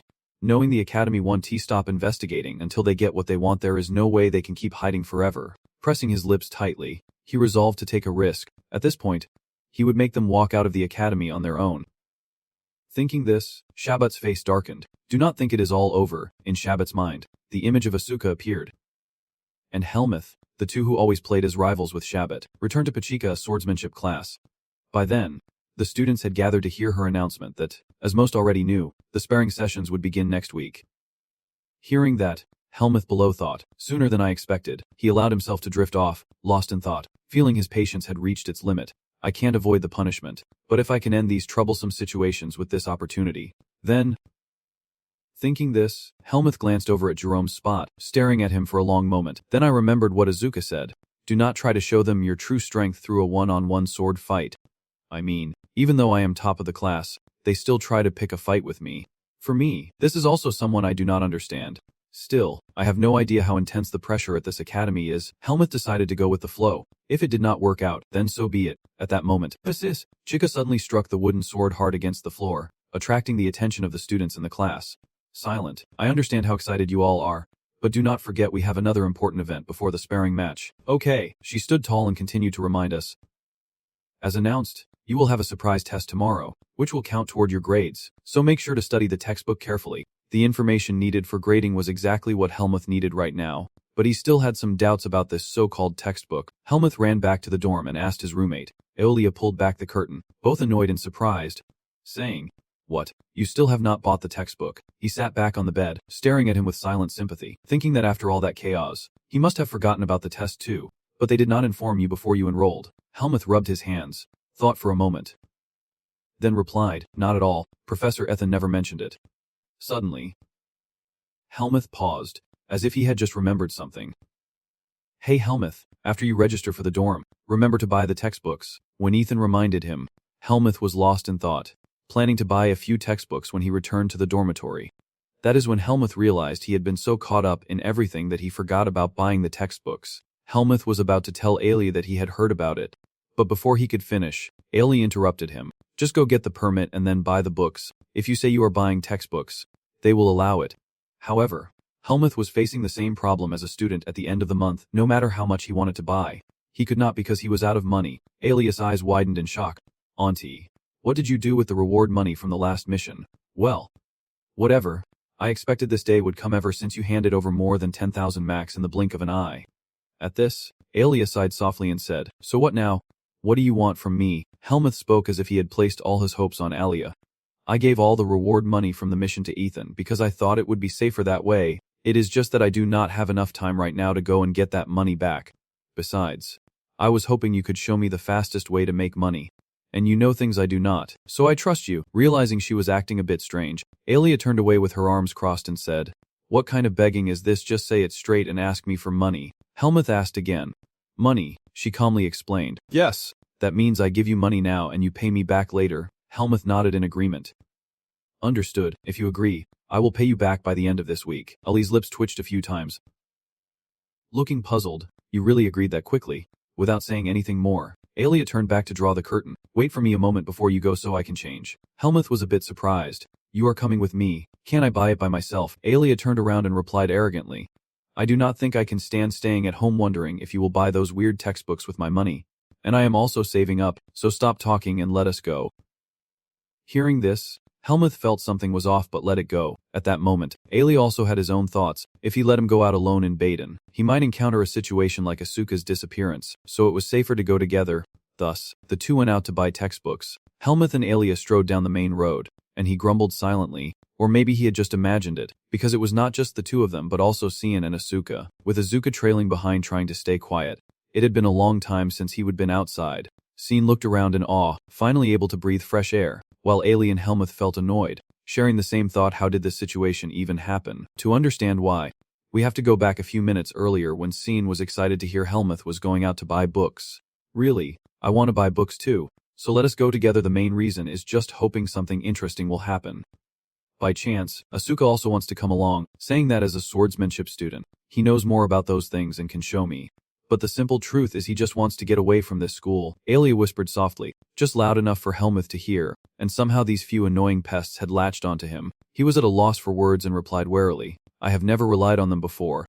In the brightly lit building in the middle of the city, the interior was lavishly decorated, and the notebooks were neatly arranged. Helmuth looked around to search while Cian focused on the neatly arranged books on the shelf. The scent of new books always wonderful, and Aelia pointed out where Helmuth could choose, saying the swordsmanship textbooks were over there. "Do you need these?" Helmuth thought for a moment and then listed each book. "Now I need intermediate swordsmanship, basic business management, and advanced ethics." In no time, Ailey had gathered everything he needed. "You ask me if I need anything else?" Helmuth seemed quite confused. "No, this is enough." He flipped through a few books to take a look, thinking to himself, "I guess it is from the title, but these are all just basic knowledge. Why should I buy textbooks when I already know everything?" Suddenly Asuka handed Helmuth a strange book license and said, "Since you are buying books anyway, take this license too." Helmuth was briefly surprised and puzzled, wondering if it was really a textbook. Asuka frowned, flipped through a few pages, and explained that the personality of Pachika County's official is quite unpredictable, so you won't find direct questions from the textbook, either favoring questions from higher-level courses or using obscure, difficult terms. So, I have practiced these concepts for 4 years, and this is the most accurate and suitable book among all the ones I have tried to read. Ailey and Helmuth stared at him, feeling like Asuka had suddenly become smarter today, catching the strange looks from the two. Asuka asked, "What is wrong? Why are you looking at me like that?" Ailey replied coolly, not quite annoyed. "They say that after 3 years in a village school, even dogs start to recite poetry. Suddenly you are so smart today it leaves me speechless hearing this." Asuka said angrily, "I'm top of the class, okay, but these guys treat me like I am some dumb cow." While he was still annoyed, Shoin brought over a book with an excited mood and said, "Aaliyah, since you are paying for the book, could I pay along with you?" Ailey replied flatly, "Do you think I am giving it to you? Take the money out of your own pocket and pay." Shoin clicked his tongue sadly. Useless guy. The group then followed the signs to the checkout counter. Only the cashier smiled brightly after calculating. "The total is 2,000 marks. Dear customer." Asuka glanced at Ailey, who looked annoyed. "Why so covered up? Planning to steal something?" "Whatever, you are upset, so keep quiet and use it." Over here, Helmut was dazed. Only 2,000, not even a tenth of what Ailey paid, but still pretty cheap. When Helmut handed the money to the cashier, she smiled slyly. "Yes. Thank you, sir, for the payment." "Oh my, is that you ignoring E?" Ailey quickly pulled her hood up, turned away to avoid the wrong person, and her friend. Asuka stepped out of the bookstore, laughing loudly and teasing, "Being famous is tough. Your fan is right there. You should have given them an autograph." Ailey walked ahead. Though she could not see his face, she could tell he was really annoyed. "You are drawing even more attention, so could you maybe tone it down a bit?" Shuin gave a bitter laugh and said, "Is not it only natural to hope you would not become famous after topping the class with such a terrible score?" Helmut was a bit surprised, as if he had just realized something. In front of him now were 3 friends chasing each other under the moonlight. The night breeze blew gently, stirring a strange feeling in Helmut's heart. Are these what human relationships are like? After a while, the 4 of them returned to the dorm. Ailey took off her hood, rubbed her shoulders, feeling tired. She should not have wasted so much energy on that. Suddenly, Helmut asked, "Aaliyah, do you bring your textbooks too?" Annoyed, Ailey snapped back, "Do you think I am the kind of person who would forget to buy books?" His eyes grew more serious. "I did not mean that. You already know a lot without textbooks, so I wondered if those books would really help you." That question made Ailey pause. "You crossed your arms and began sharing your experience climbing the ranks, explaining that knowledge changes slightly depending on your perspective, and textbooks are valuable because they help you gain a more objective view of what you know. You are extremely talented, but if you keep believing that the world you see is all there is, you will fail eventually." He heard this but still said nothing. But this only made Alex more upset. He pointed directly at him and warned, "The issue here is, do not be complacent and study hard. Before going into the room, I remind you to take good care of your books. If you lose even one volume, do not expect me to help you again." He fell silent upon hearing that, quietly replying, "I know." The next morning, at the academy near the sea, something bad happened. Who would have expected that behind Helmut's insincere face? The promise made that night would shatter immediately the next day. As soon as Helmut opened his locker, he saw no books, and Asuka next to him shouted in frustration, "Where did all the textbooks go? Oh my god, I can't believe those bastards even stole from the locker."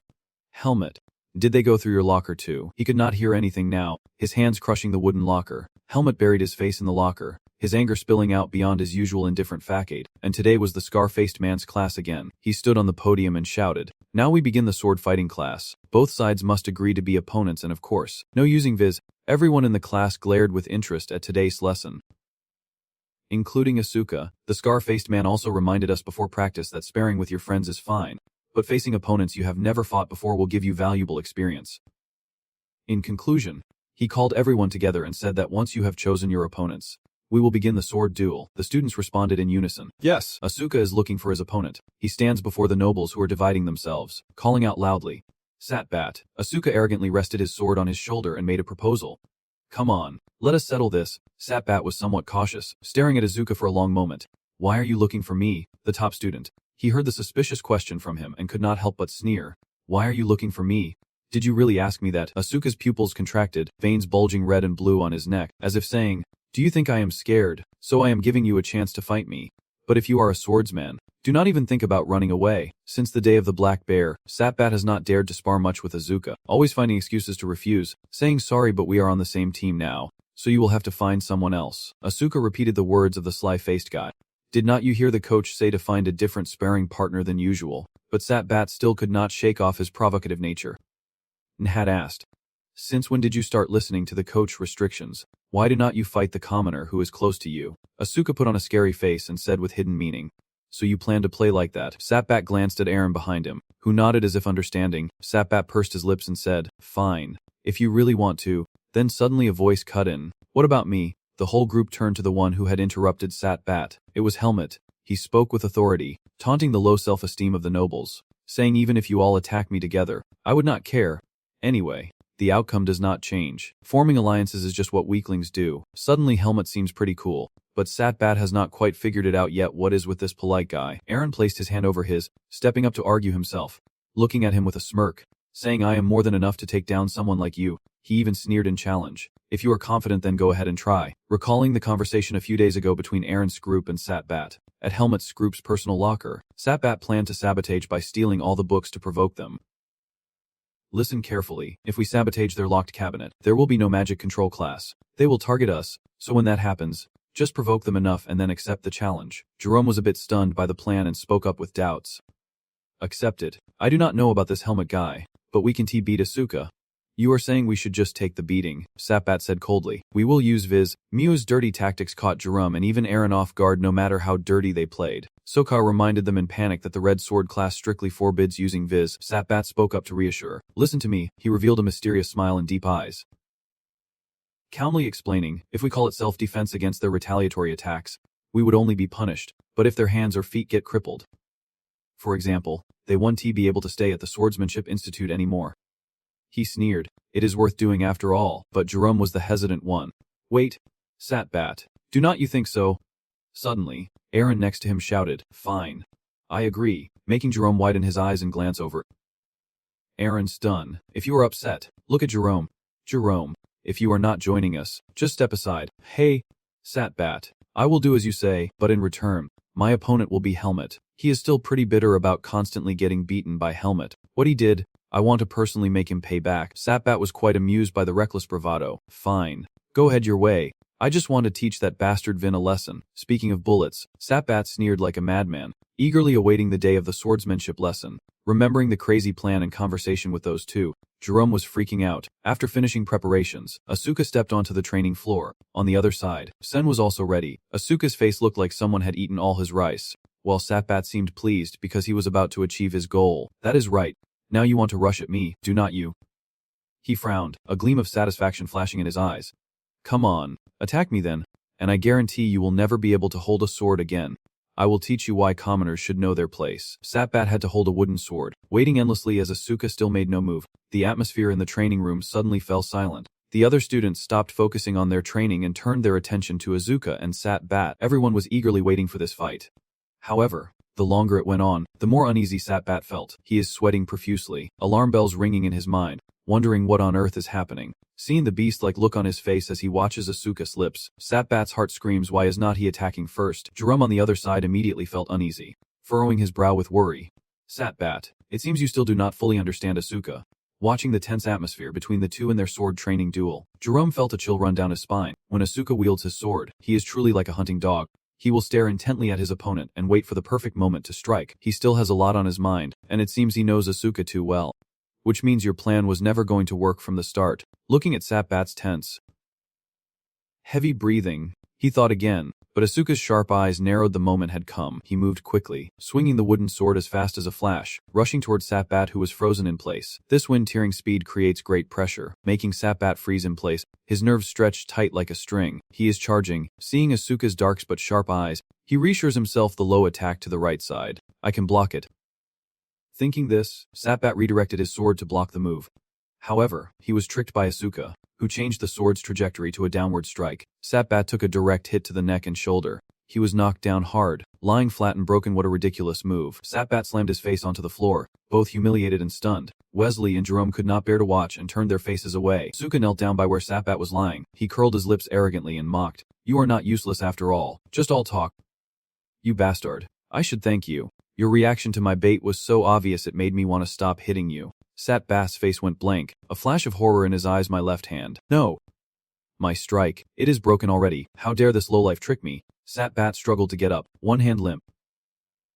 Reassuring himself.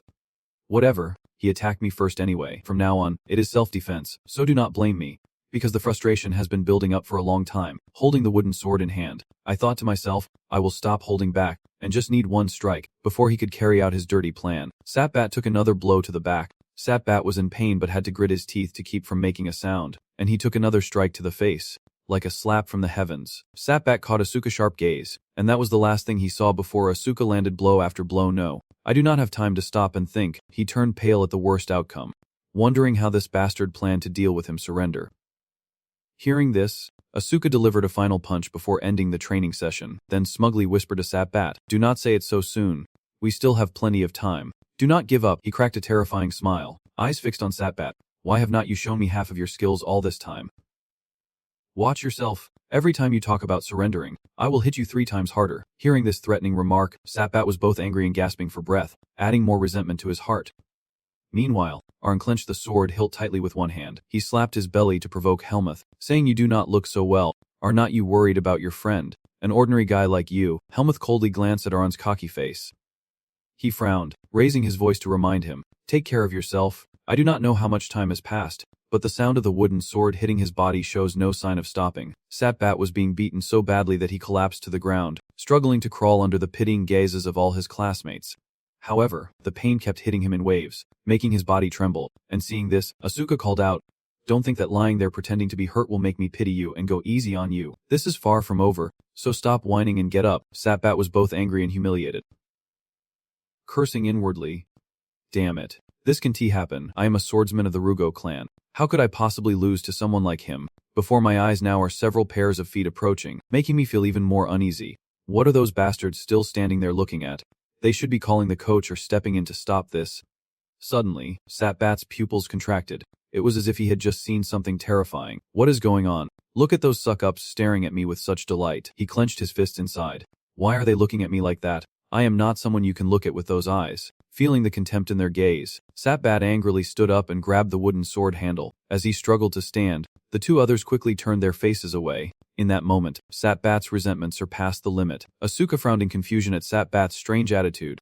He turned his back to him, revealing 3/4 of his darkened face. If that is the case, Satbat immediately turned, glaring at Asuka, his hand gathering a blazing golden spiral around the sword, ready to send you straight to hell. He rushed forward like a gust of wind, catching Asuka off guard for a moment. It was probably just a small feint from Asuka, flipping in the air, darting behind Satbat, and trying to land a hit on his back. Satbat's face was flushed red from the earlier blow, and now his eyes rolled back in pain. He then landed on the ground with a loud thud. He also condensed his grip, sneaking a glance at Satbat's miserable state. "You broke the rules, so I am going to break them too. So it is a counterattack." Gripping the sword hilt wrapped in blue aura, he lunged towards Satbat. Jerome shouted to stop it when he saw the scene. Asuka. Wait, but it was too late. The rigid blade seemed to strike straight at Satbat's neck. All the students present were shocked beyond belief. Unexpectedly, the wooden sword plunged straight into the ground. That was because the scar-faced man appeared just in time, altering the sword's trajectory. Asuka glanced at him with irritation. The scar-faced man looked sternly at the 2 informants, his voice full of authority. "Asuka. Satbat. The match is over. Satbat. Come to my office after your wounds have been treated. As for Asuka, come with me right now." Asuka turned back and asked the scar-faced man, "Why do I have to go too? He is the one who broke the rules. If you had not dodged that attack earlier, the teacher would be carrying you out on a stretcher right now." However, his experience is enough to be Asuka's father, so it is not easy to fool him. Just the fact that you show disrespect to your opponent is already against the rules. How long do you plan to live your life your own way? Making excuses like that, the scarred face clicked his tongue and gritted his teeth. "No matter how much I thought about it, I still could not understand why Coach Pachika would protect someone like you." Hearing Pachika's name, Asuka seemed to choke up. Then, the scar-faced boy finished giving instructions to the class and turned away. "Who is about to be taken to the infirmary?" "Asuka. I understand that something unpleasant has happened recently, but..." His words were suddenly cut off by Andro's call. "Coach." The scar-faced one looked a bit surprised. "What is it?" "I am talking right now. So can you come back later?" He stammered, struggling to find the words. "It is nothing. Just..." Andro pointed in one direction and asked, "If you do not stop your friend, is that okay?" Scarface and Asuka could not help but wonder upon hearing that. The day before, in the academy hallway, there was the sound of someone rushing. "Aaron, why did not you stop him?" Jerome was really puzzled by Aaron's nod when he heard Shabbat talk about his crazy plan. "You know those tricks 1T work on Asuka, right? Besides, breaking the rules will definitely get you punished." Against that worry, Aaron crossed his arms and replied coolly, "Jerome, since when did you become so close to Shabbat?" Jerome was a bit surprised. "What do you mean?" He looked at Jerome with a strange gaze. Eyes are for seeing, not just for show. Sometimes you have to pay attention. It is obvious Shabbat is doomed. Hearing such harsh orders, Jerome faltered for a moment. Shabbat stammered. What do you mean? Aaron glanced at Jerome and calmly replied that he only escaped punishment because there was no evidence. But who does not know that Shabbat used others to harm Azuka? Aaron furrowed his brow, his voice rising sharply, saying that for nobles, using a black bear is a disgrace, even if he uses it against ordinary people. Most students at the Sword Academy come from noble families. Does he really think their families would see that positively? He also revealed a truth. Shabbat has long been sidelined. At this, Aaron let out a sigh that seemed to ease a bit, saying that if Asuka defeated him and kicked him out, it would actually be better for us. In the end, once the captain is gone, no one will question us anymore. These words kept Jerome deep in thought. Still unsure, Aaron added a few more words, not hiding anything from him. I have also wanted to crush that helmet myself. Wouldn't it be great if we kicked Shabbat and him out of the academy afterward? I will make him crawl without using crutches. Just keep watching. Back in the present, Aaron is preparing to face Helmut. He seems to have predicted Shabbat's fate, thinking to himself, well, do not be too mad at me for what happened. Shabbat, after all, is not that just the way traditions have survived through the ages? Suddenly Helmut asked. I was about to ask you this. He was holding a wooden sword ready. Continuing the order, someone broke into my bookcase. Was it you? Aaron did not answer directly. Instead he asked back, do you think anyone else could be besides me? Helmut stared at him for a few seconds because of the question, then half closed his eyes and replied, no, if you knew, you would not have asked. That is when Aaron drew his sword. He mentioned the season full of calculations. Helmut, what is wrong with you? How can you defend so carelessly like that? Is he overconfident or just pretending? Seeing the careless stance of Helmut's defense, he thought, whatever, I definitely can't underestimate him. Thinking this, Aaron immediately made his move, starting with his leg. Suddenly, dust flew everywhere, and in the blink of an eye, Helmut was right in front of Aaron. The tip of the sword flashed by, breaking Aaron's blade in half and sending it flying into the air. He panicked as he looked at the break on his sword. Oh! What just happened? He must have parried the strike, not noticing Helmut was already preparing for the second move. From Aaron's clearly exposed stance, he took a hit right to the throat. Everything happened in the blink of an eye. Aaron collapsed to the ground, clutching his neck and gasping loudly. Tears streamed from the corners of his eyes. Unable to breathe, Helmut stopped and approached Aaron. Seeing his miserable state, struggling to breathe, saliva spilling from his mouth, he sat down beside me. And in the first lesson, you asked me a question. So now let me ask you back. His eyes were filled with killing intent as he said, do you think your noble status will protect you outside the school grounds? But Aaron kept going. I could have broken your neck with that last move. So does being noble help you come back from the gates of hell? These words pressed heavily on Aaron's heart, making him pale and his eyes watery. His pupils contracted as he thought to himself, no, this bastard is no longer human. Seeing Helmut's darkened face and the murderous gleam in his eyes, he was completely terrified. What the hell was that?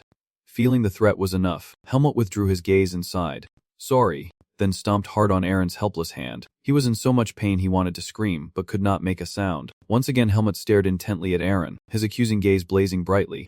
He grabbed him by the collar, radiating an overwhelming murderous aura. At that moment, Scar ran over shouting, Helmut. Aaron stopped the fight immediately. Drop your swords right now. Before he could finish speaking, the scar-faced man fell silent at Helmut's dangerous glare. As he and the students were running over, they stopped. The scene fell into a heavy silence as Helmut glared darkly at Aaron. Suddenly, he returned to his normal state and glanced at the kid he was holding by the collar. Helmut directly let go, letting him fall freely. He was gasping for breath at that moment. Then he turned to look at the scar-faced teacher, who was now feeling quite cautious about the student in front of him. Adjust your breathing, the scar-faced man ordered. Jerome, provide first aid to Aaron and then take him to the infirmary in the academy's administrative office. The scar-faced man was very serious about handling what was considered Azuka and Helmut's excessive behavior. I will give you both a chance to explain yourselves, so speak up. However, neither of you has anything to say in your defense. Seeing this, the scar-faced man praised, knowing that now the two of them were not in a position to defend themselves. He spoke while glancing at Helmut, saying that Asuka could have left. But Helmut, even you, the teacher did not expect you to act like you did earlier. Helmut bowed his head slightly and replied, I did not follow the rules of the duel. He then clasped his hands and asked again, is that all?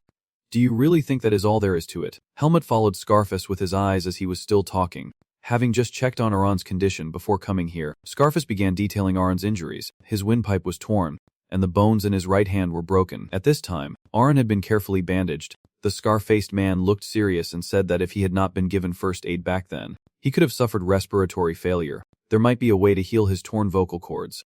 but he would probably never be able to hold a sword with his right hand again. Asuka angrily defended Helmet, saying, "Coaches, those scoundrels even tried to make those despicable scoundrels unable to hold a sword anymore. So what if they did?" He barely finished the sentence before getting hit by Scarface. He looked at Helmet and sternly reminded him, "I am not asking you, Asuka, even if you did not break the one-on-one duel rules. Do not you think you went a bit too far?" At that moment, Helmet suddenly spoke up, saying he really could not understand why the teacher was blaming him. The words he said next threw Asuka into chaos. Aaron was weak, but despite his weakness, he was harshly insulting not only me but also my friend. Helmet continued, "He is right, is not he, friend?" At this point, Helmet firmly insisted he was not wrong, saying he just wanted them to know there are things they are not allowed to touch. Encouraged, Asuka went on to tell everything, saying they even argued and stole all of our books. "Teacher," the scar-faced man paid no attention to me, focusing intently on Helmet's words. "So you mean to say that whenever you meet someone you dislike, you use one-on-one fights to cripple them? If that is the case, you do not deserve to study at this academy," he angrily reprimanded, saying that goes against the values of the Sword Academy. The scar-faced man's arguments are hard to refute, but is causing trouble for civilians. Humiliating them, stealing from them, and sending people to beat them up really the qualities of the Sword Academy. "Sir, you are quite agitated, scar-faced. I do not support any of this."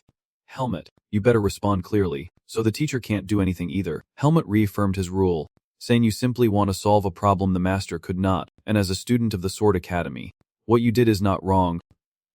Unexpectedly, the scarred man said nothing and drew his sword immediately. The sword slash swept away the hair. This slash had damaged the office's floor. Helmet was a bit surprised. The scarred man frowned, correcting his mindset. "Helmet, do not twist my argument in another direction. I am just a strong oppressing the weak." As he spoke, he sheathed his sword, saying if he used force to defeat me and make me pay for my rebellion, would I accept that kind of justice? Then he began to lecture on how people should treat each other in this world. There are nobles and commoners, the strong and the weak, and even though I am a noble, I am not allowed to trample the weak just because I am strong. The scarred man's argument was so sharp it left Helmet speechless. "Do you think what you did today was any different from looking down on others, just because you are a noble?" Asuka looked up to see him being lectured at length. After thinking for a moment, Helmet spoke first. "So what exactly am I supposed to do then?" His question somewhat proved that the scarred man's words were just empty theory. He turned inward and slowly explained that the academy and the teachers were at fault for not taking action until now, and he apologized. The scarred man clenched his sword tightly as if making a firm resolution, saying the academy does not aim for domination but rather equality. Asuka and Shabbat remained silent, waiting for the next words. He then turned to speak to both of them. "To everyone from ordinary people to the strong and the weak, we are all human beings just the same, and if you truly remember that, one day you will find your answer." Then he looked at the two bright faces and said, "Despite everything that has happened, you both are truly outstanding students." Being scolded and then praised, Helmet's emotions suddenly became chaotic. After a moment of thought, the scarred man continued, "Anyway, I still have to punish you for your actions today, so I will forbid you from participating in one-on-one fights, but I will allow the two of you to fight each other, so it is more of a reward than a punishment." "Sounds fun." Just then, the scarred man handed over a stack of papers. Asuka just stared blankly for a moment, not understanding what was going on. After waiting for a while, the scar-faced man's expression darkened and he said, "Why do you look at me with such suspicion? There is no way it is just limited to one-on-one fights. Right, go write 50 apology letters, and you can come back until they are all done. This punishment is like a terrible shock for two guys who love wielding swords." That afternoon, there were still loud complaints. "Wait, coach, the theory class has started. Come back and take me. I have been very lenient with you all, so stop complaining." Helmet kept screaming, "Come on, please, coach." That night, as the full moon hung in the sky, Asuka looked at his blistered hands. He puffed his cheeks in a sulk, his hands completely numb, while Asuka was complaining. After finishing writing and going outside, it was already dark. How could he say he had been lenient with us? That cruel coach. Helmet was staring at his blistered hands. Unlike Helmet, Asuka frowned, clenching her hands tightly without a word, thinking to herself that she did not regret activating her power. Thinking of this, Helmet remembered the blame stone glowing inside him. But he had made a mistake. For a moment, he lost his composure after training so hard. He still could not fully control it. The more he thought about it, his eyes narrowed, flashing with anger. How could I have done that? Seeing him silent and frowning, Asuka turned to ask, "What is wrong? Why do you look like that?" "Helmet, your hand must hurt a lot too." "Right." Helmet put his hand in his pocket and replied faintly, "Today I had to write a letter so I could not train." Asuka was surprised by his crazy dedication. Whoa. Training too hard already? How can you still have the mind to think about training after spending the whole day writing an apology letter? Helmut glanced at Asuka with a mocking smirk, saying he had not trained that long but had still improved, which made Asuka angry and shout, "Have you ever even seen him train before saying that? Look at the guy who never cares about others and is always holed up in his private training room." Then suddenly Asuka had an idea and asked, "Since we are talking about the private training room, can I use yours?" Helmut replied with a single firm word, "No," and Asuka immediately got upset. "You said we are friends, yet you won't even let me borrow a little." Nearby in the building, the scar-faced man quietly watched his two kids. He thought to himself, "Helmut, I know you are a good trainee," but the scar-faced man hesitated as he watched Helmut's back, suddenly recalling the look in Helmut's eyes when he stopped him from fighting the aura he radiated then. Or rather, the charm. Feeling like he was overthinking, the scar-faced man quickly shook his head to dismiss the thought. No, that hypothesis was too far-fetched. After all, he was still more obedient than Asuka, so he could only sigh and silently pray that he would continue to study well without going astray. Suddenly, the scar-faced man noticed the damaged cut on the floor and was startled he would definitely have to use this month's salary to pay for fixing the room. At the same time, somewhere shrouded in darkness, inside a dimly lit house by a flickering candle, someone slammed their hand on the table. The people below bowed submissively. Anton sat calmly above, his face radiating fierce intent as he glanced at the useless ones beneath him. The candlelight flickering in the silent room, no sound breaking the stillness. Anton sat quietly, staring at his subordinates, gently stroking his beard before saying, "I lost the spy in Badan who helped you escape," causing the horn-haired subordinate to feel uneasy and apologize. "Sorry, leader, we failed miserably." But the one-eyed young man beside him interrupted, "Please listen to us. The movements of that person are definitely not those of a second-year academy student." Horned Hair nodded repeatedly in agreement. "That is right, he is at least above a 2-star swordsman." Then suddenly Anton raised his hand signaling enough. He leaned back and said, "I can't help it. I actually have to reward you for helping me find someone I have been looking for a long time." Suddenly, Horned Hair and One-Eyed froze at the boss's praise after they blamed themselves. Then Anton glanced at Chromo and gave the order. Chromo took out a piece of paper from his body, nodded, and said, "Yes." Chromo began with a question. "Is there a black-haired kid among the students you faced, with black eyes, pale face, and looking like a noble?" Horn-haired and One-Eyed flared up with anger. "That is right. The kid is confirmed to be the right one." Chromo held a few papers and continued, "That kid's name is Helmuth. He is an official member of the Swift Spirit Mercenary Guild, with just one branch. He slaughtered 5 of our men and escaped, and since then, we have been hunting him down but never expected he was hiding in the academy." Horn-haired could not believe his eyes. Stammering, "A massacre." At that moment, Anton leaned back, thinking, then spoke. "There is very little information from Biden. It is smart of him to choose the academy as a hiding place." His eyes darted back tensely, knowing better than to provoke the monster in its lair, as if it still remembered every grudge. "If we are not careful, one day it will swipe at us without warning." Hearing this, Tak Sung widened his eyes and asked what they should do, placing his hand on the chair as he replied, "That is why I am giving you a new mission." Tak Sung was a bit puzzled. "A new mission?" Anton said as he reached for some papers in Chromo's hand. "It is simple. Just deliver this report to your superiors. Then I will grant you leave so you do not have to keep working for us." Horned Hair and Eyes bowed seriously. "Yes. Thank you, sir. We won't disappoint you twice." After that, Anton and Chromo watched the 2 underlings leave. As soon as they were gone, Anton glanced at Chromo and gave the order to eliminate them. "No one knows when a wounded dog will come back to bite. Have them assassinated right after they finish the job." He replied, "Yes, sir." Anton smirked faintly. "Perhaps, just perhaps, we will be meeting him soon." Tonight's full moon at the academy is obscured by clouds. There are footsteps outside the door. Helmuth hesitated before entering the dorm room. Inside, the space was completely silent. He quietly stepped in, trying not to make a sound, and glanced around. Feeling that nothing was wrong, Helmuth was about to return to bed, but suddenly a noise startled him, and he froze. Helmuth asked worriedly if he had not slept yet. Ailey replied irritably from inside, saying the sound of him pacing like a cat was so annoying he could not sleep, and he softly apologized. Ailey lay stretched out on the bed hugging a pillow and asked absent-mindedly if he was worried. Then Helmuth sat down outside on the bed, looked out the window, and replied that he had to write an apology letter to them and could not go to training. Ali's eyes glinted with a hint of confusion. He got what he wanted, so why was not he happy? That question made Helmuth fall silent. After thinking for a moment, he crossed his arms and changed the subject. "Sorry, but I lost my textbook. And as you said, I once asked for help in the future." Ailey was a bit surprised by his story about losing the book. You angrily yanked the curtain to block the guest, shooting Helmuth a sharp look as if to say a few words.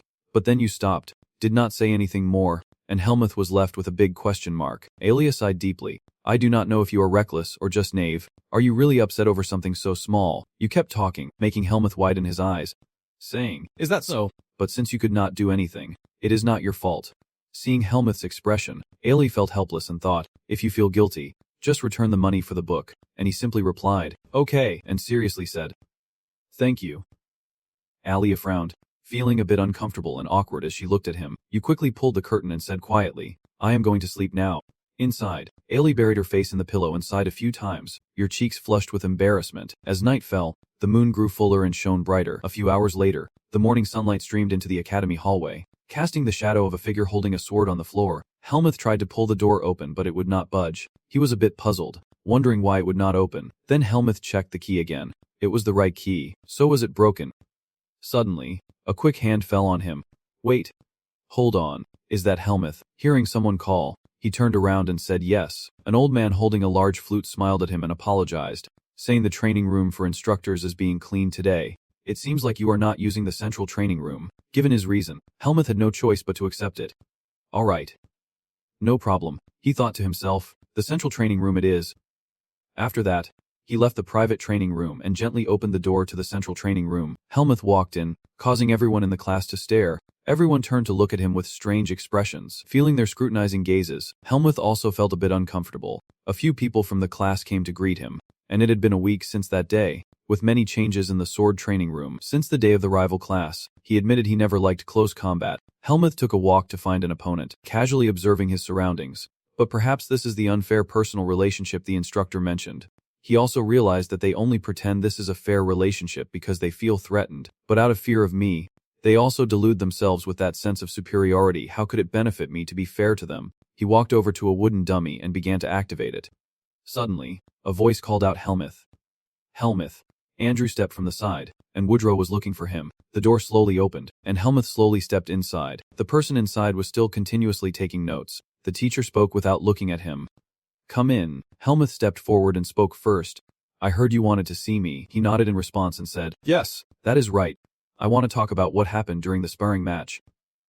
Hearing this, Helmuth thought to himself, here we go, but outwardly he remained polite and said, Yes. Helmuth recalled the unpleasant experience before, and if he spoke like last time, he would surely be treated the same way. So it was better to show remorse and say, I apologize for disrupting the class. Next came a string of apologies, and at the time, I thought it was cool. I believed that the strong naturally dominate the weak, but after hearing the coach's words, I realized I was partly at fault, and next time, I will be more careful. Ethan did not stop Wood, but he looked a bit pensive, his eyes briefly glancing at Helmuth as he thought, I did not intend to call him over just to scold him, but with the current atmosphere, it seems like I have to. Ethan agreed with Helmuth's wish and spoke slowly, saying it is enough that you understand your mistake, and I hope you won't dwell on the past. The students who bullied you will soon face the consequences. And hearing this, he could not help but ask, really? Now Ethan could not help but be surprised. Coach Olin still had not told him. Helmuth honestly admitted, no, he has not said anything yet. He crossed his arms and explained, Coach Olin has already gotten a confession from one of the ringleaders, so the academy will probably expel them, not forgetting to add firmly that even nobles cannot be forgiven for hiring Blackhawks. Helmuth fell silent for a moment,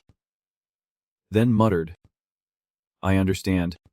And Ethan, seeing this, added, you look surprised. You must have been scolded badly. It makes sense. Coach Olin believes that good intentions go hand in hand with good actions. He did not stop there. Since everything has settled down, I am telling you this, standing up against injustice is a knight's duty. But the important thing is to know your limits. Listen, if you have learned moderation from this incident, just stick to that from now on. At this moment, Ethan added a burst of laughter and said, you know, everyone has a reckless youth. Including me. Every now and then there are incidents like this in the institute. Just be careful and do not get punished. Tomorrow take your friend to the mansion for a trip. Remember those snitches? Helmuth has some secrets. You do not have to be close with everyone, but at least have a few close friends at school. Not too close though. Trat thought. So that means I can go now. Right. He handed more things to him. Along with your new books, those guys already destroyed the stolen textbooks to cover their tracks. 2 heavy stacks of books were placed on the table, and Haha stared after them in surprise. He wondered why there were 2 sets, and Ethan smiled as he explained, your friend lost his too. Right, you are Asuka, are not you? Since you are here, take them back for him as well. Hat was still not satisfied. But why was it you? Ethan's expression was warm, clearly wanting them to build a friendship, and in that moment I was at a loss for words when Sin signaled upon seeing me. Helmuth, you arrived just in time. Hat quickly spotted the two of them. He approached, holding 2 stacks of books, and could not help but wonder, Sin, why do I see you everywhere I go?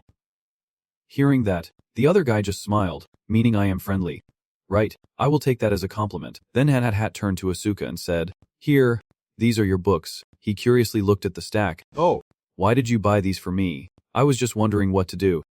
You are thinking more about your friends than I thought. Hat slowly explained they were from Professor Ethan, who also emphasized that we must take good care of our textbooks. Asuka quietly said, Nobles are so fancy, buying 2 expensive sets without even checking the price, and then Soin hurriedly interrupted. Okay, can I finish speaking now? He smiled and said, I was just about to look for you to talk. Helmuth, you came at the right time. Are you free this weekend?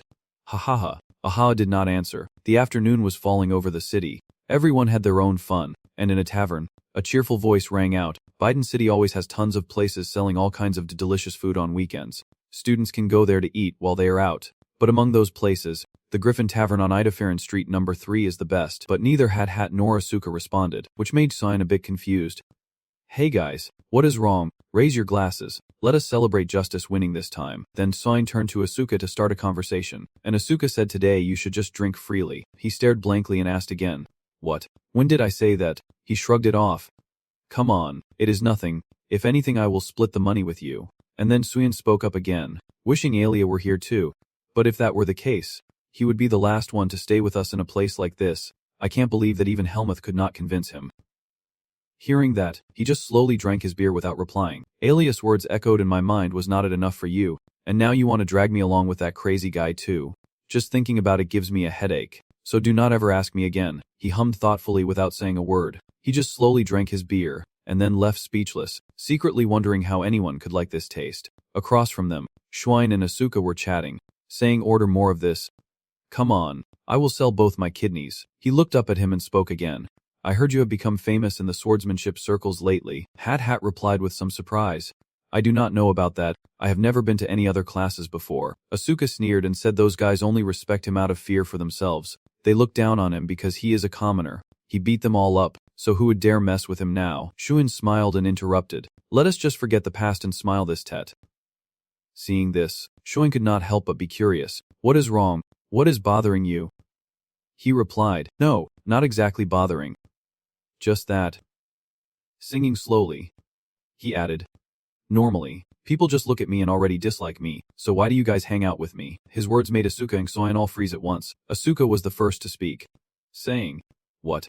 You are worried about that? You may be annoying, but you are also kind of cute, and Shine added, What is so hard to understand? He was already tipsy and said, The first time I met you, I felt that if I had this person by my side, it would be really fun. Hearing Xian say that, Asuka immediately sneered, What?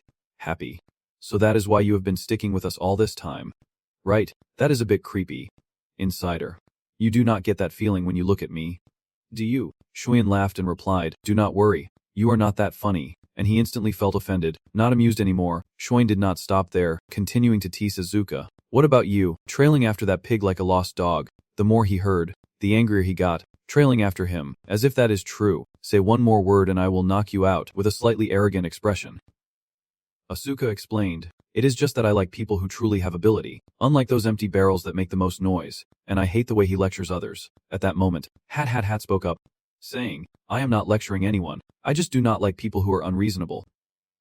Asuka frowned, clearly annoyed, and said, So why are you snapping at me then? Of course, my first impression of you was not great either, but I fought alongside you against Hatung, did not I?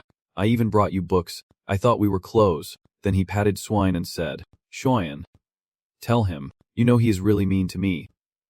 Unexpectedly, he was no longer able to respond to them. Both Hat and Asuka froze. Shuin lay slumped on the table, his face flushed and starting to babble nonsense. The scene before him made Asuka laugh until tears streamed down her face. Look at him, there were plenty of drinks offered but he is already completely wasted. You were so confident earlier, saying you would drink until my feelings ran out. So what is this now? Kids these days. Ha! Staying silent while he drinks slowly and Asuka keeps teasing loudly. Now I get it. Next time he makes a fuss, I will toast with him. After the toast, his gaze turned to one side. His thoughts drifted away, just as I thought. Still uncertain, Shoin is still passed out drunk. They have left the bar. and Asuka is shaking him hard, asking if he is awake yet. I am telling you, he is already way too drunk. Just one drink and he is completely wasted. Do not know why he even came here. Then from afar came a voice shouting, how do you know me? That girl. What on earth are you talking about? A group of people were laughing, talking, singing, exhaling deeply, and he could not help but be curious about the person holding the book. Aliyah flipped through the book he was holding, searching for something, again by the fake book guy. Ali's face went blank as he thought to himself, I remember leaving it around here. Could I have forgotten it at home? There is no way I misplaced the book. Grabbing another one, Aliyah told himself, well, it is a good book anyway. I should stop by the bookstore downtown later to buy a new copy. Suddenly his gaze darkened as he recalled the piglet looking at him and asking, Aliyah, do you want to go somewhere this weekend? Shunned and Asuka said they would go downtown together. Looking down at the book, Aliyah thought to himself, then I just need to follow them in a small town. Aliyah rubbed his temples and thought, do you think so? A group of girls surrounded him, flattering him eagerly. Lord Aliyah, there is a shop over there selling beautiful things. Please come with me. Sir, are you looking to buy books? Let us buy them for you. He thought irritably. This is not how it should be. He turned and said angrily to a girl with a heart-shaped face, why should I let you buy things for me? No need. Step aside. She replied. Oh heavens, we just want to sit and have tea with Lord Aliyah. He sighed, tired of calculating. He could not have a normal conversation with these people, but he also could not use magic to blow them away. In a dilemma, Helmut appeared from afar. Aliyah on this side had already seen Helmut. Helmut wiped his sweat and waved at him. Aliyah furrowed his brows and glanced over. He slipped past the others, heading straight for Helmut, who was stretching out ahead. A hand grabbed my shirt. Aliyah turned around to explain to the group. Sorry, but I already have a date with this guy today, so please step aside and make way. Helmut glanced over him looking confused. Asuka turned around, puzzled, and asked, so that is Aliyah. You were ignoring us earlier but now you are talking so fast and nonstop. Aliyah gritted her teeth, cursed silently, and walked away to avoid the fools. The girls freaked out in panic, saying it could not be true. How could Aliyah be hanging out with those people? Associating with people of a lower status like that would ruin her reputation that day. Asuka and Cian heard it and immediately darkened their faces, with one of them adding, especially with that rough crowd from the Sword Institute. A girl raised her hand to stop the speaker, saying, wait a minute, could that green-haired guy from the Sword Academy be the famous swordsman Nini? Cian and Asuka were annoyed, their entire presence radiating a fierce aura. Asuka turned to glare threateningly. Suspicious? What? Finish your sentence. You coward. Cian blushed and whispered, I am not from the Sword Academy, and the girls nearby whispered, who is that beside him? We do not know. His eyes narrowed as he shouted, stop bothering others and get out of the way, or I will bite you. The girls immediately turned pale with fear. They always run away. Helmut helplessly turned and asked, what is going on here? Aliyah raised his eyebrows and glanced at him. He took a deep breath that startled Helmut. Why did you hit me? You complained irritably, saying the road is so wide yet you still run into these kinds of people, and you smell like alcohol all the time. Move aside and use it. Asuka scolded. This kid, do you have multiple personalities or what? Acting like that after asking for help. He pointed at Helmut, denying Asuka's words, saying I did not ask him to pull it out. I just saw this guy about to lose it when he saw me in trouble. Helmut looked down at him calmly and said, I had no intention of helping you. I think with your skills these situations are nothing. He frowned, glanced at me, and explained, no, now is not the time to discuss that. Forget it. It is better if I do not say anything. Someone looked toward Shunned and asked, Shunned is sitting in the corner. But what is wrong with that guy over there? His face is pale and weak. The other replied, tell us. He has been mumbling all this time. Aliyah then took off her hood, looked at Asuka and ordered, darling, check the bag. What? He asked irritably. Why are you ordering me around like that? Alina replied curtly, just do it. Someone holding the bottle of medicine looked suspicious. Poison. Ali explained, it is an antidote. Anyone in the magic realm always carries a bottle with them. Just give it to him. He will wake up soon. Asuka sat down in front of Cian, pouring the medicine while grumbling. If you had good stuff like this, you should have said so earlier. What a hassle. With the bottle still in his mouth, Shunned's eyes suddenly widened. He stammered, Aliyah. He looked so emotional, his eyes sparkling with self-admiration. You said you would not come. Yet you came because you care about us, this insincere person. Asuka sarcastically mocked. Does it really work? He is just spouting nonsense out of panic. Ali helplessly regretted. It would have been better not to let him drink it. Xuan suggested, now that all four of us are here, where should we go? There is a dessert shop nearby that is really good. Asuka replied helplessly. It is this late. Where else can we go but back to the dorm? Helmut glanced at Ali, who was resting his head on his hand. Looking bored, Ali looked up, and Helmut turned as if he had something to say. Helmut spoke up, Aliyah, Do you have time tomorrow to visit the Goodwill Mansion together? You turned to look at Helmut in surprise. Ailey did not answer. He asked if he should bring those people along, and Helmut replied no, he just wanted to ask for his opinion first. He then quietly expressed that it seemed Ethan wanted him to introduce Aelia to him. Aelia furrowed his brow and looked thoughtfully. He continued, why is it only me? Helmut replied awkwardly, because if I invited others along, you would not go, you stubbornly insisted. That is right, he sighed and explained. Anyway, I owe you a lot. Ailey glanced at him and asked. All right, when are we going? He replied indifferently. I think early morning is best. It would be troublesome to separate from Cian and Asuka again. Cian stopped and asked blankly. Huh. You two are like that, talking behind my back. Ali urged him to hurry home while he was still clear-headed since midterms were coming up, and Cian replied with a scowl. No. With midterms approaching, I have to study late into the night, so do not nag me like my mom. But hearing that, he immediately refused, saying, fine. Just hearing that is scary enough. Helmut thought to himself, I still do not fully understand what the relationship between people really is, but that day, I felt the distance between Ailey and me slowly closing. A hand was placed down, and he kept thinking. Or maybe, Helmut looked at the person in front of him silently, hesitating as he made his observation. Am I the only one who thinks this? Aelia turned to him, radiating a fierce aura as she commanded. Listen, this is a team battle. Our goal is to defeat Cian and Asuka to win. Helmut broke out in a sweat looking at her. Seeing Helmut's blank face, he continued at length, like you know, I have never lost, and I have taught you thoroughly. Ali's expression hardened, his pupils dilated in warning, so if we lose, it is definitely 100% your fault. So do your best to win. Got it. Helmut watched this scene, speechless, and wondered. At school, students were chatting lively. The door opened. Ailey held her bag and turned to ask, why are you here? Helmut stared blankly, then turned irritably to ask, what do you mean by that? I asked why you came here. Helmut replied, I thought you were in the library as usual. He turned away to explain, I just came to get a few things and will be back in the library soon. How's your exam preparation going? He answered indifferently, it is okay. I guess. You looked at me accusingly and asked why I was so indifferent. Helmut frankly said I am not worried about the practical test. Ailey asked if that meant I was worried about the written test, and he replied that I already have enough entrance exam points anyway, and the elective class does not really suit me.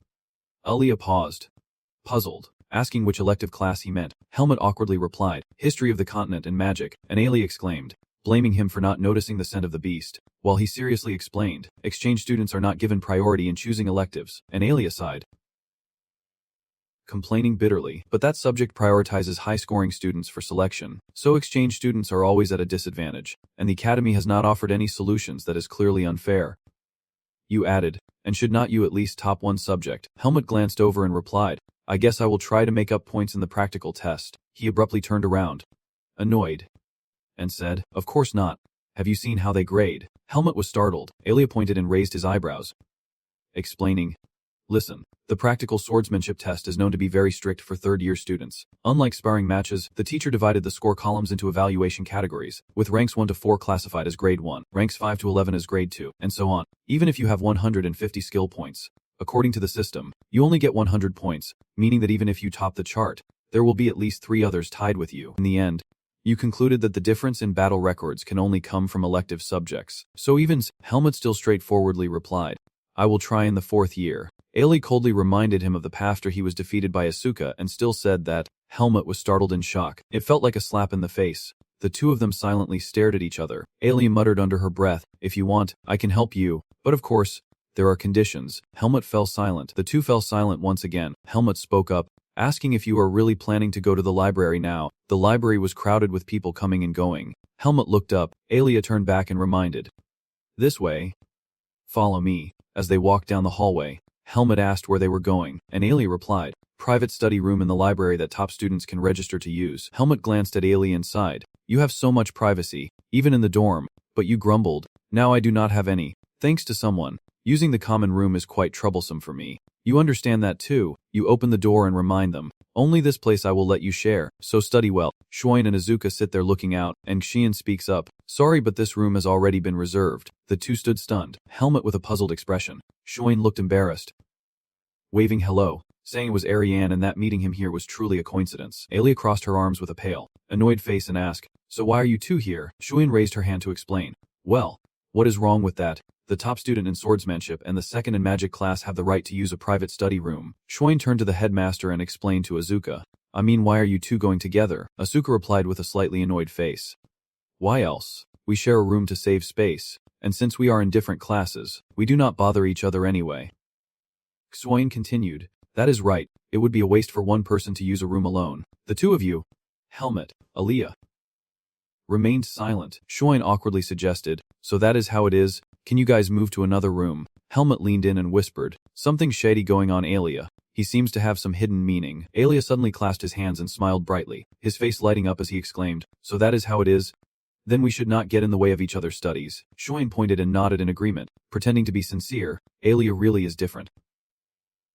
Truly understanding, he cut in and said, because I have a better idea. Xuan immediately stiffened. Ailey's expression changed in an instant, and he quietly suggested, it is simple, let Helmet and Asuka study here, while you and I go to the next room. That way we save space and each room only has students studying the same subject. The two of them started sweating and stammering. Boo, but, you cut in, saying, so what? There is nothing wrong with that. Right, no need to hesitate, Xuan anxiously added. Then, before he could finish, Ailey interrupted again, asking, you always want to study with me, do not you? You furrow your brow, a sly look in your eyes as you ask, or are you hiding something from us? The two of them are left speechless and fall silent. In the library, the quiet space, Asuka sat deep in thought. Someone asked, so you are afraid Helmet will snatch the top rank and you are asking Xuan for extra lessons? Ailey glanced over at Helmet, who was dazed, and said angrily, what is there to be afraid of with this guy? Don't you know he was the only one to answer the final riddle correctly right after me without even using the textbook? Ailey replied bluntly, I am helping him. Asuka pointed and exclaimed, see, that is the problem. He explained helplessly, I do not intend to lose the written exam, but I might in the practical one. But Helmet always has Aria's help, so of course I have to seek help too. I am not 100% sure I will win either. Ailey sighed, if you are bluffing, you are more timid than I thought. So you are afraid of losing your position and that is why you are looking for help, he replied vaguely. Something like that. You will help Helmet too. Right, you answered calmly, with a dark puzzled look. Of course, otherwise why would I go with him? Asuka snapped at him. Do you want to know how much I held back before unleashing all that? Ailey raised a hand and asked, but why him? You came first and he only came second. Swine helplessly exclaimed it sounded heartbreaking, but I am better than him at one type of magic. Then she suggested, now that the competition turned out like this, how about we have a contest among ourselves? Do you want to bet Aria, Asuka or Helmet will come out on top? You raise your eyebrows and ask, what is the point of betting when I know Helmet will win anyway? Xuan argues, luck has to run out eventually, so if you are so confident, why not make a high-stakes bet? He pointed and laughed, setting the condition that the loser must run 100 laps around the sports field without using magic. Aria, being skilled, would not back down from such a high-stakes bet. Right, Ailey fell silent, raising an eyebrow in thought, while Asuka wiped sweat from her brow and whispered to Xian, where do you get that confidence? Don't worry. I have got it all figured out. You laughed and sighed. Helmet remained silent. You looked up. Alia slammed his hand on the table to remind you. I need to say this first, so if we lose, it is 100% your fault. Drag your ass to the top one for me. His face twisted in pain, his pupils shrinking as he asked fearfully. Understood, he sighed softly, thinking to himself that it seemed he had forgotten his original wish. Ailey looked at him folding his arms and listening intently, then reminded him, this is not just about your grades but also my honor. We won't stop until we reach the top of the school.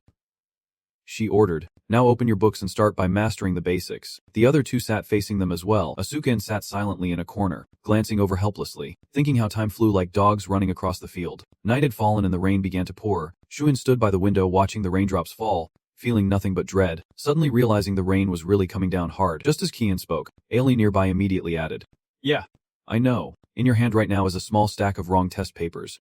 Really, it is a heavy fall. After a moment of reflection, he felt there was nothing left to regret in life, while the others acted as if they knew nothing. After a moment of depression, Ailey sighed, and seeing this expression, Asuka smiled broadly.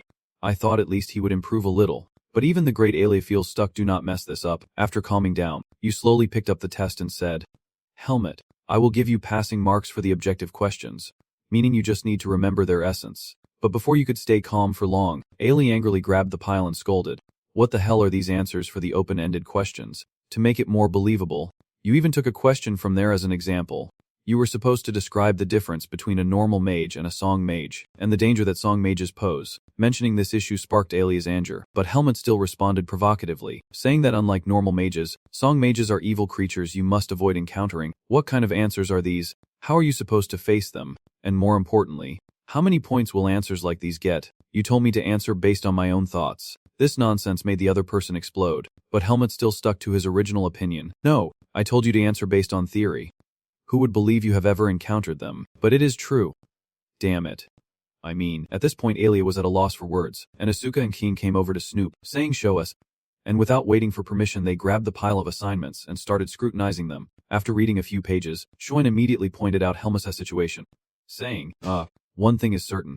Helmut, you have never answered an essay question before. Right, as far as I know, exchange students mainly get objective questions on their tests. Asuka, standing nearby, now looks puzzled as she reads, what subject is this? Understanding magic. Why are you taking this class? The question was immediately answered by the person next to me, and hearing this, Asuka slyly advised, exchange students do not have many options in liberal arts. Helmut, do not give up after this term. Even Alia finds it really tough. As soon as she finished speaking, Alia slammed the table and stood up, startling the other two. You stood up with eyes blazing, voice trembling. Giving up is nonsense. The more Alia thought about it, the more unwilling she became, and Asuka watched without knowing what to say. I won't let my student lose to someone like you. Hey, I do not know what to say. You look so serious I can't even get mad. Helmut, who had been silent all along, finally spoke up, only to be immediately opposed by Alia, saying we will have to relearn how to answer open-ended questions. But I still have to train. You won't be allowed back to the dorm if you do not understand, so be prepared. As the sun sets, everyone in the room continues to study diligently. Besides studying, the two Asuka siblings also play pranks, and Alia takes it as a pastime. After getting tired of studying, the four of them rarely sit together to eat cookies. Helmut was doing his homework when he suddenly noticed something. Alia flipped through the book and answered casually. They are not coming back. It is late and they are probably full. So they have gone to bed. Those two will pay for being so arrogant. Hearing this, Helmut lightly blamed himself, saying Alia had to work so hard because of him, which surprised Alia. Then he calmly urged him on. But Helmut said straight, then work harder. Unless you want to see me run 100 laps around the yard. But how could you lose your top spot? Of course not. With that confirmation, he could not help but wonder. Was there a reason why you were so obsessed with being number one? Faced with this question, Alia remained silent, gently closing the book he was reading before speaking. Everyone has secrets they can't share with others, and my reason is much the same. People said so, and Helmut did not ask further. Secrets that can be revealed to anyone. He has the same kind of secret. Understood. That said, he still guessed the reason in his mind. Alia is truly amazing. He will definitely earn the title of Grand Mage someday. Meaning, like Anshin, he will also discover the seed of darkness within himself, so there is no choice but to challenge him before that day comes. Helmut thought deeply. Seeing that reaction, Alia stepped forward to ask, and he honestly expressed his confusion. Enough. Is there any point you still do not understand? I do not understand this part about the abnormal magic receptors. In response to the question, Nitin said, let me see. Following Alia, he tucked his hair to one side, a gesture that caught his attention, and he looked at the side of the other's face in surprise. Alia remained unaware as Nitin explained briefly that it was a theory about how a person can have different spots where they receive magic. Abnormal means it is not fixed, and although the hypothesis has not been proven, the supervising professor, Sir Jukin, raised a question during the discussion. For a moment, you notice something strange about Helmut. So first you need to decide whether you agree with this theory or not. As you look up, your eyes meet, and you both hold the gaze for a few seconds. The romantic atmosphere was quickly shattered by Alia's blunt interruption, leaving Helmut completely thrown off. What is wrong with you? I do not want to have to explain it again. Don't you just zone out like that? Sorry. They were sincere and you did not press further. Looks like you are losing focus. Want to take a little break? That would be better. Given the break, Helmut held his face, full of questions. Have I been studying too much? Alia was no better. He held up a book to hide his blushing, embarrassed face. The next day at the training ground, Andro could not hide his curiosity and Mummin came to ask him. Helmut, I heard you just had a bet with Asuka. Being asked like that, he was confused. Seeing his reaction, he kindly explained. Everyone already knows. That was a battle for the top spot. I am sure the other classes in the swordsmanship department know too. Besides, with Alia participating, how could I not know? Not stopping there, Andro also stated it firmly. This confidence puzzled those involved. I am sure you will win. Why? I do not know. It is the swordman's intuition. I have a feeling you are stronger than Asuka. Hearing this, Helmut silently assessed the person in front of him. Andro. After meeting him during the transfer test, we adjusted our stances like partners, and in class, I also became close to him. Snapping out of his thoughts, he declared bluntly that the written test was the real obstacle. But as you just said, I do not intend to lose. This attitude made Andro excited. Truly delighted. I really want to see Asuka lose once. No one likes him running around acting like he owns the place. You just talk freely without even realizing the person you are talking about has been standing right next to you all along. Helmut fell silent when he noticed Asuka. It was hard to understand what Andro was saying. Just then Asuka asked threateningly, "Blaming me for your incompetence must be really fun." Andro hesitated a bit. "No, I did not mean that. Not caring about this issue anymore." You step in front of Helmut. "Whatever."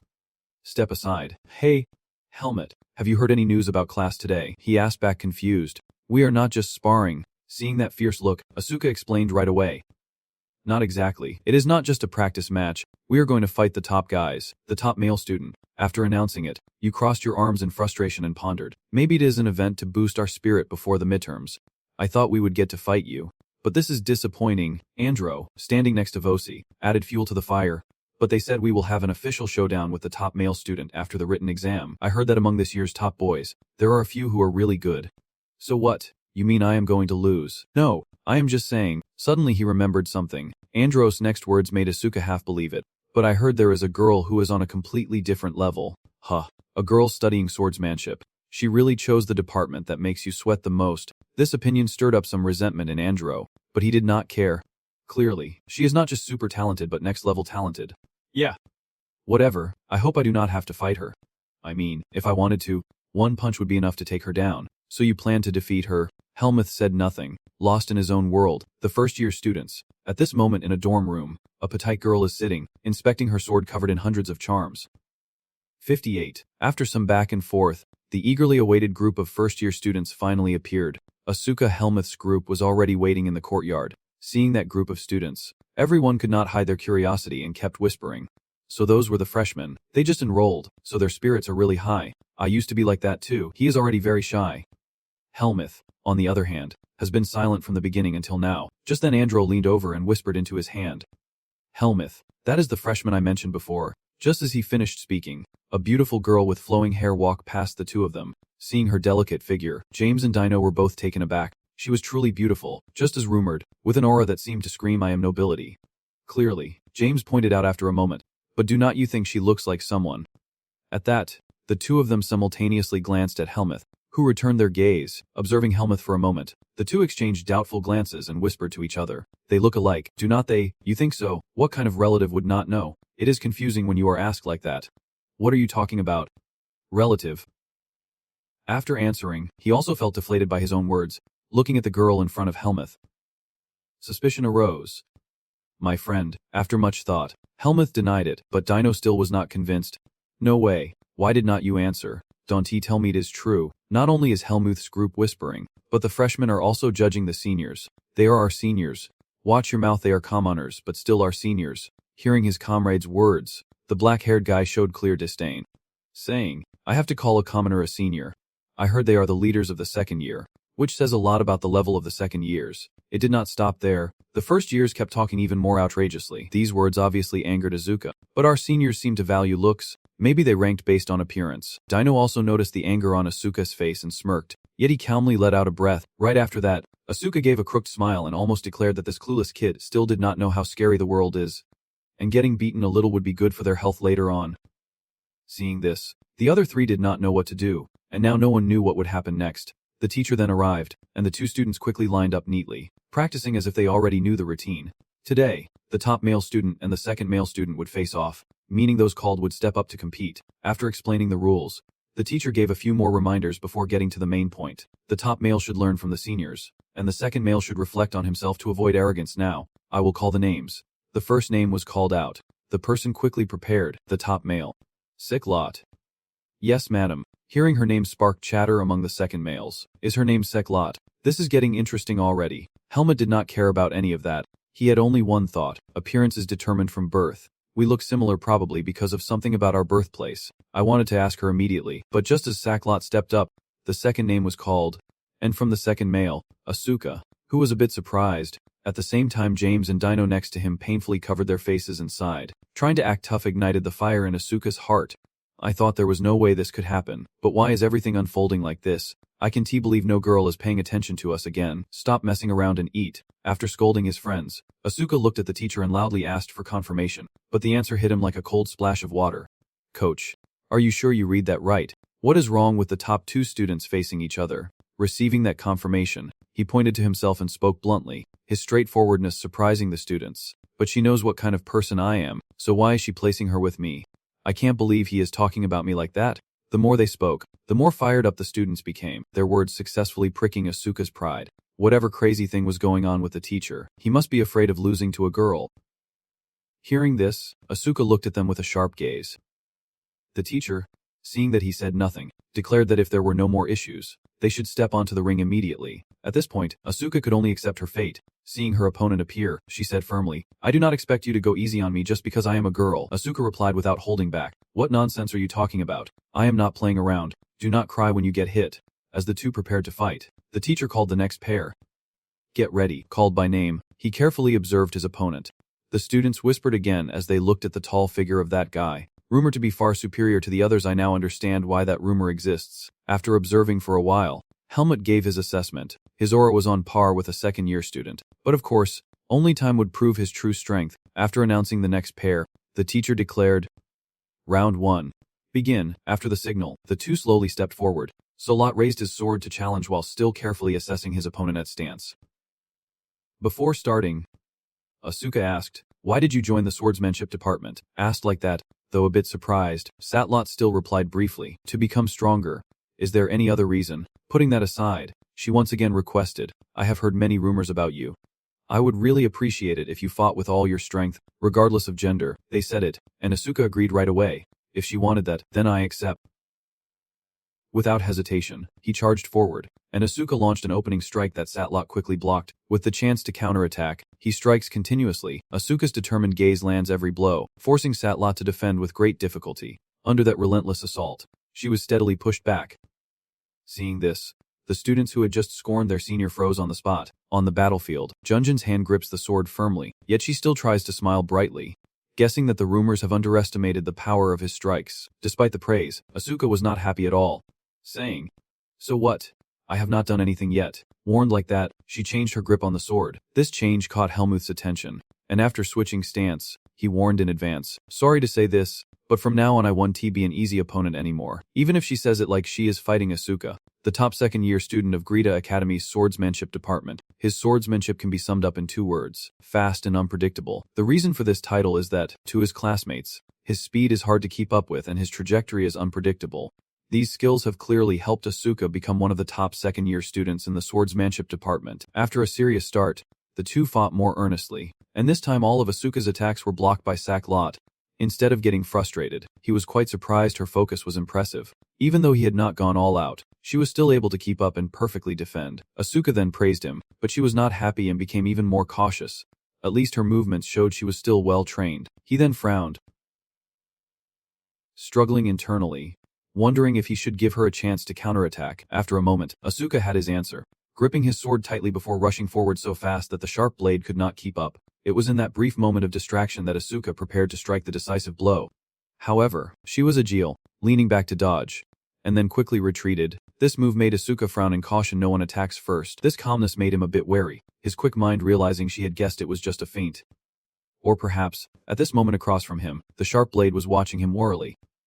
Once again, before she could act, Asuka struck first. The battle stalled once again, returning to the start where Saklot could only defend continuously, and in this situation, she was unwilling to accept defeat. That expression accidentally caught Asuka's eye, and he quickly made a guess. "Hey, are you aiming for a draw?" Before the other person could answer, he struck, creating enough distance between them. Asuka said bluntly, "I do not like pushovers, but I hate those without pride even more." Saklot was stunned by these words, but he did not stop there. She gave up on victory before it even began out of fear. Even for a commoner like me, is not that shameful? Was her previous confidence just a facade to fool everyone? Hearing these words, Saklot froze on the spot, but Asuka did not stop. The harsher his words became, the more he pressed. "If you are not aiming to win, then stop waving your sword around and leave.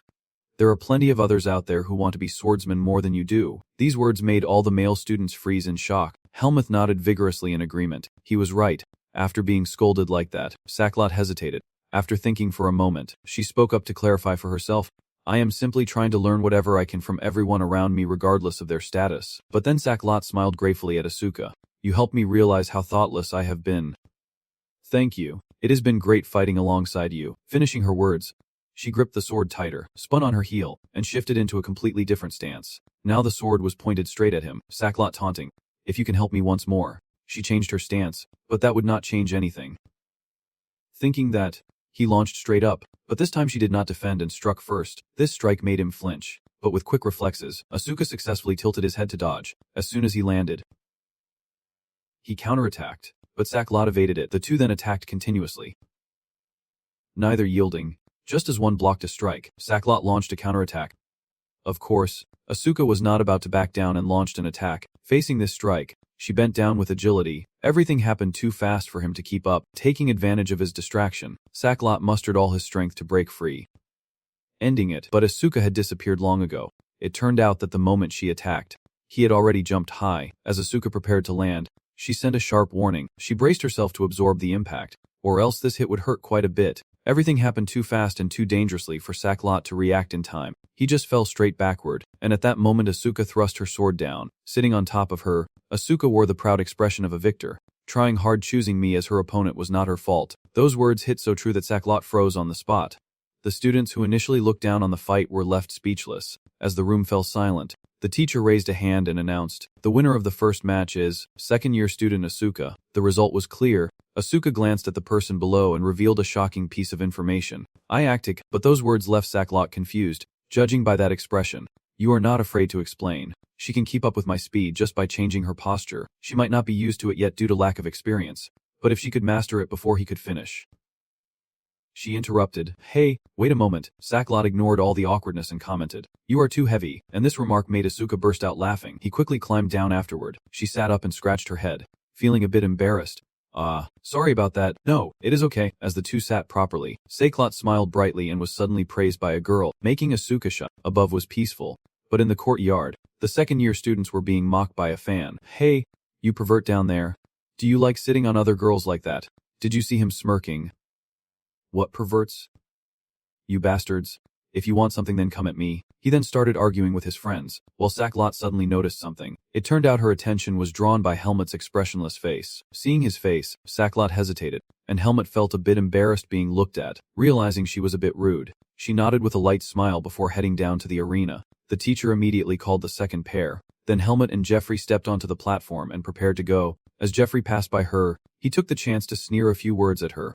Saklot, she never expected to lose to a lowly commoner, and she dragged the honor of the first-year students down to the bottom of society. These words did not sit well with her at all. Although he quickly calmed down, he glared back at the other person, warning that he would regret holding that mindset because talent and effort do not discriminate. When both step into the arena, he still held his original opinion. Let us see. 60. Helmut recalled that during a tough training session, Andro once asked him, "Helmut, what do you think is more important in swordsmanship, strength or technique?" Helmut stood there stunned for a moment, then said, "I am not sure, but if I had to choose, strength should be the top priority since technique is meant to support strength anyway." Andro thought for a moment and said, "Really?" Then he shared his own perspective. "You see, my strength is not great compared to those born with power. No matter how hard I train, it is hard to catch up, so it feels a bit unfair." Helmut thought he was too unfocused and said, "You are overthinking it a lot." Andro sighed. "Can't you cut me some slack?" "Helmut, have not you ever had those thoughts? It is understandable. Among the second-year students, you already have the highest level of strength and technique." He glanced at him and asked, "If you had to fight an opponent stronger than you, what would you do?" Helmut rubbed his chin.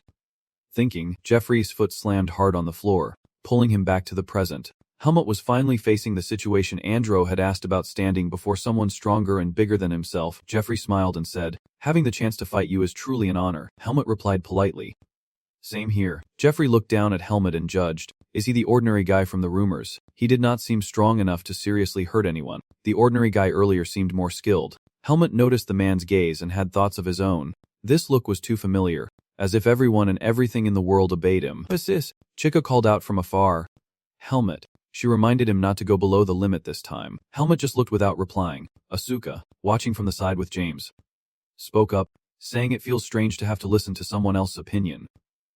James replied, "So what? Compared to your peers, you are pretty good." Asuka did not like that and said, "I will hit you once now and then we will see." "Assist!" Chica spoke up then. "Are you both ready? The second round of the duel begins." She had just finished speaking when Jeffrey immediately lunged at the wooden sword area faster than him. Helmut raised his sword horizontally above his head to dodge, but then he had to widen his eyes, losing his footing and stepping back. Each of his strikes came dangerously close to Helmut's neck. Jeffrey's swordsmanship is as deep and wide as his tall frame, and the energy radiating from his strikes is no joke. It flew far out to the audience, creating a free breeze for the spectators. Even Azuka and James were impressed, but Helmut's cold expression remained unchanged. Jeffrey complimented you, saying your moves are quick and light.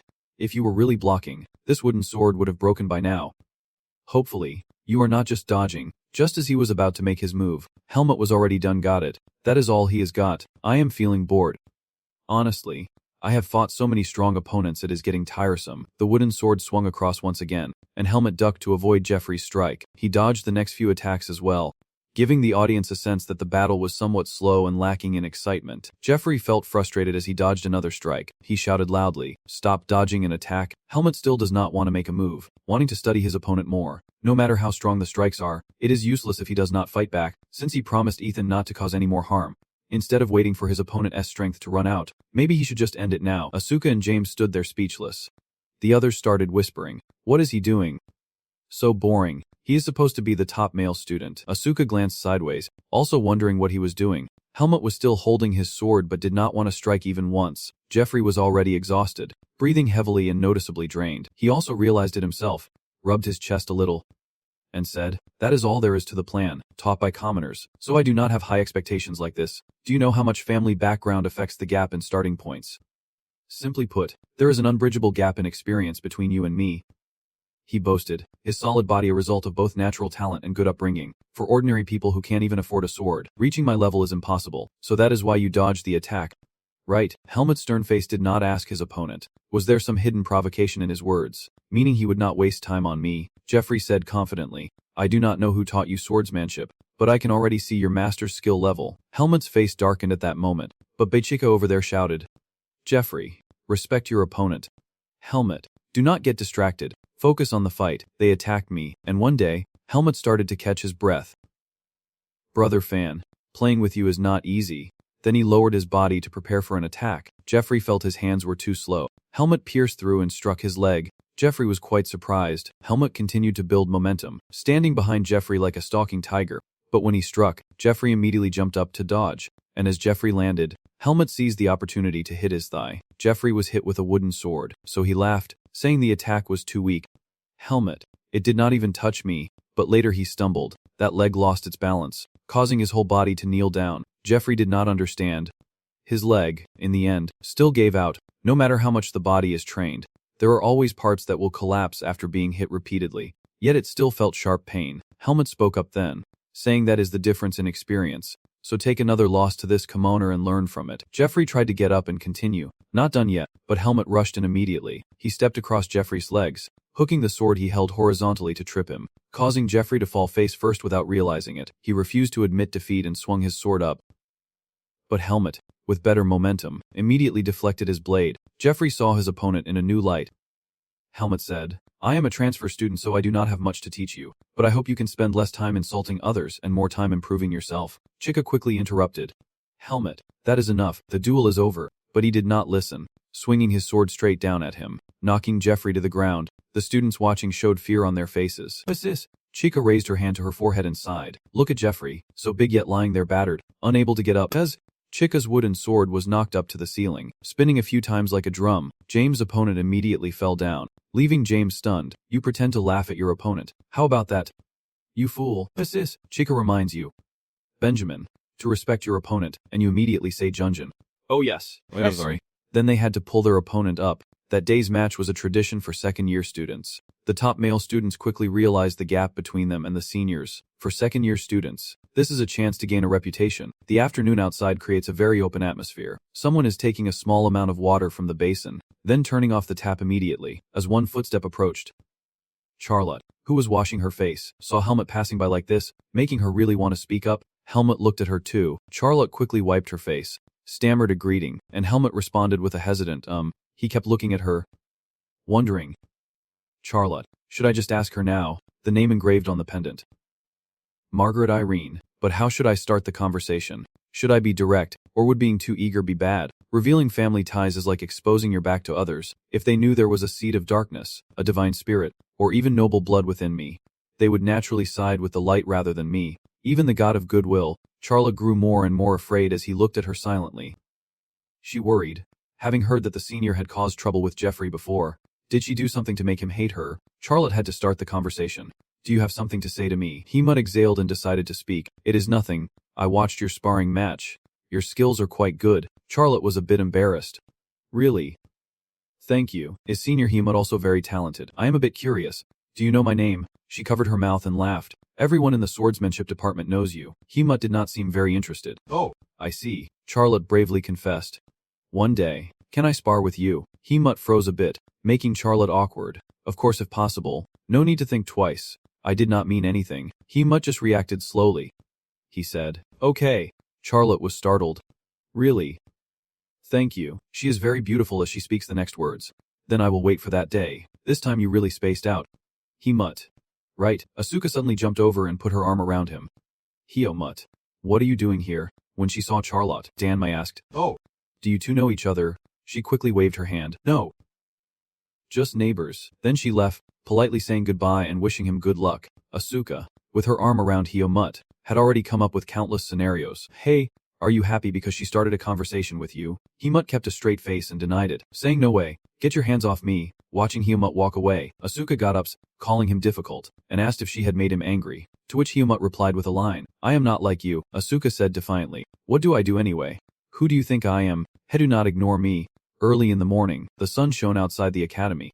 Adding to the brightness, the window glass became shinier. Hemut was diligently writing with his pen. Then he turned to ask his roommate, Aliyah, what the problem was. Aliyah, who was reading a book, coldly asked. Huh. Hemut looked at the young man who had become unusually alert, his face showing a hint of determination, staring intently at the gaze that was not meant for him.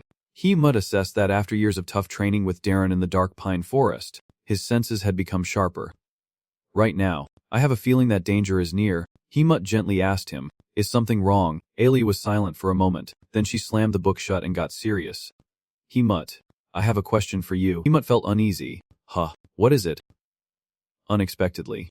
Your question made him tense. Heard that today the top male swordsmanship student confessed to you. Is that true? Hemut was busy wiping his face when the person next to him concluded it must be true without a word. He denied it, saying there was no such thing, but Alia said the rumor had spread everywhere, and since she was new to the school, he must be happy to be famous for being pursued by juniors. Hemut heard the question and said, I did not do anything, so why are you mad? Ailey got annoyed. What? Why would I be mad? Hemut clarified. Let me repeat, that is not true. I only said a few things because she wanted to spar with me next time. I do not know about others, but I am not lying to you. Ailey sighed, opened the book again, and said, all right, if that is the case, I believe you. After all, not every rumor is true. You also added, I have thought about it. Hemut, you are my roommate and also the closest person to me. Hemut confirmed, that is right. Ailey closed the book and said with a hint of delusion, I am telling you this because you seem very careless. So listen carefully. Never trust any girl who approaches you, because there is a high chance she is using you as a bridge to target me. Hemut was surprisingly on board, but he did not understand at all and said, I do not think so. Alia confidently insisted, no, it is definitely 100% true. You have seen the people who approached me before. The girls who pursue me are very clever. Some even disguise themselves as boys to enter my bedroom, which means there will definitely be some who act well enough to fool you. Hemut thought, oh, I see now. So it is best if I stay away from the assassin. Right? Alia panicked. No. Not really. I just meant it as possible. You have to decide for yourself. Hemut comforted his roommate. You do not need to say anything more. If you suspect the assassin and want me to keep my distance, just say so. I do not really care either way. Ailey did not expect that at all. He sighed and turned away. Really? Then just go ahead. I am just reminding you, never trust any girl who acts friendly to you.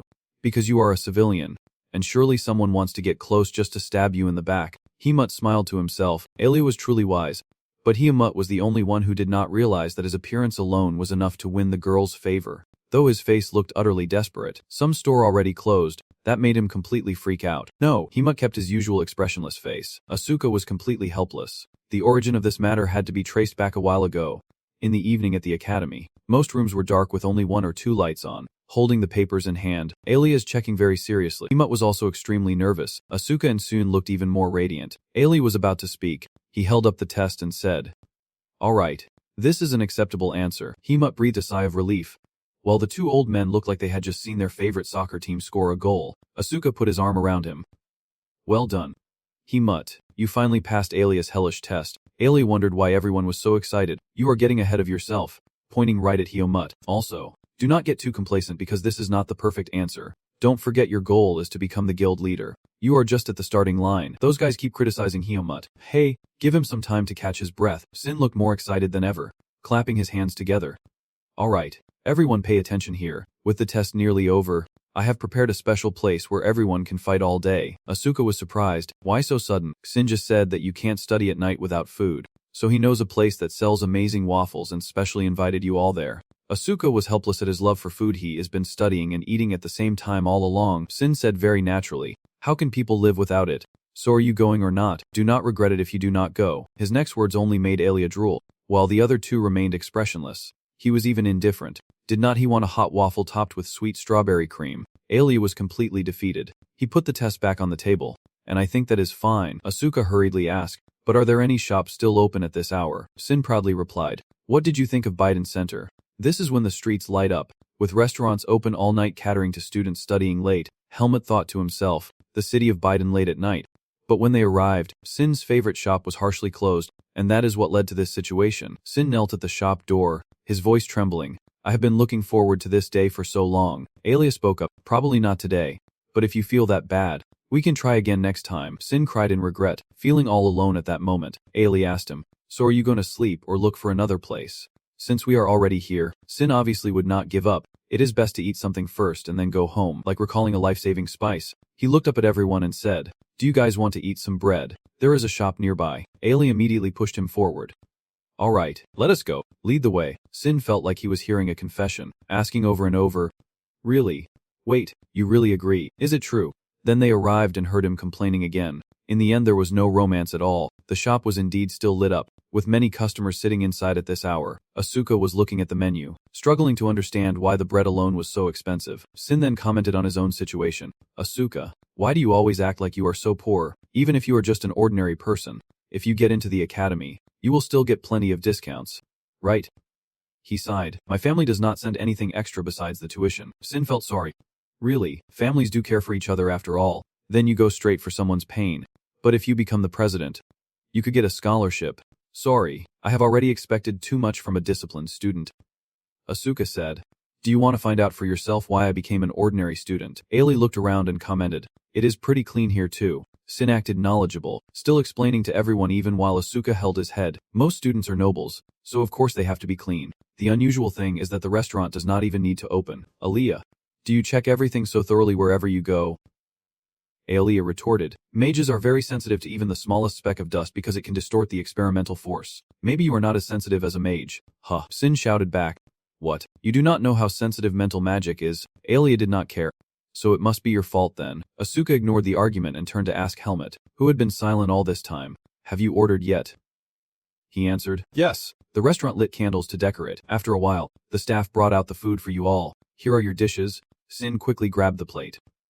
"Thank you." He even glanced over to check with Asuka. "Of course, the basic dish is the best. What did you guys order?" Asuka replied, "I am having the basic too." The server then placed a giant hamburger in front of me. "This is a super special dish from the Guerra swordsmanship department." Sin and Alia stared in amazement. Helmut could not imagine the dish he ordered would turn out like this. Asuka burst out laughing loudly. "What the hell did you order? Are you planning to eat until you go to sleep?" "I do not know either. They said it is for the swordsmanship department." Alia wondered, do people in the swordsmanship department eat 5 times more than those in other departments? Sin acts like he knows something and is a little tempted. "Between us, this is a marketing trick to create a sense of challenge." "What are you doing here?" "Helmut, if there is too much, do you want to share it? Please. How much meat is in here? Can someone stop him for me?" "Hey, let go." Before they could start eating, someone came over to greet them. Addressing the seniors, Charlotte beamed like a flower, grateful to see everyone here. Helmut recognized the person who just spoke. Charlotte, but he did not remember the shy one standing behind her, nor the muscular guy. He just politely bowed and said, "My name is Jeffrey. Nice to see you again." Seniors. Charlotte has been happy since earlier, But I guess everyone came here for the special dish of the swordsmanship department. We came here to eat it too. Asuka asked back, both of you. Jeffrey just revealed the truth. Yes. He wants to bet big with me. Asuka protested. Hey, why are you betting big against someone this strong and handsome? Aren't you ashamed? Charlotte immediately kicked and turned to question him. Wait a minute. Senior Asuka, are you underestimating me? I was startled. No, not at all, not at all. Charlotte continued to prove herself, saying she was from the swordsmanship department and could eat it all. Didn't you know, the more you train, the more you have to eat. Senior Helmet, you believe that too? Right, Helmet always freezes for about 5 seconds like that, while Xuan sitting across grabbed his knife and fork, ready to attack his cake. Helmet reacted quickly, slapping his hand to stop the idea, then answered her. Of course, Charlotte had an idea. Since we are here, why do not we sit together? Seeing Alia suddenly get up from the table after hearing that confused both Azuka and Shine, he stood in front of her, staring intently. Helmet knew his roommate was jealous of the girl again.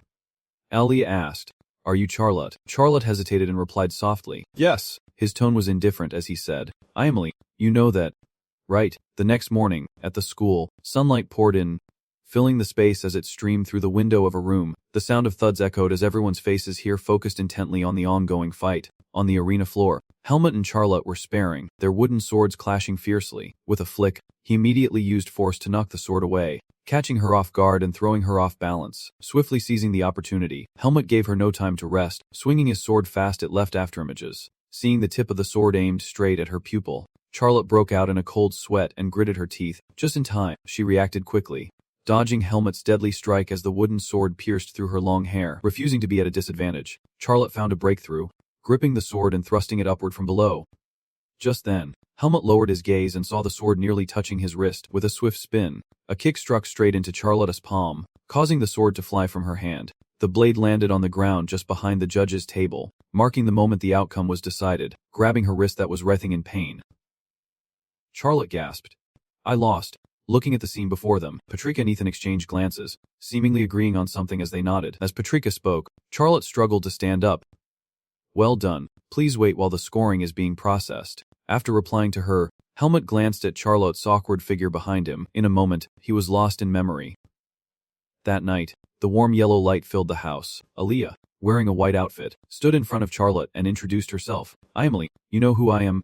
Right, suddenly being approached by someone famous. She looked visibly flustered. Huh. Yes, yes. Of course, everyone at the academy knows you are the top student in the magic department. It is truly an honor to meet you. Alia looked at you suspiciously and asked, Is that so? Helmet sat quietly on the side, observing. Meanwhile, Charlotte was still flustered, covering her face. Her cheeks were now flushed pink with embarrassment. What was wrong with me? Cyan was sitting and eating, still chewing something messily, speaking to Azuka who looked annoyed. I just realized one thing. As long as Alia is with us, none of us will ever get a girlfriend. Helmet's face remained expressionless as he quietly observed. The person he was assessing subtly glanced back. When Alia met Helmet's gaze, she immediately looked away, as if trying to see something about him. He quietly kept watching. In the fleeting moment of uncertainty, Helmet returned to reality and concluded that based on her reaction, Alia was ultimately an honest person. For a moment, the image of the assassin appeared in his mind, prompting him to start speculating beyond their similar appearances. There is no evidence that we share blood ties, so rather than rushing and revealing personal information, it would be wiser to keep a distance from her from now on. Helmet's face showed no expression as he looked straight ahead, and at this moment, becoming stronger was his top priority. Seeming to have found his goal, Helmet's eyes flickered with determination, the strength he needed to overcome every illusion he had to face. Beyond the long corridor, no one was walking. In the shadows, Asuka sat bored on the chair, leaning it back slightly as he swung his ankles and stared up at the ceiling. Now, clear dark circle showed on Asuka's face as he muttered and gritted his teeth. That is right, just half a semester. I only need to avoid suspension for the next half semester. Suddenly appearing out of nowhere, Helmet spoke up abruptly, making Asuka jump as if he was about to fly out the window. If you are not suspended, what is the point? You scared me. At least make some noise so others know you are there. Asuka calmed down, turned around, draped his arm over the chair, and looked at the guy who had startled him, saying, I am just talking to myself. Do not mind it. By the way, your match was against Sack Lot, right? What did you think of that fight? Considering how much time you had to spend, probably was not as easy as I said. Helmet listened to Azuka ramble, his expression blank but questioning. Not really. The match ended pretty quickly. We were late because the coach kept nagging me not to finish it too fast. Hearing that annoying tone, Asuka burst out, You annoying bastard. Are you trying to be like your roommate, not wanting to discuss his own matters any further? He changed the subject, saying that considering how calm you are, it seems your practice went very well. Hearing this, Helmut smirked and said, "Of course, it was perfect, and if you do not want to be on the bad side of Alia, you would better prepare well for the theory test." Who would have thought the person he just mentioned suddenly appeared behind him and said, "He is right," making Asuka jump again. Damn. Are you trying to scare me to death again? What is wrong with you two? Did you secretly enroll in the assassination department or something? Ignoring the person yelling loudly, Ailey looked at Helmut and said, "Helmut, your exam tomorrow is about understanding magic." "Right," he nodded softly. "Yes, you got it." Then quickly shared his plan. "I will do one last check. Open the book." Helmut looked at Alia but still took out the book, hesitating as he asked, "What about your exam?" Alia, with a very impatient expression, "I have prepared thoroughly for a long time. You should worry about yourself. Only then can you help me." Asuka suddenly felt something was off and looked at Alia searchingly, asking, "Why are you here alone?" "How would I know? Maybe he is busy studying for the exam to help you." Huh. Really irresponsible. Watching Azuka and Alia talk back and forth, Helmut suddenly fell into silence, tossing the noisy book behind his head. Alia leaned heavily on Helmut, looking at him dumbfounded and scolding. "What are you doing? Hurry up and get the book." "I do not have much time. Snap back to reality by your voice," he quickly replied. "Oh right." Ailey looked puzzled. "What is wrong?" As Helmut rummaged through his things and answered you. "Nothing. I am just thinking, do you hate running 100 laps around the field that much, as if it were obvious?" Ailey sighed. "Why would I like it? I hate losing much more, and most importantly, I am about to leave cause I am worried there might be someone missing here. You shared your idea with me, so I just want to be sure being top of the class is not so bad for you. Right?" Enough talking. Asuka happily sat beside Helmut as he struggled. "But come on, hang in there Helmut. Beating me in the theory test won't be easy." Again, Helmut clenched his fist around the book, his confused expression clear as Asuka and Alia started a new fight. "We can't just reveal our strategy to the enemy before the battle. Right? If you do not like it, why do not both of you leave? You are the one with the problem here. Do you want to leave on your own or should I throw you out? Go ahead and try if you can." Helplessness slowly crept into his mind as Helmut closed his eyes and pondered. It seemed training would be difficult for a while. As the study time passed, the desk was covered with circled test papers. Helmut kept working on the problems, his hands used to holding a sword now swiftly writing on paper. Finally, he handed his solutions over to Alia for review. Receiving his nod, Helmut let out a long breath. The notebook was now filled with countless notes. Helmut continued studying, the sound of his pen scratching on paper echoing throughout the room. And finally, what was bound to happen did happen. Today's light was truly harsh. In the lecture hall, each student sat upright, looking up at the podium. They quietly waited for the instructor to explain the exam rules. "You will have 2 hours for the exam. You may begin now." Amid the applause, everyone started working diligently, and Helmut was no exception. He read through the questions on the paper, pausing at one, picking up his pen. Helmut focused intently. He had accidentally acquired a forbidden shadow spell. "I have not read further yet. But if you lose this power, you will be gone. Describe what you would do in that situation." Another familiar scene. The sky remains as clear as ever. By the window, in that deserted hallway, Alia sat at the desk, one hand holding herself, the other gently flipping through a book, the light from outside highlighting his white hair. "How did the exam go?" Just as he stepped into the room, Alia suddenly asked, causing Helmut to hesitate for a moment. "Then I was like a robot, my body stiffening like a door, feeling like I was taking a test. Not too bad though. Most questions were like what I explained, but there was one quite unusual." Catching the main point in Helmut's words, Ailey looked up at him. "Unusual? How so?" Helmut thought for a moment then repeated the question. "You accidentally gained the forbidden shadow power. If you lose this power, you will perish." Helmut pulled up a chair and sat across from Alia. "In this situation, what would you do?" After hearing all the questions, you also paused to think. The power of the forbidden song. Ailey looked straight into his eyes, reassuring him that the professor always asked questions like this, and if he answered seriously, he would not be faulted. Pausing for a moment, Alia spoke up, asking what he had written. Hearing the question, Helmut's lips pressed together slightly. Then as a dark, ominous aura spread through the room, his cold eyes appeared, and word by word he answered, "I will grasp that forbidden singing power. I will survive, resist it, and control it." Shaken, Alia struggled to compose himself. Then he averted his gaze. Vovozik no longer wanted to look directly into those dark eyes. Well, it was not bad. At least Professor Luxen would not think badly of it. Helmut paused, then asked, "So how should I answer?" Ailey broke out in a cold sweat, her mind racing with thoughts. In the end, he put on a calm facade, stroking his sharp feelings, and according to the usual script, he would go to the temple to find answers. Since the temple governs the power of dark songs, and the nobles probably could not write anything else. After Helmet's serious blow, Alia leaned back in his chair. But I answered almost the same as you. Thinking about it. He smiled. Even though that also meant becoming an enemy of the sacred temple. Hearing the deeper reason, he was a bit stunned. Still unclear about the matter, Helmet repeated it.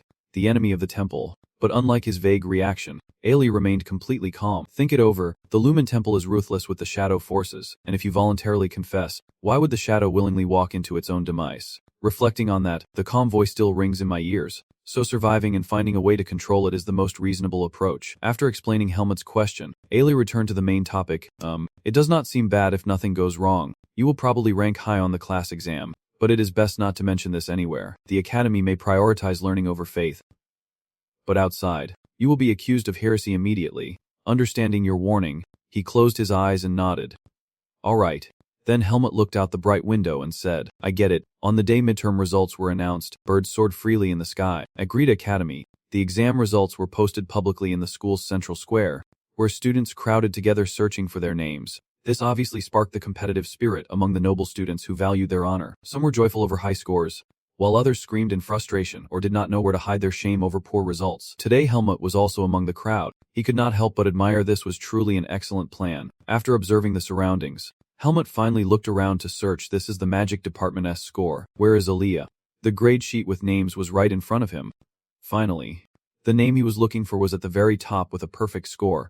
Just below was Coin with a score that was enough to make him proud. Helmet showed no expression, not very surprised, thinking that Sune was also here. Helmet looked around to find him. Schwein really studies hard, but this was not the first time, so he was probably calmer than I had expected. No, this thought of mine was completely at odds with Science's extremely shocked expression. Helmet also saw him in the crowd. Oh, he just disappeared. After the shock of him vanishing, Schwein finally came to his senses and screamed loudly. It was so unreasonable. Alia suddenly appeared right behind him, strangely familiar with showing up unannounced. Ignoring his natural startle, Schwein's mind focused on only one thing. He placed his hand on his conscience and asked himself, what have you done? Schwein could not understand. He was so upset that he flailed his arms and legs to express himself more honestly. Understanding spirit is a new subject this term, and although I have only recently learned some of the material, I am sure I will still come out on top.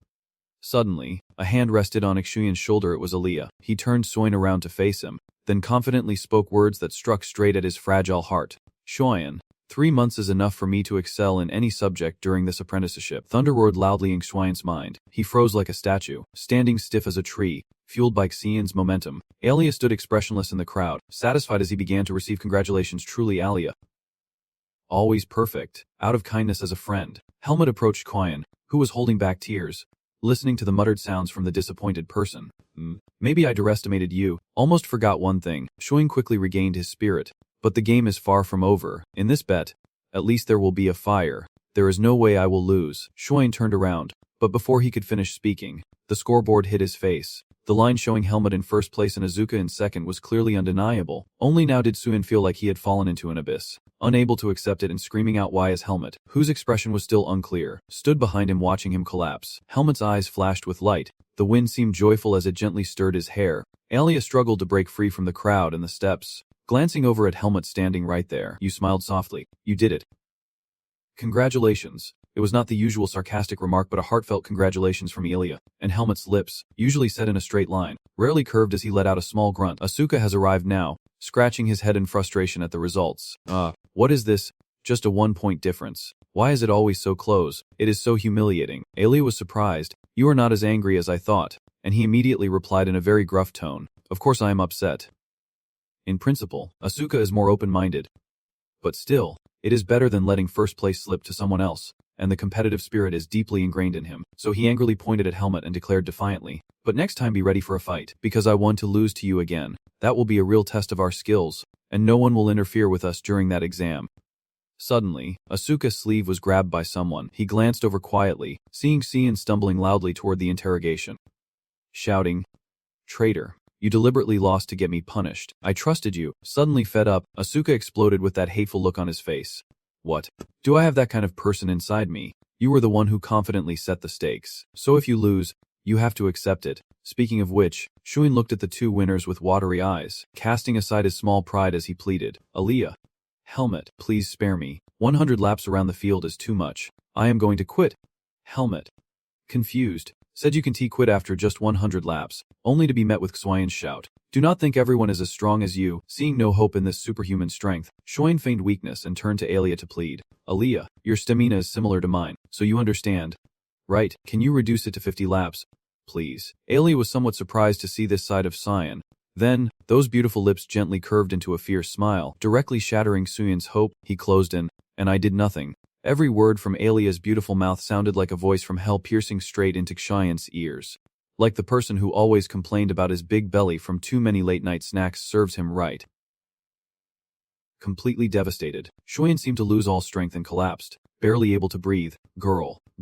Night was falling, the moon was high, and the heavy breathing on the field continued steadily. It was Xian who spoke, his face now pale, his whole body drenched in sweat, but no one cared. He just gritted his teeth and kept running.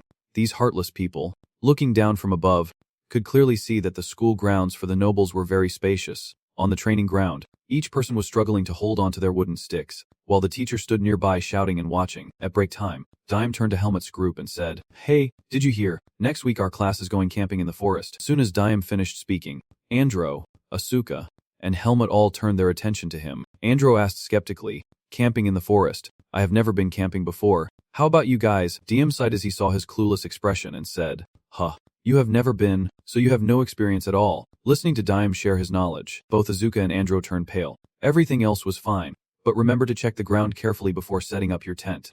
Because if you dig with your hands you might come across someone else, buried waste. Dime went on. That is why a camping hall is essential, and the forest bugs are very poisonous, so if you do not want a swollen face, do not stick your head out of the sleeping bag while you sleep. Ignoring what you said, Asuka whispered to Helmut. "Hey Helmut, you used to be a mercenary, right? Was sleeping on the mountain like this for you too? Seems a bit." Helmut was surprised. "You have never gone camping before?" Hearing that, Asuka looked serious. "I have camped along the roads when traveling with groups, but never up in the mountains." He wiped his tears and replied indifferently, "But I do not think it is that serious. Incense can repel mosquitoes, and there is also cupping therapy." Helmut was gloomy for a moment, then answered the short guy. "Just by looking you can tell." His calm attitude made Asuka feel relieved. "Thank you, but now I am even more worried. Hearing you say that puts me somewhat at ease. Thinking about having to adventure and hide in the wild." Asuka rubbed his temples, saying, "It is not the poison that bothers me, but I really hate bugs, so I will probably have to buy some repellents first." "Hey Helmut, want to go shopping together this weekend?" He thought for a moment before deciding. Probably yes, and the shopping date between Asuka and Helmut finally arrived, the sky clear and the sun shining brightly that day. On the street, the bustling road was lively and crowded, filled with the sounds of trading and conversations everywhere. Each shop buzzed with customers. Finally, Helmut and Asuka arrived at their destination. Asuka stared ahead in surprise and said, "We are here now, so what should we buy first?" Then I turned to look at Xuan's pale green head standing next to Helmut and asked, "Why are you following me too?" Xuan, hearing his name, did not feel embarrassed at all but grinned foolishly. "Oh come on.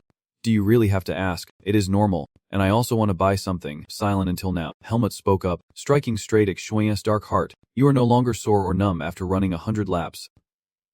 Xuan stiffened, sweat streaming down. Of course, the recovery magic works well. A few days and it is all healed." Looking back in memory, on the night Xuan had to run 100 laps of extreme fish, I knew full well that half of that day he had used the Dark Soul as a substitute, but Helmut decided to let it slide.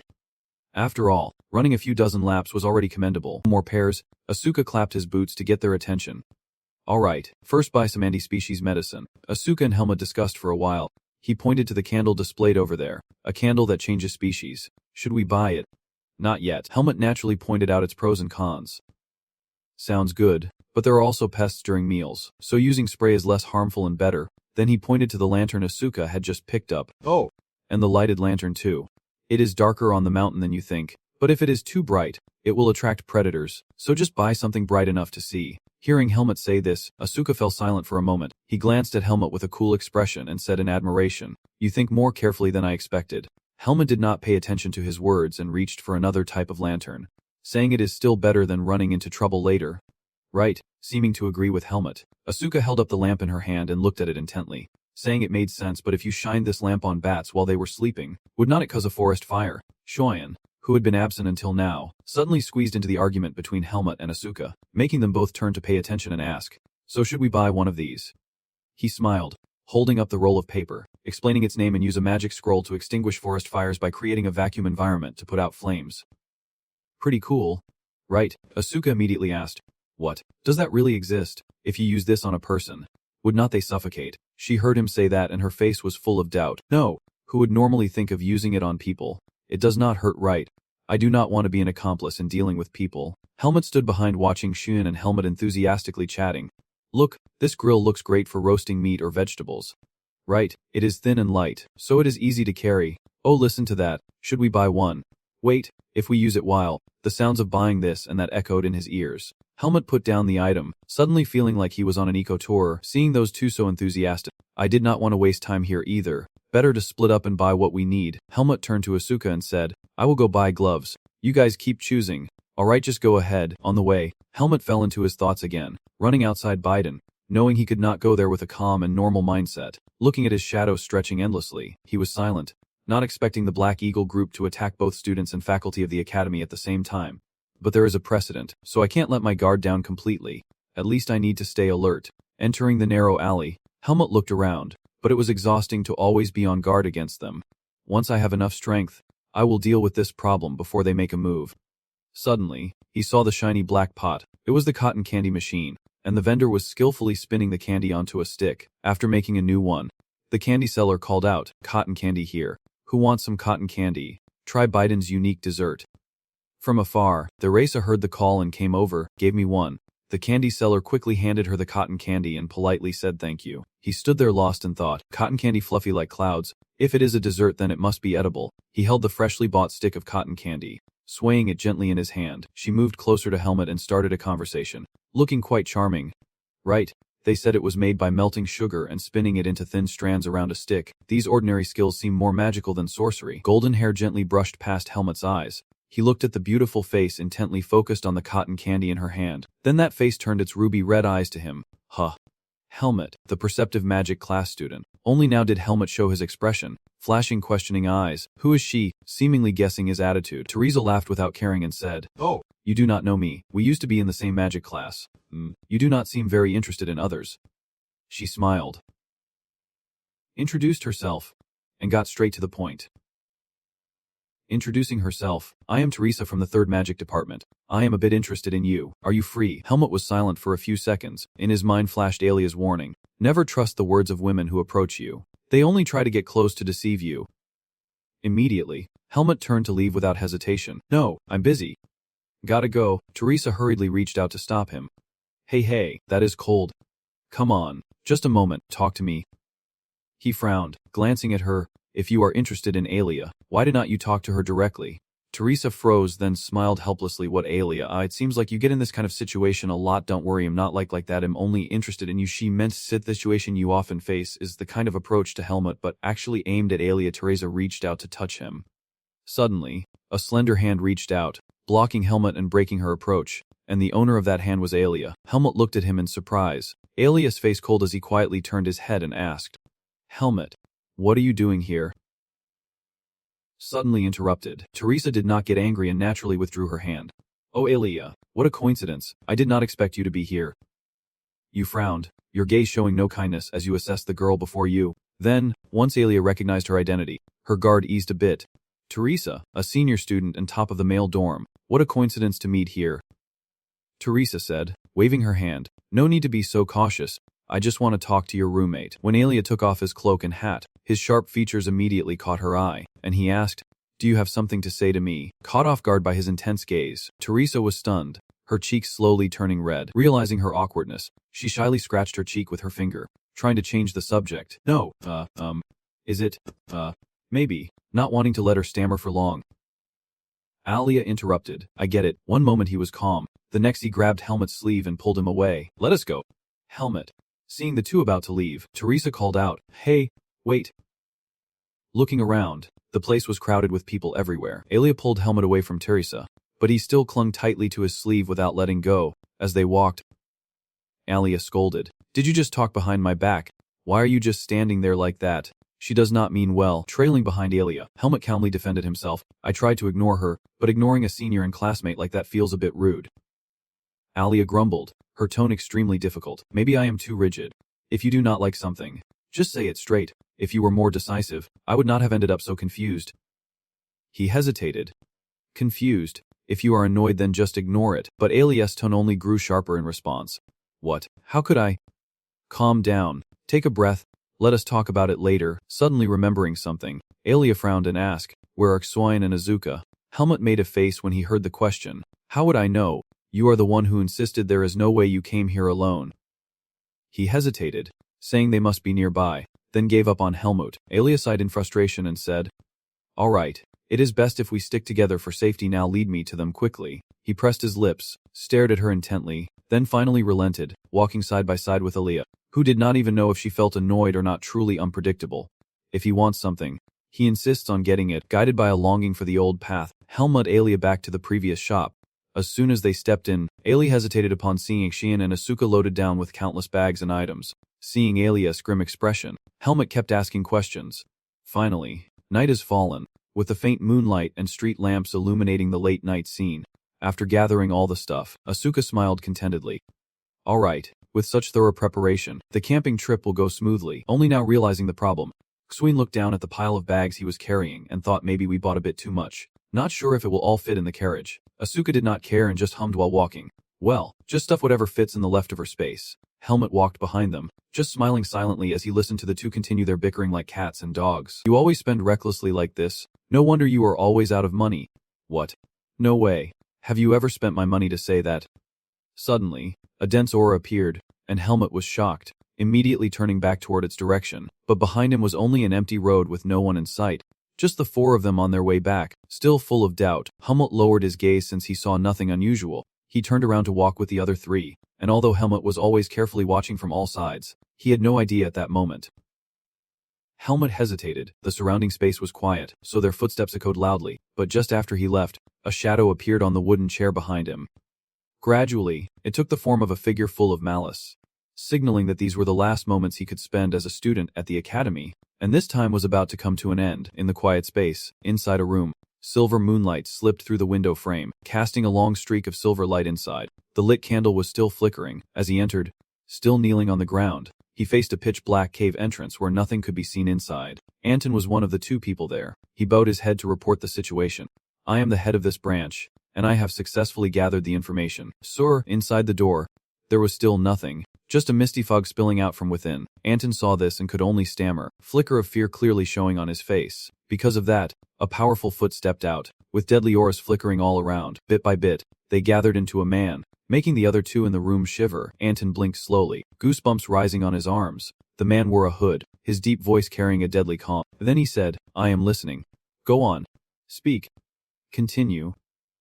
Anton feared, lowering his head. I understand now, sweat pouring down his body. So this is one of the most elite forces of the Black Bear. The figure slowly turned around, revealing a grotesque clown face, the assassin clown Faisal. Anton suppressed his fear and took out a stack of documents from his pocket, containing information about Helmut. As I mentioned earlier, there is a kid at this academy who is very difficult to deal with, so to learn more about him, please take a look at these documents now. Faisal reached out, carefully flipping through each page. After reviewing the information, he looked at Anton, who was kneeling respectfully. With suspicion, a level 2 mercenary group had taken out 2 members of the assassin team. Currently in the second year at Greta Academy, is there any teacher in the academy with such skills to train a kid like that? Anton answered cautiously. At his current level, he no longer needs to attend the academy.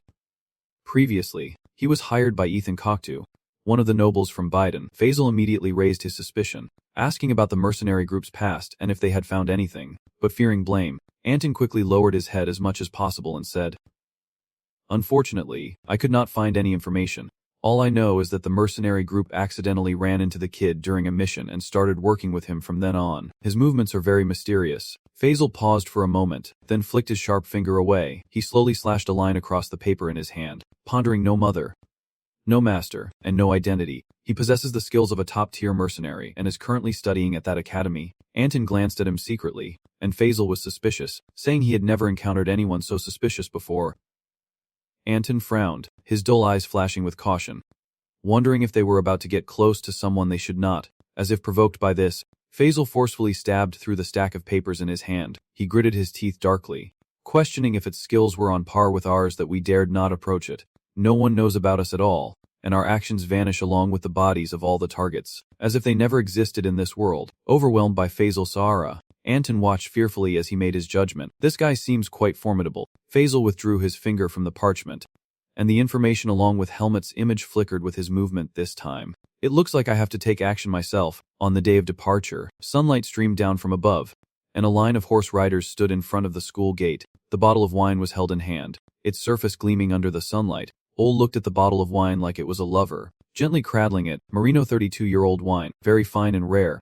Then he turned around, his eyes full of determination, thinking he would share it with the other trainers to show his gratitude, ignoring his student shouting behind him. Do not.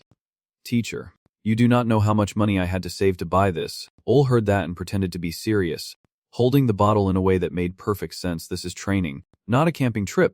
Didn't we already tell you that if you bring items that are useless for training, we prefer to confiscate them? Wesley immediately turned and pointed straight at Azuka, who was carrying a mountain of stuff on her shoulders. Teacher, it seems like this guy is about to live in the forest or something. Why else would he bring so much stuff for training? Asuka muttered, betrayed by his classmates. Hey, all of this is stuff I actually need. Ole also turned to Azuka and advised that you need to prepare the items you will need within 10 minutes. You can T-load all of this onto the horse. It will really draw attention. Asuka was startled and said no, I really need all of these things. But the teacher immediately dismissed his idea, saying the luggage should be as compact as possible for the training run. Asuka looked drained, unable to leave anything behind, just confused about what to leave, while the noise nearby caught Hyomut's attention. Soon after, he stopped carrying and turned away to gaze at the scenery. The group mounted their horses and gradually moved out of the school gate on a Monday morning as the sun was slowly rising. The outdoor survival class outside the academy had begun. Soon, tall trees appeared in the distance, clearly marking their arrival at the forest.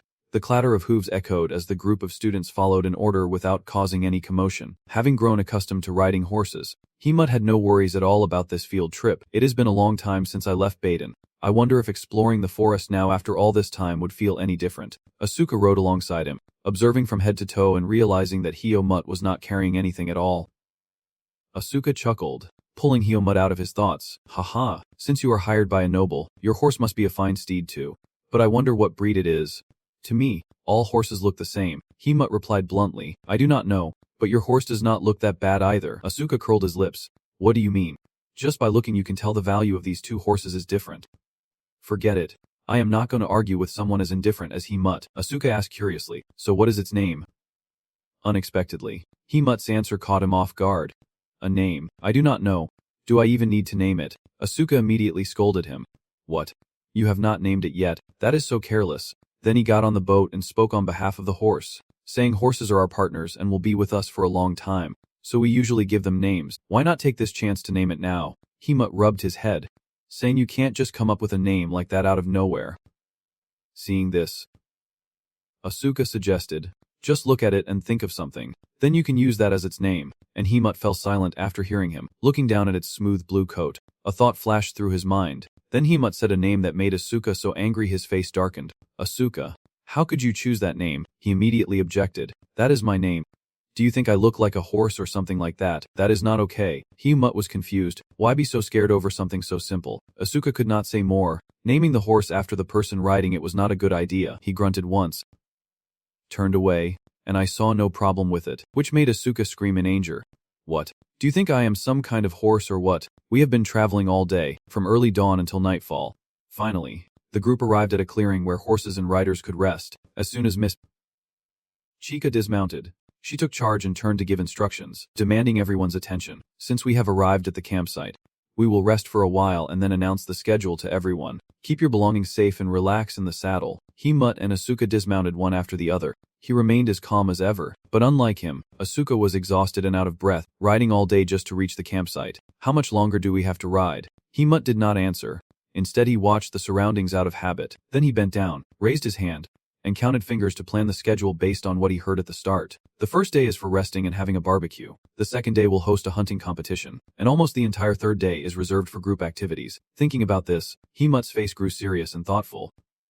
Fortunately, on the way here, he had not sensed anything strange. He was still lost in thought, completely unaware that Asuka had been watching him all along. If someone is targeting me, then the third day reserved for group activities might be a good opportunity. But until then, I will be careful and stay alert. Asuka suddenly called out, Hey! Hyomut, you react pretty quickly. Asuka, who had been paying attention all this time, finally spoke up. Where is your horse? Himut took a breath and slowly glanced down at the reins in his hand. The reins are still in his hand, but the horse is gone. Asuka saw that Himut had not responded and thought he had not heard clearly. Hey Himut, where's your horse? Himut's mood was at its lowest point. The reins in his hand hung loose. Only now did he notice the clean cut across them. Himut immediately guessed that the reins had been cut with a sharp blade. He was stunned, while Asuka stood nearby, looking around in disbelief, thinking, I have always held the reins tightly, so how could they have been cut so easily? What happened caught Himut off guard, making him feel there was a risk. No, the real problem was that he had not even realized he would lost his horse. In the end, Asuka, who had been looking around all this time, finally spotted Himut's missing horse and said, Hey, I think your horse is over there, you need to be more careful. He looked in the direction Asuka was looking, not far away. The horse was standing with one leg raised, nibbling on the grass. Himut froze, done. He did not rush over but turned to Asuka and asked to borrow his sword. Asuka, lend me your sword. Huh. A sword. Just for a moment, taking the sword from Asuka, Himut carefully walked over to where the horse was standing. If there is any sound, he won't hold back and will strike it down. Getting closer to the horse, Himut looks around even more carefully, still seeing nothing unusual. He felt strange he still could not sense anyone around. Why? Suddenly, his intuition flared up. Himut looked down at where he was standing. Right by his foot, a trap lay hidden beneath the thick grass. The distance was dangerously close. If Himut took another step forward, he feared his leg would not make it through this run unscathed. A chilling feeling washed over him as he clenched his teeth. This was a trap so well hidden it was nearly invisible, and this run was strictly off limits for hunting. Looking at the animal trap snapping open like a bear's jaws ready to bite the unlucky victim, there must be a specific purpose. A warning. Yes, this is the warning. A creeping sense of tension spreading behind Himut's neck, stiffening his body, silently signaling that he is the prey. But the stronger the opponent, the more excited he became, and Himut's lips clearly curled into a smile. Not wanting any danger, Himut still kept his distance from the horse and called out, Hey, since you are a white horse, I will just call you Y. Come here. The horse was carelessly named by its owner. It keeps enjoying the delicacies without ever feeling hungry. But how could a horse understand human language? Himut still has not realized this and keeps telling himself that it does not understand. Seeing it eat freely like that, it must no longer be dangerous. He stepped forward to pet it. No matter who dares to block the way, I will deal with you immediately. The darkness of the forest gently covered part of Himut's face, but the excitement on his face was still clear, hoping it would be a worthy opponent. Returning to the feed area, the tents and campfires were already set up. Erlin stepped into the center and called out loudly for everyone to gather before dinner, as he had a few announcements to make. Quickly, the trainees gathered neatly in rows before Erlin, who spoke while holding up the orb, instructing them to refrain from unnecessary actions until the activity ended. Each team leader will be provided with a sphere to maintain communication with the instructor and report immediately if any issues arise.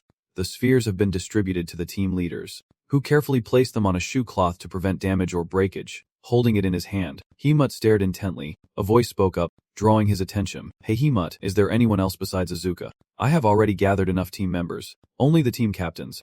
And you are the captain. Right. First, let us assemble. Asuka steps out. Himut looks at the 3 people standing here, then at the 2 standing over there. He left for a moment. Finally, he dropped a key line, too many strangers around. Obviously, a phrase that easily stirs up resentment. Misson grumbled and scowled. You should have seen us when the team was formed. Wesley standing next to him also agreed with frustration. Exactly. Andro saw the tension rising and quickly stepped in to mediate. Then let us introduce ourselves now. Since we are in the same group, we must be connected somehow, so let us start with introductions. Ivan. The 4 strangers in Himut's eyes also said their names one by one from left to right. I am Mizzen. Basin. Wesley. Dino. Himut nodded, then turned to the bright red-haired James who had not introduced himself and asked, And you? Oh God. This question from him made James want to puke blood. He pointed at his own face in frustration. James. My name is James. We have talked before. Please remember. Himut crossed his arms and replied coldly. All right then, James urged him and Asuka standing nearby. You guys should introduce yourselves too. And this surprised Asuka. We have to do that too. I thought everyone already knew. All right, pairs all around. James sighed heavily and explained. I do not know you. Himut thought introducing himself was unnecessary. He turned and cut James off. Sorry, but everyone get dinner ready first. I want to report a few things to the instructor. Asuka was full of question marks, asking what kind of report. Himut explained that when he was riding, he saw a trap still open. Upon hearing this, Asuka was very confused. What? A trap? But is not hunting forbidden during the camp run? Himut looked at me like, are you really asking that? That is why I wanted to report it. Seeing how serious this was, Asuka also wanted to check it out with Himut. You seem to be thinking a lot about it. Why? I want to see it too. Hemut nodded. Alright then. But to the rest of the team. Their actions looked like they were deliberately avoiding the work of preparing dinner. The white above grew brighter and brighter, its silvery light illuminating the quiet forest. The green grass trap from earlier is exactly where the animal trap is now set and no longer active. Sis, Chica knelt down to examine it, seeing nothing unusual, and asked Hemut with doubt. So you were saying there was a trap set here? Chica looked at him and asked if he was sure it was a trap, and Hemut confidently confirmed what he saw. Yes, he was sure. He even stepped on it once. She stood up, brushed off her clothes, but with no evidence. There was nothing here after all. Be more careful if there are other traps. He did not try to prove what he saw and just replied with a yes. Asuka, not much different from Miss. Chica also asked Hemut, are you sure there was a trap here before? Hemut did not bother answering Asuka. He quietly stared at the grass before him. His eyebrows furrowed slightly. The grass there was clearly flattened. Something had definitely been placed there. But the trap was gone. Indeed, there was an unusual depression in the lush green grass, and Hemut continued to deduce, like erasing evidence, he could remove it immediately, which meant he was watching me very closely, taking his eyes off the grass. Hemut thought back to when he learned to survive from Alaga in the forest of tall trees, realizing that humans have the ability to resist prey stronger than themselves. In his mind's eye, a simulation appeared of a man holding a makeshift spear, hiding behind a large tree, watching a wild wolf stalking its prey. This was perseverance. Then the other person seized the opportunity, holding a torch in one hand and a spear in the other. Human persistence truly unique and suited to gradually wear down and finally defeat the prey. Obviously, the wild wolf collapsed. The person planted the spear in its body, standing over it in a victorious pose, and when the prey finally fell from exhaustion, their goal was achieved. Seeing Asuka walk away, Hemut turned and followed her. He was confident, smiling at his own reasoning. He was indeed formidable, but it seemed he still did not fully understand him. If he wanted to scare him, he had picked the wrong person. Hemut put both hands in his pockets, walking and thinking, while Asuka brushed aside tall grass over his thighs. Now we are in the wild. Nothing can threaten us. Mizzen saw them return, still holding the tongs, and called out loudly. Hemut, Asuka, why are you guys so late? We were so hungry we grilled some meat. Looking at his confident face, completely different from the charred mess on the plate, Hemut and Asuka froze as they saw what Mizzen called meat in his mouth. What was that? A full moon hanging in the dark night. Below, a plate of grilled meat cooked to a perfect medium rare was presented attractively. Mizzen and Basin gaped, their eyes sparkling as they looked at the delicious plate of meat. Dino quickly skewered a piece of meat and savored it. So delicious. The grilled meat was perfectly cooked, and Basin beside him also quickly popped a piece into his mouth. The burnt piece earlier was definitely not as good. Asuka, the last person you would expect, took charge of grilling, flipping the meat constantly on the grill. Honestly, why do not you guys know how to grill meat properly? You probably never cook at home. Right. Basin and Dino ignored Asuka's nagging and looked at him with satisfaction. Thank you, Asuka. People from humble backgrounds really are good at this kind of thing. The corner of his mouth twitched when he heard the two nobles speak like that. Asuka immediately threatened. Want to eat more charcoal? Hemph, if you guys like it, fine. They raised their hands in surrender, voices and laughter ringing out, while Helmut in the distance seemed unwilling to join in, quietly holding his fork, begging for meat. Wesley now acts mysterious, whispering to his teammates. Oh come on, do not be like that. My friend, look what I brought. Then he holds up a bottle of liquor. Tada. Dime looked at him and said bluntly, that is Hennessy. Right. How did you bring it without getting caught? Wesley chuckled proudly. I have my own way.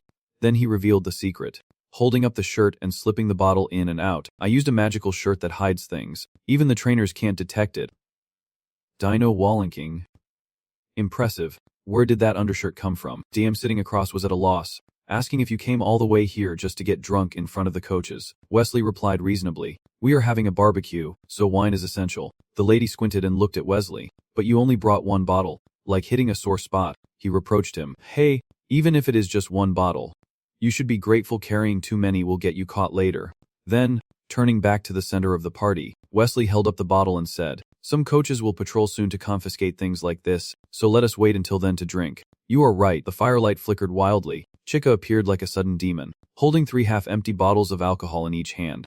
Obviously, before reaching Helmuth's group, Chica stopped to search the other groups. She looked at Wesley, the ringleader, and pressed him. Are you sure none of you brought even a single bottle? But if no one brought any alcohol, that is very suspicious. Wesley lied without blinking. We are not lying, coach. We did not bring any alcohol. Since Helmuth and Azuka are on our team, we would not dare do that. Dino stood beside her, avoiding mess. Chica's gaze. wondering just how many bottles they had confiscated. Seeing the two seemed a bit untrustworthy, she turned to Helmuth. Helmuth, are you sure they are not hiding anything? His face waits for an answer. Yes. What's this? Chica stared at Helmuth for a moment, checking if any strange expression flashed across his face. Finding nothing, she reminded him before leaving. All right, you are the team captain, so you have to take responsibility for the actions of your team members. Make sure to keep them in check. Only then did Mies. Chica let Helmuth's group go and turn away, saying, You all continue your dinner. I am off now. Yes. Coach, have a good evening. Once Mrs. Chica's back was out of sight, Wesley and Dino cautiously looked up. The two glanced at each other quietly. Looks like we succeeded. Yeah. Now is the time. All 6 of them, each holding a glass, raised them high and cheered. Bottoms up. Dime gulped it down, and the wine immediately spilled from the corner of his mouth. Yeah, this wine is too strong. Wesley, like a seasoned drinker, advised calmly, just drink slowly. You are not going anywhere yet. Unlike the other team members who were happily enjoying themselves, Helmuth sat silently, looking pale. Andro noticed and asked him, What is wrong, Helmuth? Do not you like the taste of this wine? He denied it. No, it is not the taste of the wine. Asuka glanced at Helmuth, guessing his thoughts. Don't tell me you are still thinking about that trap from before. Hey, do not worry too much. Just enjoy tonight. Dime enthusiastically agreed. That is right. There must have been some beast tamers nearby recently, but our teacher probably already took care of the trap, and everyone around joined in. You are the top student in class too. No need to be afraid. Exactly. If I had your skills, there'd be nothing in this world I would fear. Dime smirks. Hey, you guys have not even seen it for yourselves yet. His abilities are even stronger than the rumors. Asuka pouted. Why are you the one feeling proud? Dino burst out laughing. Even Asuka loses, so we do not need to see to know. Suddenly remembering something, Dime turned to Helmuth.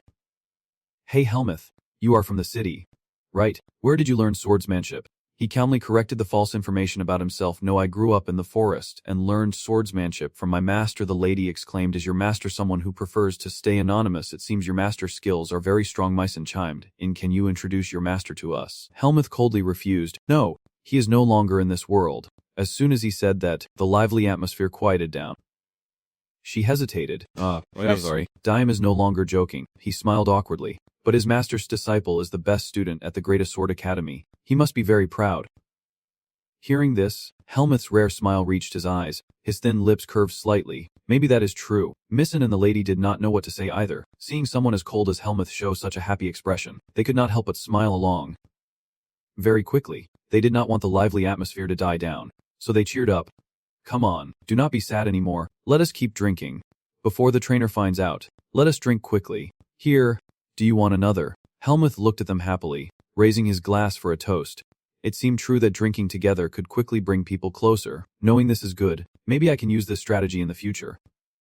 By midnight, under the night sky with only the bright moon shining alongside, on the table, chopsticks, forks, and empty wine bottles were left scattered messily on the dining table. Wesley had long been sound asleep, drooling, and not far away. Dana was also lost in a sweet dream, while others propped up chairs and tables to sleep. He just lay flat on the ground like a log. The only one still awake was probably Helmuth. Seeing everyone else passed out, he stood up. Asuka, startled by the noise, asked, Helmuth, where are you going? He replied briefly, I am just going to the bathroom.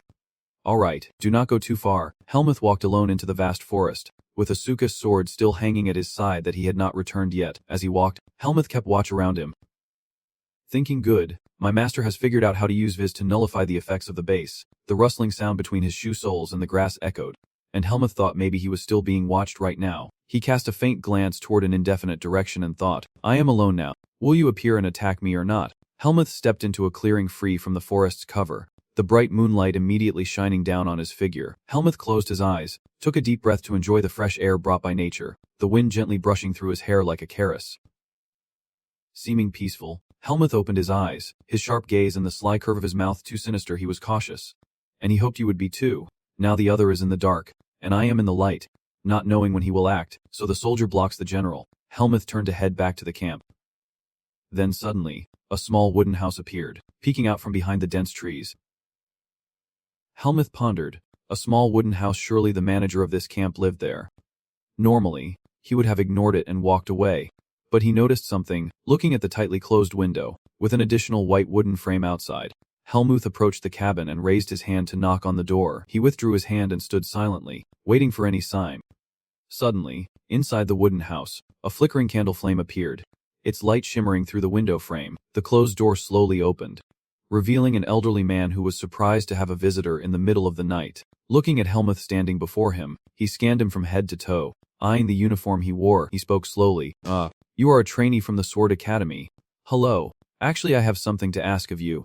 Helmuth did not beat around the bush and went straight to the point. Earlier I found a trap over there. I am afraid someone might step on it and get hurt. Can you patrol more thoroughly? This old man is actually Nadolot in disguise. He plays the role very well. The fake body has no trouble with the cane. Huh.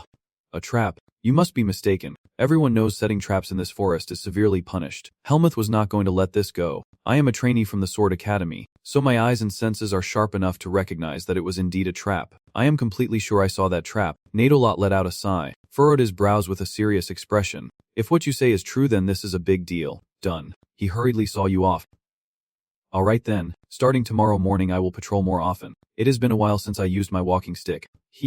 If the trap is well hidden, it will be hard to see with the naked eye. Back at the beam, Helmuth forcefully restrained his leg to help him close the door. The two stood still, neither making any further moves. Helmuth's face darkened as he stared coldly at him. But I still have not explained what kind of trap it is. Nato smiled slyly, his hat and cloak almost hiding his ugly, scared face just as expected. Helmuth and Nato stayed frozen in place without moving. He coldly tore open the hole for him to fall into. But I still have not explained what kind of trap it is. Nato's eyes flashed red, a sharp gleam passing through them. Then he played dumb, saying, "Oh, could it be that it is not that kind of trap? Because normally only bear traps are set here. Can you tell me what kind of trap this is?" Helmuth did not answer right away, lowering his gaze. The corner of his mouth feigned a cough while smiling. His slightly trembling hands gripped the cane to support his weak body. Looking a little longer, Helmuth did not see anything unusual. He closed his eyes and relaxed. He is not wrong, since he has not seen it with his own eyes. And I did not explain clearly. You nodded slightly. His warning about hidden traps was right. Nadolot smiled and said, "All right, leave it to me." Just as he was about to close the door again, Helmuth stopped him. Wait. It has just been Helmuth's question since the start of the trip. I heard that every year, the swordsmanship department of the academy holds a group activity during the hunting competition here. What is so special about this forest? Nadolot placed one hand behind his back, the other gripping the door handle, ready to shut it as soon as I finished answering. The hunting competition is held in the northern mountain range of the camp area. The group activities are divided evenly into 12 locations around it, and since it happens every year, it stays the same unless there is a reason to change. After getting the answer, he nodded. I see. It was late now. Disturbing others at midnight would not be right, so he said a word. Thank you, sir. Then he turned and left, but his eyes still glanced toward the wooden house. Too many unexplained irregularities, yet there was no reason for him to stay any longer. The old man was out there, behind the wooden door. The light was still on. Helmut pondered. He could not sense anything from him. Was he really the manager of this Camp C area?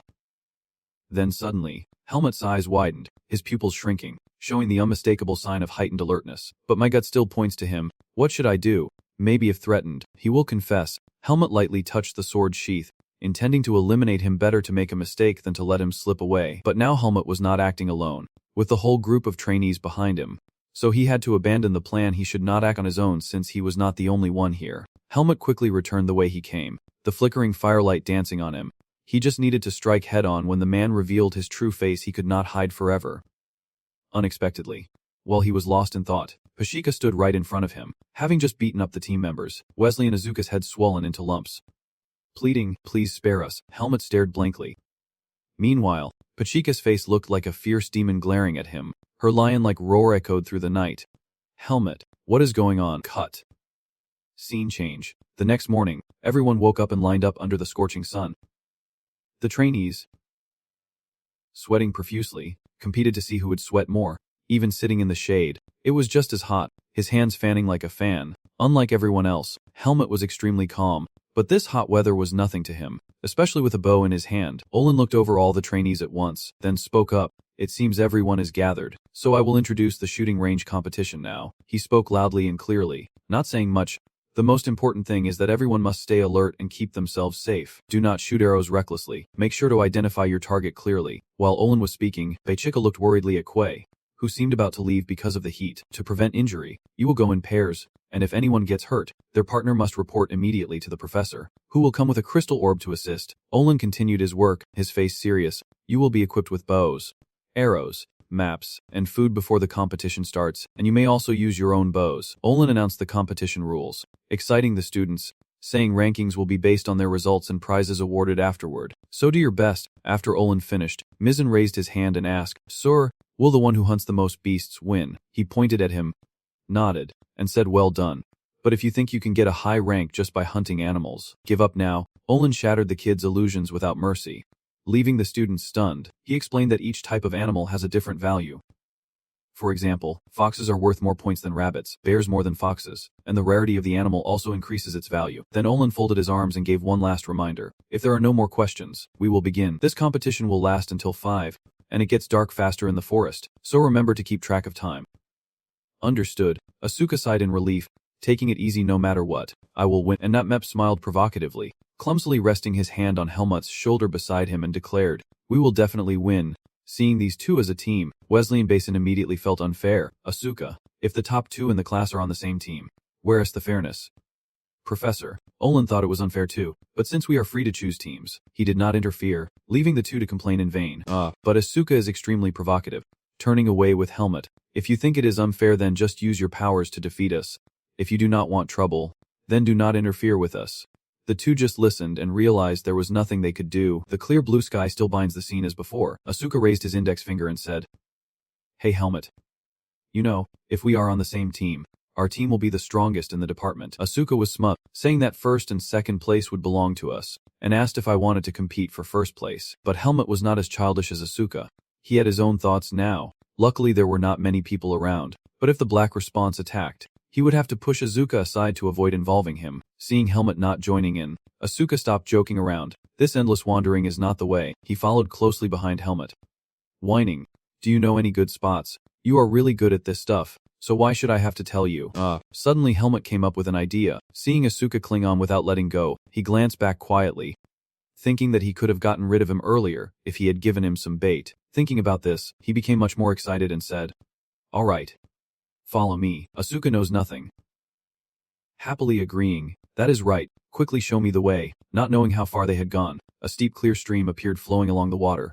It is not just a stream, this is the foot of a waterfall, where the beauty of nature blends with the gentle sound of cascading water. Helmut and Asuka peek out from behind the bushes. Helmut stretched out, saying that where there is water, there must be many animals coming, so waiting for the prey to drink makes hunting easier. Asuka disagreed, saying that if they just wait, they might never appear, and that searching would be faster. Helmut pointed out that if we move, the prey might notice and run away. He glanced at the hot-headed Asuka and said hunting requires patience. So you should take this chance to get used to it. I am already very patient. Helmut pointed out what he noticed, saying that when we walked here, he saw fresh claw marks on the tree, so there must be wild animals nearby. Just as he finished speaking, a wild animal appeared near the stream. It was a brown bear that had just caught a fish to eat, and it seemed to sense the presence of another creature. Raising its head alertly, Helmut quietly lifted his bow. Reaching back with one hand to grab an arrow, it appeared sooner than I expected. Asuka excitedly said the bear is pretty big. Let us catch it. The 3 of us will shoot together. Are you ready, Helmut? Both raised their bows, pulling the strings tight into aiming position. Asuka began the countdown. 1. Helmut hesitated, almost forgot one thing. Wait, on second thought, what if the beast's blood triggers a reaction in my dark energy? But whatever. The reins are already tight. There is no time to hesitate. Asuka counted to 3. 2 arrows from Asuka and Helmut flew swiftly. One arrow pierced its bicep. The other unfortunately missed and struck the ground. The bear bleeding, it let out a roar that echoed through the forest, screaming in pain. Seeing the deer run away, Asuka jumped in surprise. It got away. Are you okay, Helmut? Did not we catch it? No way, I will let the deer slip away right in front of me. Asuka shouted, Stop right there. 2 arrows shot from him flew straight at the bear, but both missed. Without hesitation, Asuka took another arrow, and this time, he infused his magic into it. So this time, the arrow flew straight and pierced deep into the bear's body. It let out a piercing roar before collapsing, and Asuka landed on the ground at the same time. Ho ho, haha, got it now. Unexpectedly, just as the bear left, another roar echoed again, this time roaring through the entire forest. Asuka froze. Helmut emerged from the thick bushes and approached him. Asuka hesitated, then said, Wait, was that the bears? Helmut did not rush to conclude, just looked up, looking at the vast forest ahead. Helmut finally realized what was causing the commotion. He hurried toward the source of the sound, not forgetting to shout back, No, it is not a bear. You handle the prey, I will go alone. Ignoring Helmut's restless actions, Asuka stood in the way, only able to call out, What?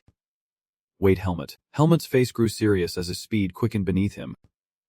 And suddenly, a large branch appeared ahead. A gust of wind swept past and landed on the branch, causing the leaves to fall strangely. It darted swiftly from branch to branch, finally landing straight on a tree with yellow leaves. And that gust of wind was Helmet. Moving so fast he left only a blur like a whirlwind. He intended to keep patrolling, but what caught his eye below was the familiar blonde head, with someone else lying sprawled beside it. Helmet lowered his stance, focusing on the situation of the two others. Wesley had no idea Helmet was nearby. He trembled holding the orb, unsure how to use it since he could not activate the communication crystal.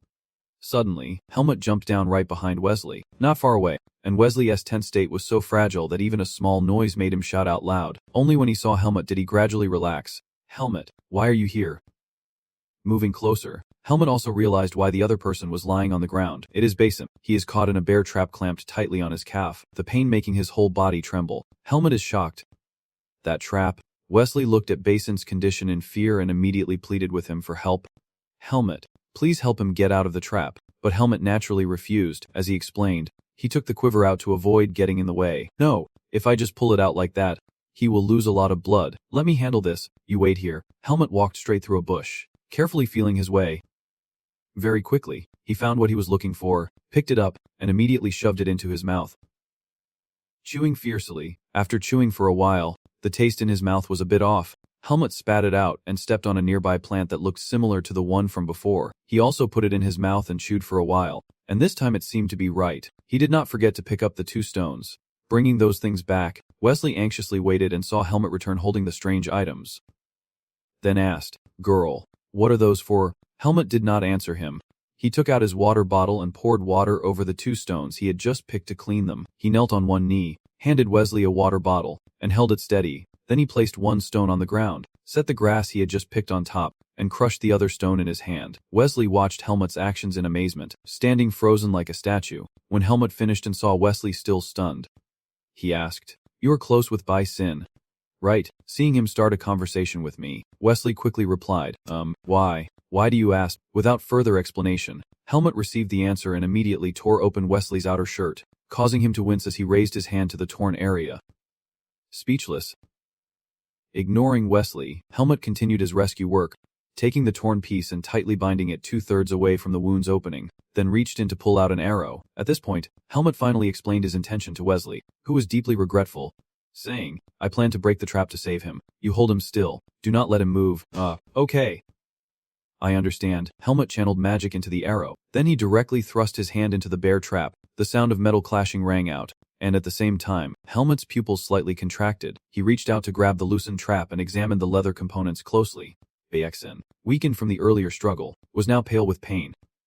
And Wesley, supporting her, could not bear to watch and squeezed his eyes shut. With a snap, the bear trap flew away as Helmet threw it aside. He took the crushed grass and rubbed a little onto his fingertips. Helmet rolled up Baeksin's pant leg, then pressed the crushed grass into her wound, the pain making her choke back a cry as her whole body trembled. Wesley did not know where Helmet had gotten the wild grass but watched him intently without saying a word. Helmet sensed Wesley was still watching it, so he slowly explained that this type of leaf is very good for stopping bleeding, and this amount should be enough to help him until they return to the camp. He then reminded Wesley to quickly contact Professor Doi, who was stunned and hurriedly picked up the crystal ball. Realizing he almost forgot, Baeksin's face still had not improved much. He kept clenching his teeth to hold back any sound. Helmet quietly observed Baeksin's expression. He glanced quietly at the trap he had just passed, the sharp serrated edges still stained with Sin's blood. In truth, he had braced himself for something worse, but it seemed to that bastard this was just a game. Seeing the scattered parts, Helmet concluded that the trap was quite loose, deliberately set that way. Otherwise, the guy's leg would have been ruined. Thinking this, he sighed in frustration. The trap was not aimed at him, but these reckless noble kids were really a headache. What should he do now? Here, when Helmet heard a noise behind him, he suddenly remembered something and turned back right. Asuka was still alone. Unexpectedly, as he turned, he saw a hand reaching out from the forest. It was Asuka, whom he had completely forgotten, struggling and exhausted beyond words. Frustrated, Asuka screamed wildly. "Hey Helmet, do not you know what a teammate is? How could you just leave like that without even explaining first?" Helmet sighed in relief seeing him unharmed, but to Asuka, his expression looked tearful. Frustrated, he snapped, "Hey, I was slow and you ran ahead." After venting her anger, Asuka noticed someone else was here, familiar Wesley, who looked even worse off than her, which puzzled her. But why do your hands look so rough? Wesley did not know what to say. He put the crystal ball away and told Helmut, I have already contacted the professor. She will be here soon. Everything has been handled properly now. Wesley finally relaxed. Helmut, you are really good to stay calm in a situation like this. I was also terrified and did not know what to do. Helmut said simply, it is nothing extraordinary. I have been through this before. You can take it lightly. This is a life at stake. Wesley bowed deeply in gratitude. Thank you for saving Basin. Helmut. I swear on my noble honor, I will never forget your kindness today. Suddenly receiving such a formal thank you. Helmut looked at Wesley with a silly expression. Then he quietly explained, it is not me. Professor Duane is the one who will save Basin. He needs to be checked immediately or the infection will get worse. Wesley stammered. You are right. Helmut stood up, clearly still a bit shy but not showing it. Thank you. This is the first time I have heard that since coming to the academy. The sky above remained clear, and the scorching sun shone straight down onto the dense forest below. An old hand was casting healing magic on Basin's wound. Obviously, Duane had appeared following Wesley's call for help. After treating her, he praised them, saying they did a great job with first aid and that there was not much for him to do. Hearing this from Duane, Wesley let out a sigh of relief and clutched his fragile heart. Bechika also came here with Duane. She knew who made this trap. Then she smiled at him and said, well done. Bechika also saw the trap hidden at the tree root. So there really was a trap like you said, which means someone deliberately set it here. I will send a complaint letter to the management in this area. After praising and acknowledging everything, she finally turned to Wesley and asked, Wesley, do you know why the vaccine stepped on the trap? He immediately replied, oh, yes. Wesley raised his hand, pointing in a direction. He saw something over there and ran after it, then stepped on a trap and started yelling. I do not know what made him run there so fast. Bechika nodded and began giving orders. With the vaccine in this condition, it is hard to continue hunting, so take him back to the campsite first. Help out. Wesley. Yes. After instructing Wesley, she turned to the two young men and said, Helmut, Asuka, you two continue searching. Be careful, there are probably still traps. Asuka confidently replied, hey, do not worry. We will definitely bring back a lot of skunks. There is really no need to worry since Helmut is there to support Asuka. Bechika then turned away and said, all right, see you later. Yes. Seeing the other four had left, Asuka spoke to Helmut about earlier. I caught the bear first, so it is mine. Right, Helmut replied confidently. Go ahead, I am not competing with you. I will hunt on my own and head back first. Asuka was surprised. Are you sure? Aren't you afraid of stepping on a trap? Helmut brushed it off. I won't fall for traps like that. If I am still here, someone else will get caught next. Only now realizing something was off, Asuka was shocked and said, so you mean you already know the reason? So Asuka did not linger. He said goodbye to Helmut. I am heading off first. Do not push yourself too hard. Catch what you can and come back. Helmut stared intently, and as soon as Asuka's back disappeared, he immediately dashed off like the wind. Determination flashed in Helmut's eyes, relieved that this was his chance. If he had not controlled the situation from the start, he might still be nearby. His vision darkened ahead, forcing him to focus. Now was the time to find his hiding place, so he would enhance his senses to search the surroundings. True to his word, Helmut seemed to enter a suspended state, his entire body radiating strands of magic. Suddenly, a beam of purple light flew toward him, and sensing its deadly intent, he opened his eyes wide. Helmut's throat was the fishing line. Using the magic surrounding his weapon, he slashed it in half. The taut fishing line suddenly snapped, whipping wildly and striking the two trees behind him. Amidst the blurred forest backdrop from the swift movement, Helmut's body tilted sharply to one side as if sliding across the ground, his coat and hair flying wildly in the wind, leaving behind a swirling cloud of dust. Then he stood up, looking at the two sturdy trees deeply cut by the two fishing lines. Helmut frowned. It was a trap. That thin, almost transparent fishing line had cut through nearly half of the thick tree trunk. Helmut stood catching his breath, staring intently at the two trees, both deeply cut. The fishing line floated gently in the cool breeze, catching the light and flashing briefly. Helmut stepped closer and reached out to grab it. He struggled to recall the path from earlier, feeling a bit panicked. This trap, luckily the vaccine did not get caught in it, or he would have been even more seriously injured. Thinking about how carefully the enemy set the trap, Helmut carefully scanned the surroundings. There might be other devices, but none were visible nearby. Looking around, he finally saw it. Not far away, a dark figure was struggling behind the trees. It was a deer, tightly entangled in fishing lines around its limbs, unable to escape no matter how much it struggled. Helmut finally realized the scene before him. It seemed to be bait, and even the vaccine could get caught in such a trap. Even while tracking the one targeting him, he did not forget the competition he was part of. Helmut reached back for an arrow, deciding to take down just this deer. Duong Kung, the silver string pulled tight. Helmut aimed the arrowhead at the trapped deer. A thud. Then the scene shifted. The competition was now at its end. All the students gathered at the starting point. Along with the hunted prey, all the skinned animals lay flat on a silver sheet, each with the name of the student beside them, clearly their trophies. Most were rabbits or foxes, mostly small animals, but when they glanced at one name, the massive body of a brown bear suddenly caught their eyes. What's this? Chica was holding the list. She froze for a moment, and Dime along with a few other students showed expressions not much different from hers. He was amazed. Even though the truth was right in front of him, he just could not believe it. Did Asuka really hunt that bear? There really are bears in this forest. Asuka sniffed at the praise mixed with astonishment from everyone. Dime looked at him suspiciously. Surely it was not Helmuth who took down that bear for him since he denied it like that. Asuka was furious. No way. How could he do something that hurt his pride like that? He was supposed to hunt a bigger one. But no, Helmuth only hunted the deer. Erlen walked over to Helmuth. Evaluating. Deer Deer meat really is delicious. After circling around and gathering results, Erlen stopped in one spot and announced, "Everyone, gather around. I have evaluated your hunting results. Well done. Before announcing the winner, I will reveal the prizes." Then, he looked toward the table filled with items, introducing each one according to its rank. The 5th place will receive 10 meal tickets at the academy, and the 4th place will get a set of elegant pens and ink. The students listened to Erlen announce each prize, their eyes growing brighter with every reward. The 3rd place will receive 10 discount vouchers from the academy bookstore. The runner-up will get a personal gym voucher.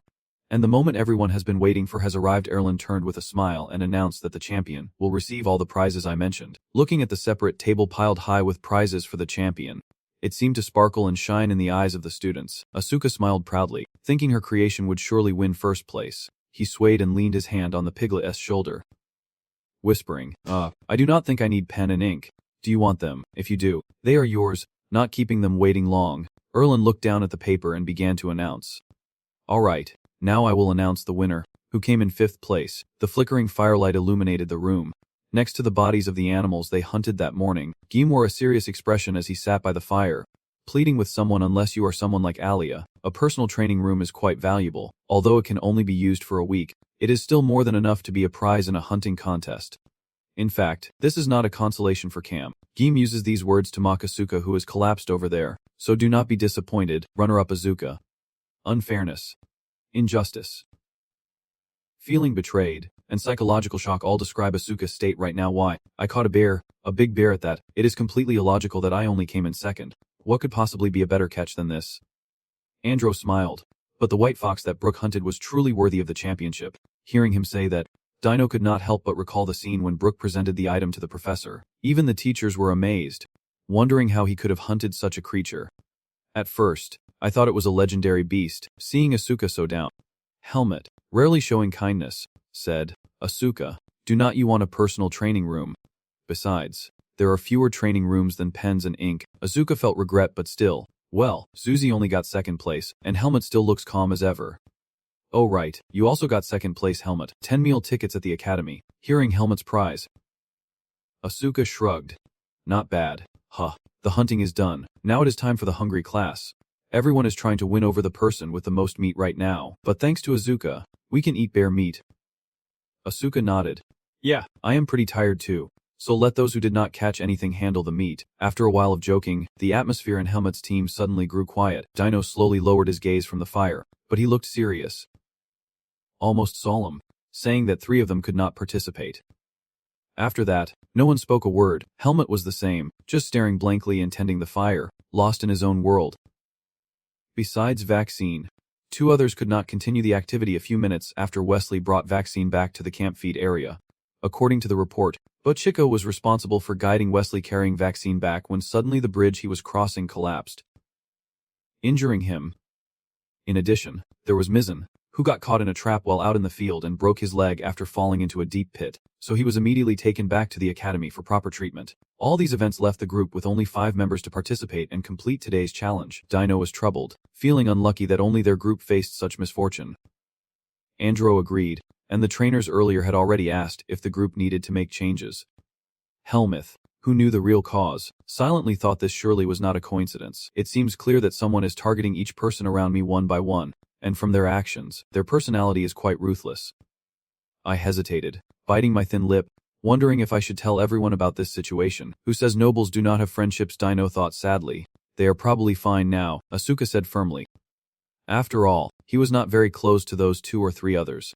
They are likely relaxing and snoring away in the academy dorms while we are still struggling to sleep in the forest, and hoping this activity ends quickly. Dino and Sem were left speechless hearing Asuka speak so casually with such a cold attitude, wondering if he even has a heart or lungs. Andro sighed in frustration. Tomorrow is the group activity. Hopefully there won't be any more traps. Sem hummed in agreement, saying it was lucky we could return safely without the trainers watching over us. Helmut just sat quietly, observing their conversation. Seeing everyone's spirits lifted, he held back the words he was about to say, deciding it was better to stay silent, as speaking would only make them more worried. Looking up at the sky, there were clouds but the moon was still visible, and beside Helmut, the faint sound of people discussing tomorrow's trip could still be heard. We should go to sleep to prepare for tomorrow's activities. If we go together, we will be safe, and the next morning came quickly. With the group gathering at another spot not far from the campsite, each team leader was given a map by Erlen. After observing it, Helmut pointed to the single red mark on the map, saying that our designated location is here, and it will take about 4 hours to get there.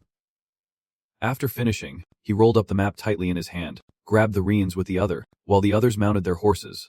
All right, let us go. The first light of dawn rises from the horizon, spreading brilliantly across the snow-capped mountain peaks. The entire space seems to glow golden with the warm radiance of the sun, as layers of pale clouds drift softly over the rolling hills. Amidst the vast nature, all sounds seemed muted by the tranquility, leaving only light, glimmers, and a stillness as if time had stopped. Below the majestic scenery, James appeared to have spotted something and called out to the team captain, Helmut, saying, "Come see this." Calling Helmut's name, Asuka, who was riding beside him, also took notice. Looking in the direction James pointed, there was a path leading to a clear pond. You suggest to him that this place is pretty good for a rest. The water source is not far, and it is hard to find a spot like this in the mountains. Helmut has not agreed yet, but you jump off your horse, go straight to the clear pond. Gently reaching out toward the water, Helmut brought it to his mouth to taste. Luckily the water was pure and uncontaminated, which would have been very dangerous if such an incident occurred during the escort mission. Asuka saw Helmut's reaction and threw out a sharp remark, leaving him speechless. What is wrong? Are you that thirsty? After getting a sense of Helmut's behavior, he continued to persuade, so let us take a short break. We moved quickly. Did not even take 4 hours as estimated, and we still have enough food from yesterday. Just gather some wood for the fire. Dino gently tapped Genji's back. Yeah. My back. Helmut pressed his lips together, everyone on the team waiting for his decision. Then, the team decided to set up a temporary camp here, quickly building a small fire and a fire beacon. The 5 of them gathered around, but the atmosphere around them was extremely quiet, with everyone's faces showing no hint of excitement. Helmut took in the expressions of the group deep in his eyes. He sighed. Everyone seemed very down, which was understandable since 3 teammates had to return to the academy due to injuries. Sitting here would not solve anything, so Helmut stood up to find an excuse to leave. Where are you going? The fire is about to die out. I am going to find more wood. Asuka reached for the bundle of sticks and quickly jumped up to follow Helmut closely, saying I will go too. Staying with these people is exhausting, he said warily, glancing at Asuka who seemed carefree, truly a Nuisa. Since they were in the forest, night came quickly, and Asuka bent down to gather firewood from the ground. Holding a bundle in his hand, he raised it and asked Helmut, "Is this enough?" Helmut glanced and replied, "You tried but it is not much. Damp wood is hard to use." Asuka grumbled, "Any wood is wood, but damp wood is hard to burn." Makes sense. Asuka continued searching. Damp. Probably because it was dark and hard to see. If we go back to Biden like this, we will definitely need sunglasses. Helmut remained silent, not responding to him. Asuka felt frustrated that Helmut kept ignoring him and said, "Hey, at least say something." But Helmut coldly replied, "Better to find the right kind of wood." So insensitive. Bored and with Helmut refusing to talk, Asuka started singing on the spot, drinking water straight from the mountain. We go to the camp, eat, rest, and then set off. Unable to stand this tale anymore, Helmut called coldly, "Asuka," startling him. What? Not even allowed to sing. Helmut said nothing, just shoved the whole bundle of wood he had collected into Asuka's arms. He briefly glanced to one side, took it, then turned to go ahead. Asuka was confused. Why suddenly tell me to go ahead? Where are you going? I have something important to do. Well, Asuka snorted, waved her hand dismissively, clearly not pressing further. All right. Just do not cause any trouble. No wonder you've been so quiet. As Asuka left, Helmut grew even more alert. Now only the dark forest surrounds him, with moonlight occasionally shining through the gaps between the large tree canopies. The silver rays fall upon the wild grass growing thickly at the tree roots. In such a peaceful setting, the sound of dripping water echoed continuously. Helmut followed the sound and finally came to a stop. Half of his face was shrouded in darkness as Helmut glared silently at the other, seeming pleased with his own preparations. Helmut kept a cautious distance from the man, none other than Fizzo, gripping the hilt of his sword tightly. Fizzo saw his main character had arrived. He made no other move, just stopped what he was doing with his hands. Thank you. This is indeed a smooth start. I appreciate that you accepted the new offer. Surprisingly, he was very hospitable and had already prepared a seat for Helmut. We have a lot to talk about. Now, sit down. I have also noticed there is a tree stump flattened right beside me.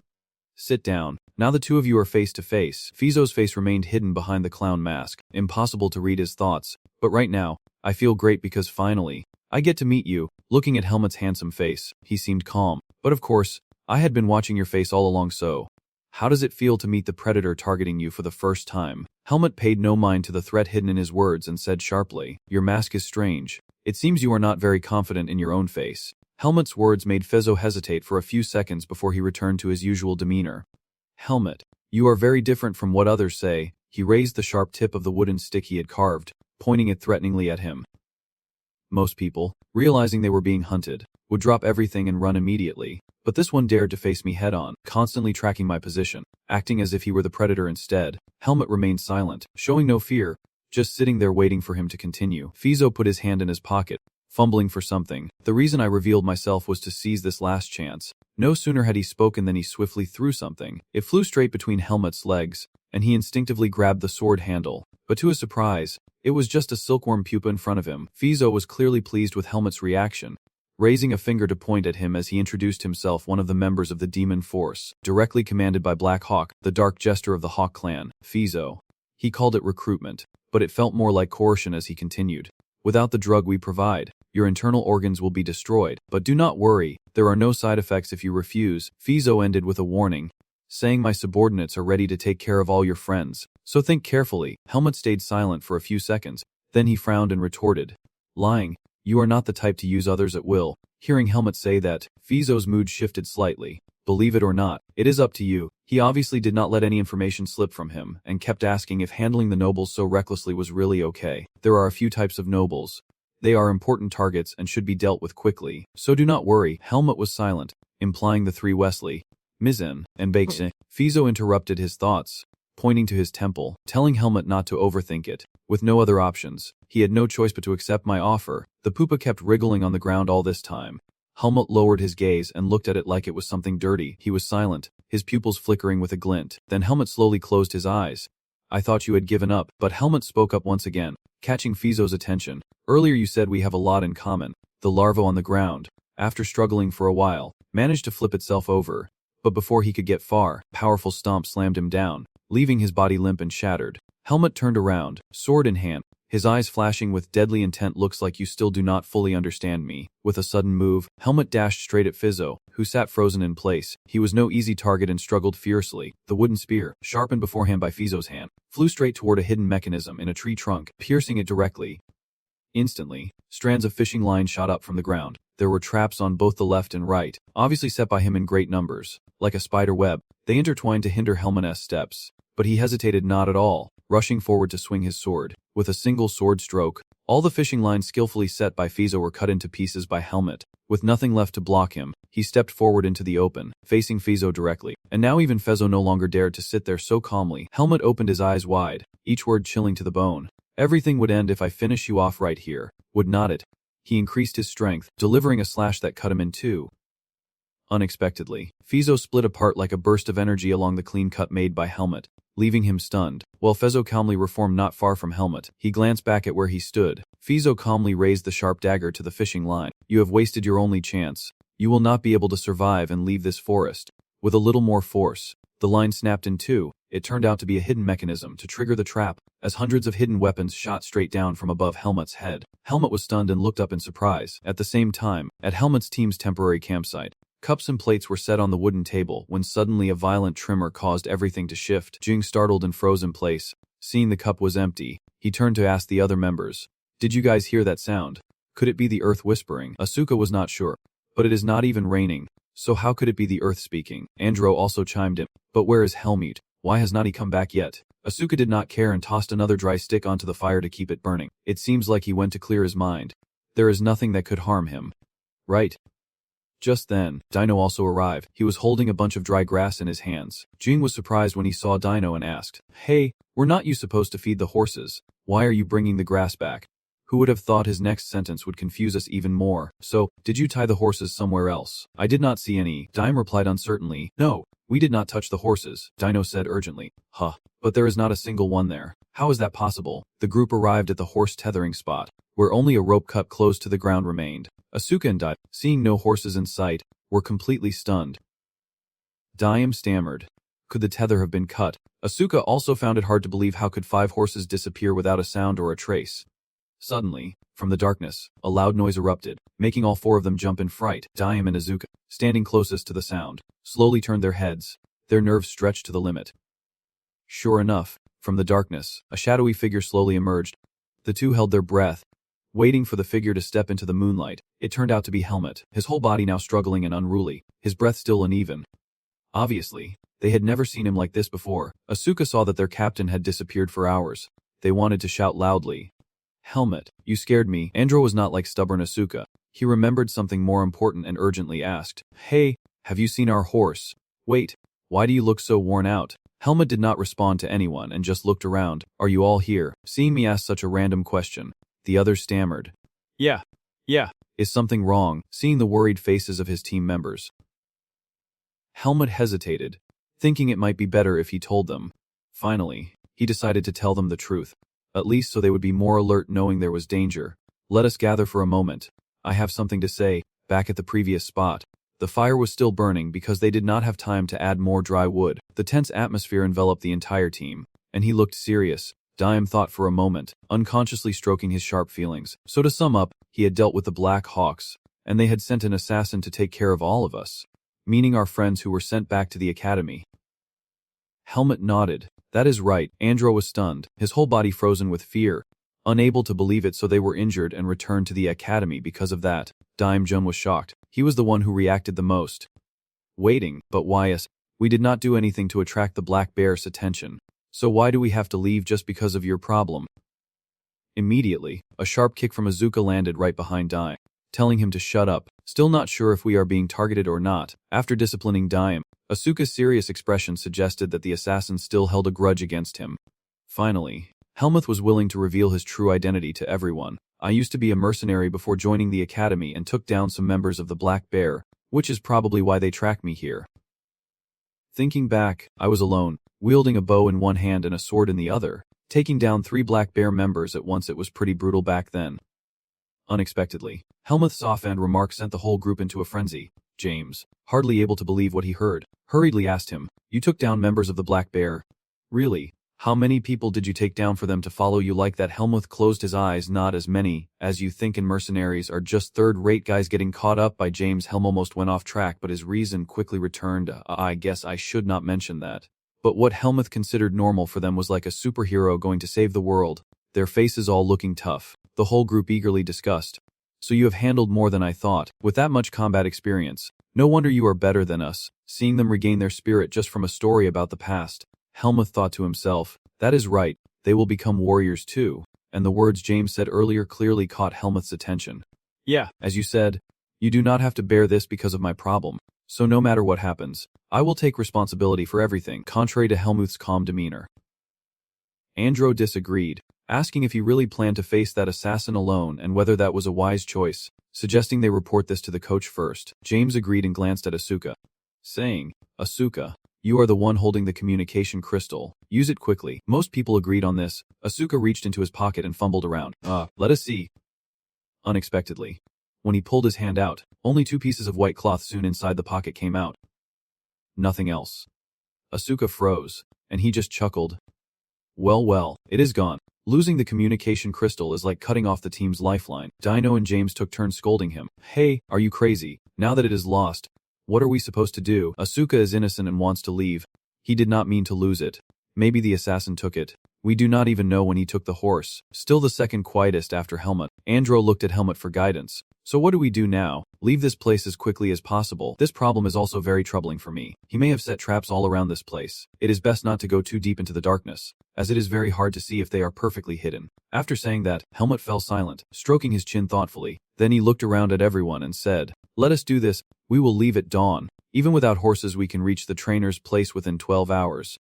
Clearly, with a cunning enemy like Fiso, he certainly won't let us go that easily. Helmut carefully pointed out Fiso's weaknesses for his team to understand, but of course he won't let us leave easily. and he avoids direct confrontation with me because he knows he can't win in a fair fight. Helmet's face darkened as he said, I will watch the rear. He won't dare attack us recklessly, and if he shows himself and attacks, I will defeat him. Everyone tensed up after hearing Helmet's plan. Knowing the situation, if they did not follow him, their lives would hardly survive this escape trip. All right. Got it. Helmet has nothing more to add, standing up to give instructions. If that is the case, we need to conserve our energy from now on. It will be very difficult if we have to move and stay alert for 12 hours straight without rest. I almost forgot about the food issue. Do we still have enough to eat? We need to keep an eye on the food too. No one is adding more firewood, and the only fire replacing the moonlight is slowly dying down.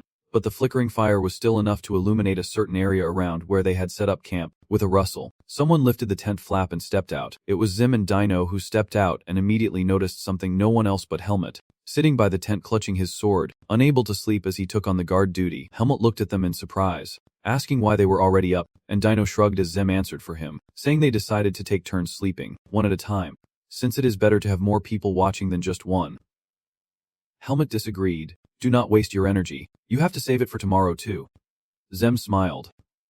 Hey Helmet, we are warriors too. I can't rely on others to protect me. Just that alone goes against the dignity of a warrior. You look at Helmet worriedly and ask, are you sure you do not want to sleep? He usually replies bluntly that he can go 3 days without sleep, leaving Zem speechless. He really is something. Seeing the mood drop, Zem tries to lighten things up again, saying that assassin must be your match. Helmet, since they still have not shown themselves. But Helmet did not understand his worries and seriously warned him not to let his guard down because of that. He is not the type to lose his prey easily. Zim laughed helplessly. Yeah, I know. It is just too quiet. While talking, Zim was suddenly surprised by the sudden silence around him. He glanced down at where Helmet was sitting and saw him signaling to be quiet. Both Dino and Zem tensed up involuntarily. Their breathing caught. In the darkness, from the gloomy edge of the forest, the rustling sound of wild grass grew louder. All three took a defensive stance with their swords, eyes fixed on that direction. Helmet waved his hand, signaling Zim and Dino not to act hastily. Then the scene gradually appeared. A brown horse casually chewing on some grass in its mouth. Zim was shocked to see it. Oh, that is my horse. Suddenly, a familiar aura appeared. Startling Helmet, he immediately spun around shouting loudly, Zem, Dino.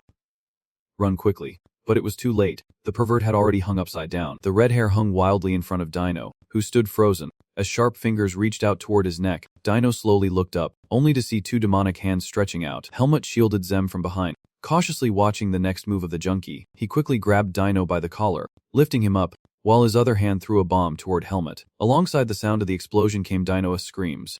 The scene replayed in his mind as the bombs were hurled straight at the two of them, Helmet shouting his name in panic, Dino. The explosion created a thick smoke, completely blocking the view. When the dust settled, he struggled to open his eyes. Obviously, the loud noise completely woke everyone else up. Asuka called out from inside the tent. The dust has reached here too, so I have to cover my nose. What is that sound? Why is there so much smoke? The vision before him blurred, Zem's hands trembling uncontrollably. He held his head tightly, his screams filled with fear and anguish. Helmet is calmer than Zem. He has faced this kind of situation many times before. Zem. Stay calm. It is just a smoke bomb. We do not know when he will attack again, so stay alert. Even as a warrior, seeing his friends captured right before his eyes, he could not help but panic. Dino was taken by that guy. Helmet. Stay calm. I saw he was still conscious when captured. If the enemy wanted to deal with him, they would have done it from the start. He gently placed his hand on Zem's back to calm him down. Dino would not give up his life so easy. If you do not want to die, then we have to stick together. Zem gasped for breath, sweat pouring down like rain. Asuka and Andro also ran over from the direction of the tent. What is going on? Where is Dino? Handing Zem over to Andro, Helmet silently watched as he was still panicking. This is bad. He knows how to manipulate everyone's mind and has more experience than us. After confirming Zem was unharmed, Asuka finally remembered to be cautious and asked where he had gone. But the boy stammered, I do not know, maybe still nearby. Zem's legs were still trembling as he grabbed Andro's arm. Now, what do? We can't leave Dino alone. We know that, but Andro does not know what to do either, so how are we supposed to find Dino? Zem questioned. Are you planning to run away? Seeing Andro remain silent, he seemed unable to believe it and turned to Helmet. Helmet, you are not going to leave Dino behind.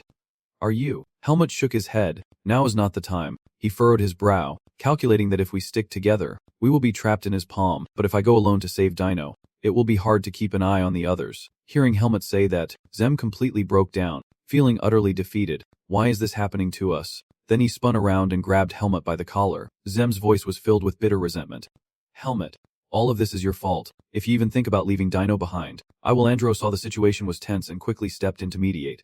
Hey, now's not the time to blame Helmet. Calm down and think it through. He withdrew his emotions, not pushing Zim's hand away, but looked at him with cold eyes and spoke each word clearly. Of course I want to abandon Dino, but I also want to risk everyone else's lives just to save one person. Helmet's words sent a chill down Zim's spine. And now all I can do is make sure you all survive. You got angry and raised your hand to punch him, so you want to leave Dino behind. Right? Andro stood behind Zim, struggling to stop him. Zim. Calm down. You are going too far. Separating you, Helmet calmly reached up to adjust his collar, handing Zim over to Asuka to take back to the tent. Andro carefully approached Helmet. This really is a bad situation. Are you okay? Helmet. Well, what Zim said is not entirely wrong. Andro sincerely expressed his opinion. Helmet, it is not that I disagree with you, but I feel the same as Zim no matter what. We can just abandon Dino, he continued calmly. When Zim calms down, we will talk about this and find a solution if we discuss it together. There is no other way. Helmet sighed deeply. But the night still remained. The moon still hung quietly overhead. The large flame flickered as Helmet stood there staring intently at it. After calming down, Zim approached Helmet hesitantly, then overcame his embarrassment and sincerely bowed his head to apologize. I'm sorry. Helmet, I was too scared and lost my mind. Helmet did not respond to his apology. He just stood up. He turned to look straight at the three of them and said, Now I want to ask you a few questions. The commander glanced at them and said, In this situation, we have no idea where Dino is, and we can't guarantee that everyone will make it back alive after finding him. Honestly, I think survival is almost impossible. Helmet looked at Zim doubtfully and asked, Do you still think we can't leave Dino behind? Zim raised his hand. Thankin said, Dino and I have been friends since we were kids. I can't just leave him alone here. Andro and Asuka feel the same. I agree. Leaving a teammate behind in danger is shameful. Even though I am not close to him, I can't just run away like that. Helmet stared at the three of them for a few seconds, then finally relented.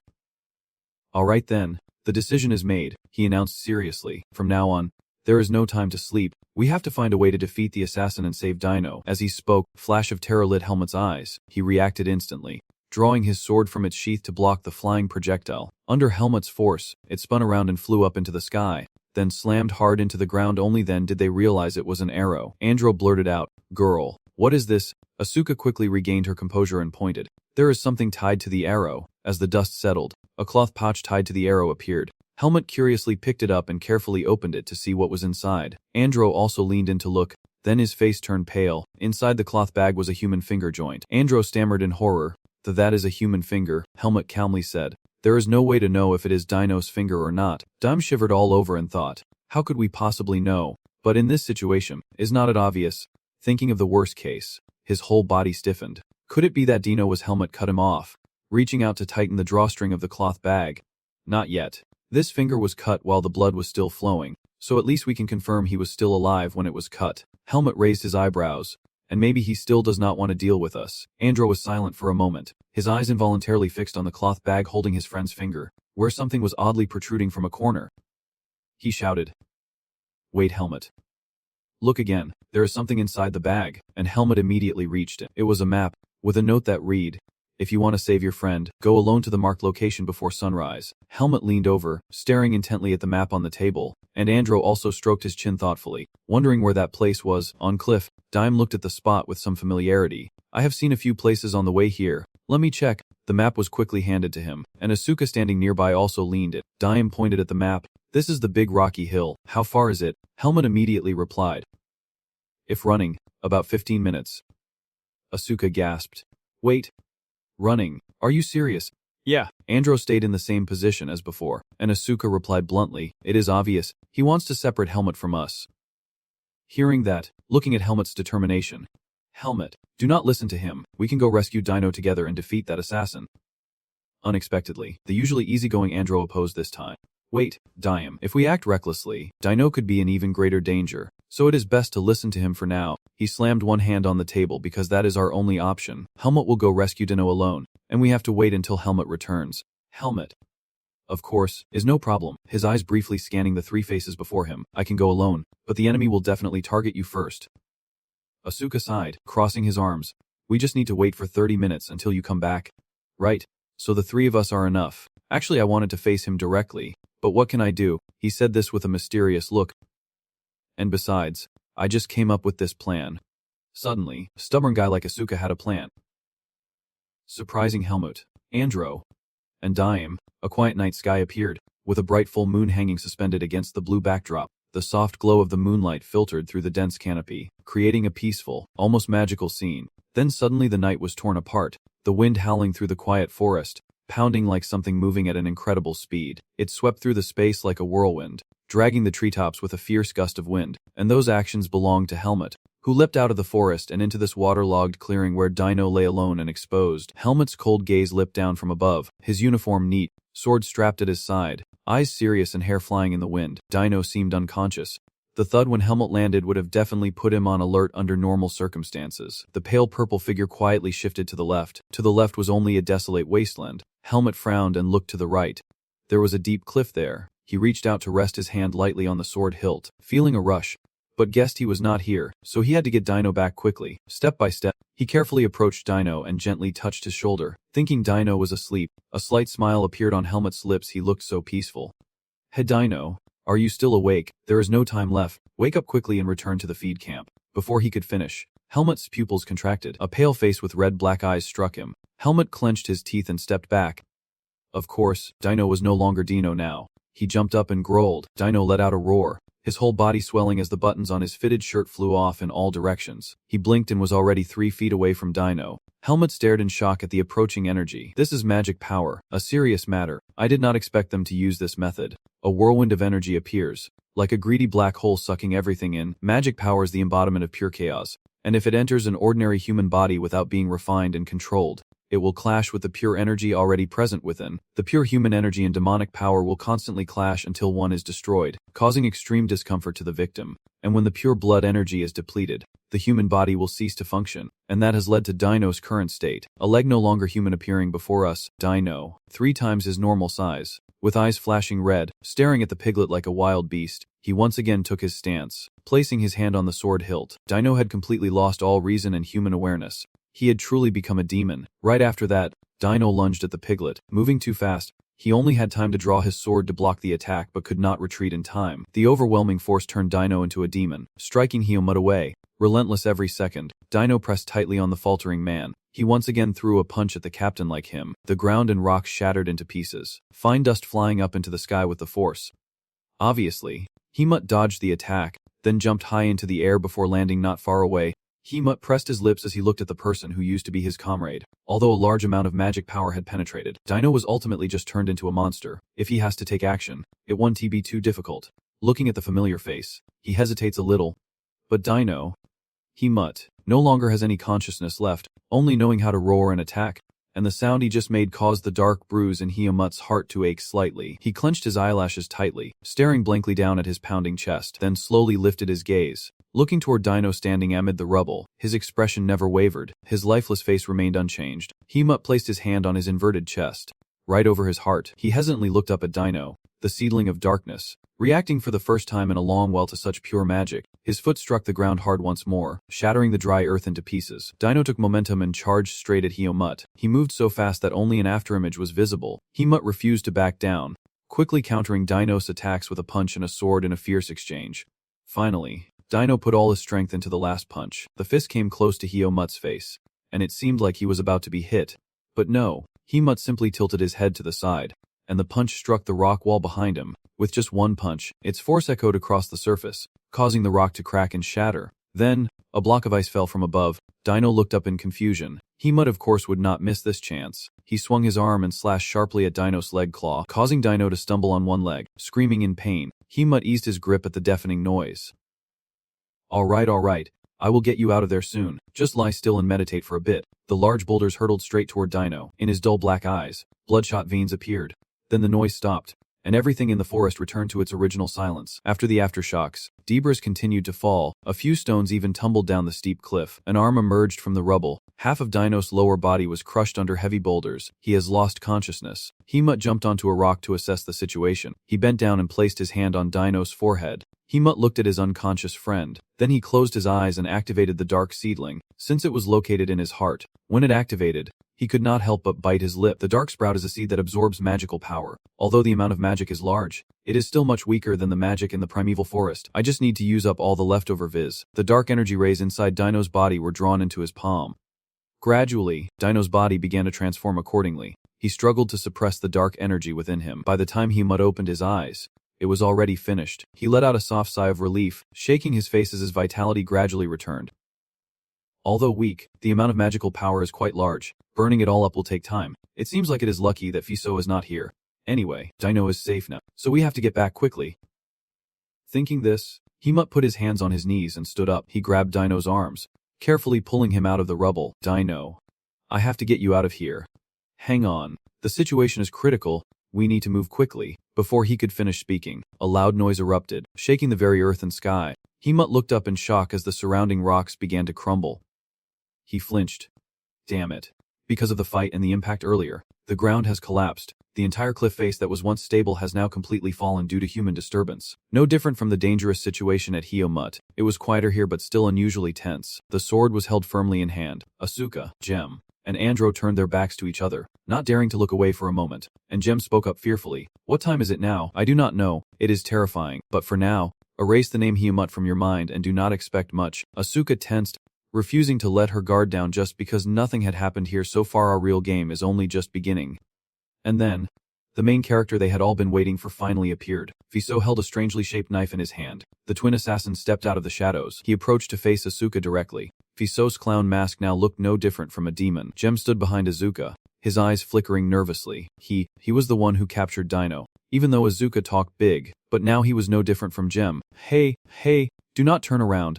Just keep looking forward. Do not ruin the plan I came up with. Asuka pressed his lips tightly in tension, recalling the conversation Helmuth had before leaving. His stealth skills were formidable. The four of them huddled together to discuss, knowing an ordinary person probably would not be able to detect him.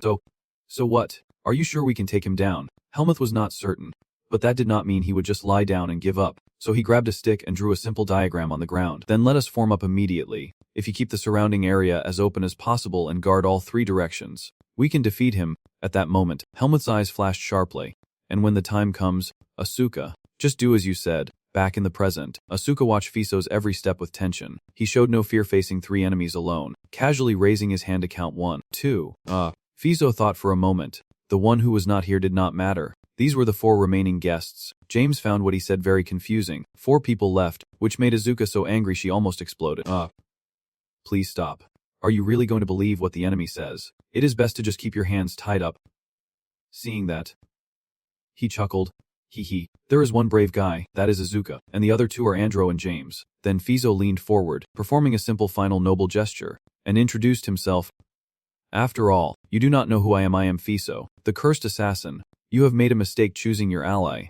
I am here to hunt him down. Asuka still did not move, just standing there quietly. He did not care and kept sowing discord.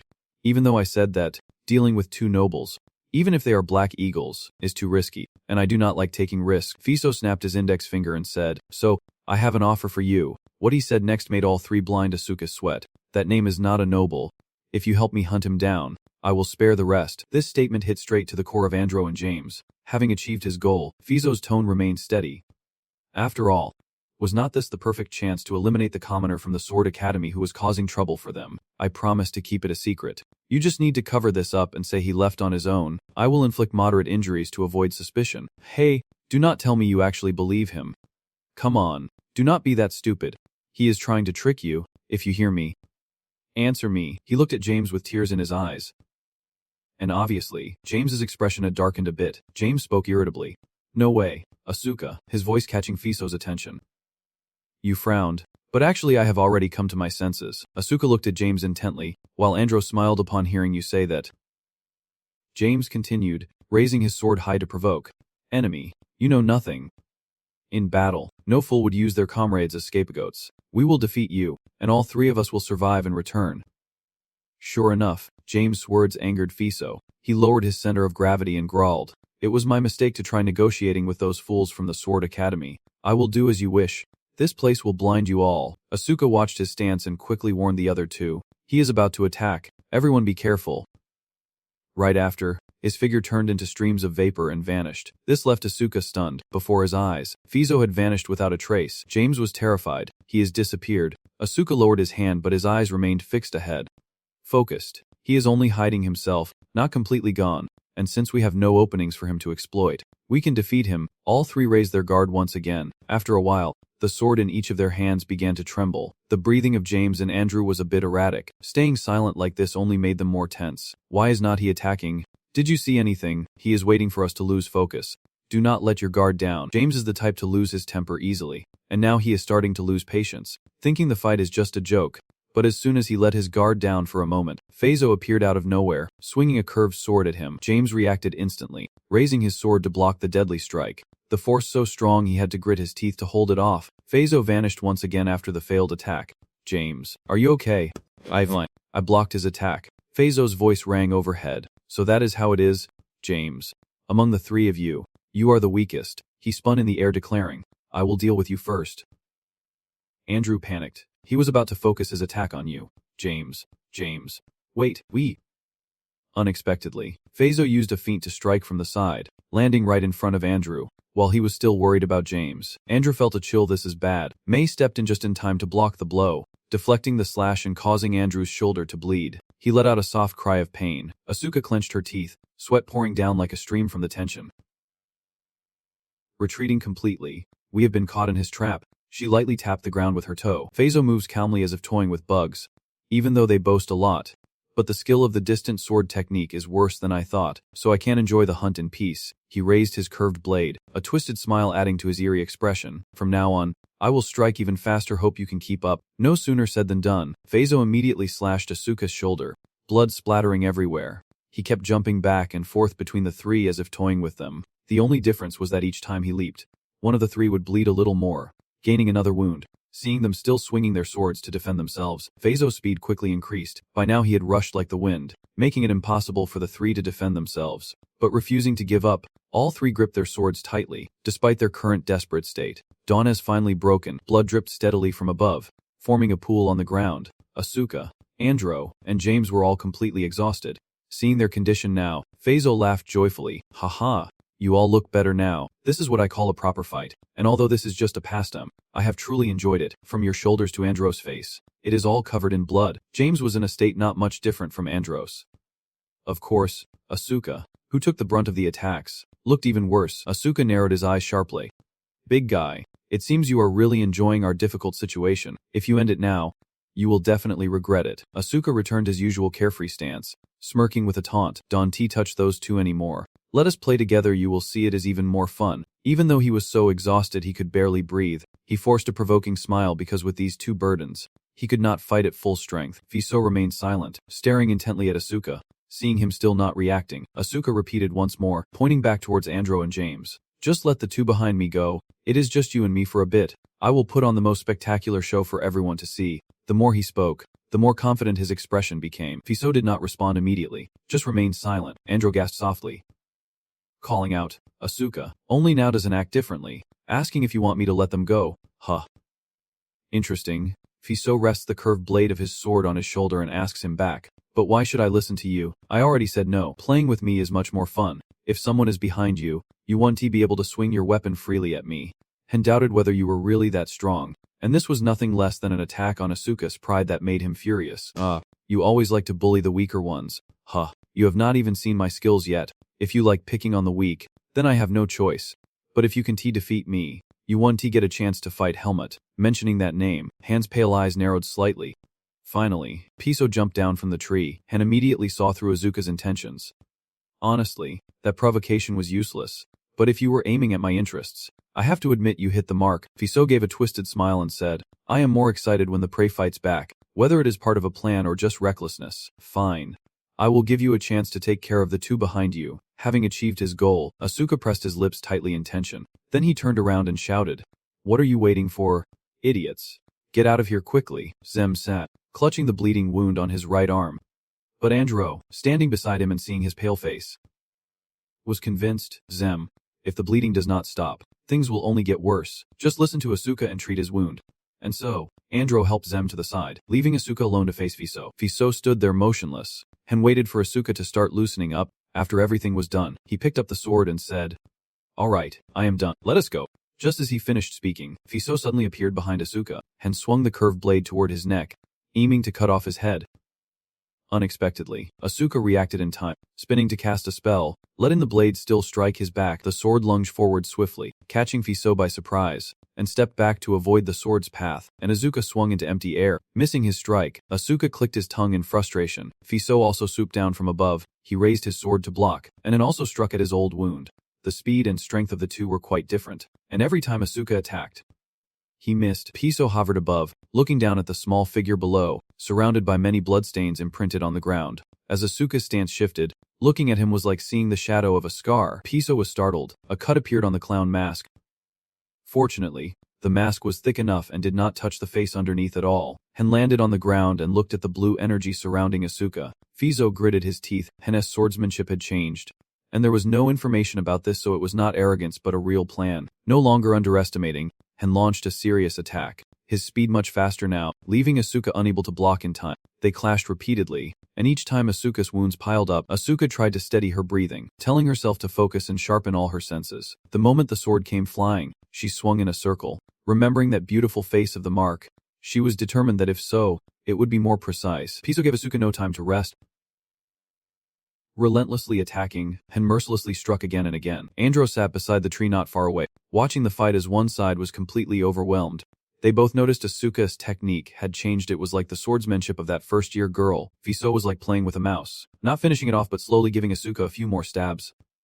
Once again, he retreated. Asuka's breath had become uneven, but his eyes never left his opponent.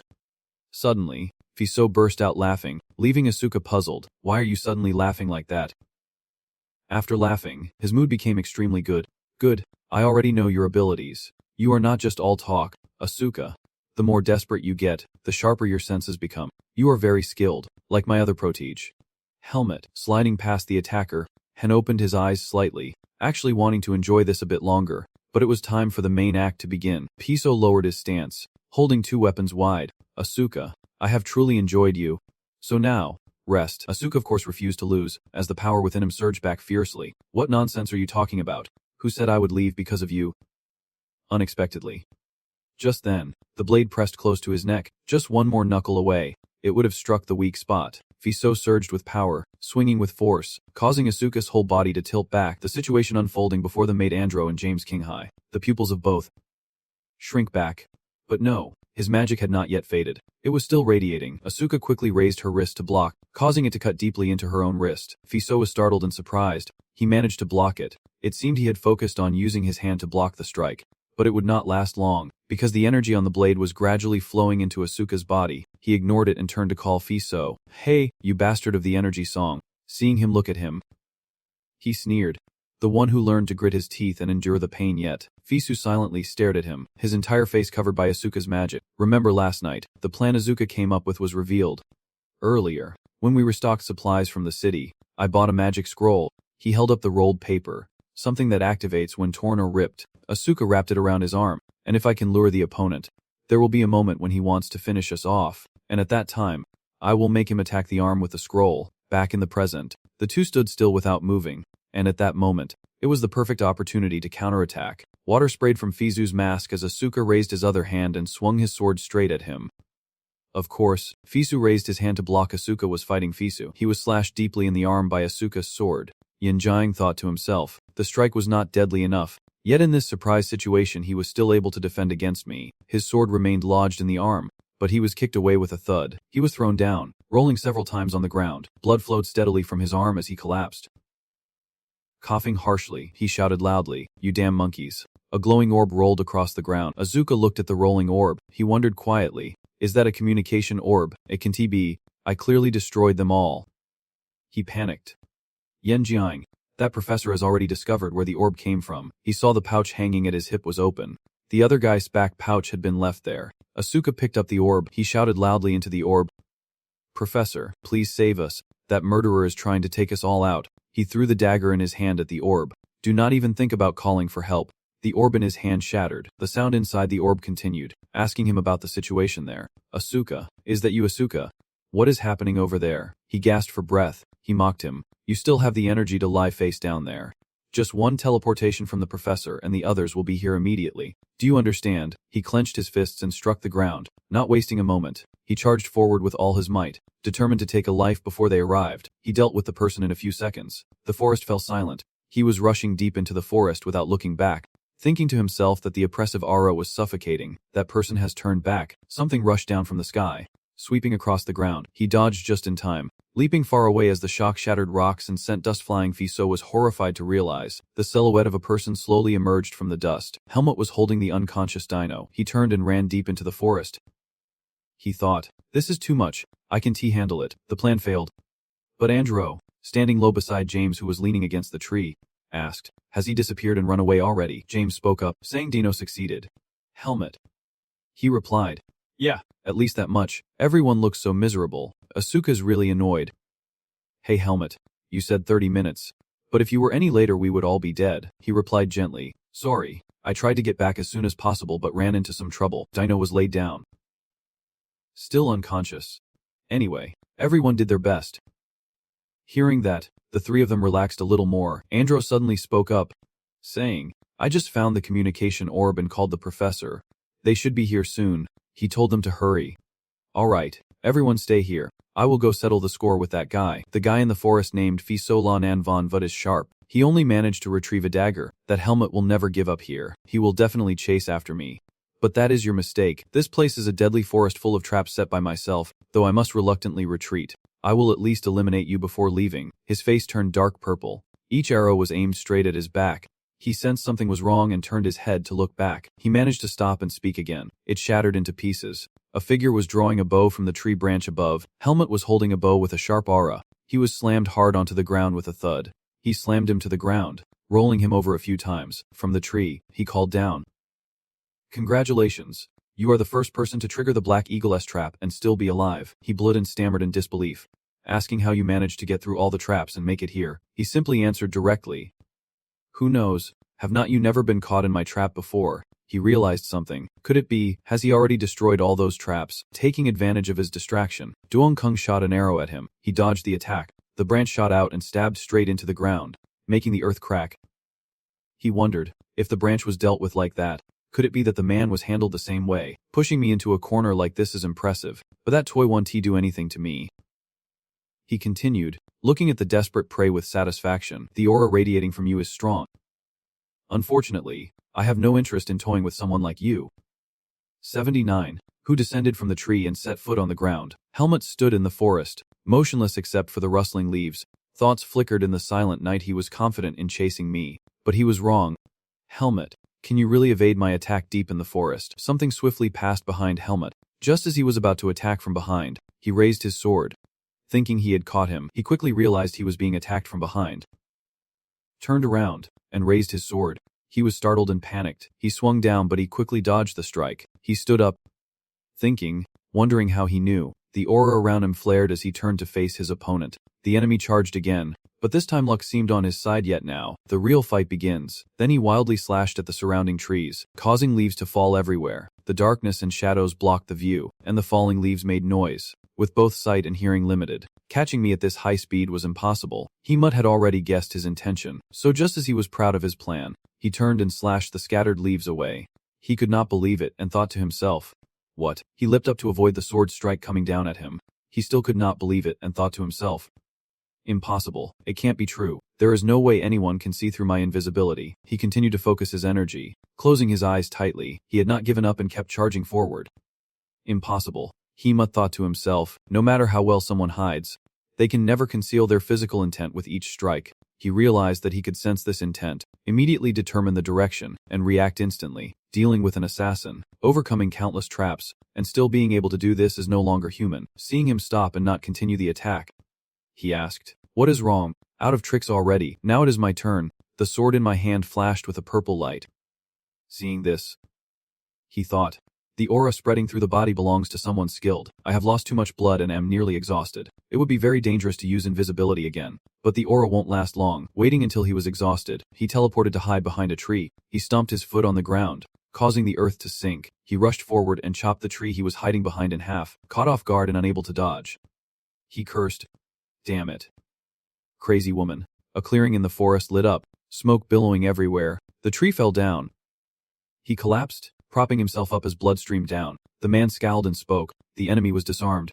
What else did he have left? He sneered mockingly, repeating his words. Well, do you have anything else? There was only one answer left. I surrender. He raised his hand in submission. He just scowled without saying a word. Then suddenly, he struck him. He fell backward. Genji struggled to respond. Will the Sword Academy deal with foot soldiers like this? He said. Who cares? This is not a real duel. Raise your leg one more time. This time his leg snapped in two. He can only face Genji. He threatened. Do not even think about running away. He sprang up begging. If you spare my life I will never follow you again. I will talk to the Black Eagle and make sure no one chases you. How can I trust you? If I deal with you, those chasing me will stop. That is the better choice. Think carefully. I am just a member of the Black Eagle. If I do not return next time, more than one will be after you. Do you think you can survive and protect those around you like today? He silently stepped closer to him. He stomped hard, pinning his wrist to the ground. This time, 3 of his fingers were severed. The sword pierced through the hand and plunged straight into the ground. He scowled and replied, You seem confused, so let me make it clear. You will leave here and those who come after will be dealt with by my own hands. This is a person's fate, if there is nothing left. Then go. He calmly raised the sword straight down. He screamed in fear. Wait, a strange voice called out, Can you stop? Young swordsman, a man wearing a black cloak spoke from behind. He turned toward the voice. The old man in the black cloak with a strange smile said, You know, losing you would cause us a lot of trouble. Helmut was about to finish off Fissos when a noise behind him made him turn around cautiously. Natalo stepped forward with a hand to negotiate. I have something to ask you. Can you stop? Helmut cast a sharp, cautious glance. Who is this? I can sense any presence at all. Although I am looking directly at him, I cannot tell how powerful he really is. Fissos painfully tries to call Natalos. Sir, Helmut now realized who he was. I understand. So this is the leader of the Black Bear, Natalos standing under the mystical moonlight, his masked face exuding a dark and ominous aura. He continued standing behind Helmut. Negotiating? Of course, I am not asking you to release him unconditionally, but if you spare him, I will definitely compensate you fairly. He turned his head and refused firmly. No, the one who must pay is this guy. Dealing with him is the only option that benefits me. At this moment Natalos revealed his mouth and nose, expressing regret as he said, Then we have a problem. The Black Bear has been short on manpower lately, and I can't afford to lose someone as skilled as him. Helmut stepped forward to deal with Pazu, but Natalos spoke up with an offer. I can only pay you a fair sum or provide information. Is that acceptable? He hesitated slightly upon hearing that. Glancing sideways, surrounded by a dark aura, Helmut hesitated, thinking this guy is pretty strong, and since he is not in his best condition, he does not stand a chance of winning. He carefully considered the consequences. And besides, if he dealt with Pazu, the Seed of Darkness would react fiercely. He seemed to dislike fighting, so continuing this battle did not seem like a good idea. Natalos noticed his hesitation and quickly added, Of course, as the leader of the Black Eagle, I promise to stop pursuing you and reject any other requests related to you. Helmut listened intently as he spoke. So you mean that, it does not seem so bad.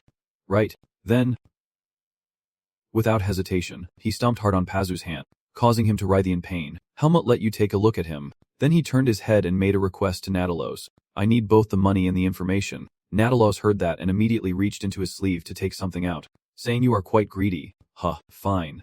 I will give you what you want. A large bag of money was thrown to the ground. This should be about 300,000.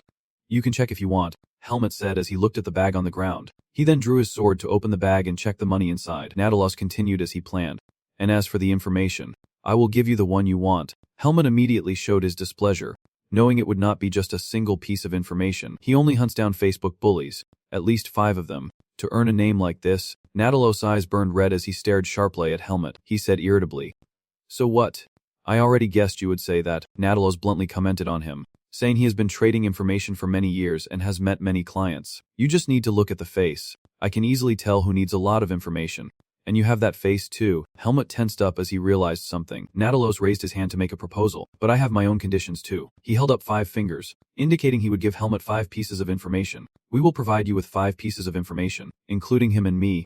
No more than that. Otherwise it is a mistake. I can't afford any more losses. He frowned and glanced at Natalos. Helmut then turned his sword down towards Facebook, questioning where the person hiding the horses we stole was. He obediently answered him that from here, heading east, there is a large cave where all the horses are kept. Helmut continued to question him, asking if the Hadong group was targeting me to take revenge for what I had done to them. Fiso did not resist and answered fully. The Hadong operate independently, and even if they follow the group, it is just to avoid idle chatter. If I leave, a few will be glad, but there is no camaraderie here. Helmut stared intently at him. The sword edged closer to Fiso's face, and he flinched in fear. Suddenly, Helmut decisively slashed off his mask. Wait, who is this? Fiso scared, panicked face was revealed. Helmut, visibly annoyed, looked down at him. Then he turned away, leaving Fiso still trembling. Thinking it was better to keep wearing the mask, Helmut shifted his focus to Natalos and asked, "What I just heard is something I do not want to know, so it does not count. I still have 3 more questions. What information can you provide me?" He reached into his coat and pulled out something. Natalos took out a communication orb. He held the orb and told Helmut that since he had used this before, he probably recognized it. "This is a secret communication crystal, used only to contact the leader of the Black Eagle. Whenever you need information, use this to contact us. For the next 3 questions, even state secrets will be provided free of charge." Helmut listened carefully as he spoke, "But this crystal ball only has a lifespan of 10 years. After that, we won't need to provide you with any more information." He just looked at Natalos, suspiciously making a request. "That undershirt is enchanted to hide your anger, right? If I hold the crystal ball, it might attract attention. So give me that undershirt." He just smiled lightly and followed Helmut's instruction, tossing his shirt to him. The shirt was thrown straight into Helmut's face, but he did not get angry and just looked at Natalos with a slight smile. An old man with silver hair appeared. Helmut held the sleeveless shirt, bit surprised the camp manager. He really did not expect the person to disguise himself as him. Natalos did not hesitate, removing the disguise. "Disguise is my specialty, so you have nothing to be surprised about. I revealed my true face to build trust with you." Natalos's true face was revealed, a young man with blazing red eyes. Helmut turned to look at the thug, who hastily put his mask back on. He grabbed his collar and yanked him up hard. Just as expected, Helmut flung himself at Natalos. Natalos caught the pusher with his head upside down on the ground. Helmut warned fiercely, catching him, saying, "If I see you again next time, I will deal with you for real." Natalos looked at him, a slight smile on his lips. "Thank you, Bai Su. Look, his condition is critical. We need to go back and treat his wounds immediately." Helmut turned away but did not forget to glance back cautiously. His silhouette slowly stepped into the forest. Natalos suddenly asked something that made him stop. Wait, on second thought, I have something quite curious." Seeing Helmut stop, he continued, "From your actions to your attitude, it seems you hesitate to take another person's life. But before drawing your sword, you seem to hesitate quite often. Are you a good person, or am I just overthinking it? Sometimes you need to draw your sword without hesitation, and that would be better." Hearing this, Helmut had to glance back. He turned back and asked if that was advice. Natalos awkwardly nodded as if it was, and apologized if it made him uncomfortable. Helmut replied teasingly, saying he was not entirely wrong. "But now I am a swordship student at Greta Academy." Natalos caught Fiexu's hand with a smile and said, "So because you are a student, you do not deal with people? Huh. You are really funny." Then they both disappeared. "So I will wait for you to call me back when you need me." Helmut only felt a gust of wind after they disappeared, and the sound of horses galloping echoed through the forest. Natalos and Facio rode off swiftly like a flash. Fiso, sitting behind, said irritably, "The person who embarrassed me so much. I swear, not only did he save someone like me, but he also gave me money, clothes, and information." Natalos did not turn back to answer. Fiso hugged him tightly and explained, "No, from now on I will do my best to repay you for today's kindness, but next time I will handle him myself and do what you did to him today." Natalos just gave a slight smile. He then said to snap him out of it, "Facio, do you really think you successfully defeated him today?" Riding his horse, Natalos calmly said, "From what I see, it does not seem like that. The Black Hawk won't touch anything related to Helmut." Facio, hearing this, immediately argued excitedly, "If I am not good enough, then I can recruit more people. If we fully harness the power of the Black Eagle, this will be possible. We need to uproot the weed before it becomes a greater threat." Natalos laughed loudly, completely unfazed by those words. When he took the mask, many must have felt humiliated. "I never imagined you would talk about such foolishness." He hinted at the consequences later on, saying that if I fully unleashed the power of the Black Hawk on him, I might be able to eliminate him. But I have not yet considered the number of people and resources I would have to sacrifice for that, while other plans remain unfeasible. This is not a threat that requires me to give up so much just to destroy him. Actually, was not he ordered not to harm anyone afterward? He flinched when he heard Natalos speak. Helmut's resolute silhouette appeared in his words. He might be ruthless to enemies, but he was not the type to abandon his comrades. If you have a good relationship with him, it is better to be friends than enemies. That is my judgment. Natalos did not want to argue and quickly ended the conversation. "Facio, you still have a lot to do, so focus on recovering before I return." Facio obediently replied, "Understood." Natalos looked straight ahead and stated firmly, "Helmut really is a monster in every way." From the forest near Helmut came the sound of running footsteps. Erlang and Papashika rushed out worried. "Helmut, are you okay? Are you hurt?" He looked away and replied, "I'm fine." Helmut glanced toward his teammates. Andro, Asuka, and James, all of them were covered in wounds. On the other side, Dway is treating Dino. Erlang is furious. "How could you risk chasing after someone like that all alone?" He calmly replied, Nothing happened, but he was so fast that I let him live. He continued to lecture. I did not mean that. If anything happened. Helmuth interrupted before he could finish. But no. So you do not need to worry. Erlang gave up. You are really strange. Dway wiped his sweat and sighed deeply after finishing. Helmuth stepped forward and asked about Dino's condition. How is he? Dway turned to him and said, Helmuth, you are back. He explained the current situation Dino is facing. As you have seen, his finger has been reattached and I have fully treated him. But there are traces of dark energy lingering on him.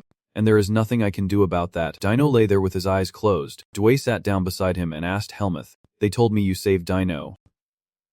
What happened? Can you explain? He looked away awkwardly and answered, I do not know either. Suddenly Dino turned into a monster and went crazy. Then at some point, he just collapsed like he was exhausted. Lin stepped forward, surprised, and asked, Is the dark energy real? Dway tries to find a solution. Someone injected with dark energy won't survive because their veins will burn out after a period of madness. Maybe because he only absorbed a small amount of dark energy, he was able to expel it. His life is strong. If he goes to the temple to purify the remaining energy, he will recover quickly. Dino looked uncomfortable, his face showing signs of unease. Sis, Chica covered her face in self-reproach. Who would have thought they would send assassins to a hideout like this? I should have been more cautious when I heard about the trap. This happened because we were careless and I apologize to you all. Helmut murmured thoughtfully to himself, thinking that everyone got caught up in danger because of him being here. He continued his thoughts. At first, he quite liked having strong enemies constantly around.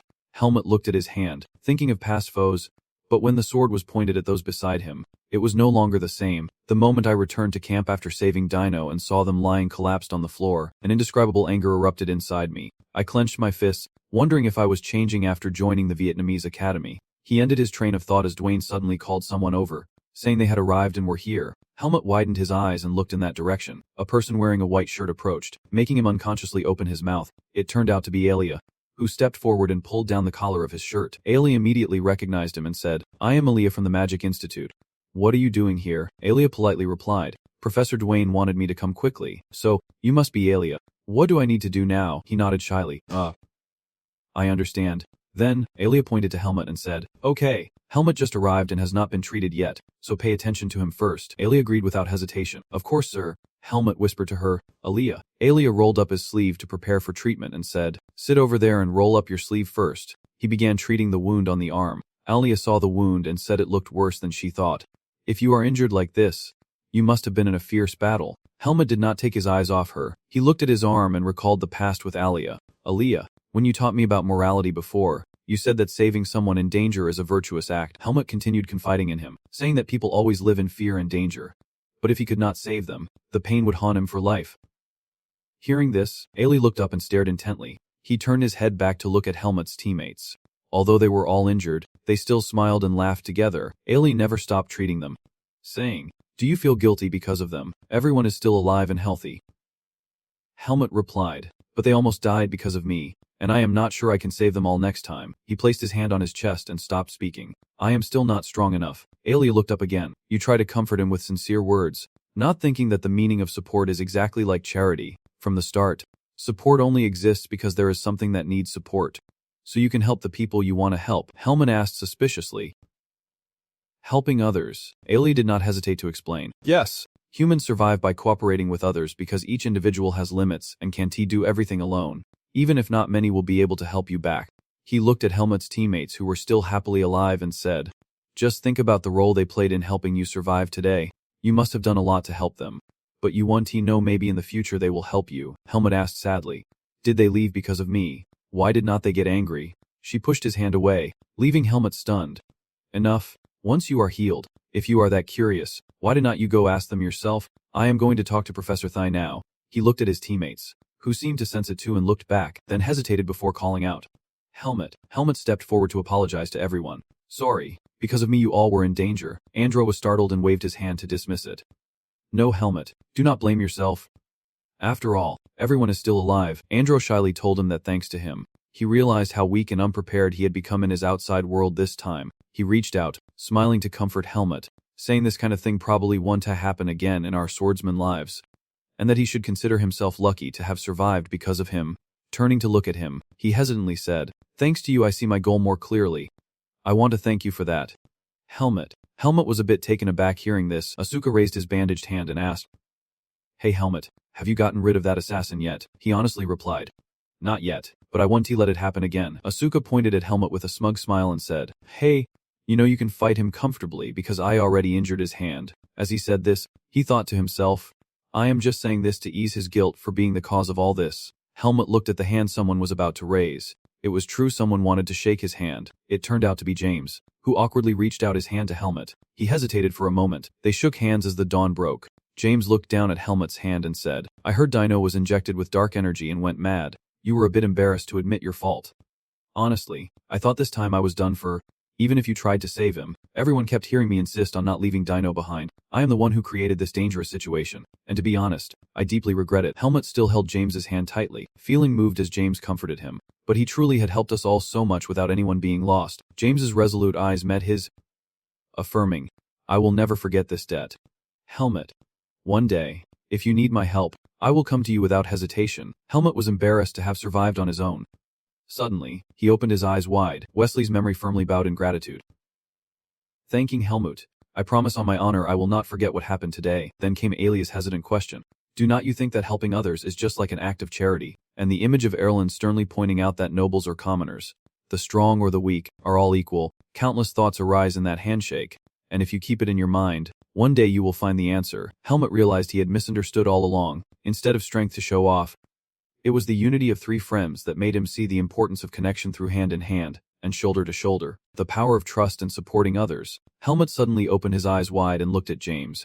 The image of the two under the dawn light seemed to reflect Helmut's own figure, and that handshake from long ago that is the true strength of humanity. James withdrew his hand, closed his eyes, and said, "Besides that, after going through that experience and reflecting on it, I think I have improved a bit. Now I am training by sparring with the kids at the Sword Academy. Like playing with children." Asuk looked at him with disdain, implying that his glorious achievement was just because he got beaten up. James refused to back down and said, "That is true. But what does it mean to comrades who have shared life and death moments? Still, being alive is what matters." And the morning sunlight shone down on everyone's smiles. Helmut looked at his hand thoughtfully. He stared at the palm that once held a sword in fierce battle. The sun had fully risen. A clear morning in the forest. Helmut sat on a rock, staring into the distance. Helmut suddenly heard someone calling out. He asked, "I will return with the teleportation magic along with Professor Dwayne. Do you want to come along? Since you witnessed this, you have every reason to return early." Helmut was silent for a moment. He smiled softly and decided to decline, saying, "It is okay. I will return with the hunting team." Ailey looked at him in surprise. "You are not forcing me either." Turning away, "Fine. See you at the academy." Helmut replied. "Yeah." Aelia blushed shyly after being rejected. "What did Aelia say to you?" Helmut walked over his friends. He answered, "She asked if I wanted to go back early using magic." His friend teased him, saying, "What? Why only you? Is she favoring her roommate? So what did you decide?" Helmut asked bluntly. "I said no." The three of them happily teased him. Of course they should. In the end, everything ended peacefully. The stormy camping trip was over, and sunlight was shining through the canopy of the Petica forest. For some reason, I feel more refreshed than usual, but who knew this feeling would fade so quickly? I never thought the sunlight could become so uncomfortable. The dazzling kingdom surrounded by towering cliffs. Someone's footsteps stopped before the kingdom's gate. The wind blew the sand swirling up. He slowly pulled down the collar of his shirt. This is the place where he was born and raised. At that moment, he looked up at the blue gate and whispered, "The kingdom at 3 the clock, 82 degrees, the sunlight of peace shining on the academy." Outside the quiet corridor, only the morning light shone. And after a series of events at the end of the camping trip, a week passed in the blink of an eye. The blue gate slowly opened. Everyone in the academy looked out, checking if any of us were there. "Dino, you are back, huh?" Dino shyly scratched his head, accepting the warm welcome. "Really, you guys are celebrating me so enthusiastically. I do not know what to do." The questions kept coming, and he could not respond for a moment. "I heard you were kidnapped by assassins. Is that true?" "It is embarrassing, but I heard your team went through a lot to rescue you. You should be grateful for the rest of your life." And hearing this, Dino immediately darkened. The one who spoke was suddenly hit hard. After hitting him, Asuka, still furious, said, "You idiots. Just listen to how you talk without thinking. Try being kidnapped and coming back on your own." The one who got hit asked in surprise. Asuka defended Dino. Someone replied, "Am I dreaming? You guys started it first." Zian stepped forward with crossed arms and asked, "But in the end, Helmuth was the one who chased the assassin away." "Right," Asuka snapped back. "I was the one who stabbed him. So why do you get credit just for chasing him?" Zian continued to provoke. "The assassin ran away because he was afraid of Helmuth." "Right, then Helmuth did it all." "Asuka, You should be grateful for the rest of your life. Asuka gritted her teeth in extreme anger. These guys, Andro suddenly remembered and asked. Just now, where is Helmuth? Wesley replied. He is probably in the personal training room. He has always been diligent. But after the chase, he seems even more so. In a locked room, a strange purple light emanates from Helmuth's hand. He closed his eyes tightly, trying to sense that power. Helmuth opened his eyes slightly. Thinking, it has ground, the seed of darkness. His body was covered in a strange purple light. Helmuth slowly stood up, his eyes slightly open, probably because he had absorbed a large amount of energy. But at the same time, he could feel his viz increasing as well. He drew his sword, his determined eyes reflected on the blade, thinking that fighting strong enemies, consuming and recovering large amounts of viz, gaining new experience and emotions. This complex cycle made him stronger. Helmuth looked at the sword emitting energy and thought, I do not know how strong I have become, but I hope I get a chance to test it. Suddenly, there was a knock at the door. Helmuth stepped out to open the door. Professor Pachika, what brings you here? Pachika looked at him and said, I knew I would find you here, Helmuth. Professor Ethan is looking for you. Go to his room, Helmuth asked with slight surprise. Professor Ethan. He wondered what this sudden matter was. Outside the quiet study room, Ethan warmly greeted him. You are here. Helmuth, come sit here. So, how is your body? Feeling okay, Helmuth approached and said, Yes. The wounds are nothing serious. Ethan smiled a few times and said, Maybe you are the only one in the academy who can face a top assassin and come back with just minor injuries. Right, he spoke softly, saying that if Lord Darien knew, he would surely be very proud of you that day. Hearing this, Helmuth had nothing more to say. Darien's stern expression appeared in his mind. If he lost, Darien would scold him. He would probably praise him if he won. Ethan got straight to the point, saying the reason he called Helmuth was to ask about his upcoming plans since the final exams were over and the break was starting. And Helmuth slowly lifted his teacup and replied that he planned to travel while working as a mercenary. Ethan hesitated and asked if he still did not have a specific destination. Helmuth replied, Yes. He was eager to keep you here when he thought you intended to leave. I am just asking, you do not plan to quit your apprenticeship? Right, if you do, I have no right to stop you. But at your age, I think there is still a lot to learn here. Helmuth calmly replied, I also think I still have a lot to learn, and if I plan to leave, I will inform you in advance, so do not worry. Ethan let out a quiet sigh of relief and thought to himself that he had learned a lot during the camping trip. Then he raised his hand to cut off Helmuth's thoughts. If you have any difficulties with training, let me know. Actually, I am just asking because I am worried that no one in the academy can teach you swordsmanship. He suddenly remembered something. Only now did it occur to him. Helmuth spoke freely with his judgment. Recently, because of a certain event, I feel like I have reached a different level. I am thinking it would be great to have a chance to test my strength. Ethan's face lit up. That is really good news. He bent down to pick something up. Actually, I have something else to ask you, and it might help you. Helmuth looked on curiously and asked, What is it? Ethan took out 2 sheets of paper and asked him, Have you heard of the 3-Hour Kingdom? Helmuth vaguely repeated, The 3-Hour Kingdom. He replied, Yes. He silently listened as Ethan spoke about that kingdom. His master, the place where Darien Depert was born and raised. He handed the paper to Helmuth, saying there would be a martial arts tournament held there during the holiday. Beijio has many skilled swordsmen, so it is a suitable place to test your skills, he muttered as he picked up the paper. A martial arts tournament. Ethan replied, That is right, but Helmuth immediately understood what he meant. If anyone recognizes you using the Sword Saint's technique, it could cause serious trouble. Ethan agreed. Exactly. Lord Darien was serious in Ethan's words. The first time I met you, you said you still could not reveal to everyone that you are a disciple of the Holy Sword. To the people of Beijio, the Holy Sword Darien is a symbol of pride and a pillar of their identity. If you use the Holy Sword's techniques, someone will notice. If others do not recognize it, then those led by Darien, the skilled warriors of the Panama Legion, will pay attention, and Helmuth immediately envisioned what would follow. Helmuth frowned, thinking of the Panama Legion. Ethan offered the most reasonable solution. If he entered the tournament, he could only use ordinary swordsmanship, but even ordinary swordsmanship is excellent. So with your skills, probably one to be difficult. Helmuth pointed to his face to show he understood. I will consider it, and if possible, I will find a way to cover my face too. I do not want to end up being chased by anyone. Ethan understood his concern. I get it.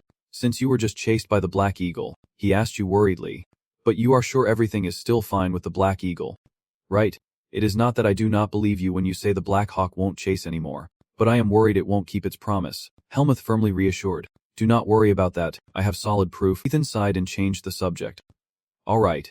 Take good care of yourself and think about the competition. You plan to go to the training area. Helmuth, still holding the paper, slowly stood up. No, I have to go to class to hear the announcement about the final exam. Ethan suddenly remembered and said, I get it, so it is today. Right, Ethan gently encouraged him. Helmuth, I do not think you will have any trouble, but those professors who made the test are really frustrating. Helmuth hesitated, looking out at the sky. Outside, sunlight bathed the entire academy in a bright glow. Erlen crossed his arms and calmly announced that this final practical test would assess their proficiency in fighting monsters, causing the students to widen their eyes in surprise. Helmuth also wondered. Monsters? Huh. Level 83. The whole room fell silent for a moment. Andro suddenly whispered. Monsters? Huh. Erlen quickly got serious and announced the competition rules.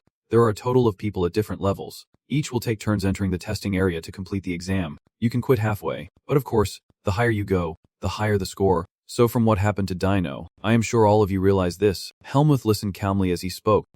Even now, monsters still live in the forest and encounters with humans are not uncommon. Erlen pointed to the crest and said this is the only chance. But as swordsmen, you will have to face them at least once in your life. This exam was originally for upperclassmen. But after what happened during the camp, we decided to prepare you all earlier. Andro eagerly raised his hand and asked, so what kind of monsters will we be fighting? Erlen did not want to reveal it but still reassured the students. It is a secret, but do not worry too much. You will be fighting magical illusions of monsters, so you won't get hurt. Andro breathed a sigh of relief. Come on, I thought we would be facing real beasts. I am really scared. Asuka crossed her arms boasting. If they are just illusions, I can defeat them without holding back. Erlen lowered his face and smiled disdainfully. He made a scary face. Said, even the senior students who take the exam every year. I hope all of you will do your best and go as far as possible. Andro and James hesitated slightly. Helmut whispered. Monsters huff. Monsters like snakes and tigers appeared in my thoughts, and I suspected the trainees would unleash something like Alaga or Maho. I was a bit excited too, since I was used to fighting monsters. Asuka turned and asked, cutting off his thoughts. Hey Helmut, did you do well on the written exam? Helmut calmly replied. Because this time the practical test is what really matters. I already told you last time. Give it your all in the final match. Helmut silently looked at him without saying a word. Asuka pointed at himself provocatively and said, I plan to go straight to the final level, so do not give up halfway through school and embarrass yourself. Helmut looked at him, confused. Then Helmut seemed to throw a bucket of cold water on Asuka, as if he had just said exactly what I was about to say. Asuka was so embarrassed he started yelling, what is with this kid? He is starting to talk more and more like Ariel. Fine. Just wait and see if I can pass all 10 levels. At level 83, the official competition begins. Contestant number 15, Asuka, has finally completed the final level. Level 7, Asuka was stunned, his whole body trembling as he collapsed. He knelt before Helmut. The wind blowing was not as cold as his heart at that moment. Helmut was about to say something, but Asuka suddenly exploded in anger. Impossible. Absurd. What kind of test is this? Not to mention a swordsman. Even the high priest would not face something like this. Asuka pointed to the miserable trainees behind him and said, Look. Besides me, no one can pass level 5. Are you sure this test was designed properly? Helmut calmly replied. You do not have to pass all 10 levels to pass. Is not that fine? Asuka was about to explode. No, that is not the issue. Finally, it is Helmut's turn. Contestant number 16. Helmut, please enter the testing area. Asuka was too frustrated to explain further. You will understand faster if you see it yourself. You have to reach level 8 no matter what. Then you will understand why I had to run out. Helmut hesitated slightly, thinking that the boy had seen something. The gate slowly opened, and Helmut stepped into the empty room. Helmut, someone is calling you. Dwayne waves from above. We meet again. This is our first time seeing each other since the camping trip. Right, Helmut politely greeted. Professor Dwayne, I am happy to talk with you. I still remember you. You usually do not interact much with swordsmanship students, but you remember me clearly. I wrote an interesting answer in the magic theory exam. Helmut listened silently as Dwayne spoke. He placed his hand on a fruit that emitted a strange energy. After only reading logical answers from the magic student, your response was truly refreshing. To be honest, I am very much looking forward to your performance in this practical test. The orb grew stronger and stronger. Can you show me your determination to face the dark power once again? Helmut began to draw his sword. He decisively drew his sword and asked him, so I just need to do what I have always done. A burst of green light flared up in front of him. The test begins as the fierce rabbit monster charges forward. At first level, the rabbit monster Helmut rushes straight in without hesitation. He sliced in one strike, splitting the young monster in two. The tail instinctively watched him pass. Helmut overcame it with ease. Helmut suddenly realized. Understood. So this is what it feels like to face an illusion. Dewey widened his eyes. Speechless. Thinking, there was not even a moment of hesitation. This is not just talent but the result of experience on a whole different level. I want to see how far your limits go. Helmut, at level 2. Helmut had no trouble. easily chopping off the monster's head. At level 3 was the frog monster. Helmet jumped up and sliced its tongue. Next came the snake monster, which lost its head as soon as it met Helmet. Then the mole monster appeared, and he quickly dealt with it by jumping up and stomping it down. The 6th level was a bee monster, and Helmet decisively sliced it in half. At the 7th round came a grasshopper monster, which lost its head with just one strike. A strange formation appeared, white smoke billowing around it. Helmet wiped his sweat, preparing for the next level. The next. Level 8, where Asuka gave up. What exactly did he see? The formation burst into a faint light. A giant locust shot out, flying higher than his head, fiercely swung its sharp claw toward Helmet. He looked at it heavily and thought, I see now. If this is the first time he has seen something like this, no wonder Asuka could not handle it and had to run away. But it was quick to counterattack. He struck its body with such force that the floor shattered and flew apart. Helmet immediately ran up its body. He raised his sword. Ready. As expected, he ruthlessly struck it with his sword, delivering blow after blow straight into its body, like the end of a performance. The creature's body was torn apart, chunks of flesh falling down. The tail was truly shaken by the sight. Helmet slowly landed, thinking it was still not as bad as Nahu. With 84 points, the match ended. Helmet humbled himself and knelt down. The bright red light shone. The level 10 monster was defeated, successfully passing stage. The test was over. Well done. Helmet slowly closed his eyes, sheathed his sword, and walked away. After finishing the test, he stood there stunned, feeling suffocated and nauseous. Even though it was just a test, the monsters on the 10th floor felt like judges full of malice. Joy opened the door and praised him, saying, You did very well earlier.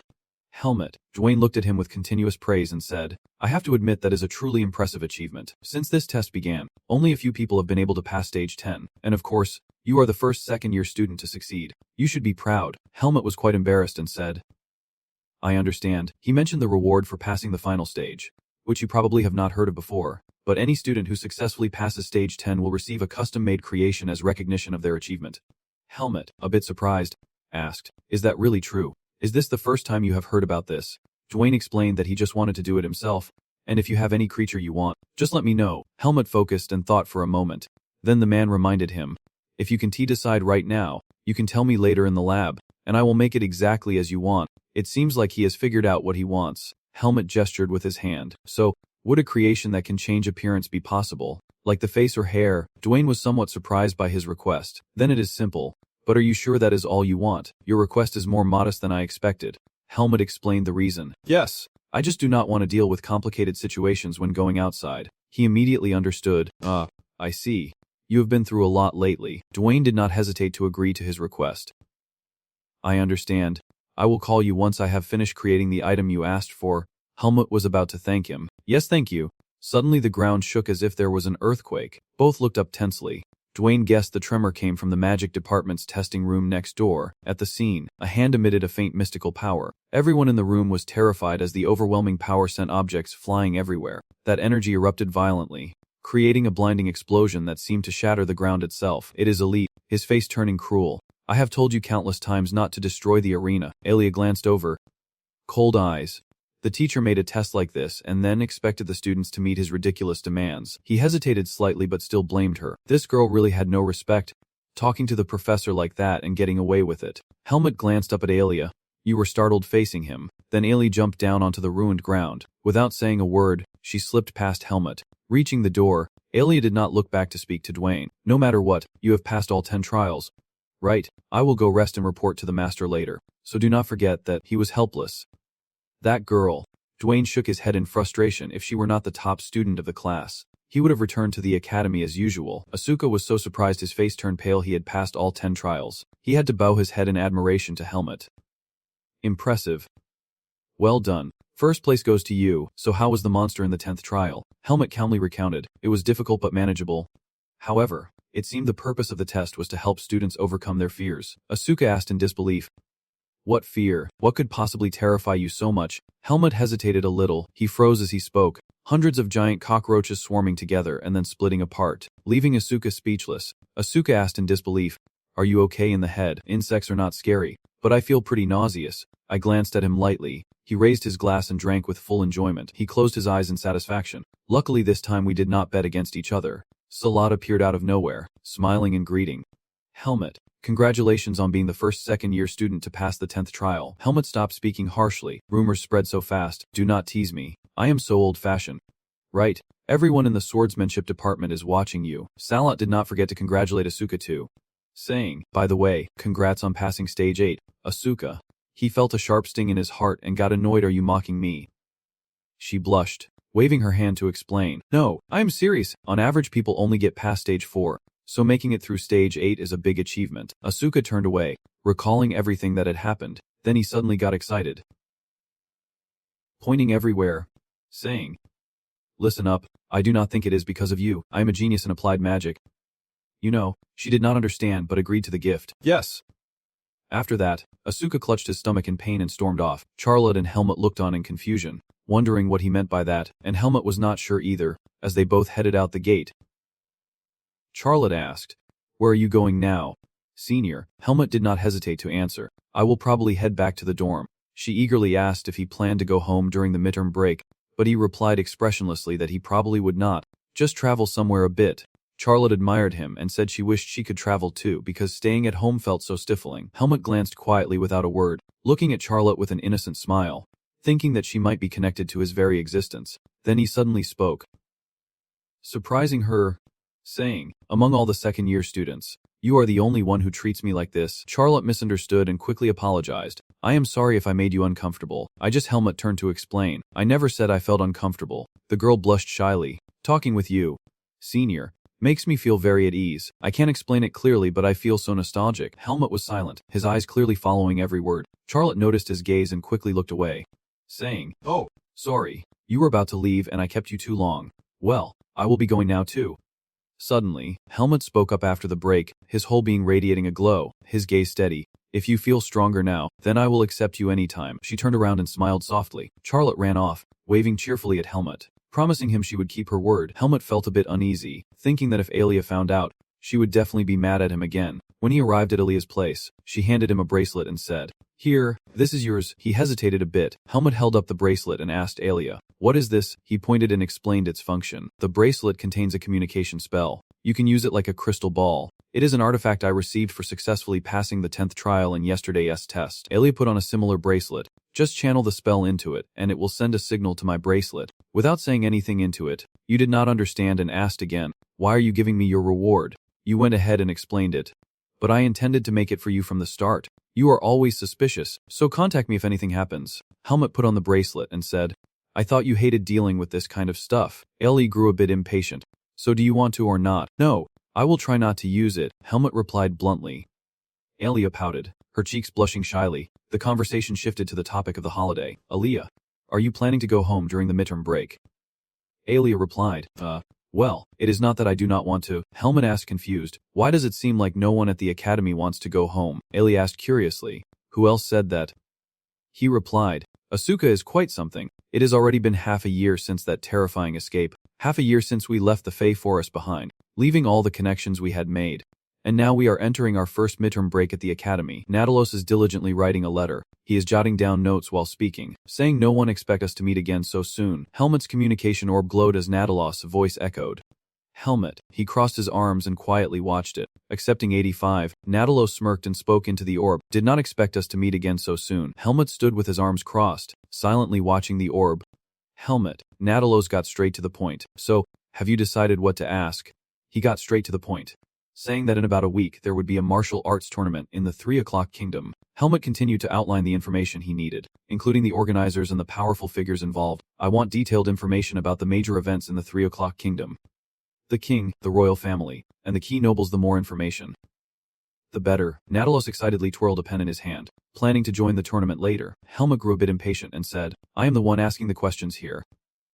Hearing this, he immediately apologized. "Oh, sorry." Natalos did not fully understand his meaning when he said the more information the better. He wanted details on values, personality, and family ties. Helmut glanced over and gave a vague answer. "Judge for yourself, a rough report is fine, but if the Black Hawk intelligence is poor, that is on the handler." He was a bit surprised, eyes wide open. Natalos remained silent, pondering carefully. Truly cautious, he clearly said he wanted information but gave vague criteria. "You aim to exploit our weaknesses to the fullest without leaving any trace to be traced back. Your code name is Ho, so you are actually a fox inside." The phrase continued to glow. Finally Natalos had to agree. "All right, I will prepare according to your wishes." He asked again, "How do you want to receive the files?" Helmut replied, "Send them to the mercenary guild at 3 o'clock. I will come to pick them up." Natalos smiled lightly, gave him a subtle signal, Okay, I will contact you after the paperwork is done. Never lose the prey on the big board. That is the signal. Remember it well. Helmut was about to end the call when he added, how do you want to receive the files? Natalo sincerely wished him good luck in the tournament and said he supported him. Then Helmut disconnected the orb, feeling a bit tired as he slumped down at the table, muttering to himself that he had prepared. But even talking to him was exhausting. He was not someone he could afford to be careless around. Helmut pondered. The kingdom of 3 o'clock, hoping it was a place easy to live in, irritated by the blazing sunlight shining down, the sun flickering brightly in the clear blue sky, footsteps slowly moving across the sand. Helmut smiled, pulling down his collar, irritated by the scorching sunlight burning his skin and reddening his face. It turned out Helmut was disguised as Alia. His expression darkened as he thought. Too hot. It is already uncomfortable here. And I have not even entered the kingdom yet. He tried to wipe the sweat and muttered to himself.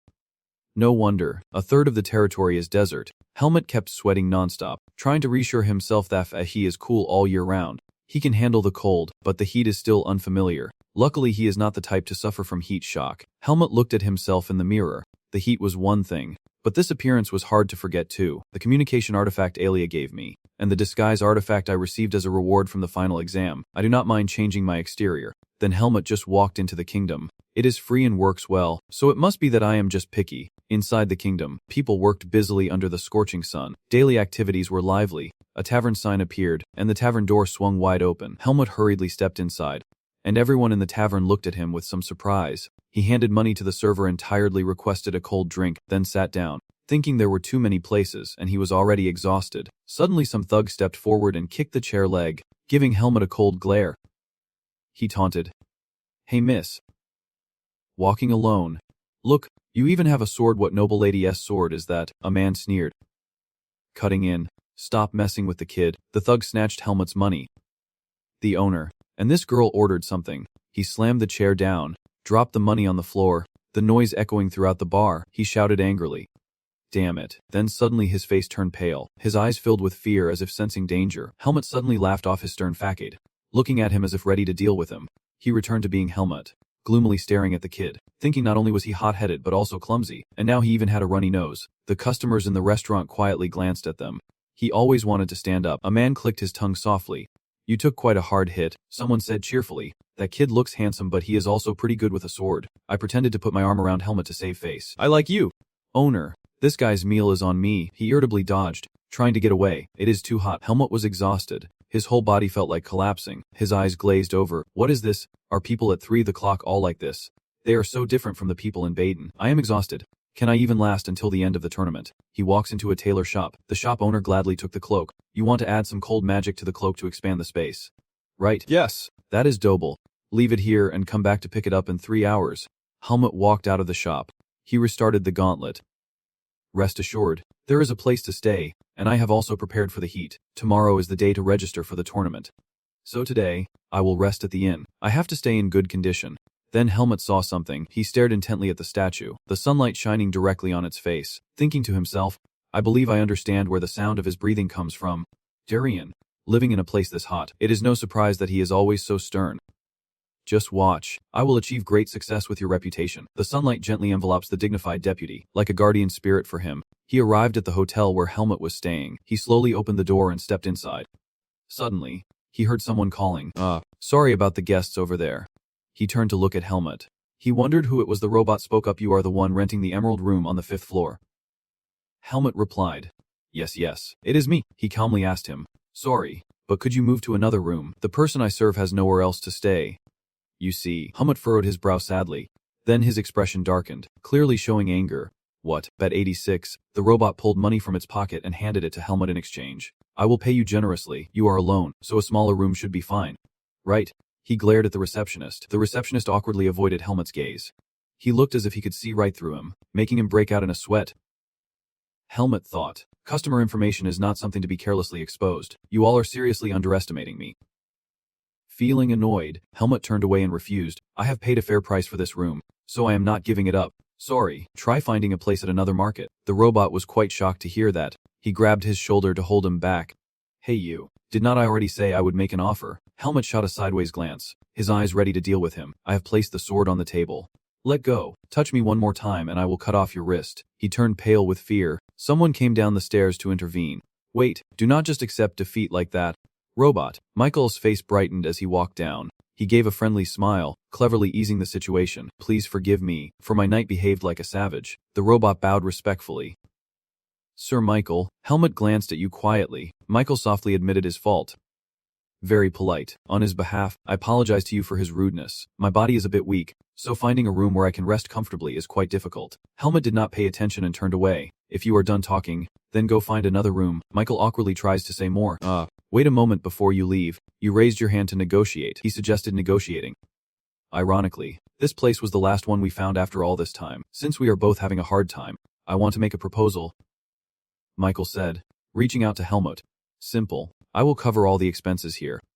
In return, how about we share this room together? The robot got agitated and hurriedly cut in. That is unacceptable. Michael, confronting someone with an unclear identity is too dangerous. Michael immediately warned him. The robot spoke in a commanding tone. You will bear full responsibility for the consequences of stubbornly chasing an uncertain future, or you will accept reality and hold on to your life. The robot bowed its head, its face clearly paling. Make it clear. I do not need a dog that disobeys its master. Michael looked at him and continued speaking.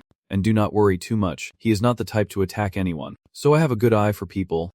Right? The robot dared not object. Yes. Master Michael. Helmut looked up cautiously.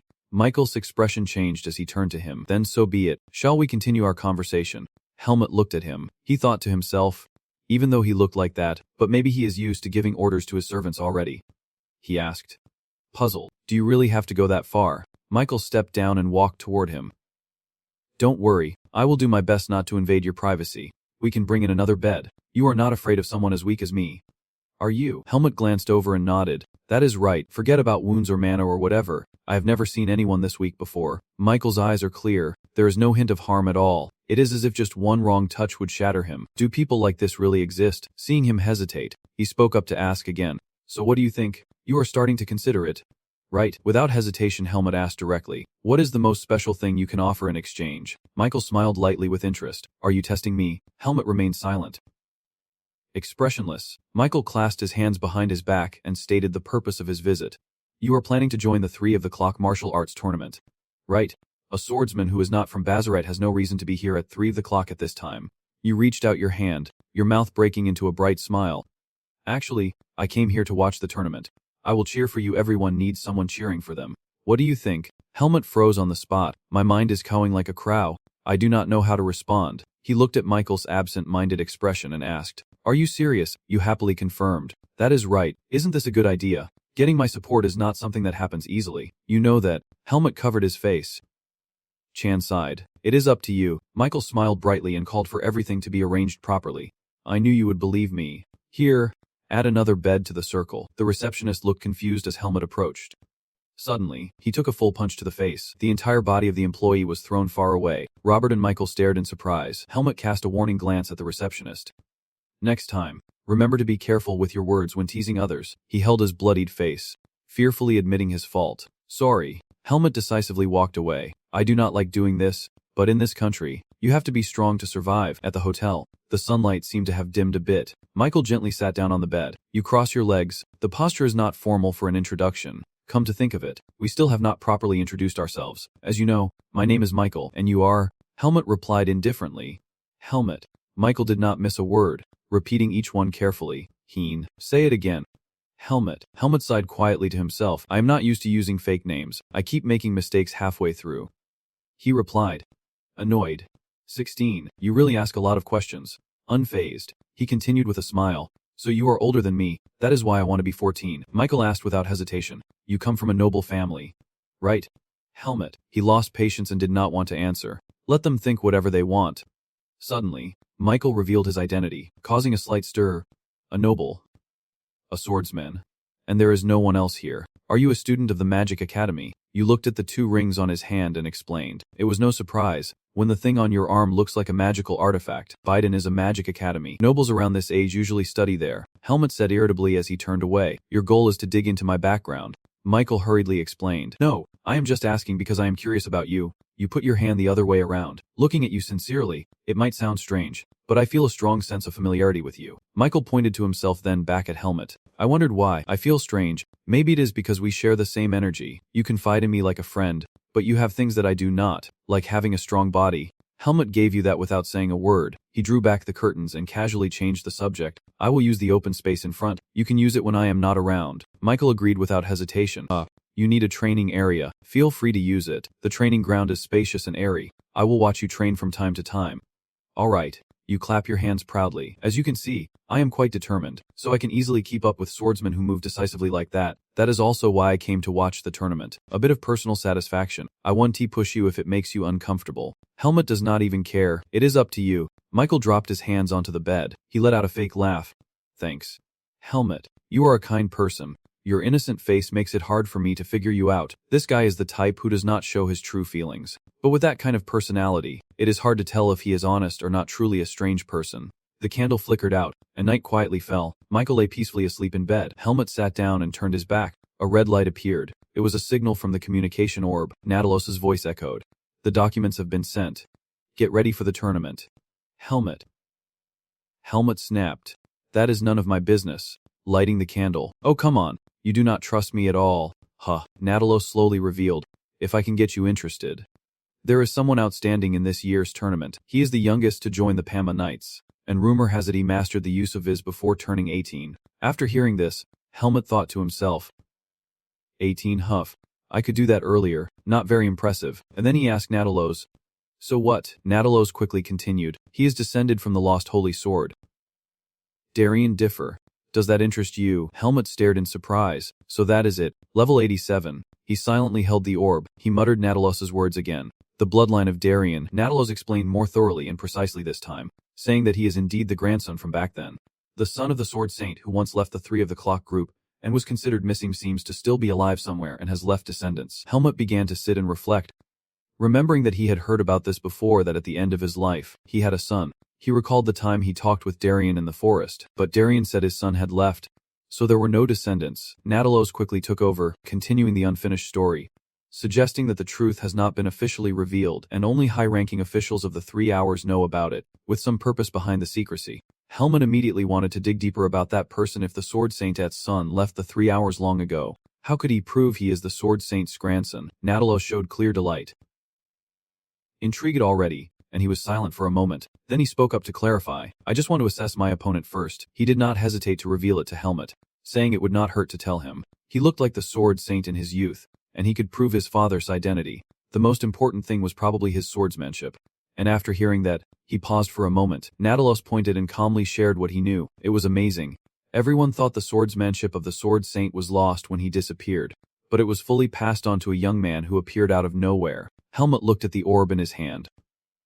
Disappeared. Darien with his mysterious silhouette appeared in his mind. Darien never told me why he was in the Faha forest, but for some reason, in the human world, he was considered missing, as if someone forced him to go to Faha and cover it up. Maybe I will pretend not to know and ask later. Helmut feigned ignorance and continued to ask. The Sword Saint disappeared. What does that mean? Nadalos, a bit suspicious. Then revealed, the giant scorpion manifested in his words.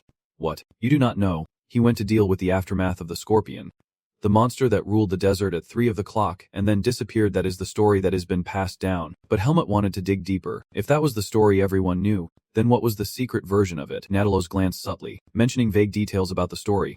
There is a theory that the temple intervened and took him out, which makes sense at 3 of the clock, outside the temple's domain. Basically, the Sword Saint is the god of the temple expanding its influence, so he is a thorn in their side. Helmut fell silent in thought. Nadalos quickly interrupted that train of thought. So, have you found any clues? I can take a closer look if you want to use another chance. Helmut certainly would not accept it easily. No, I am not that kind of curious. He did not want to drag things out, so he said he would check the rest of the documents. Nadalos gave a faint smile, pretending to regret it. It is a pity. This was an interesting conversation. I hope you will use the remaining 2 chances wisely. Then the orb disconnected. Helmut put the orb into his cloak while thinking. I see. The place where Darien disappeared is also at 3 of the clock. He carefully thought it over. If the temple considered Darien an enemy, then there was no way they would not know. Darien would not let his guard down at the temple at 3 of the clock. So there must be a traitor inside who helped them stab Darien in the back. The silhouettes of the knights appeared in Helmut's mind. Someone like the Pama Knights. He unconsciously looked down at his shirt, his hand lightly touching the fabric. Helmut let out a sigh. The army is led by Darien. Darien. He hesitated, lost in thought. Darien's solemn aura appeared. Did he want me to seek revenge? I have inherited a great deal from Darien, his swordsmanship and his way of life. The sword gleamed brightly, illuminating Helmut's back. He must have hoped that I would take care of the rest of the people in this world. Helmut's expression tightened. A layer of darkness covered it. So Darien's revenge was just as I had discovered. That fool needs to know how foolish it is for a coward to think he can live comfortably forever. He puts everything aside. Go to bed and rest. Put that matter aside for now. As for Darien's grandson, I do not think anyone else besides me has inherited Darien's swordsmanship. He clasped his hands behind his head, eyes fixed on the floor. Long could not stop worrying. His son might not be able to endure Darien's harsh training and could run away. But it seems that the swordsmanship was passed down to his nephew. Helmut drifted into sleep with a heavy mind. I am a bit curious to see what his true skills are like. That morning at the tournament venue, the contestants stood lined up in a crowd. The audience filled the stands to capacity. Michael sat back, crossing his legs as he looked down at the arena. As the contestants were still chatting excitedly, a sudden sound came from the loudspeaker, calling all spectators from 3 o'clock and across the country. Welcome to the 3 o'clock Royal Martial Arts Tournament. The competition round will begin shortly. Contestants, please proceed to the stage and wait for your turn. Ladies and gentlemen, please take your seats. A voice shouted from the crowd. What is that rich kid doing here? They let these troublemakers into the tournament later. Helmut stayed silent, not wanting to argue, but that guy kept provoking nonstop. Hey, this is a restricted area. They do not want to team up. They do not want the pair. They keep sitting in the middle, causing trouble. Hey, this is the contestants' area. The stands are over there. He looked at them with an emotionless face. A girl hurriedly came over looking for him. Helmut calmly turned and walked away. The 2 guys from earlier were lying miserably on the ground. Helmut said to the girl, "Let us go." Seeing her surprised, Leonide quickly gave an easy explanation. It seemed like the 2 of them were infatuated or something. If their turn was coming up, they should consider adjusting the order. Under the blazing sun, the match officially began. Michael focused intently, watching closely. When it was Helmut's turn, someone stepped forward to hand him armor, asking him to take off his shirt and put on the protective gear. Helmut donned the armor and stepped into the arena as the loudspeaker announced once again that the qualifying matches would begin now, with our first contestant being the youngest in this tournament. Helmut, Zico threatened with a knife in hand, standing ready to fight. His opponent, the undefeated swordsman dominating Bazer's backstreets, was Zico. Robert stood behind Michael, briefing him on Zico's identity. He was an enforcer of the law in the underworld, a notorious gang in the Bazer slums. He calls himself undefeated but mostly picks on the weak, a damn scumbag. Michael scoffed. Not interested. Nothing worth his time. As soon as Zico saw Helmut, he showed disdain, wondering what a tiny girl like her was doing here. I was hoping to fight someone stronger, not some useless brat. The loudspeaker announced the rules. The match will not stop until one side surrenders or can no longer fight. Any injury short of death is allowed. Please take note. Michael smirked arrogantly. Heard that. Even if I break your arms and legs, the tournament takes no responsibility. Zico kept provoking. This tournament is for seasoned fighters who have faced life and death, not a playground for spoiled brats with petty money.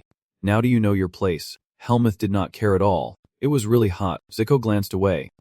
Damn it. The scorching sun made Helmut sweat profusely. No time to waste. I already spent 3,000 to add frost armor, so I have to finish this quickly and get my coat back. Zico frowned as if to say, "Oh yeah." Then he charged forward like a spear, rushing straight at him. So I will send you off early. Helmut quickly dodged the slash. His face was reflected on the cold, sharp blade. Helmut appeared and disappeared, landing a quick strike on Zico. He stood firm against him. Zico's blood spread across Helmut's blade as he fell down. Zico's injured arm dropped. Blood splattered everywhere, and he writhed in pain. The audience in the stands had a scare. Michael looked down, clenched his fists, his face full of satisfaction. Helmut sheathed his sword amid the roaring cheers of the crowd. Zico was no longer able to fight. Helmut advanced with superior skill, accepted the 88, ending the match, and Michael and Helmut returned to the hotel, a lavish feast prepared by Michael, who smiled brightly and congratulated. Well done, Helmut. You are truly amazing. You deserve all the support. Helmut stood silently, awkwardly staring at the table. He asked Michael, somewhat surprised, "Is not this too much food?" And Michael straightforwardly explained, "Swordsmen need to eat a lot to become strong, and I also promised to cover your expenses. So just eat without worrying." Helmut looked suspicious and quickly refused, saying, "If you are trying to use this to get me to do something, do not even dream about it." Michael immediately dismissed that, saying, "What do you take me for? This is nothing compared to what I am willing to pay." You sit down gracefully, holding the soup spoon gently. "And I am not trying to make you owe me. I am investing in a debt, which means you expect to be repaid. An investment means you are willing to lose something." Helmut did not understand Michael's point. If you are already set on losing, then why bother at all? He slowly raised his spoon and calmly replied, "With a debtor, you only get back what you gave, but with an investment, you can gain even more. That is what they call high risk, high reward." Helmut replied, but I can't guarantee I will bring you anything good. Closing his eyes to enjoy the spoonful of soup, Michael's face showed no emotion. Then I will lose my investment. But I have a feeling you will help me a lot later. Helmuth hesitated and glanced down, then spoke up. Do not worry, I am not asking for anything unreasonable. After a moment of hesitation, he took off his coat and quietly sat at the table. Now just eat first, night has fallen.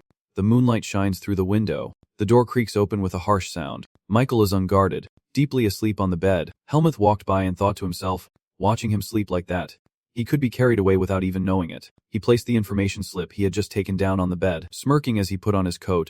Helmuth grumbled to himself that he had told them to find out everything possible. Yet those Black Hawks could not even do that, and if this kept up, he would be at a disadvantage throughout the entire match. He sat down and carefully read each page. The rustling sound of turning paper echoed in the quiet room. Helmuth's eyes widened in amazement. Reading Ludus's profile, he was quite surprised. Commander of the Panama Knights. Ludus Cicero. The image of Ludus appeared valiantly, clad in shining armor, sword in hand, leading the troop. The man had commanded the Panama Knights since Darien disappeared. Despite the burden of becoming the Holy Sword, he has still managed to organize monster hunts in the desert, and every year, he is considered the most suitable person for the job at present. Helmuth, full of curiosity, looked at his portrait. One of Darien's old comrades, someone unfamiliar to Ethan. It is strange that the master never mentioned things like knightly lineage or anything like that. He flipped through the pages thoughtfully, wondering how this man remembered Darien, and if given the chance, he wanted to talk to him. Suddenly his gaze stopped. Helmuth clenched the stack of papers. Realizing something, wait, why did Darien send me to Ethan instead of Ludus Cicero? The images of Ethan and Ludus were vague in his mind. Since Darien was the commander and Ludus the deputy, they should be closer. Could it be that he overlooked Ludus so I could enter the academy? No, Darien is a very thoughtful person. He would definitely have told me about Ludus to prepare for any future issues. Helmuth recalled Darien's words before he left. Tragedy always strikes without warning. The advice Darien gave him was sincere. Staying alert does not mean you won't get hit. Avoiding it does not mean you can escape it.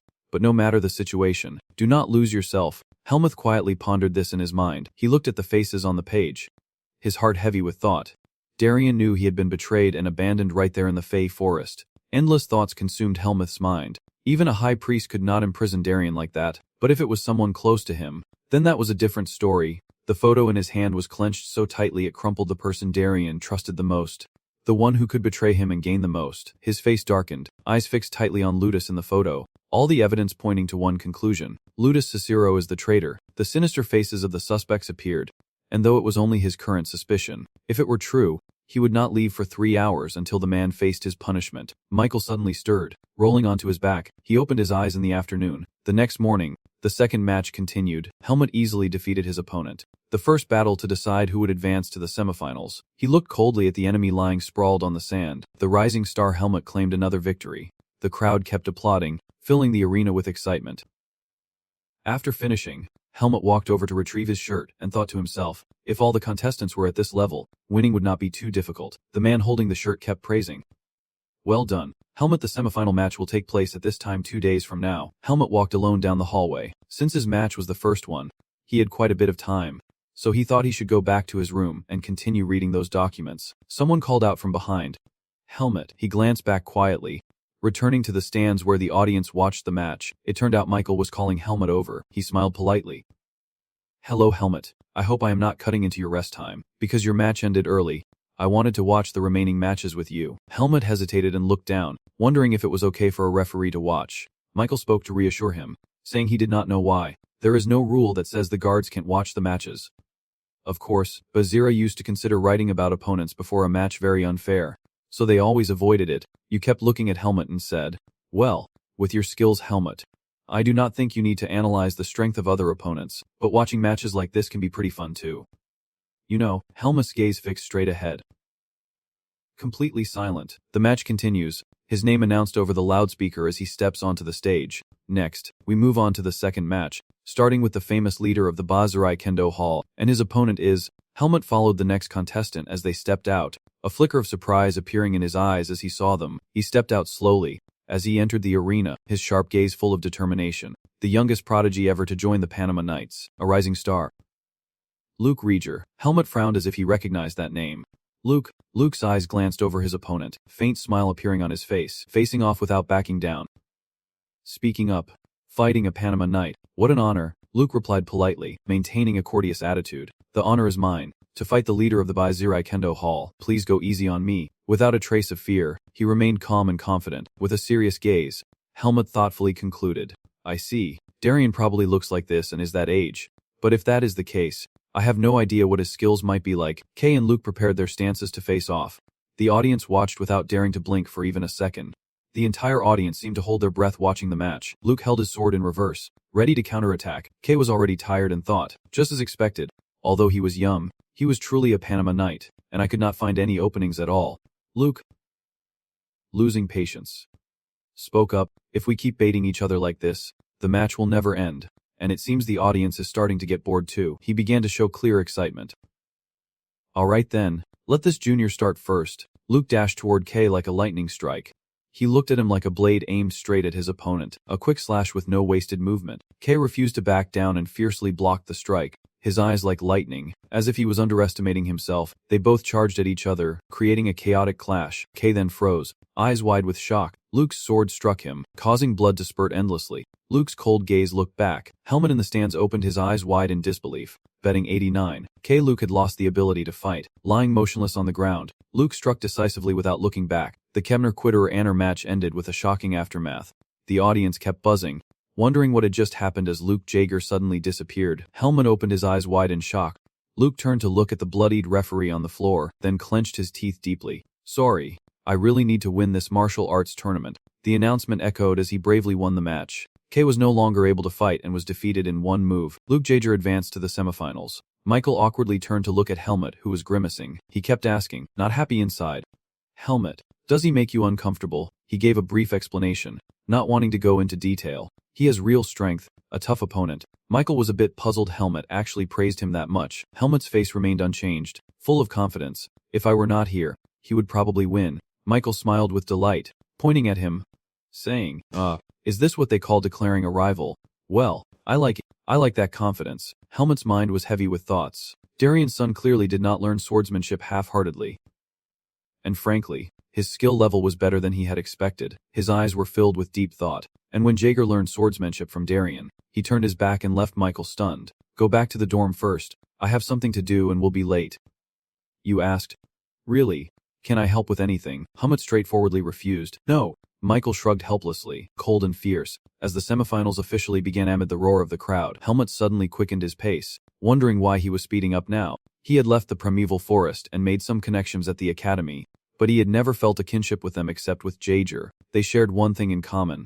Darien. Helmut suddenly stepped into the waiting room, surprising everyone as he possessed a talent similar to mine and had also inherited Darien's swordsmanship well. He suddenly raised his sword aggressively at them, thinking that since I would face him in the arena anyway, it would not hurt to see what kind of person Jaeger really was.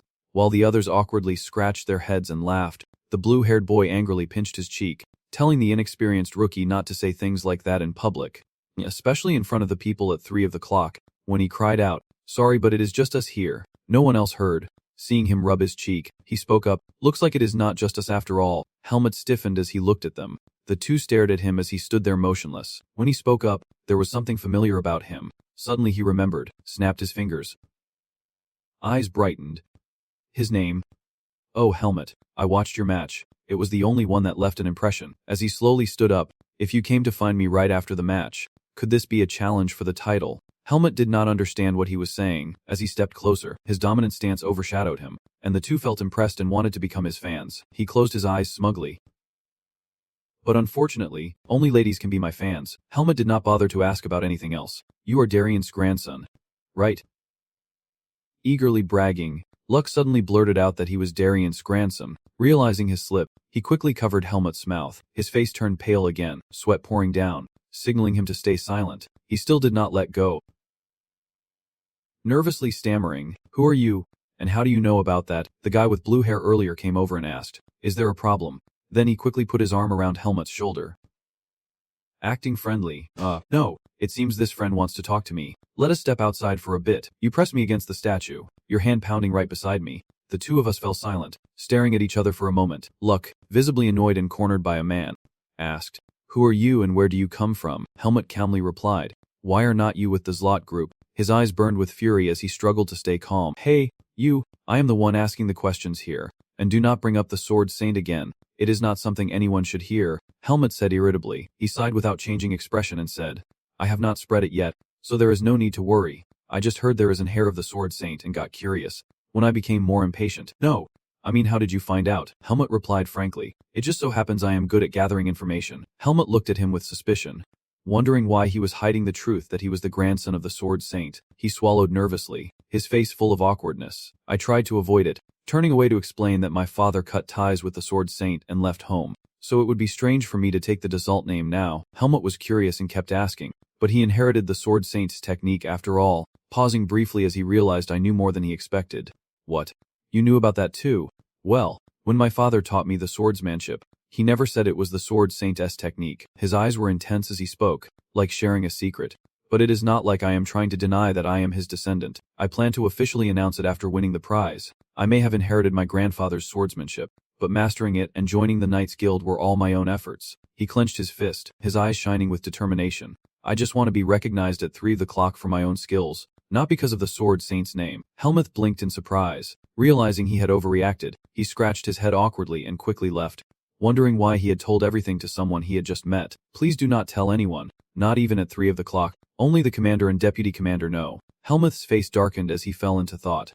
Wait, if Commander Ludus Kikero was the traitor who withdrew the priest's name and pushed Darien into the primeval forest, then why did he accept Jaeger, his grandson, into the guild? A pair of shiny shoes approached from somewhere. As Ludus and Helmut looked at each other, the sound of footsteps echoed. Both of them turned their heads. It was Ludus Kikero, who immediately exuded authority, his piercing gaze overwhelming the two. Ludus spoke with a sharp aura. Jaeger, you came out just in time. In panic, he quickly stood upright, stammering, Commander, sorry. Is there something wrong? Helmut looked at him with full resentment. This man. Ludus Kikero. Ludus stood there towering, with a solemn and majestic aura. He asked Ludus about his identity, who the kid beside him was, if he was his friend, and when tense, he started sweating, saying, yes, this is Helmut. He is one of the tournament contestants and one of the finalists. Ludus glanced subtly at Helmut, politely commenting as a greeting. Is that so? So young. Quite impressive. Sorry for not recognizing you, but with my position, I do not have time to watch the matches. He suddenly revealed my secret, saying that using magic was to hide my identity. Helmut's expression grew tense as my secret was uncovered. Seeing that, Ludus patted him reassuringly on the shoulder, saying not to worry, he had no intention of interrogating him, and that he was not the only one hiding his identity in the tournament. With that, he turned and walked away casually, saying he just stopped by to encourage Luca before the finals, and that they had already met here. Well, I am off then. Good luck in the remaining matches, both of you. Commander, at least take a break inside. Ludus waved goodbye, his figure gradually fading away. I will definitely come to watch the final match. Luke and Helmut, one tense, the other serious, watched him leave. Helmut whispered to Luke that the commander seemed to think highly of him. Luke rolled his eyes, crossed his arms, his words filled with deep gratitude. I should be the one feeling thankful. He was the first to acknowledge me when I arrived at 3 o'clock, and he also advised me to prove myself through my skills in that tournament. Luke looked on skeptically at Ludus's retreating figure, wondering if he was trying to provoke Darien's son, or maybe not. When you did not stay with him, you turned and walked away, not forgetting to add a few words. More importantly, did you change your appearance with magic? How the sun looks is none of my business, but you have to do your best in the remaining matches, and do not spread what I told you. Helmut replied competitively, making him have to prove himself again. Sorry to disappoint you, but even if I say nothing, you will have to wait until next year. Hen spoke up like a declaration. Because I will win this year. Luke pressed his lips, sighed deeply, and said, so you really came to declare war? Then he turned away, waved goodbye to Helmut, and said I will be waiting for him. He silently watched him leave. Then Helmut turned and walked away, carrying a burning determination. I do not know what he is plotting, but I want to let Luke Jaeger end up like you want. Ludus Kikero. Handicap 90, returning to the hotel where he is staying. Michael was reading when he saw Helmut come back and immediately asked, Han, did you have a good conversation with Luke Jaeger? He was a bit surprised that you knew where he had gone. Helmut immediately asked, were you secretly following me? Not at all. Michael laughed loudly and denied it immediately. I was just guessing. You did not deny it, so I must be right. Helmut was startled, his face growing smaller. Michael snapped the book shut and loudly asked him, what were you talking about with him? Helmut turned and walked away, showing no intention of answering. I am not obliged to tell you, and you are not surprised by my reaction. Yeah. I knew you would say that. Michael suddenly asked, Helmut, if the Panama Knights wanted to recruit you, Would you agree? Helmuth glanced at him quietly, smiling as he adjusted his jacket. He continued asking why the Panama Knights wanted to recruit me. Michael closed his eyes and calmly explained. The 3-hour tournament attracts many talented people, and the Knights pay close attention to it. If you win, they will recruit the champion. Helmuth came up with an excuse to refuse, saying he would not join because it was too hot at 3 o'clock, but Michael immediately interrupted, saying it was good news since where he lived was not hot at all. Faced with your enthusiasm, Helmuth quietly turned his head. Michael spoke sincerely, wanting to accompany him. Helmuth, after the tournament ends, do you want to join my side? Faced with that offer, Helmuth doubted his good intentions and asked, do you want me to become your knight? Michael kept a calm expression and said, no, I want you to be my comrade. Not just a knight, but completely on my side. Helmuth had no intention of agreeing. I do not belong to anyone. Michael did not give up quickly and tried to persuade him, saying he did not have to decide right away. Just accept it and think about it later. He struggled to read Michael's thoughts. What was he thinking? Helmuth suddenly remembered something. He stammered as he asked Michael, you are really good at gathering information, right?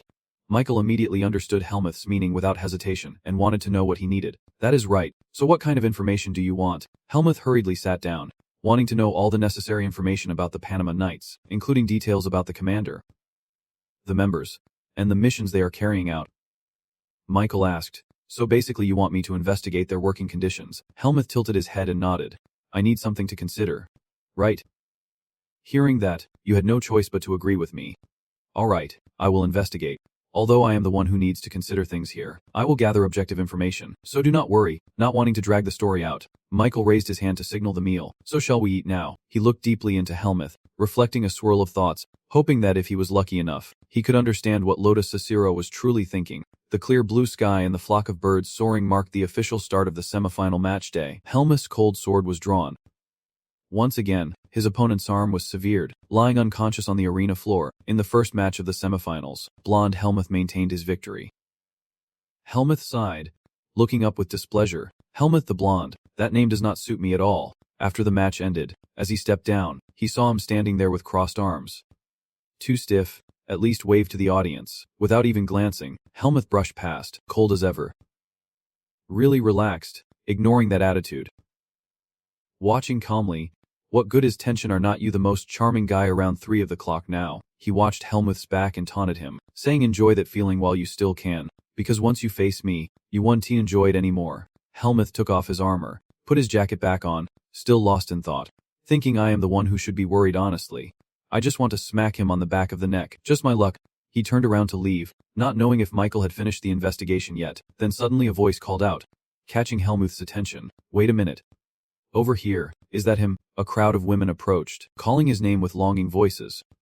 Helmuth, please have tea with me. Helmuth stood frozen, unable to believe his eyes, stunned by the chaotic scene.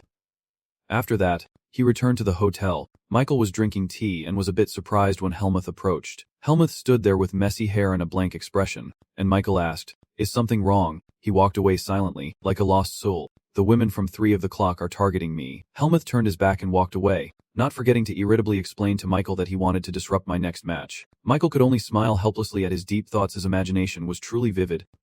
After all, anyone who makes it to the semifinals is bound to attract attention. Michael slyly and teasingly explained to him that the reason he was especially popular with the ladies was probably because of his face.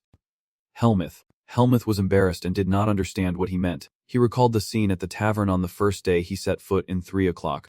Not the kind of face the people of 3 o'clock liked, just a bunch of scoundrels and shameless jokers. Their words echoed in Helmuth's mind. Can that girl wield a sword? Who is she? Michael closed his eyes and smiled warily. You really do not know anything. Poor Helmuth. Helmuth suddenly remembered why he was looking for him. Oh right, about last time. Before he could finish, Michael had already placed the notebook in front of Helmuth. You held the book, winked at me, and said you knew I would ask. So you prepared everything. Helmuth reached out to take the book. That was fast. Michael laughed without seeing the sun and asked, have you started to trust me a little more? Helmuth flipped through each page carefully, reading that the knights operated based on seniority, along with male ranks and private estates, none of which interested him. Suddenly, his eyes widened in surprise. The evidence of Ludus's betrayal is clear on paper. The commander of the Panama Knights usually does not interfere in politics, but has confirmed that Ludus Cicero supports the Grand Prince. Helmuth carefully compiles the information he has gathered, based on what he collected from the Black Hawk. The Grand Prince is the son of the Queen from another country, a loyal vanguard of Dao Quangthong who is striving to bring their temple to the bazaar. Helmuth's eyes darkened as his face filled with thoughts of Ludus. who supported the Grand Prince. Helmuth focused on reading every single word without missing anything. He suddenly spoke up. The desert monsters. Scorpions. Michael seemed to know where Helmuth was stuck, and explained that they had been massacred long ago by the sword. But the young ones were still alive and being hunted down. Michael told him everything he knew. The Panama Knights often carry out suppression campaigns in the desert, partly to limit the spread of the scorpions. This year, the campaign took place right after the tournament ended, and Helmuth's face darkened, stiffening as if doused with a bucket of cold water. He stared intently at the words on his hand, each one piercing deep into his mind. Helmuth gradually understood every move in Ludus' scheme. I understand now. Ludus Cicero never accepted Ludus Jaeger under his command to protect him. He gave you this to reconsider the most likely possibilities. People will stop at nothing to erase mistakes from the past. Perhaps he wanted to keep an eye on someone who would later become a pawn against me. And in the end, in Ludus's plan, he chose to eliminate him quietly, cover his tracks, then take the opportunity to hunt monsters to deal with him, clean up the remnants, and retell everything as a heroic tale. Helmuth snapped the book shut, lucky that he arrived earlier before it happened. Fortunate to be here at 3 of the clock now. Helmuth stared firmly at the notebook in his hand, meaning it was still 3 of the clock. I can't let Darien's grandson share the same fate as him. I must stop Ludus Cicéro's evil plan at all costs. He was determined, but Ludus was much stronger than him, making Helmuth hesitate. However, after meeting the old man in person, he realized something. Ludus Cicero was so powerful that he wondered if he could even defeat him with full effort. He was determined to stop the tragedy at all costs. If things had come to this, he might need to tell Luke Jaeger the truth and ask for his cooperation. Helmuth looked up at Michael, who was calmly sipping his tea. His eyes full of pride looked back at him. With a handicap of 91, the semifinal match the next day began, the announcement echoing throughout the arena. The first semifinal to decide the finalists of the 3-hour tournament. We will begin now. Helmuth faces his opponent without fear. Helmuth's opponent in this match is Hurton. He smiled softly, ready to fight, wishing for a good match. Robert in the stands, as usual, explained the contestant's background to Michael. He is a first-class mercenary named Hurton. His rank may be low, but he defeated a Panama Knight in a match that lasted an hour. He glanced briefly and said, but he still stands no chance against Helmuth. Right, he has completely beaten opponents stronger than knights. He quickly replied that it was too soon to tell. Robert looked at the person in the arena and gave his assessment. Whether the match is easy or hard, the important thing is the victory. Michael did not respond, his eyes returning to the arena. Helmuth clenched the sword hilt, readying his stance. His eyes looked up. Ludos and several noble figures sat in the stands. Helmuth looked at them thoughtfully. The crown prince, the second prince, even the knight commander. Now the semifinals. They were gradually revealing themselves. Hutan suddenly called out, pulling him back to reality. Hey young man. At that moment, he had drawn his sword, and the group gave Helmuth a warning look, reminding him not to get distracted while the opponent was still in front of him. Overconfidence can sometimes backfire. Helmuth realized he had been a bit careless, then quickly drew his sword into position, saying, I did not mean that. Sorry, and glanced around calmly, silently assessing his opponent, a level 1 mercenary, which meant this guy was on the same level as Pasho. In front of Helmuth, Hutan radiated fierce energy, looking fierce and fiery. Even though his strength was not quite that overwhelming, Helmuth carefully calculated each move to see what his opponent's first action would be and planned to bait him. He swiftly charged forward without hesitation, his immense strength kicking up a cloud of dust across the floor. Both raised their swords, ready to strike each other. Hutan easily blocked the first blow, the clash of steel ringing out coldly. The reflected light from the sword shone into Helmuth's eyes, causing him to instinctively close one eye. The dazzling light from the sword drew a halo around Hutan's body. Both of them kept charging at each other, neither willing to back down. Suddenly, Hutan's eyes widened in shock. In a flash, Helmuth leaps into the air, his kick creating a violent tremor, sending him and Ikun flying apart in a cloud of dust. Without a moment to rest, Helmuth vanished and reappeared. Launching forward again, Hutan braced himself to block the attack. The floor shattered into sharp fragments. Hutan quickly used his strength to send countless sharp shards flying toward Helmuth. The shards successfully caught his attention. Without a word, Hutan closed in and forcefully jabbed a wooden stick into Helmuth's head. The two clenched their teeth fiercely, attacker and defender neither willing to back down. Suddenly, a loud crack echoed through the air. The audience could hardly believe their eyes, their mouths agape in astonishment. Michael was also taken aback by the scene. Helmuth was now exhausted, swinging wildly while thinking to himself, this guy is more troublesome than I thought. He recalled every subtle attack of Hutan, who only delayed his strike by half a beat in an unexpected way, then swung his sword precisely into that half-beat delay. He stood before Helmuth, breathing heavily, equally exhausted. Yet he did not neglect the fundamentals, relying on no luck. Ikun was appreciative, praising him. I think I prepared quite well for this fight with you, but your reflexes are insane. Even if I were as young as you, I do not think I could imitate them. Then he quickly regained his original momentum, his eyes blazing with determination. If this were a mercenary mission, I would wait for another chance to fight you, but here I cannot afford to lose face. Without further ado, Hutan rushed straight at Helmuth. It turns out there was a device hidden in his sword, making the attack easier. Those earlier words were just bluster to distract him, and thanks to the mechanical mechanism inside the sword, the range of his attack was slightly extended. Hutan's eyes gleamed brightly, full of confidence as he advanced. When a loud noise rang out, he was on guard, fearing a half-beat delay that would leave him unable to react if his opponent suddenly accelerated, and he stared in shock as his sword snapped cleanly in two. Helmuth swung once, cutting the sword in half, his purple blade blazing like a flame of nothingness. Cold and sharp, Helmuth's blade was about to slash down on Hutan's neck. He stopped, the overwhelming power of Helmuth causing a shockwave across the arena. He was exhausted, his breath ragged and unsteady, but he had no intention of taking him down. Hutan stood frozen, eyes wide with terror as the sword pressed against his neck, the threat of death so close. Helmuth sheathed his sword, and the loudspeaker announced the end of the match. He officially advanced to the semifinals. As Hutan's weapon was destroyed and the match could not continue, the blonde-haired Helmuth moved on to the semifinals. Helmuth reached out his hand for a handshake. He gripped Hutan's hand firmly, as a farewell after a respectful duel. Sorry, I hate this heat, so I wanted to finish quickly. Without any confrontation, he just smiled back warmly. It is nothing. You intended to chop off my wrist with that sword strike just now, did not you? He spoke calmly. I heard as long as it does not come to dealing with you. It is fine. Hutan broke out in a cold sweat after hearing that. He was so patient, holding the broken sword in his hand. He felt complete admiration. True geniuses really do exist. At that age, you were already so sharp. I might have faced someone destined to be legendary. Helmuth seemed to throw cold water in Hutan's face, saying if he focused on training instead of tricks, he could become stronger. He just forced a smile after hearing that. Maybe so, but I am a mercenary. In real combat, I was taught that the more tricks you have, the easier it is to win. He then pointed back at himself, proudly stating as if imparting wisdom, especially if you have average talent like me, tactics are a powerful weapon that can help you stand against stronger opponents. Helmuth stiffened for a moment when he heard him say that, though facing a strong opponent like you, any trick would do. Michael sat above, seemingly deep in thought. With unusual strength and always doing something every night, he placed his hand on the hilt, slowly guessing that his goal was not limited to the 3 of the clock tournament. It seemed so, but exactly what was he after? Suddenly, a commotion in the distance caught Michael's attention. He was not allowed in this area. Damn it. This imposter. Stop him. Do not let him through. A frantic bodyguard rushed in, and he asked him what was going on. The bodyguard, out of breath, quickly explained that it was nothing serious, just a stranger wanting to see Michael.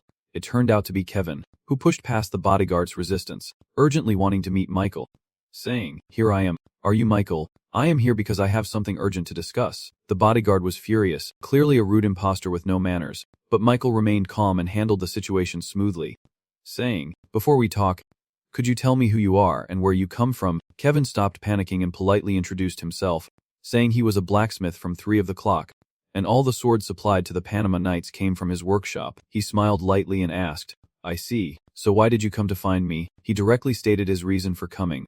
"I heard that the guy named Helmuth is close to someone called Michael, so I came here." Kevin made his request, asking if he could talk to him for a moment because he wanted to confirm if his suspicion was correct. Michael curiously asked, "What suspicion?" Kevin bluntly voiced his suspicions about the sword he was using, about its origins. He stared at him for a moment, finally unable to resist, asked, "Can you tell me more?" Chapter 92. Cut to the second semi-final match, which quickly comes to an end. The opponent's sword was thrown high, flipping several times before hitting the ground. In the second semifinal, Luke Jaeger won easily. His opponent clutched his hand, writhing in pain. And finally, the finalists are Helmuth and Luke. Later, while Helmuth sat in the waiting room, someone entered. It was Luke, hesitantly lifting the curtain to peek inside. Helmuth looked confused at the person peeking out the door. After a moment, he asked again, "Is the second prince here?" He looked shy, turning away to avoid his gaze. "Yes." He came to encourage the semifinal candidates. "But I think mainly to see me." Helmuth asked emotionlessly, "Why would the second prince want to meet you?" With a tense expression, Luke began to share his thoughts. "He knows I carry the blood of a sword saint. Perhaps he thinks that if he has me, he can gain support from the Panama Knights. At 3 of the clock, only with the backing of the Panama Knights can one have the right to sit on the throne." I vaguely understood why Luke came all the way here to find me. "Oh, so it is because the current commander of the Panama Knights is the deputy prince. If the second prince has not recruited you yet, it could lessen the commander's influence." He became even more anxious after hearing that. Indeed, For someone indebted to the commander like myself, this meeting would be very awkward. Luke belatedly realizes something is wrong and immediately becomes agitated, asking how Helmut knows he is a spy. Helmut, unfazed by the outburst, calmly replied, I told you, I have a knack for information. Luke, now subdued, sheepishly scratched his head, pleading for help. Anyway, the second prince is already on his way, so I can't just slip away. Helmut, can you tell him that I am busy or something? Suddenly, that second prince appeared behind him like a ghost, his voice icy cold, saying if you are busy, I will come back another time. Luke froze in fear, his face twisted and drenched in sweat. He jumped back, spun around reflexively, then stood stiffly, mumbling, No, Your Highness, I did not mean that. The second prince laughed heartily. Don't worry. I understand. You have a very strange sense of humor. He smiled warmly, adding that Darien Differ was always an eccentric, making him wonder if Helmut carried his blood. Hearing Darien's name, Helmut's eyes lit up. He could not help but ask, Darien, the saint, what kind of person was he? The second prince watched Helmut with interest. Do you want to know? Helmut, I was very impressed by your fight. You have great skills. Helmut remained silent, his expression serious, as the second prince began recounting what he knew of Darien, his eyes full of admiration as he recalled the man's figure. As for Darien, I met him a few times when I was young, but I remember him as an extremely loyal and steadfast person, especially the power I saw in his eyes. I think that is the embodiment of the spirit of the three families to this day. Helmut listened intently, not missing a single word. The second prince suddenly changed the subject and said something that made him tense. You approached Luck, the sword saint's nephew, out of curiosity about that, did not you? Luck, standing nearby, could not help but break out in a sweat. The second prince clasped his hands behind his back and laughed loudly, saying, since this seems like an important conversation, I do not want to interrupt. Do you have any more questions? Helmut. Luke glanced at Helmut, his expression like a subordinate reporting to a superior. Your Highness, do not tell him everything. He knows too much already, as if he is stalking the sword saint. The second prince dismissed his concerns. I do not think he has bad intentions, so do not worry. The drummer slowly commented on Helmut, saying that a swordman's mindset is reflected in how they wield their sword, and his sword pursues power, purity, and simplicity, so it is no surprise he is curious about the sacred sword. Helmut sighed warily. You are more perceptive than Luck. The second prince laughed out loud. Did you hear what he said? Luck was teased and just stood there, his face showing slight annoyance. The second prince then asked Helmut if he would consider joining their ranks, but Helmut immediately refused. Then the second prince turned to grasp Luck's hand tightly and said, after the semifinals, I will call you, and then we will discuss the details. Luck reacted like a prince and asked, are you planning to find me again? Why? Do not you want that? Luck became flustered, stammering to explain. No.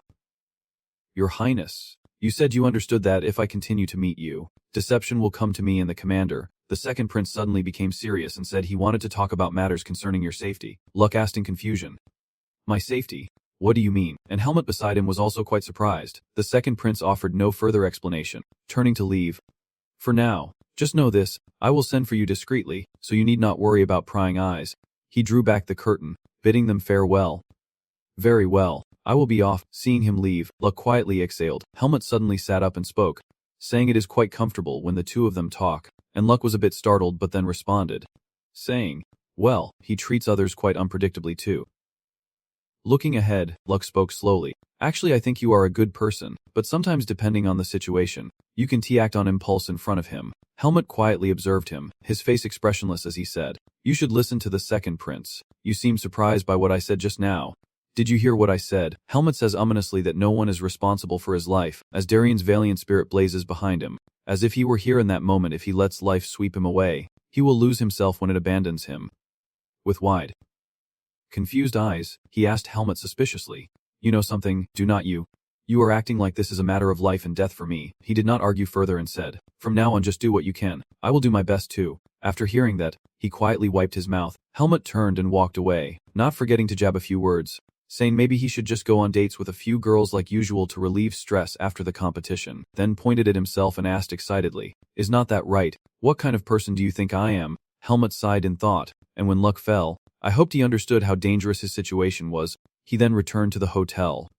Exhausted, Helmut opened the door and stepped inside. As Michael, who was reading, quickly turned around. Hello.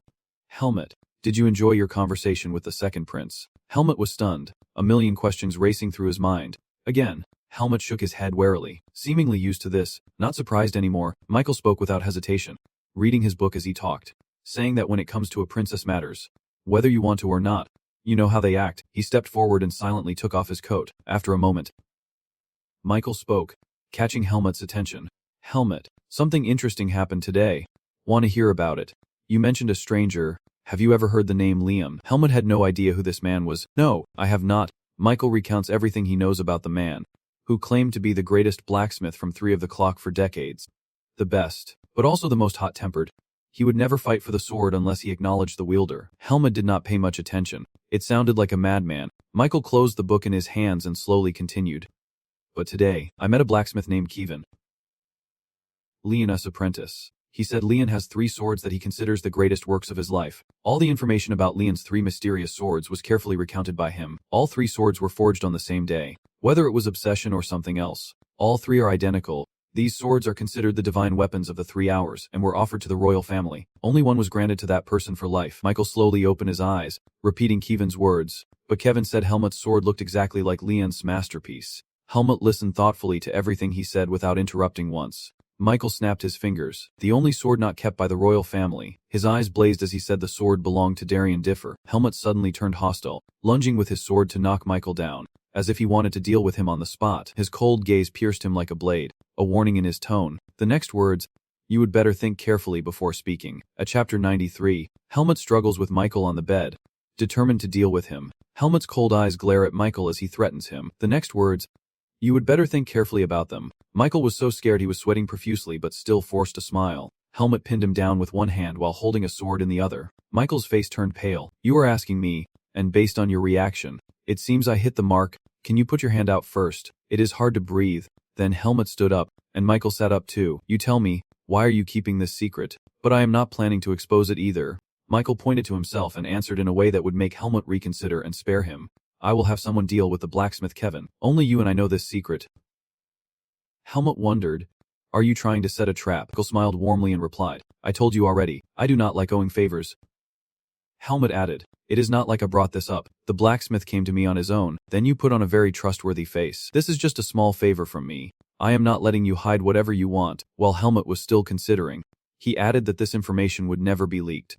"I promise." His eyes began to waver. Then Helmut turned around and said, "You better keep your promise." Michael felt relieved for escaping disaster but was still terrified. The aura of someone who made it to the finals is truly different. "You are curious again, and we are just talking about this topic. What is your relationship with the Sword Saint?" Helmut sheathed his sword as he answered, "I am Darien's disciple." Michael admired Helmut greatly. "So the Sword Saint has disciples too. That means I am in the middle room with the Sword Saint's disciple. Amazing." He was at a loss for words. "It is probably going to be noisy for a while." Then Michael pointed up as if he had just thought of something. "You smiled as you spoke. Did you learn swordship from the Sword Saint before or after he died?" So the reason Helmut was gone for 3 hours was not because of the tournament. It could be something else. Helmut interrupted. Michael lost interest at that remark. While Helmut was adjusting his sword, Michael spoke from behind. "It sounds like something is about to happen." You calmly replied, "All right, I do not intend to stab too deep. I should just pack my things. Right? By then, it is best to escape quickly." Helmut looked at the shiny sword in front of him. He looked at it while praising it. "I had no idea this sword was so famous. I just thought it was good and sharp." Helmut asked again, "If it is really that famous, then why has not anyone discovered it until now?" Michael explained to him, "That makes sense. It is royal property, and only the royal family has the chance to see it. It looks pretty ordinary, so unless you are an expert, no one would recognize it." Helmut continued to remind, "Just for show, it is best not to let the princes or the king see it." Michael cheerfully changed the subject. "So how far along are you in preparing for the finals? You seem very worried of Luke Geezer." Helmut remained expressionless. "Not at all. He remembers the image of Luke. Speaking of which, I just remembered, tomorrow will be the first time I face Luke Geezer in a match. Hopefully, it won't TN too easily." Cut to a scorching desert. Sand covers the entire desert. Footsteps appeared. He walked across the vast desert. Then he scooped up a handful of sand with his hand and looked down, and then he dropped the sand onto the ground. Suddenly, the spot sank deeply. It was so deep it seemed like a massive black hole. Then he stood up. In front of him was a monster resembling a giant scorpion. Then he reached in to pull something out. It was a transparent orb with golden glimmers inside. On the monster's head was an identical orb to his own. He held up the orb and praised it. "Well done. Clever indeed. You remembered your master." He smiled triumphantly. "It is time to awaken." In the midst of the endless desert, a massive arena appeared, filled with countless participants.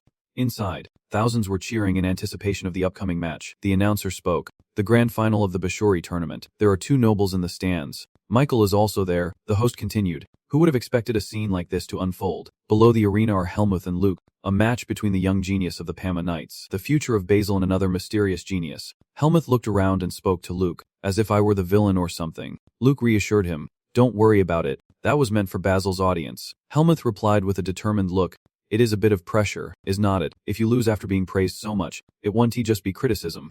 Luke, hold your head high. He showed a look of annoyance. You are really an expert at making others angry. You better not beg me to share the prize money if you lose when the signal is given. If both fighters are ready. Luke tries to take the knight's group. Helmuth remained resolute and unyielding.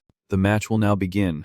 He looked straight at Luke. Before him appeared the aura of Darien. Helmuth was a bit surprised by the person in front of him. He smiled softly and pondered. Facing this swordsmanship feels truly nostalgic. In the clear blue sky, a bird is flying. Michael looks up in surprise. You wonder. A crow. Then the bird flew away. Then the bird cawed. Then the bird flew away. Then it flew back again. Helmuth's steps grew steadier. He had also begun to take a fighting stance. Luke was just as cautious as Helmuth. As the two were about to fight, something fell from the sky. Luke and Helmuth both looked up in confusion. Then suddenly, someone fell down. Everyone was panicked by what was happening. Did someone just throw something down? Someone shouted. It was. Michael also looked down curiously. It fell from the sky. Someone paused. Looking closer and saw it, the two lords could not help but panic. Helmuth looked at the person in front of him with fear. He instinctively glanced up at the sky. Then they saw the bird still flying around. It was not a bird as everyone imagined, but instead had a terrifying face. A monster, probably 94. Luke quickly turned around, amazed. He thought silently. A monster. Why is there a monster in this place? Helmuth beside him was completely shocked, startled by the noise. Luke snapped out of his daze. At the same time, Helmuth quickly wiped his way over to him. Seeing that, Luke panicked and asked, what are you thinking in this situation? Helmuth pointed to the mark on his skin. Luke paused for a moment.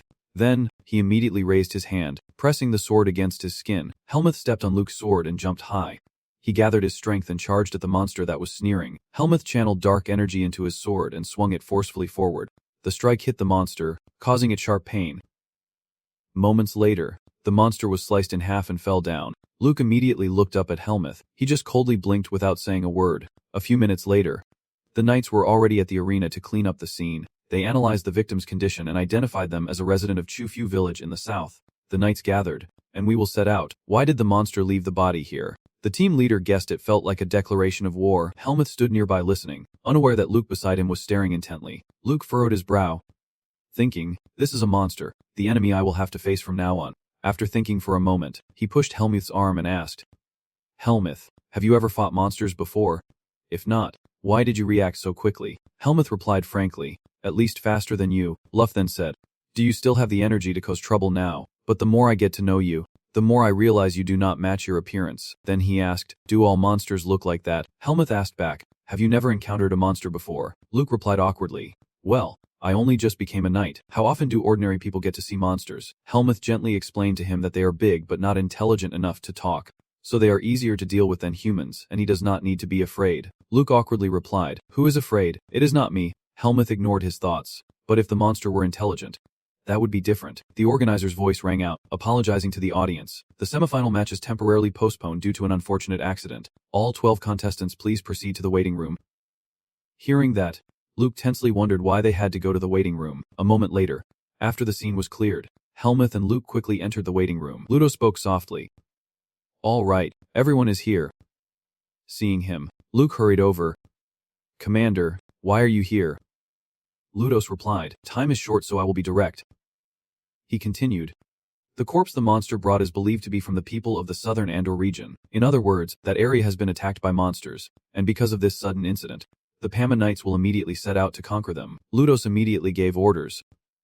First Luke, as a knight, you must join this mission. Prepare to depart. Luke quickly replied, yes, sir. Then he turned to Helmut and said, unfortunately this happened right before the semifinals.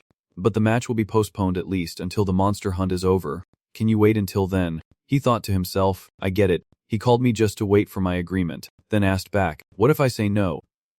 Ludos replied, the other option is to declare the semifinal a draw and split the prize money. No one wants that outcome, but there is no other choice. Helmut fell silent, thinking for a moment. Then he immediately said, how about this? Helmut suggested, I will join the monster hunt with Ludos.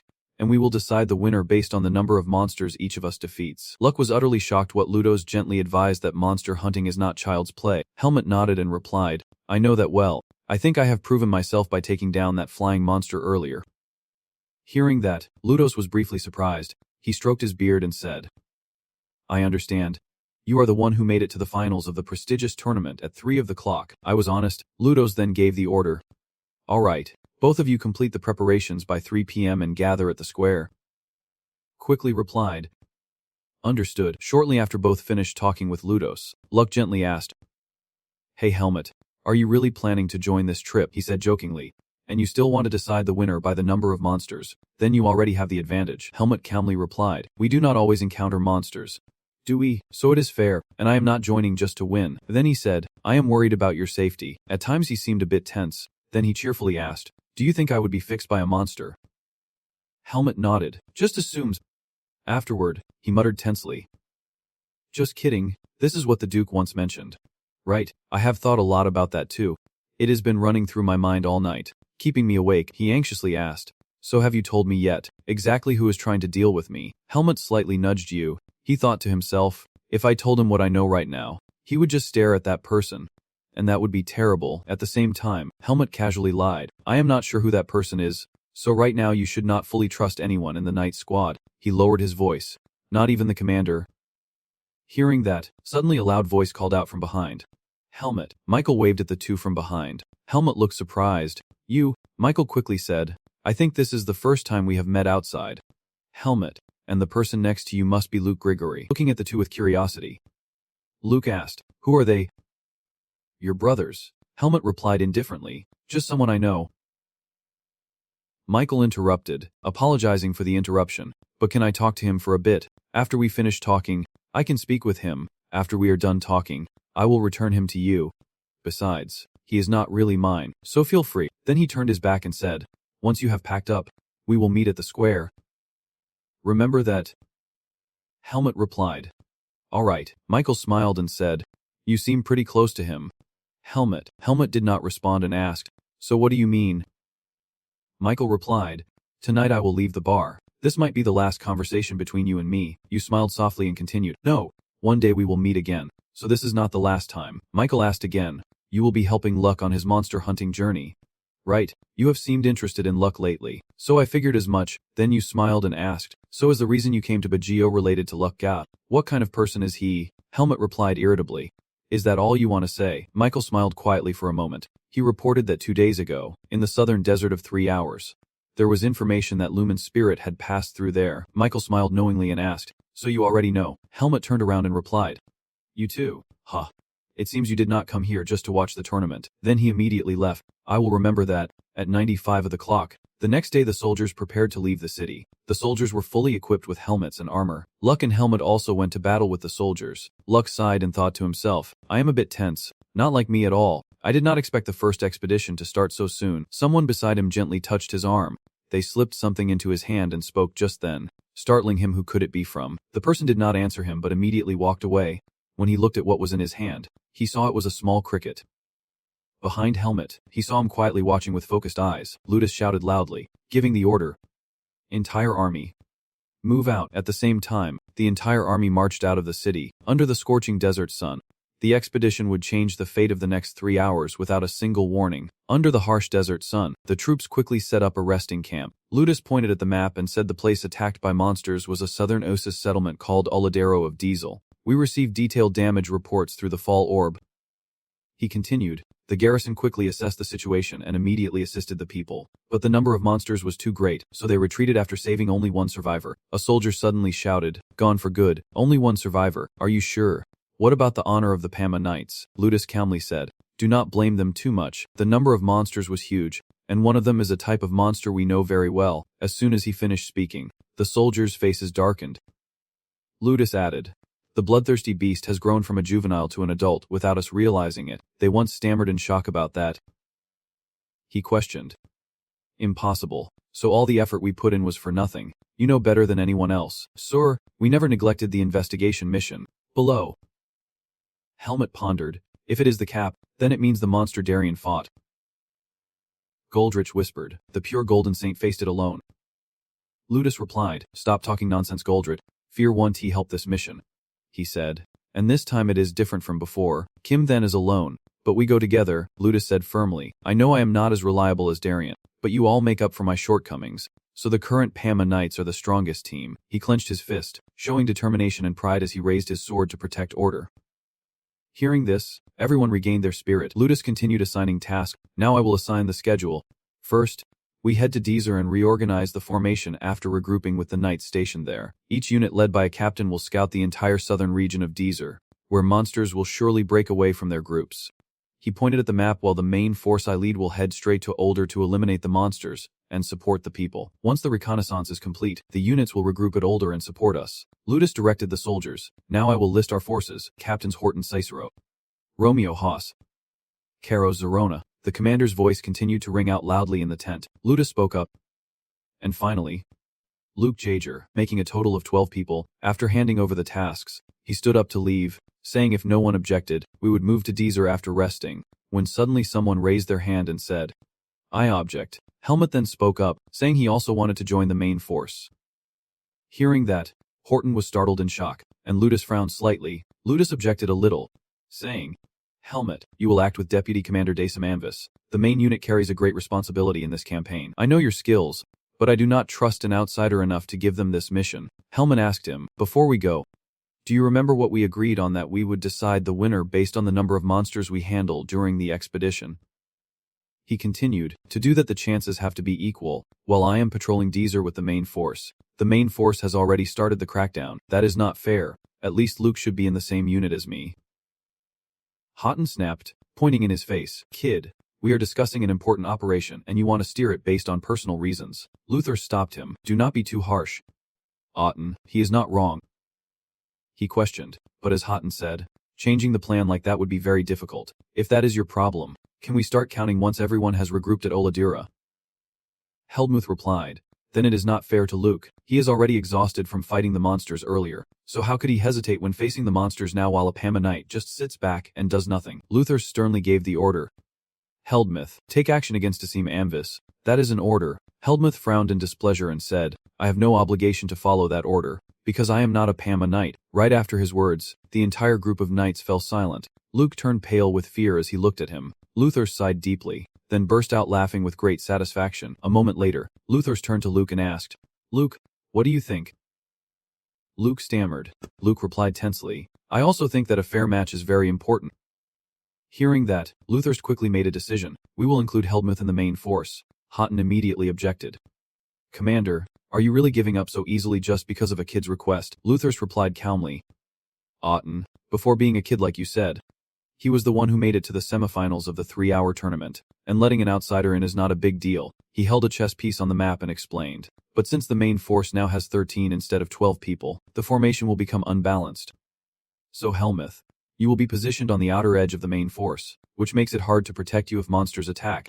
Are you still okay with that?" Helmuth nodded and replied, "I can take care of myself." With the meeting over, Luther loudly declared, "All right, the meeting is adjourned. Everyone take a break and then we will get to work." Everyone responded in unison.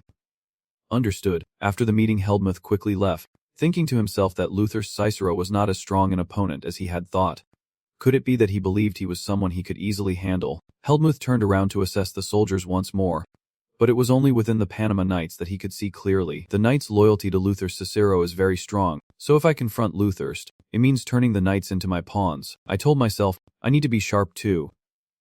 Walking ahead, he slightly leaned toward Anne, full of worry. At the city gate, the Knights had already quickly arrived at the city. They discussed strategies and plans. Then they left the city to continue their journey. Everyone marched across the scorching desert toward the front lines. The horses' hooves thundered forward, then suddenly faltered. Lutherus looked down at the scene below. Puzzled. "This is definitely Oldal," he said to the person beside him, "but there is nothing left here except ruins and no sign of any monsters." Goldrich whispered, "They have already moved somewhere else." Luther said quietly, "Monsters do not usually change their habitat often, but they attacked Oldal and even flew to the capital 3 hours away. So I think maybe," Goldrich asked again, "but if that is the case, then there is a high chance they are hiding under the sand."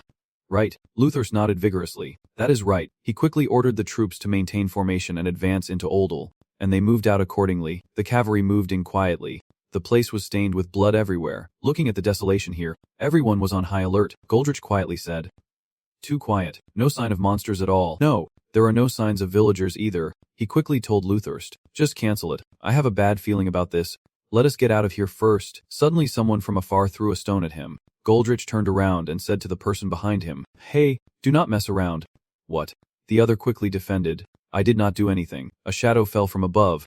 The scorpion monster appeared from a building near the troop. A soldier stammered nervously. That is a scorpion. 986, a giant scorpion. Its whole body pitch black, eyes glowing blood red, each step full of menace as it approached. Hemut and the others stood frozen in place, eyes wide with shock. It was a scorpion. A shout rang out, telling them to get down. Luthorst drew the sword in his hand. A fierce spiritual force surged from the blade, tearing through space and striking straight at the monster. The explosion roared like thunder. The ground shook, and the soldiers fled in panic. Amid the chaos, he raised his brow and shouted with authority, forming a formation. We will get out of here first. Behind us, horde of monsters was chasing fiercely. Everyone quickly urged their horses forward, iron hooves pounding the shaking ground. Suddenly, the ground ahead shook violently. The horse neighed loudly and lost balance, causing Houghton to fall to the ground. Giant Scorpion marched step by step, its glowing red eyes locked onto him as he lay dazed. Luthorst, startled, turned his head and roared. Houghton. On horseback, he raised his brow, gripping the reins tightly, ready to leave. If he wanted to save that guy, he needed to jump down immediately. But just as he was about to act, his gaze froze as he caught sight of a figure darting past like an arrow. Without hesitation, he charged fiercely toward the pit. At that moment, Lord Houghton bent down, the sword in his hand gleaming, surrounded by a powerful aura of spiritual energy that surged violently. Without hesitation, he swung his sword, his whole body twisting with the motion, driving it straight into the giant scorpion's back. A loud, dry, and heavy cry echoed out. A bead of sweat ran down his forehead as he gritted his teeth. Unable to finish it off, why was it so tough? He turned back, eyes resolute, saying, Houghton, mount up, we move as a unit. The two of them immediately galloped like the wind, rushing through the chaos toward their comrades. Hemut coldly urged his horse from behind, chasing after them. His eyes darkened, silent as he watched until everyone had left old. Hearing this, he immediately tightened the reins, his stern voice ringing out like a battle cry. All troops, turn your horses and form ranks. Not a single soldier panicked. Each gaze grew calm as they skillfully controlled their horses. In the blink of an eye, a circle of encirclement was formed. Let us wipe them out. Houghton Key Zero, with his furrowed brow and dark, thoughtful eyes, is a subordinate of Ludus. Even if he lets him live, he could still become an enemy, and that thought just now made me hesitate. He glanced at the boy riding close by, who showed no hesitation despite knowing there was a traitor among the knights. The pig-faced man's expression darkened briefly. Was it because he was too weak, or too kind? Suddenly, amid the blazing desert sunlight, a piercing scream echoed. A giant snake lunged forward, but in the blink of an eye, the sword sliced through, blood splattering everywhere. The monsters lay scattered and defeated. Lotus looked around. It seemed most of them had been dealt with. Unexpectedly, the monsters lay in wait like this. They once stood beside us, their expressions serious. Except for the others, the number of scorpions was unusually high. He leaned against a large rock to rest, stating that the problem was perhaps bigger than they thought. He sighed, sweat soaking his forehead and collar. Just then, a bottle of cold water was brought before him. Helmuth spoke, sounding a bit exhausted, and after a surprised sip, he said proudly, Not at all. I just feel a little drained since this is not as bad as I thought. He faltered when he heard him speak heavily. Why did you save them? Slightly furrowing his brow, who did I save? Helmuth turned his head toward the battlefield dunes that had just settled. It was not just that Houghton, even though he knew the entire army might point their swords at him. His eyes unconsciously glanced in his direction. Perhaps, he spoke slowly, but I do not hold a sword just to stand aside and watch others suffer. You said something that made me pause for a moment, lowering my head at the end. I whispered, and the truth is, Lord Houghton is no threat to me, so remember to keep that a secret. The sky was unusually clear. He looked up, his voice low but a bit anxious. Should not we contact them? He remained calm. There was still some time before we regrouped. Ludus spoke calmly. No contact means everything is still under control. If it is Dazim and Romero's unit handling those little monsters, is no problem. Stop slipping. The report came through, Commander. A guard ran over in panic, clutching a glowing communication orb. You should see this. He took it. It is Daz. He replied. Actually no, Ludus spoke calmly. This is Commander Ludus Casero. The orb emitted a serious tone. I am Hanser from Deezer's garrison. Commander, is everything alright on your side? His voice came through from the other side. Is something wrong? Hanser stood on the wall watching as the monsters gathered in large numbers at Deezer's wall. Ludus fell silent for a moment. then said, "The monsters are advancing on Deezer. The ones we just dealt with are not the only ones." He paused. "Now they are only gathering in front of the wall and not attacking. Most of our forces have gone out to hunt them, so it is hard to handle this number now." He raised his eyebrows. "Are there any bloodthirsty scorpions among them?" Hanser squinted, focusing his gaze. "No, they do not seem to be here." Ludus nodded solemnly. "Understood. I will send reinforcements there." Hutan's eyes darkened briefly. "Commander, the bloodthirsty scorpions are not at Deezer. This could be a trap to make us retreat or split our forces." But at that moment, the commander standing behind flashed a look of doubt. Could the monsters really come up with such a complex plan? He handed the orb to him, saying they knew how to ambush us, so if they had a diversion tactic, it would not surprise me. Ludus's expression hardened, his eyes sharp. "But we won't retreat silently. We will leave a small team here to continue scouting, while the rest return to support Deezer." Helmet paused, arms crossed. Pondering, Ludus's entire army returns to Deezer. "Luke and I will be completely isolated here." Helmet's eyes darkened for a moment. He had planned this far ahead. Cicero, but I am not an easy target to chew through. At that moment, he flicked his hand, his expression hardened and resolute. "I will order the units that have not yet assembled. Here, only the men, including Godric and I, will stay. The rest should return." Ludus turned to look at the two young men before him, his gaze heavy with meaning. "Ludus, Helmet, you two will also return to Deezer." As the words cut through the air, the atmosphere froze. He was stunned. "What?"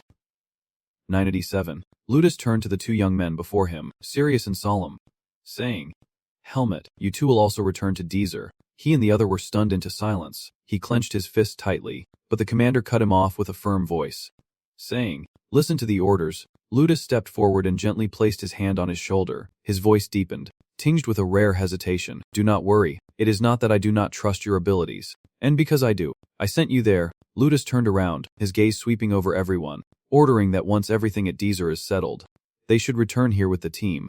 "And then we will deal with the blood chain together." He strode past Luck, promising to help him avenge his grandfather. Luck hesitated, frozen in place, eyes wide as he watched the retreating figure. Ludus left behind a resolute and spirited silhouette, saying to set off when ready. Helmet glanced over, observing as the harsh sunlight poured over the desert. The group moving forward with horse hooves striking the ground in a steady rhythm. He tightened the reins. Ludus stopped the carriage. This could be the perfect chance to isolate himself, so why did he let us go? Helmet pressed his lips tightly, his eyes darkening. Thinking back, based on the circumstances, Ludus is the most likely suspect to be the traitor. But that is just my theory. He has not shown any suspicious behavior. He shook his head. The prime suspect is probably the Grand Prince. No, do not overthink it. What matters now is to stay alert. Helmet's eyes grew sharp and cold, for tragedy always comes without warning. A softer voice spoke up. "Hey Helmet," his eyes darkened. "You admire the Sword Saint, right? Do you think defeating the blood chain is important to avenge the Sword Saint?" He remained silent. Then, speaking slowly in a low tone, "I carry his bloodline and have inherited his swordsmanship, but I do not feel the desire to avenge him." He continued with a hint of meaning in his voice. I have never even spoken to the Sword Saint, so when the commander told me about avenging him earlier, honestly, I was quite disappointed." Helmet remained silent, lightly tugging the reins. "Even the person who always told me to prove myself through skill only sees the Sword Saint through me." He let out a soft laugh. "Strange indeed," he said in a low voice. "I do not know." He turned his head away, sounding a bit spoiled, considering he got everything from the Sword Saint. "When I thought of you, I smiled knowingly, tightened the reins, and rode off. Talking to you makes me a little more worried." He chased after. Now he just needs to focus and survive. Then Helmet turned his head away, his voice heavy with resignation. Thinking back, did not he receive something when we left 3 hours ago? His eyes darkened, his voice soft and hesitant. "I was careless and did not check. Where did I put it?" Then he pulled out a piece of paper with worn folds. From behind, he furrowed his brow, his eyes confused. A single piece of paper. He hesitated. Hesitant. "I could guess who sent it." He carefully unfolded the paper, closely examining the handwriting. "Just as I thought. It was from the second prince." Helmet immediately responded, his voice urgent. "Let me see." As his eyes scanned the reversed words on the paper, he said, "I hope it is not too late by the time you read these lines. If you are still here, you have to suddenly." A cold voice rang out ahead, angry and sharp. "Hey, do not break the formation." At that moment, a chill ran down his spine. Helmet's eyes narrowed fiercely, his hands gripping the reins tightly by reflex. The sound of hooves ahead still thundered, dust swirling thickly, obscuring the view. A strange silence enveloped everything. He glanced around as if searching for something in the thick, uneasy air. Helmet shouted loudly and firmly, "Everyone stop your horses," and they immediately halted. Suddenly, A fierce whirlwind swept in, lifting a soldier high into the air. His eyes widened in disbelief. This was an ambush. From all directions, a horde of colossal monsters roared into existence. Surrounding them, Helmut gritted his teeth, ready for battle. His face darkened, eyes filled with panic, as a massive shadow loomed overhead. A sharp whistle pierced the air like it was tearing through the atmosphere. He stammered, his lips trembling. A red scorpion. Both beasts charged at once, radiating a deadly aura. Seeing the danger, Tin immediately shouted, "What are you still doing? Contact the commander quickly." A helpless voice rang out. "I can tell." He is not answering. He hesitated as two figures rushed past. The sword's blade sliced through the scorpion's body, cutting it into 3 pieces before their eyes. Helmut calmly said, "I attacked it first, so the point is mine." Luck then widened his eyes. "What? You are still keeping score?" He stood firm beneath the serpent's body. "Do not worry. I am counting your share too." He raised an eyebrow slightly. "Thanks." But Helmut's gaze quickly sharpened. His breath deepened.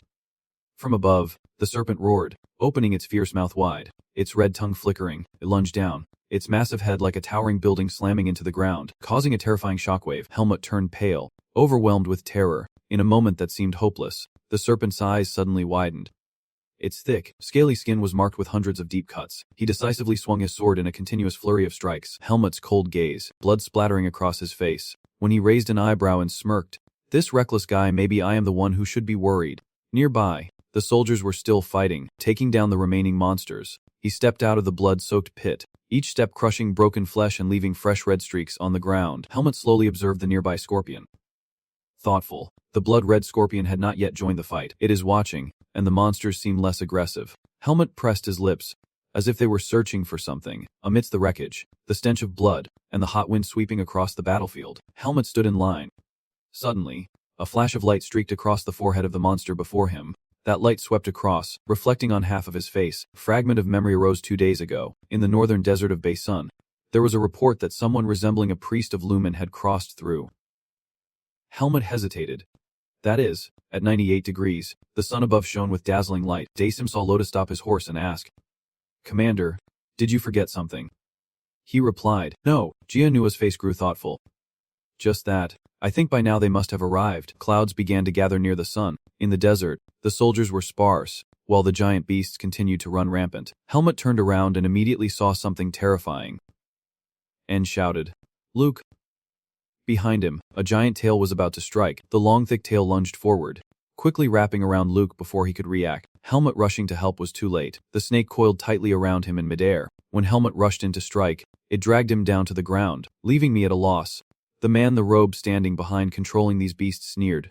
"We have caught the target, now deal with the rest." The red scorpion, with a jewel crystal on its head, glows like the sun, and the giant serpent constrictors receive the signal, ready to strike. The entire sky was gradually turning blood red. His foot stomped hard on the sandy ground. Standing before the red scorpion, it smiled at Helmut and said, "Oh heavens, you are the last one, a helpless little savior, unlucky enough not to survive." Helmut was about to collapse. His teammates had all fallen, and he was covered in the blood of those beasts. His legs could barely hold him up, yet the enemy in front of him remained completely untroubled. Helmut felt a sharp pain in his body, an uncomfortable aura striking straight at his heart. Thinking it was the dark seed reacting to the demon energy, he focused intently, observing the crystal attached to the scorpion's forehead and the energy radiating from the human standing nearby. It was not demon energy, but a strange sensation. His aura, "It feels like holy power." He compliments Helmut, saying his strength is extraordinary, having taken down most of his monsters while still having power left. "You are still young, but your skills are quite formidable, and for some reason, I sense a dark energy from you. Who exactly are you?" Naturally, he did not want to answer and instead asked the more important question. "Where are you taking luck?" He sighs, finding this conversation pointless. He gestures, allowing the scorpion to activate, saying he does not need to know, and he is under no obligation to tell him, that the soldiers here today will be wiped out by one unlucky man. Helmut glared at him, realizing he would used his own men as sacrifices to capture Luke. Ludus must truly fear the consequences of the holy sword. The man no longer looked down on him. He was not just someone meddling in others' affairs. Helmut raised his sword firmly in hand and warned, "Do not think everything will go as smoothly as it did with the holy sword. I will make you speak no matter what and find luck." Then stop Ludus Zero. He opened his mouth, then raised his hand to his hat and laughed sideways. "You want to do that? But are you sure you want to restore order?" He was about to pull his hat down. "The second prince himself told you. Ludus is just a pawn on the chessboard." The man's face was fully revealed, his voice still echoing. "High Priest Natalos also wants to bury the holy sword and eliminate his grandson. Do you realize that trying to save the Holy Sword's grandson means turning Lumen into your pawn? Helmut felt uneasy and began to reconsider. As there is a theory that the church is also trying to eliminate him to expand their influence, he is nothing but a thorn in their side. He grips his sword tighter, declaring that he has changed his mind, and knowing Helmut will retaliate. He unleashes his mana. Helmut struggles to resist. Determined, I will force you to speak and find the moment. Then I will deal with you first. The one over there uses a very honest power, laughs at me. You really have nothing left to lose. The second prince might have to reconsider his judgment. In the middle of the desert, there is a giant rock shaped like a tree, with several smaller rocks opposite it. An earthquake erupts from the ground, and the serpent has chosen this place to rise. Then he was thrown far away without any chance to resist. He only had his helmet knocked into his weapon. Luckily his armor partially cushioned his fall, still relatively unharmed. Lut looks up. Panting, familiar footsteps approach. It was Ludos who came. He spoke up.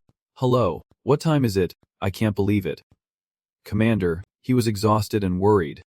Where were the other knights? As he was trying to stand up, the man asked, Can you get up? Try moving a little first. The sky here is turning to dusk. The jagged rocks just stand there witnessing it. As he followed him, Ludo spoke up.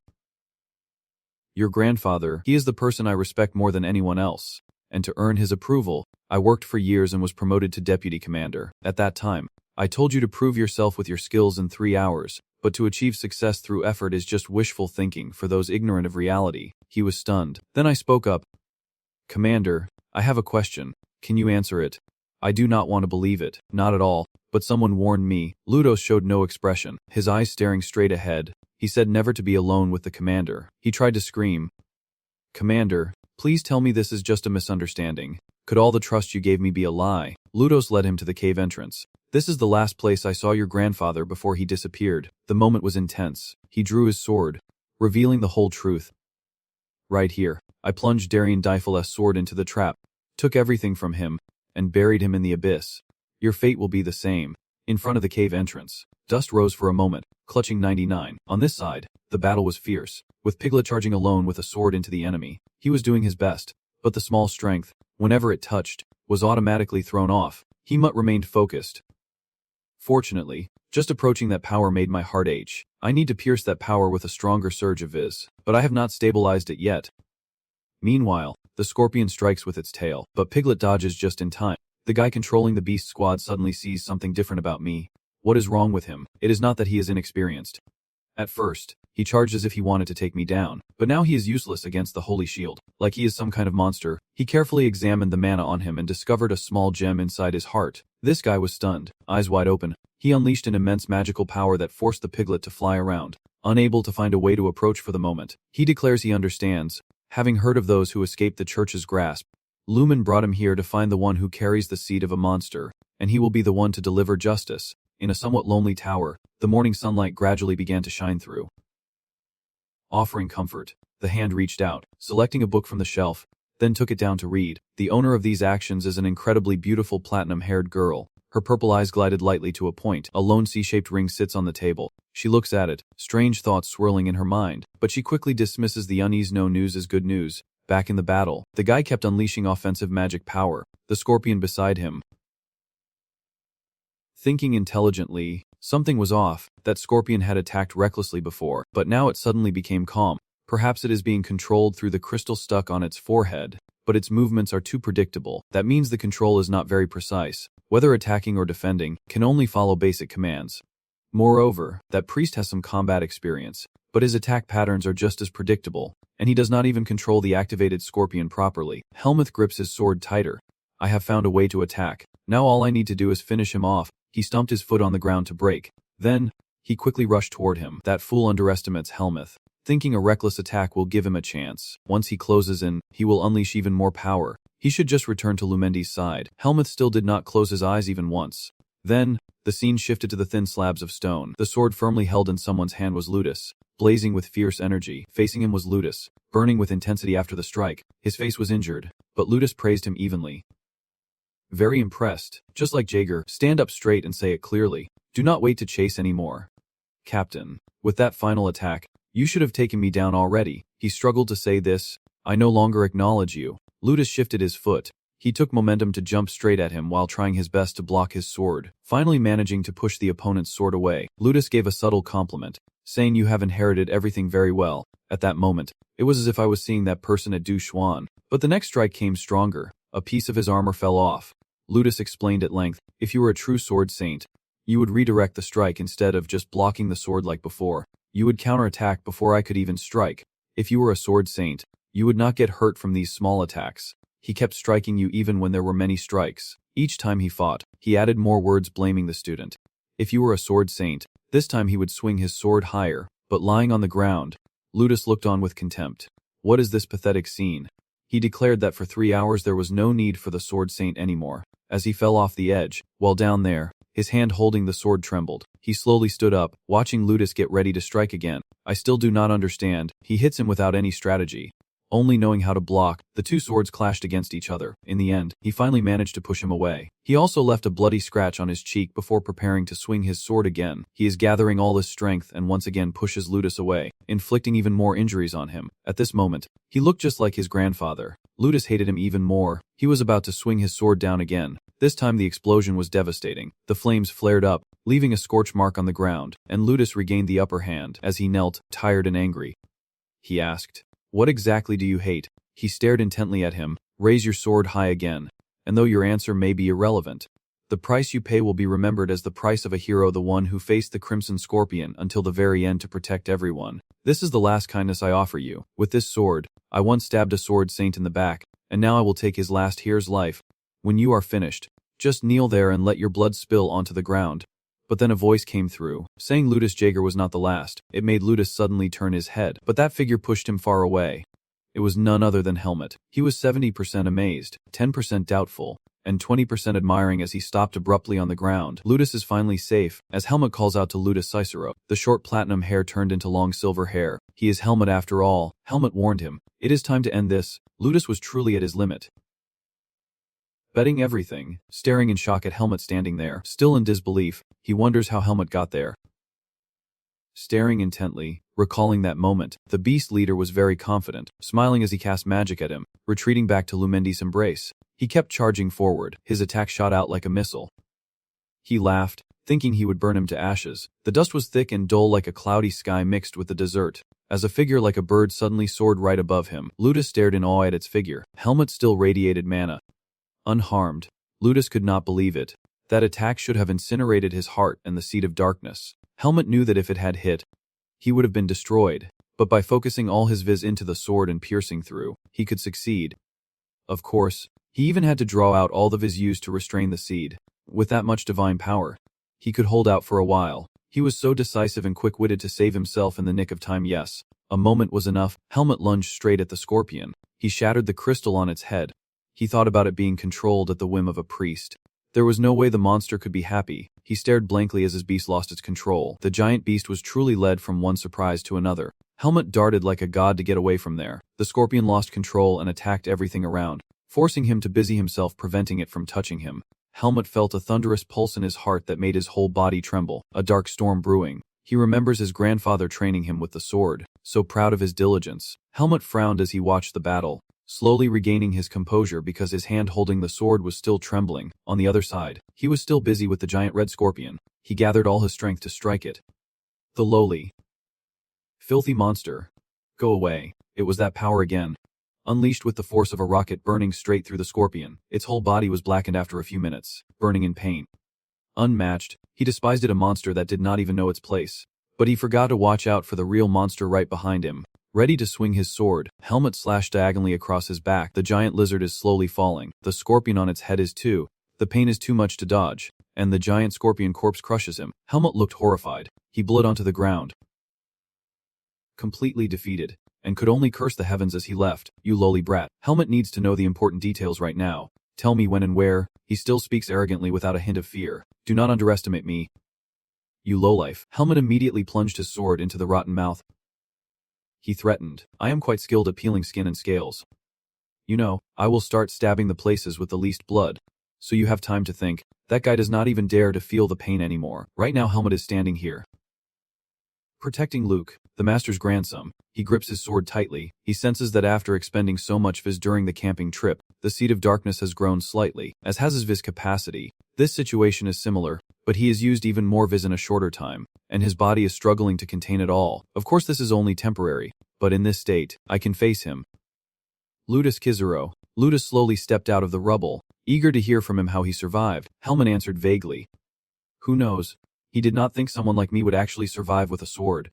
Did he? He stared intently at Helmet, then immediately launched his power toward him. This strike was like a drill, gouging straight down and shattering the ground, sending hard rocks flying. The massive shockwave even sent Luke flying from another corner. Seeing Helmet still standing firm after blocking his strike, he confidently said, "No matter who you are, you won't be leaving here alive." Helmet and Ludus charged into a fierce clash, their powers seemingly evenly matched. He confidently declared that no matter who you are, if I deal with you here, it won't be a problem at all. Unafraid, he furrowed his brow in defiance, daring him to try. As he spoke, he poured more power into his sword, surprising his opponent. A flash of doubt crossed Ludus's mind. What the hell did this guy just do with that kind of power? During the sword clash, Helmet suddenly spun around, creating an unpredictable defense stance, and just like that, he broke free from his control. From afar, watching that scene, I could not help but gape at that move. Helmet seized the opportunity, immediately delivering a powerful downward strike that forced Ludus to retreat defensively. His face remained cold and unreadable, his deep eyes revealing no emotion. Ludus was caught off guard by the counterattack, his expression momentarily stunned. He narrowed his eyes and questioned, "Who taught you that swordsmanship?" Helmet raised his sword, responding sternly, "This blade will answer for me." Ludus' gaze faltered, as if seeing a familiar figure. "Your stance reminds me of the fierce posture of a certain sword god." "It is really similar." Ludus shook his head in denial, his voice hoarse. "Impossible." Helmet spoke coldly. "You may have once ignored someone like me, but I absolutely have no intention of letting you live." Ludus' hands gripping the sword began to tremble, almost losing control. Then he thrust the sword forward, unleashing a powerful force that made the stones on the ground rise all at once. He kept shouting in denial. "Impossible. It can't be. There is no way Darien Diffit is still alive. I stabbed him in the back myself and handed him over to the church. He did not even have time to pass anything on to anyone." Helmet waved his hand lightly, his voice full of frustration. "If you have seen it and still do not believe it, then there is nothing more I can do." Ludus charged forward fiercely like a wild beast ready to devour its prey. He remained calm, swift and light as if dodging. The glimpse of his deadly sword had already split the huge rock behind him in half. When he looked up in shock, his face clearly showed worry. The two fought relentlessly, attacker and defender, swords clashing with resounding echoes, never pausing to catch their breath.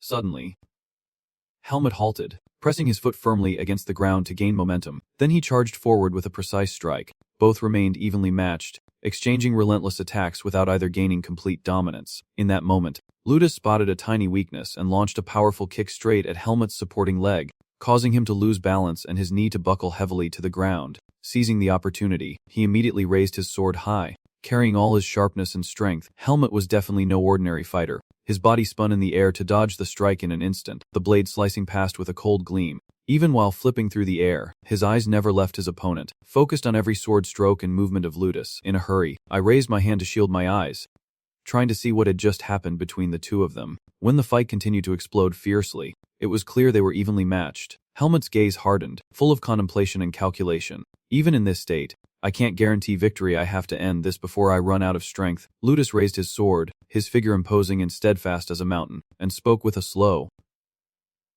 resonant authority.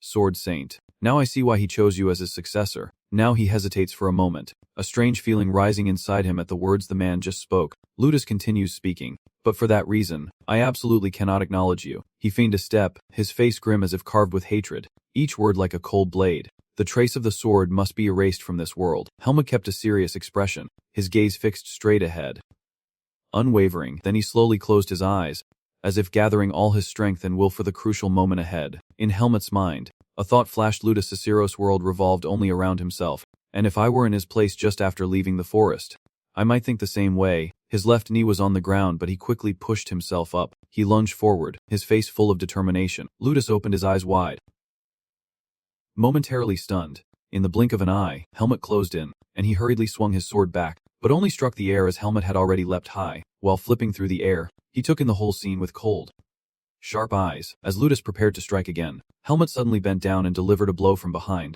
Only now did he manage to look up and turn around, but by then he was already at a disadvantage. His sword blocked. The clash of steel rang sharply as Ludus' blade was pinned down by Helmet's cold pressure. He pushed hard, then thrust straight forward, forcing the man to lean back to avoid it. Ludus swung his flat sword, forcing Helmet to step back, but a sharp pain struck his chest, and his hand instinctively clutched the wound. He grimaced and exclaimed, "What are you doing?" This is not Darien's swordsmanship, Helmut calmly replied. It seems you know Darien's swordsmanship well.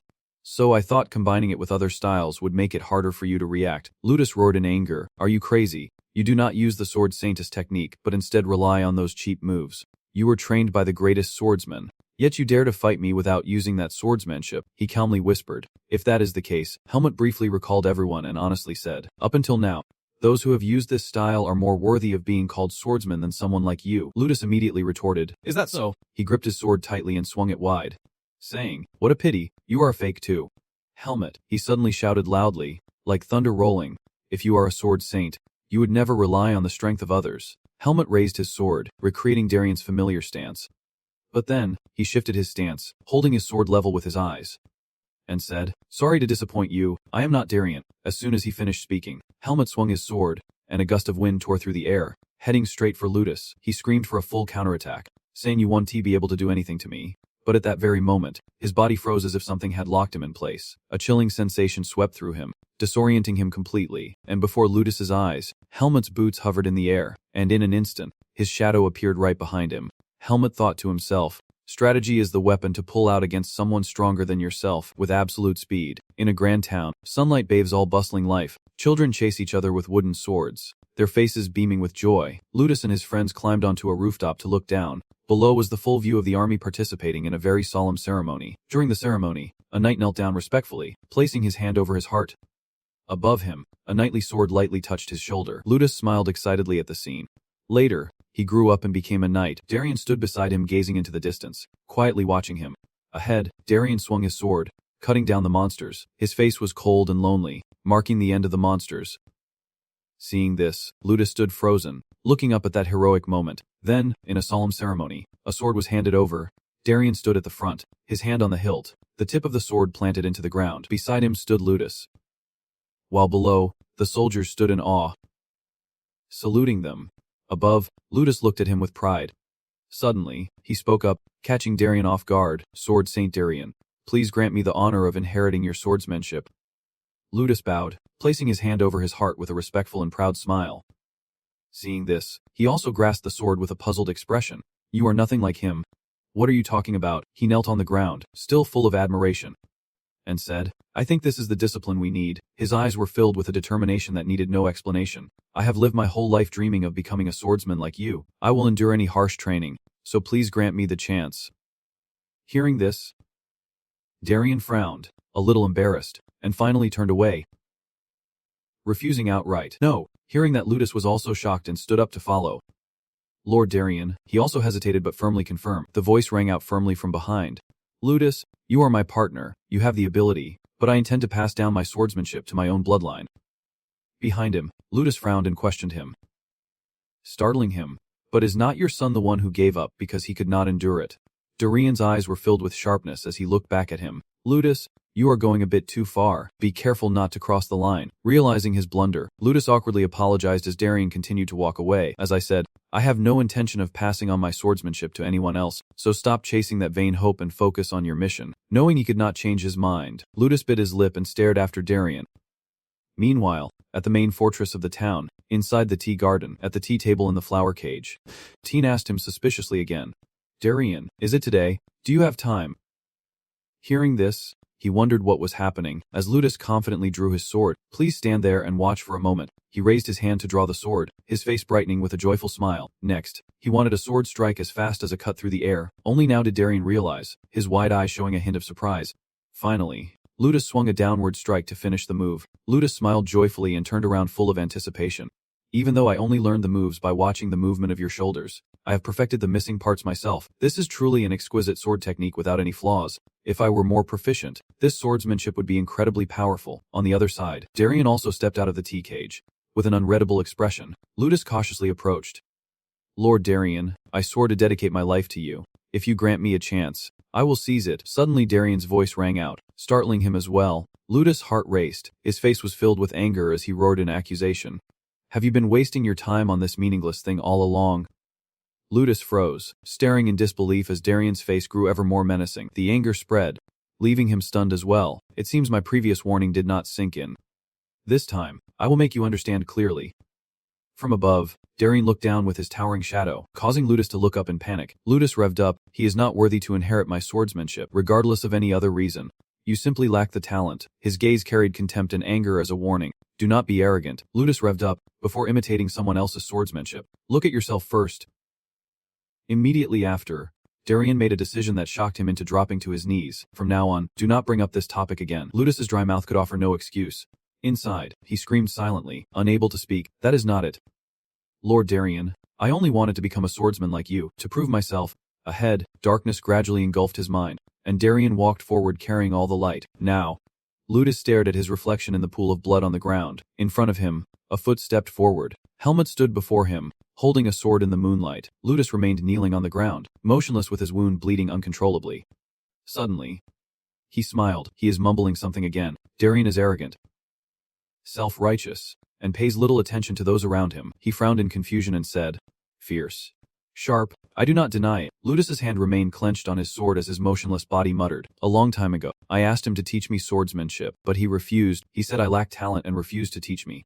To me, Lord Darien was everything. Yet he denied my existence. I was devastated because of that. I betrayed you and handed you over to the church." He stared at him with a mix of resentment and pity. The moonlight cast a chilling pallor on his face, and the old man finally understood. He clearly said he would not pass on his swordsmanship to anyone except his own bloodline. "But now it seems I understand why he trusted you." Then he stared at him, questioning, "Have you ever regretted betraying Darien?"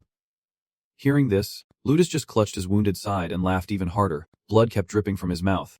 "Regret? Ha ha ha. Since he rejected me, I have begun to erase everything left of the sword within me." Then he raised his blood-stained hand. "But in the end, it seems I am the one who could not let go of my obsession with him." Ludus then looked up at him inquisitively. "The fact that you are here and not the sword proves he is no longer alive, right?" he confirmed coldly. "Yes." His eyes were sad when he looked at you. Blood kept flowing thickly from his mouth. "Has Lord Darien ever been resentful of me?" He frowned at him. Finally, his reply made Ludus also narrow his eyes in disbelief. "I told you, Darien does not care about what people like you do." Hearing that, he also smiled with a hint of self-mockery. Then, finally, he looked up at him in surprise. "Heen, what is your real name?" Helmut raised his sword and looked at him. "Helmut." In the end, he smiled at him with a look full of curiosity. "Helmut, if one day you are betrayed by someone you trusted with all your heart, I wonder if you would make the same decision I did. I will be watching you from the other side." Before Ludus could answer, Helmut struck, and his head fell. Ciso fired from above. Meanwhile, the purple figure flashed a command, glaring at Ciso who was shooting at his face. Ludus's head spun in the air. The moonlight shone down on it. Helmut muttered, "Just do whatever you want." The layer of moss on the island gradually faded away in the silent night. Ludus's headless body, covered in blood, knelt on the ground, barely visible through the mist. Next, Helmut brushed the dust off the bracelet and walked toward Ludus sitting by the rock. He looked doubtful. "So you are the last disciple of the Sword Saint." He smiled bitterly and looked up at him. "I should call you Helmut. As for you, calmly put the bracelet on your wrist. My body is gradually turning white-haired. Just call me Heidi." He lowered his head with a hint of regret, probably because I must have seemed strange to him all this time. He kept jumping back to the fact that he was the Sword Saint's grandson. He also glanced into the distance. "Tight. That is right. I see you completely calm." There was also a bit of regret at that time. "You are not denying it, are you?" He was upset about it. Suddenly, he looked up at him with suspicion. "So what do you plan to do next?" He looked ahead and assessed. "The truth is clear. The commander betrayed the Sword Saint and led him to his death. But whether people believe that or not is another story," he coldly confirmed. "Of course, I have no intention of revealing that either." But a sudden noise caught both their attention. "What about this then?" In front of me, through the night mist, a figure was approaching. The sound of horse hooves grew closer. Helmut watched carefully, at times wide-eyed with amazement. Now he could see clearly too. His calm expression showed his judgment. "It looks like everything will be fine." On the other side, the horse also stopped. In front of them was the third prince. He stopped his horse, looking down from above at the two. The crown princess' eyebrows furrowed as he explained to them. "On the way here, I heard from Dasp's legion that the commander came alone. Can you two explain exactly what happened here?" In the dead silence of the dark night on the desert, after hearing the full story, the second prince also understood. "I see now." All three stood around Ludus's body, so that is how it all unfolded, standing beside him, looking at him with suspicion. Your Highness, how much do you know about the matter?" "The commander has betrayed the holy sword." Next to him, the prince furrowed his brow and explained, "I am not sure. I only have vague suspicions. The power of the temple is not something I can easily delve into." Suddenly he crossed his arms and smiled at him. At that moment, "Sorry I could not tell you sooner. Even now, you are still sulking. Huh, what if I die?" Hearing that, the little prince was also stunned. You can't even control yourself in front of me. His face showed disappointment and hesitation. I see the commander as my father. Seeing that, he seemed sad. The third prince could only silently watch. Then he explained, this is the mindset of a commander. The center of the night squad at 3 of the clock. Someone everyone can rely on. Luck listened with a somber expression. He concluded, even if that person is the bloodline of someone he despises, in the end, he folded his arms and smiled at him with certainty. And Luck, this is also the responsibility you must carry on your shoulders. Helmut looked in that direction as well. I was taken aback when I heard that. Does Sir want to give me the position of commander? His face flushed as he pointed suspiciously at my face. The Black Prince's expression was calm again. Do you think I am crazy enough to give that position to a bodyguard like you? At this point, Luck was also at a loss for words, pursing his lips in a somewhat sulky way. His face flushed as he pointed suspiciously at mine. The man behind also smiled mockingly. His face was serious as he thought about the deputy commander. According to protocol, Deputy Commander Desmambis will take that position. He is one of us, planted to monitor their actions. This is the perfect chance to seize control of the Legion's power. Suddenly, the second prince added something that surprised the other two. But if he can prove he is worthy, there is no reason why you can't take that position. Then he looked at Anne. The two of them recalled the previous discussion before the third prince arrived. He suggested, let us put it this way, Sich Hyatt Bocap and Ludus Kaziro were both defeated by you and me, and never reveal that I am a disciple of the Sword Saint. He looked somewhat doubtful. Is it okay if you give me half the credit, if the people of the Three Kingdoms knew about my combo? Thank you. Thank you. You know I have truly lived as a steadfast lone swordsman, unwavering and resolute.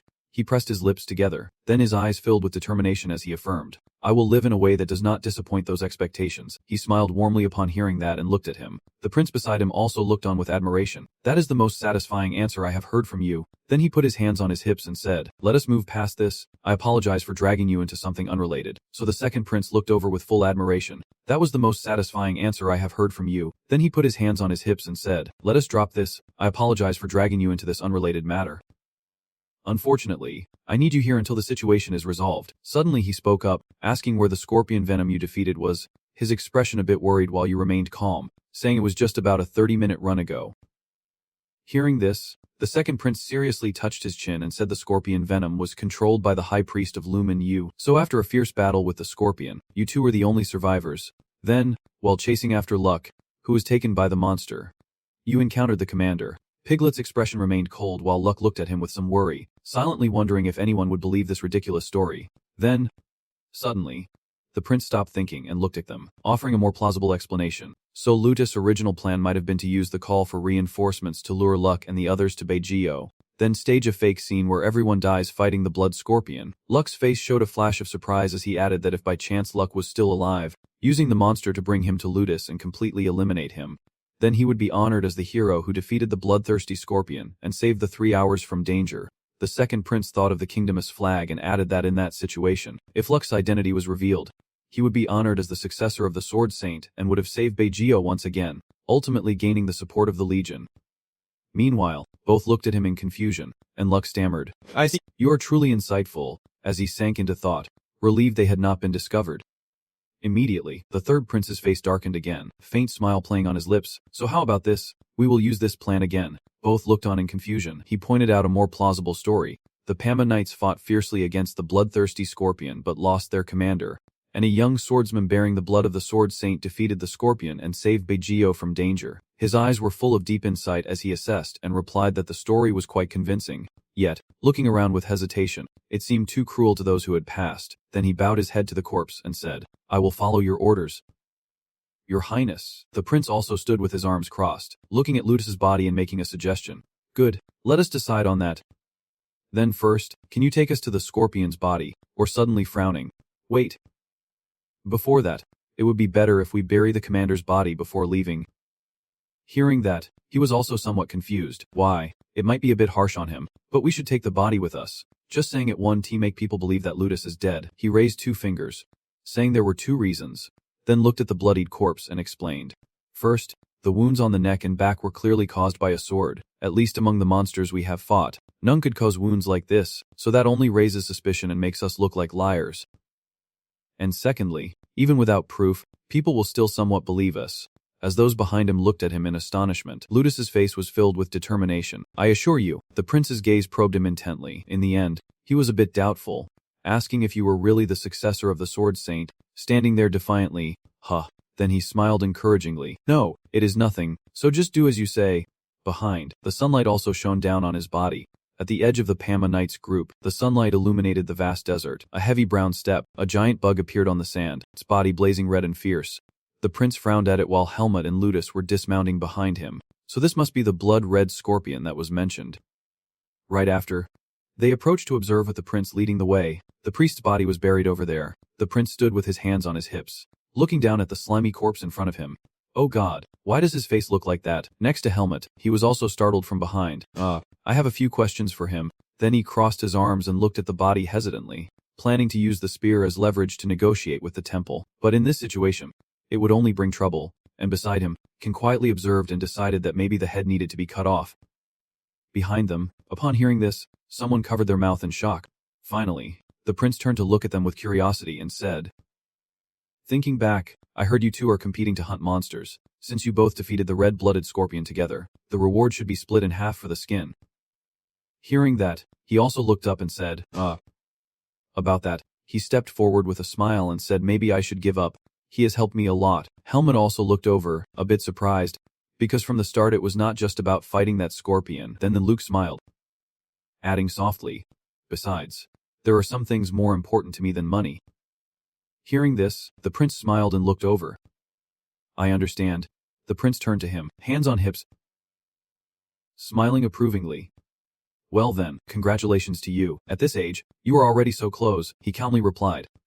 "Thank you." Then he walked over to the horses and told them, "I will send someone to take the scorpion's body away. You two wait until then." Luck also watched, while I moved closer to the scorpion's corpse. So let us look forward to that day. The prince, Helmut lifted part of the scorpion's body and looked inside with worry. "Just as I thought, the core is gone. I just realized it. It seems another monster smelled it and came to take the core." He furrowed his brow, lost in thought. A monster that absorbs a core inherits its power, which is why their numbers never truly dwindle. He then thought of the monster of the same species that stole the core and fled. The one that took the crimson scorpion's core today will be a threat to the three seashells tomorrow. Next, Helmut turned around and looked back, Luck's face still full of pride, confidence, and determination under the sunlight. He concluded that the road ahead would not be easy for Luck. Elsewhere, Ludus's blue sword was hung on a plaque. The escorting army returned here with honor. Inside a solemn hall, from the stands above, the third prince declared to the crowd below, "Today we were saved from the threat of a powerful monster, but we have lost a great commander, Ludus Kikero." Seated above, the crown prince crossed his arms, his face filled with anger as he listened to him speak. "Long ago, we also said farewell to a great knight." The subjects below bowed their heads in sorrow. None other than Sword Saint, Darien Diffuter. The scene was both solemn and grand as the crown prince looked down at the crowd and continued his announcement. In the face of the monster threat, they were willing to sacrifice their lives to save the kingdom. No pain lasts forever. Just as the monsters have threatened our lives from generation to generation, we inherit the will left behind by those who fell before us. Below in the crowd, Helmut stood among them. Looking up, along with Dasmambus, it was also passed down to those who could prove themselves worthy. Another name was mentioned along with a familiar figure, Luke Jaeger. All eyes turned toward him as he slowly made his way to the podium, his face showing a hint of worry. He stood on the empty space ahead, while murmurs rose from below. Seeing this, his expression grew even more determined. Immediately after, his hand grasped the sword at his side. The sword was swiftly swung forward with full force. The people below sensed the power and widened their eyes in surprise. Luke closed his eyes as golden energy coursed through his body. He recalled the past he spent with his family, the first time learning swordsmanship from his father. He was full of shortcomings, as if he had dreamed of a future with every sword in sight. Then later, when I realized this was the Sword Saint's technique, it felt like I was rejecting him, like I wanted to chase after his shadow. It was the piglet that helped me awaken, revealing that parts of me rejected the Sword Saint's bloodline while other parts wanted to carry his will. He smiled, swiftly unleashing sword techniques that danced through the air, each a piece forming the crystal I am today. Streams of golden light shimmered above during the ceremony. A wave of tension spread toward him, but he still smiled and tried to complete the move. The people below watched in amazement.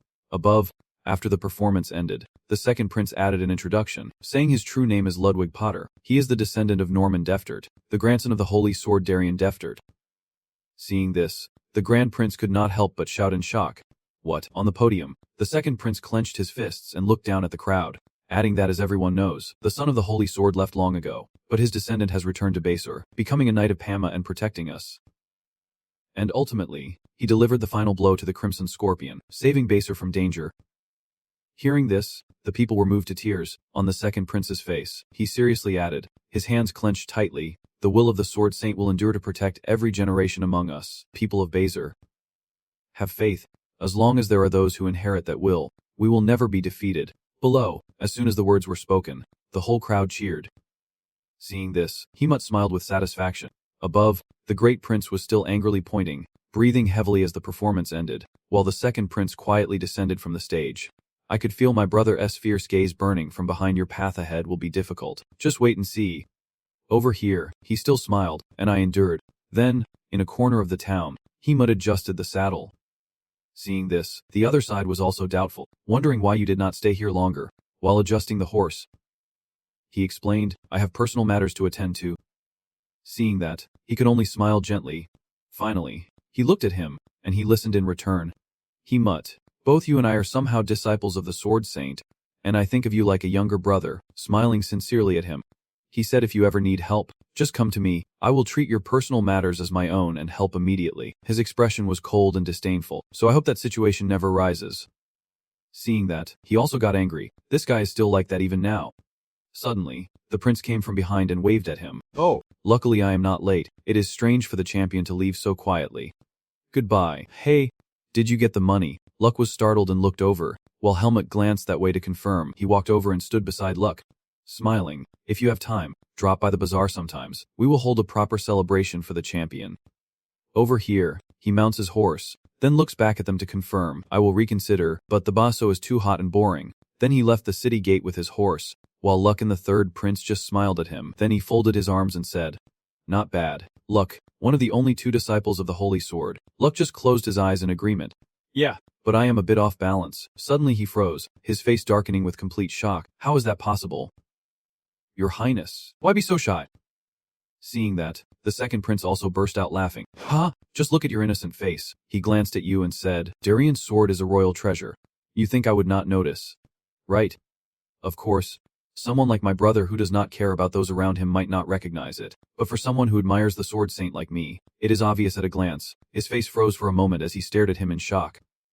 Seeing that, the prince remained calm, looking at him with crossed arms. Confirming, do not worry. I won't say anything that could get you into trouble. Above all, I have no intention of revealing anyone else's relationships. His face was full of anticipation, hoping next time he might tell me his name. Elsewhere, in a building, Helmut walked inside in amazement. He handed over a pile of gold coins to the green-haired man wearing glasses, leaving him equally surprised. The long yet brief events in Basso have come to an end, and the new semester is about to begin. At school, sunlight shines down a hallway as a footsteps onto the ground. Alia closed her eyes and stood there waiting, her gaze fixed on Helmut's back. Then she opened her eyes wide in surprise, but he still did not turn around. Alia blushed, about to speak, then hesitated with pursed lips. Finally, she closed her eyes and stood behind him. Overwhelmed. Hey Helmut, if you are leaving, do not be so silent. At least use your arms to call me back. He was a bit surprised and turned to look at her. Alia, seeing your face, she froze too. She unconsciously stood behind you. Huh. Feeling the same inside. Huh. Sunburned, then Ixin also stared at you wide-eyed. Helmut's face remained cold, his skin darkened from sunburn. He looked up at him with suspicion. Helmut, what is going on with your skin? As for you, you are so calm I only just found out recently. It turns out the camouflage magic keeps the skin tone consistent so no one can tell from the outside. That is why Alia said she would restore it with magic. I thought about it while putting on the disguise and realized that actually, it felt quite new and strangely comforting in its own way. Xuan also gave a wry smile. Beside her, Alia was tidying up the pile of things. Xuan raised her hand to the top of her head and looked at him. Hey, you are taller again, are not you? I am really jealous. You are already that tall, and yet you still have room to grow. I am a bit suspicious too. Oh really? Now I am starting to have doubts as well. But where is Asuka? I thought she would be with you. He crossed his arms hesitantly. Since the semester started, he has been training non-stop in the room. He is completely different now. You will be surprised when you see him. Hearing that, Helmut fell silent, a bit curious. Suddenly, Alia struggled as she hugged a pile of things. Anyway, Helmut, I have already packed your special stuff. Honestly, you are the first person I have seen come back just one day before the academy starts. Indeed. He looked back at her. Thanks. Xuan smiled brightly and placed her hand on his shoulder. Oh. And Helmut, you are now top of the class. So you will get your own room, finally free from Alia's strict care. Congratulations. Seeing that, she also looked unhappy and reminded them, Shoyan, if you are going to babble so much, why do not you go back to your own room? Both of them looked at her. Shoyan was expressionless. Hey, I am talking to Helmut. Why are you staring? He added. Or do you feel guilty about something? Next Aelia, a fist was raised, energy gathering in the hand. Seeing that, he was a bit startled but still forced a smile. Alright, sorry, just do not blow me back to the dorm. Okay, he eventually left with reluctance, waving goodbye. Well then, Helmut, Aaliyah, see you later. Over here. Both of them looked at him, then she glanced at Helmut, leaving him a bit puzzled. What about you? Her eyes seemed to probe. Now that you have your own room, do you feel relieved? Helmut simply gave a thumbs up toward his room as a reminder. I never said I felt relieved. Besides, the new room is right across from yours. Her face darkened with anger at him. So do you like it or not? He stepped closer. Curious. Why do you ask? It is not like you at all. She clenched her fists and looked at him with displeasure. Why can't I ask? Helmut still calmly looked at her. Finally, he raised his hand to his chin, seriously thinking, which made Alia's face darken with anger. Of course, having personal space is better, but there are also downsides, like I can no longer rely on magic to clean up or I casually ask you a few things. That can be a bit inconvenient too. Hearing that, she quickly turned back to her room in a sulk. Never mind, it is my fault for asking random things. If you need anything cleaned, just call me, I will do it once as a favor. Suddenly she hesitated, which made him curious too. Oh, and one more thing. Ali's determined gaze reminded Helmut. Remember when you brought Azuka without permission, and I had to treat her? You promised me a wish back then. Anything she wants, and he understands. Yeah, I think I did say that. Elia added, I will probably use it soon. I will tell you beforehand. He suddenly wondered. So, have you figured something out? She calmly turned her head to confirm. You will find out soon enough. Anyway, if you need anything, my room is right across the hall. Suddenly, his call made her pause. Aaliyah. Helmut stares at her, his expression unreadable. Let us do our best together this semester. Meanwhile, Ailey also entered the room, casually closing the door. Her face is unreadable. Yeah. Good luck. Right after the door closed, Ailey hugged her face shyly, leaning against the door, her cheeks flushed with embarrassment.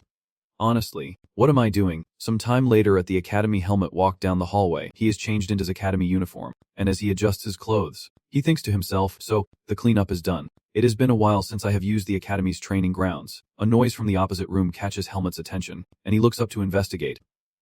The secretary, Asuka's probably at the training ground. Right. I wonder if he is still there. Then he closed his eyes and opened the door to step inside. I have not seen him since I came back. What exactly happened to him? Suddenly, a sword flies through the air, startling Helmut as it strikes the wall behind him, causing debris to fall. Helmut glanced uneasily at the dent. This way, Salith rushed over. Concerned. Wait, I'm sorry. Are you hurt anywhere? I did not expect anyone to come in here. Her face flushed. She breathed heavily. Still embarrassed, Helmut also looked at her with some surprise. Salith. Over here, another person also ran over to scold. Nay, hold your sword properly, or you will drop it again. She angrily shouts. I could not do anything else. Asuka was swinging her sword like she was trying to kill me. Suddenly, she froze, looking at him with a hint of suspicion. Wait a minute. Helmut, where have you been all this time? He is standing right in front of you. Did you get taller? Salith noticed as well, and you have gotten so much taller, too. Helmut looked at them. Confused. Are there only two of you here? Hearing that, Asuka also sighed, resting her sword on her shoulder. Some people came, took a peek, and then left honestly. If you are not here to train, then stay out of the training grounds. Their will is weak. The two of them gave him strange smiles, and he thought to himself, or perhaps it is not that they do not want to, but that they can't. Next to Salith, he did not hesitate to close his eyes and complain. After all, I have been sparring with Asuka for over 4 hours straight, and the other way around. Asuka looks at him eagerly, saying it is perfect timing. Helmut, spar with me. Andy gently declined. I was planning to go to the private training room, but he still tried not to understand and frowned as he looked at me excitedly. If you think I have been slacking off during the break, then you are sorely mistaken. The loser buys the next round. Seeing that, he paused his taunts. Next to Salith, he suddenly turned his head, looked at him, and shouted. Asuka frowned again, blaming him for not helping her. What? Didn't you just beg for a break? Besides, I am the senior here. He has seniority. After all. And so, he embraces his sword. Feigning ignorance. How warm? Salith questioned angrily from the side. What did you just say? He smiled, amused by their antics. For some reason, I truly feel like I have returned to where I belong. Finally, he drew the sword from his side, closed his eyes, and reluctantly stepped onto the arena. I will spar with you. After all, I owe you both. Seeing that, Asuka also looked on with some suspicion. What is he talking about? Well, this is unexpected. You agreed so easily. Don't take it back now. Next, he placed the wooden sword on the ground. Himut picks up a wooden sword, admitting he actually wants to test his strength. Then, he unleashed his sword, and dark energy radiated around him. Blackface reminds them that they do not have much time left. Let us have a 2-on-1 match for the doubles. Seeing that, Asuka also seemed a bit scared. Wait. But later, you are that eager. You have got to be kidding me. Saw's expression darkens as well, and he hesitates. And this strange power, what exactly did he experience during his disappearance? Not wanting to keep him waiting, Himut rushed in with the corpse key step. Strange noises echoed inside the training ground that night. The moon is high overhead in an alleyway within the academy. Moonlight spills into the empty corridor as Alia peeks out. Hia was already waiting outside, calmly suggesting to her, "Then let us hit the road," her face resolute. She looks at him and nods. Amidst the bustling streets, illuminated by vibrant lights and teeming with people, the night comes alive. Himut looked around fiercely. Alia pointed upward and introduced, "This is a high-class restaurant, worth every penny, but it might not suit you very well. Over there, across from the warehouse, there is a steakhouse. They even have a special menu for swordsmen." He does not decide, but leaves it up to her. "You can go wherever you want." Alia turned back, frank and polite. "After all, you are the one paying. At least I should let you choose a dish." Himut seems confused and troubled. Admitting he does not know what is around here, he sighs in resignation and makes a decision. "Honestly, then why did you suggest we eat out in the first place? Let us just go to that restaurant over there. Last time I tried it, it was pretty good too." He looks at it intently, puzzled. Himut later regrets her suggestion. "Yeah, why did I even suggest this?" Inside the clean, luxurious restaurant, Alia presents him with the menu. "Here, choose. They have menu and menu B here. Personally, I think the shrimp balls soaked in rice wine on menu are pretty good," but he remained still, so she called out to him and pointed at the menu. "Hey, Piggy, where are you looking?" Piggy is still distracted. "I feel a bit strange. But today, it is unusually quiet around you. I just pointed out the unusual things. There is usually someone following you around, and you are not hiding your face with a hat like you usually do." Alia sighs, discouraged that she has been found out. "I see. You figured it out quickly." Alia then asks for his opinion. "Yeah, why do you think that?" Himut looked at 100 notes and then guessed. "Perhaps your aura is slightly weaker. Are you using magical artifacts?" You revealed your aura to explain. "If it could be solved with just a magical weapon, it would have been done long ago. People are after me because of the primal essence of magic within me. From the holiday, I have been researching ways to suppress it, and I have made some progress," Alia said with a hint of melancholy. It is ironic how difficult it is to become normal, but Piggy also pondered. "Normality? It is not easy. Is it?" You look at me intently. Alia is waiting. "So, you do not have anything you want to say?" Himut is taken aback. "Yes." He reiterates the reason for the meeting, asking if he was not invited out for a reason, but he is very straightforward. "No. Actually, it is nothing," Himut says sincerely. "It is just that recently I had some money, and you helped me a lot. You seem a bit intimidating."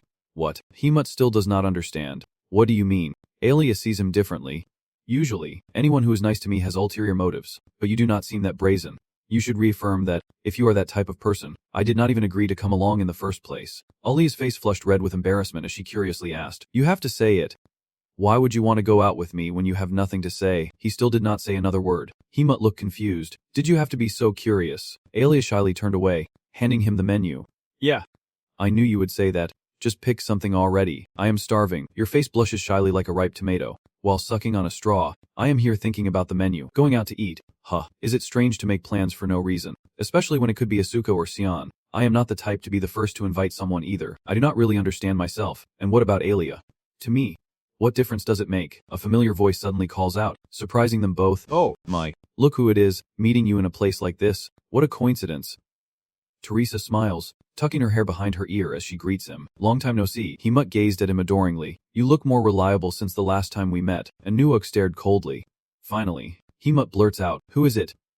Seeing this, Teresa stiffened and repeated helplessly, "It is Teresa. You are a third-year magic student. Why are you reacting the same way you did when we first met at the warehouse?" Ailey interjects with annoyance, calling him senior. "Please stop bothering her and mind your own business. She has already made it clear." "Oh." Ailey is here too, still as cold as ever. "I see." Safia approaches. All smiles. "So this is him, the boy you mentioned." "I am Safia, a third-year student in the Department of Magic." "But wow, you are really handsome." Teresa speaks up, trying to seduce him, as if they have met before. "Why not eat together? Isn't it better to eat with us than the two of you sitting here feeling down? You still insist on driving me away." "Go away." And here I was, still trying to be polite, but she could not care less about Alia. Oh, I was asking Helmut, not you. But Helmut, come on, I can only treat you, he angrily reminds him. Helmut. Don't respond, just ignore them. He also decided to refuse, saying sorry, but right now, I do not want to be bothered. I do not care about the cost of the meal, and I want to eat alone. Teresa sprayed the glue with a smirk. She tried to lighten the tense atmosphere. You are worried about Alia, are not you? It is okay. Really, just say what is on your mind. Friends should respect your opinion. Right, he firmly emphasizes his point once more. That is my opinion. Besides, I still need to order, so I would appreciate it if you ladies would leave. Teresa, red-faced with embarrassment, yells right in his face. Helmut, you are so clueless. When a senior is kind to you, sometimes you should just accept it and be grateful. Teresa still has not stopped. From the very beginning, you two are sticking together weirdly. What if there are rumors? Sophia tries to intervene, saying, Hey, what is wrong with you? Stop it. Alia said, slamming her hand on the table. His angry gaze is threatening. Words seem to have no effect. So, should I force you to back off? Teresa, she refuses to back down as well. Alia. Do you know how much more arrogant you have become since the break? I will show you why. Teresa is our senior. A strange man appeared. Everyone suddenly stopped singing. The server interjects, apologizing to the customers. You are disturbing the other passengers. If you want to cause trouble, please take it outside. The two reluctantly stop. As the food arrives, Helmut cuts into his meat, lost in thought. That waiter from earlier. He looked like a former student from the swordsmanship department. That is not bad. She smiled, explained, and gave some advice. That is a compliment. If any more weirdos cling to you again, just handle them like before. He nodded. I understand. Ellie eats with a satisfied blush. You seem to be in high spirits. For some reason, the food was better than last time. The next morning at the academy, in the end, Helmut's feelings for Alia remain unclear. Helmut would soon face one of the academy's most important moments. Inside a certain room, Zium placed his hand on his shoulder and spoke solemnly. Helmut, as a teammate in the training camp, I have a lifelong wish that I only want to ask once. Zium hesitated to make the request. Could you help us out at the festival reception desk? He was still stunned. The festival.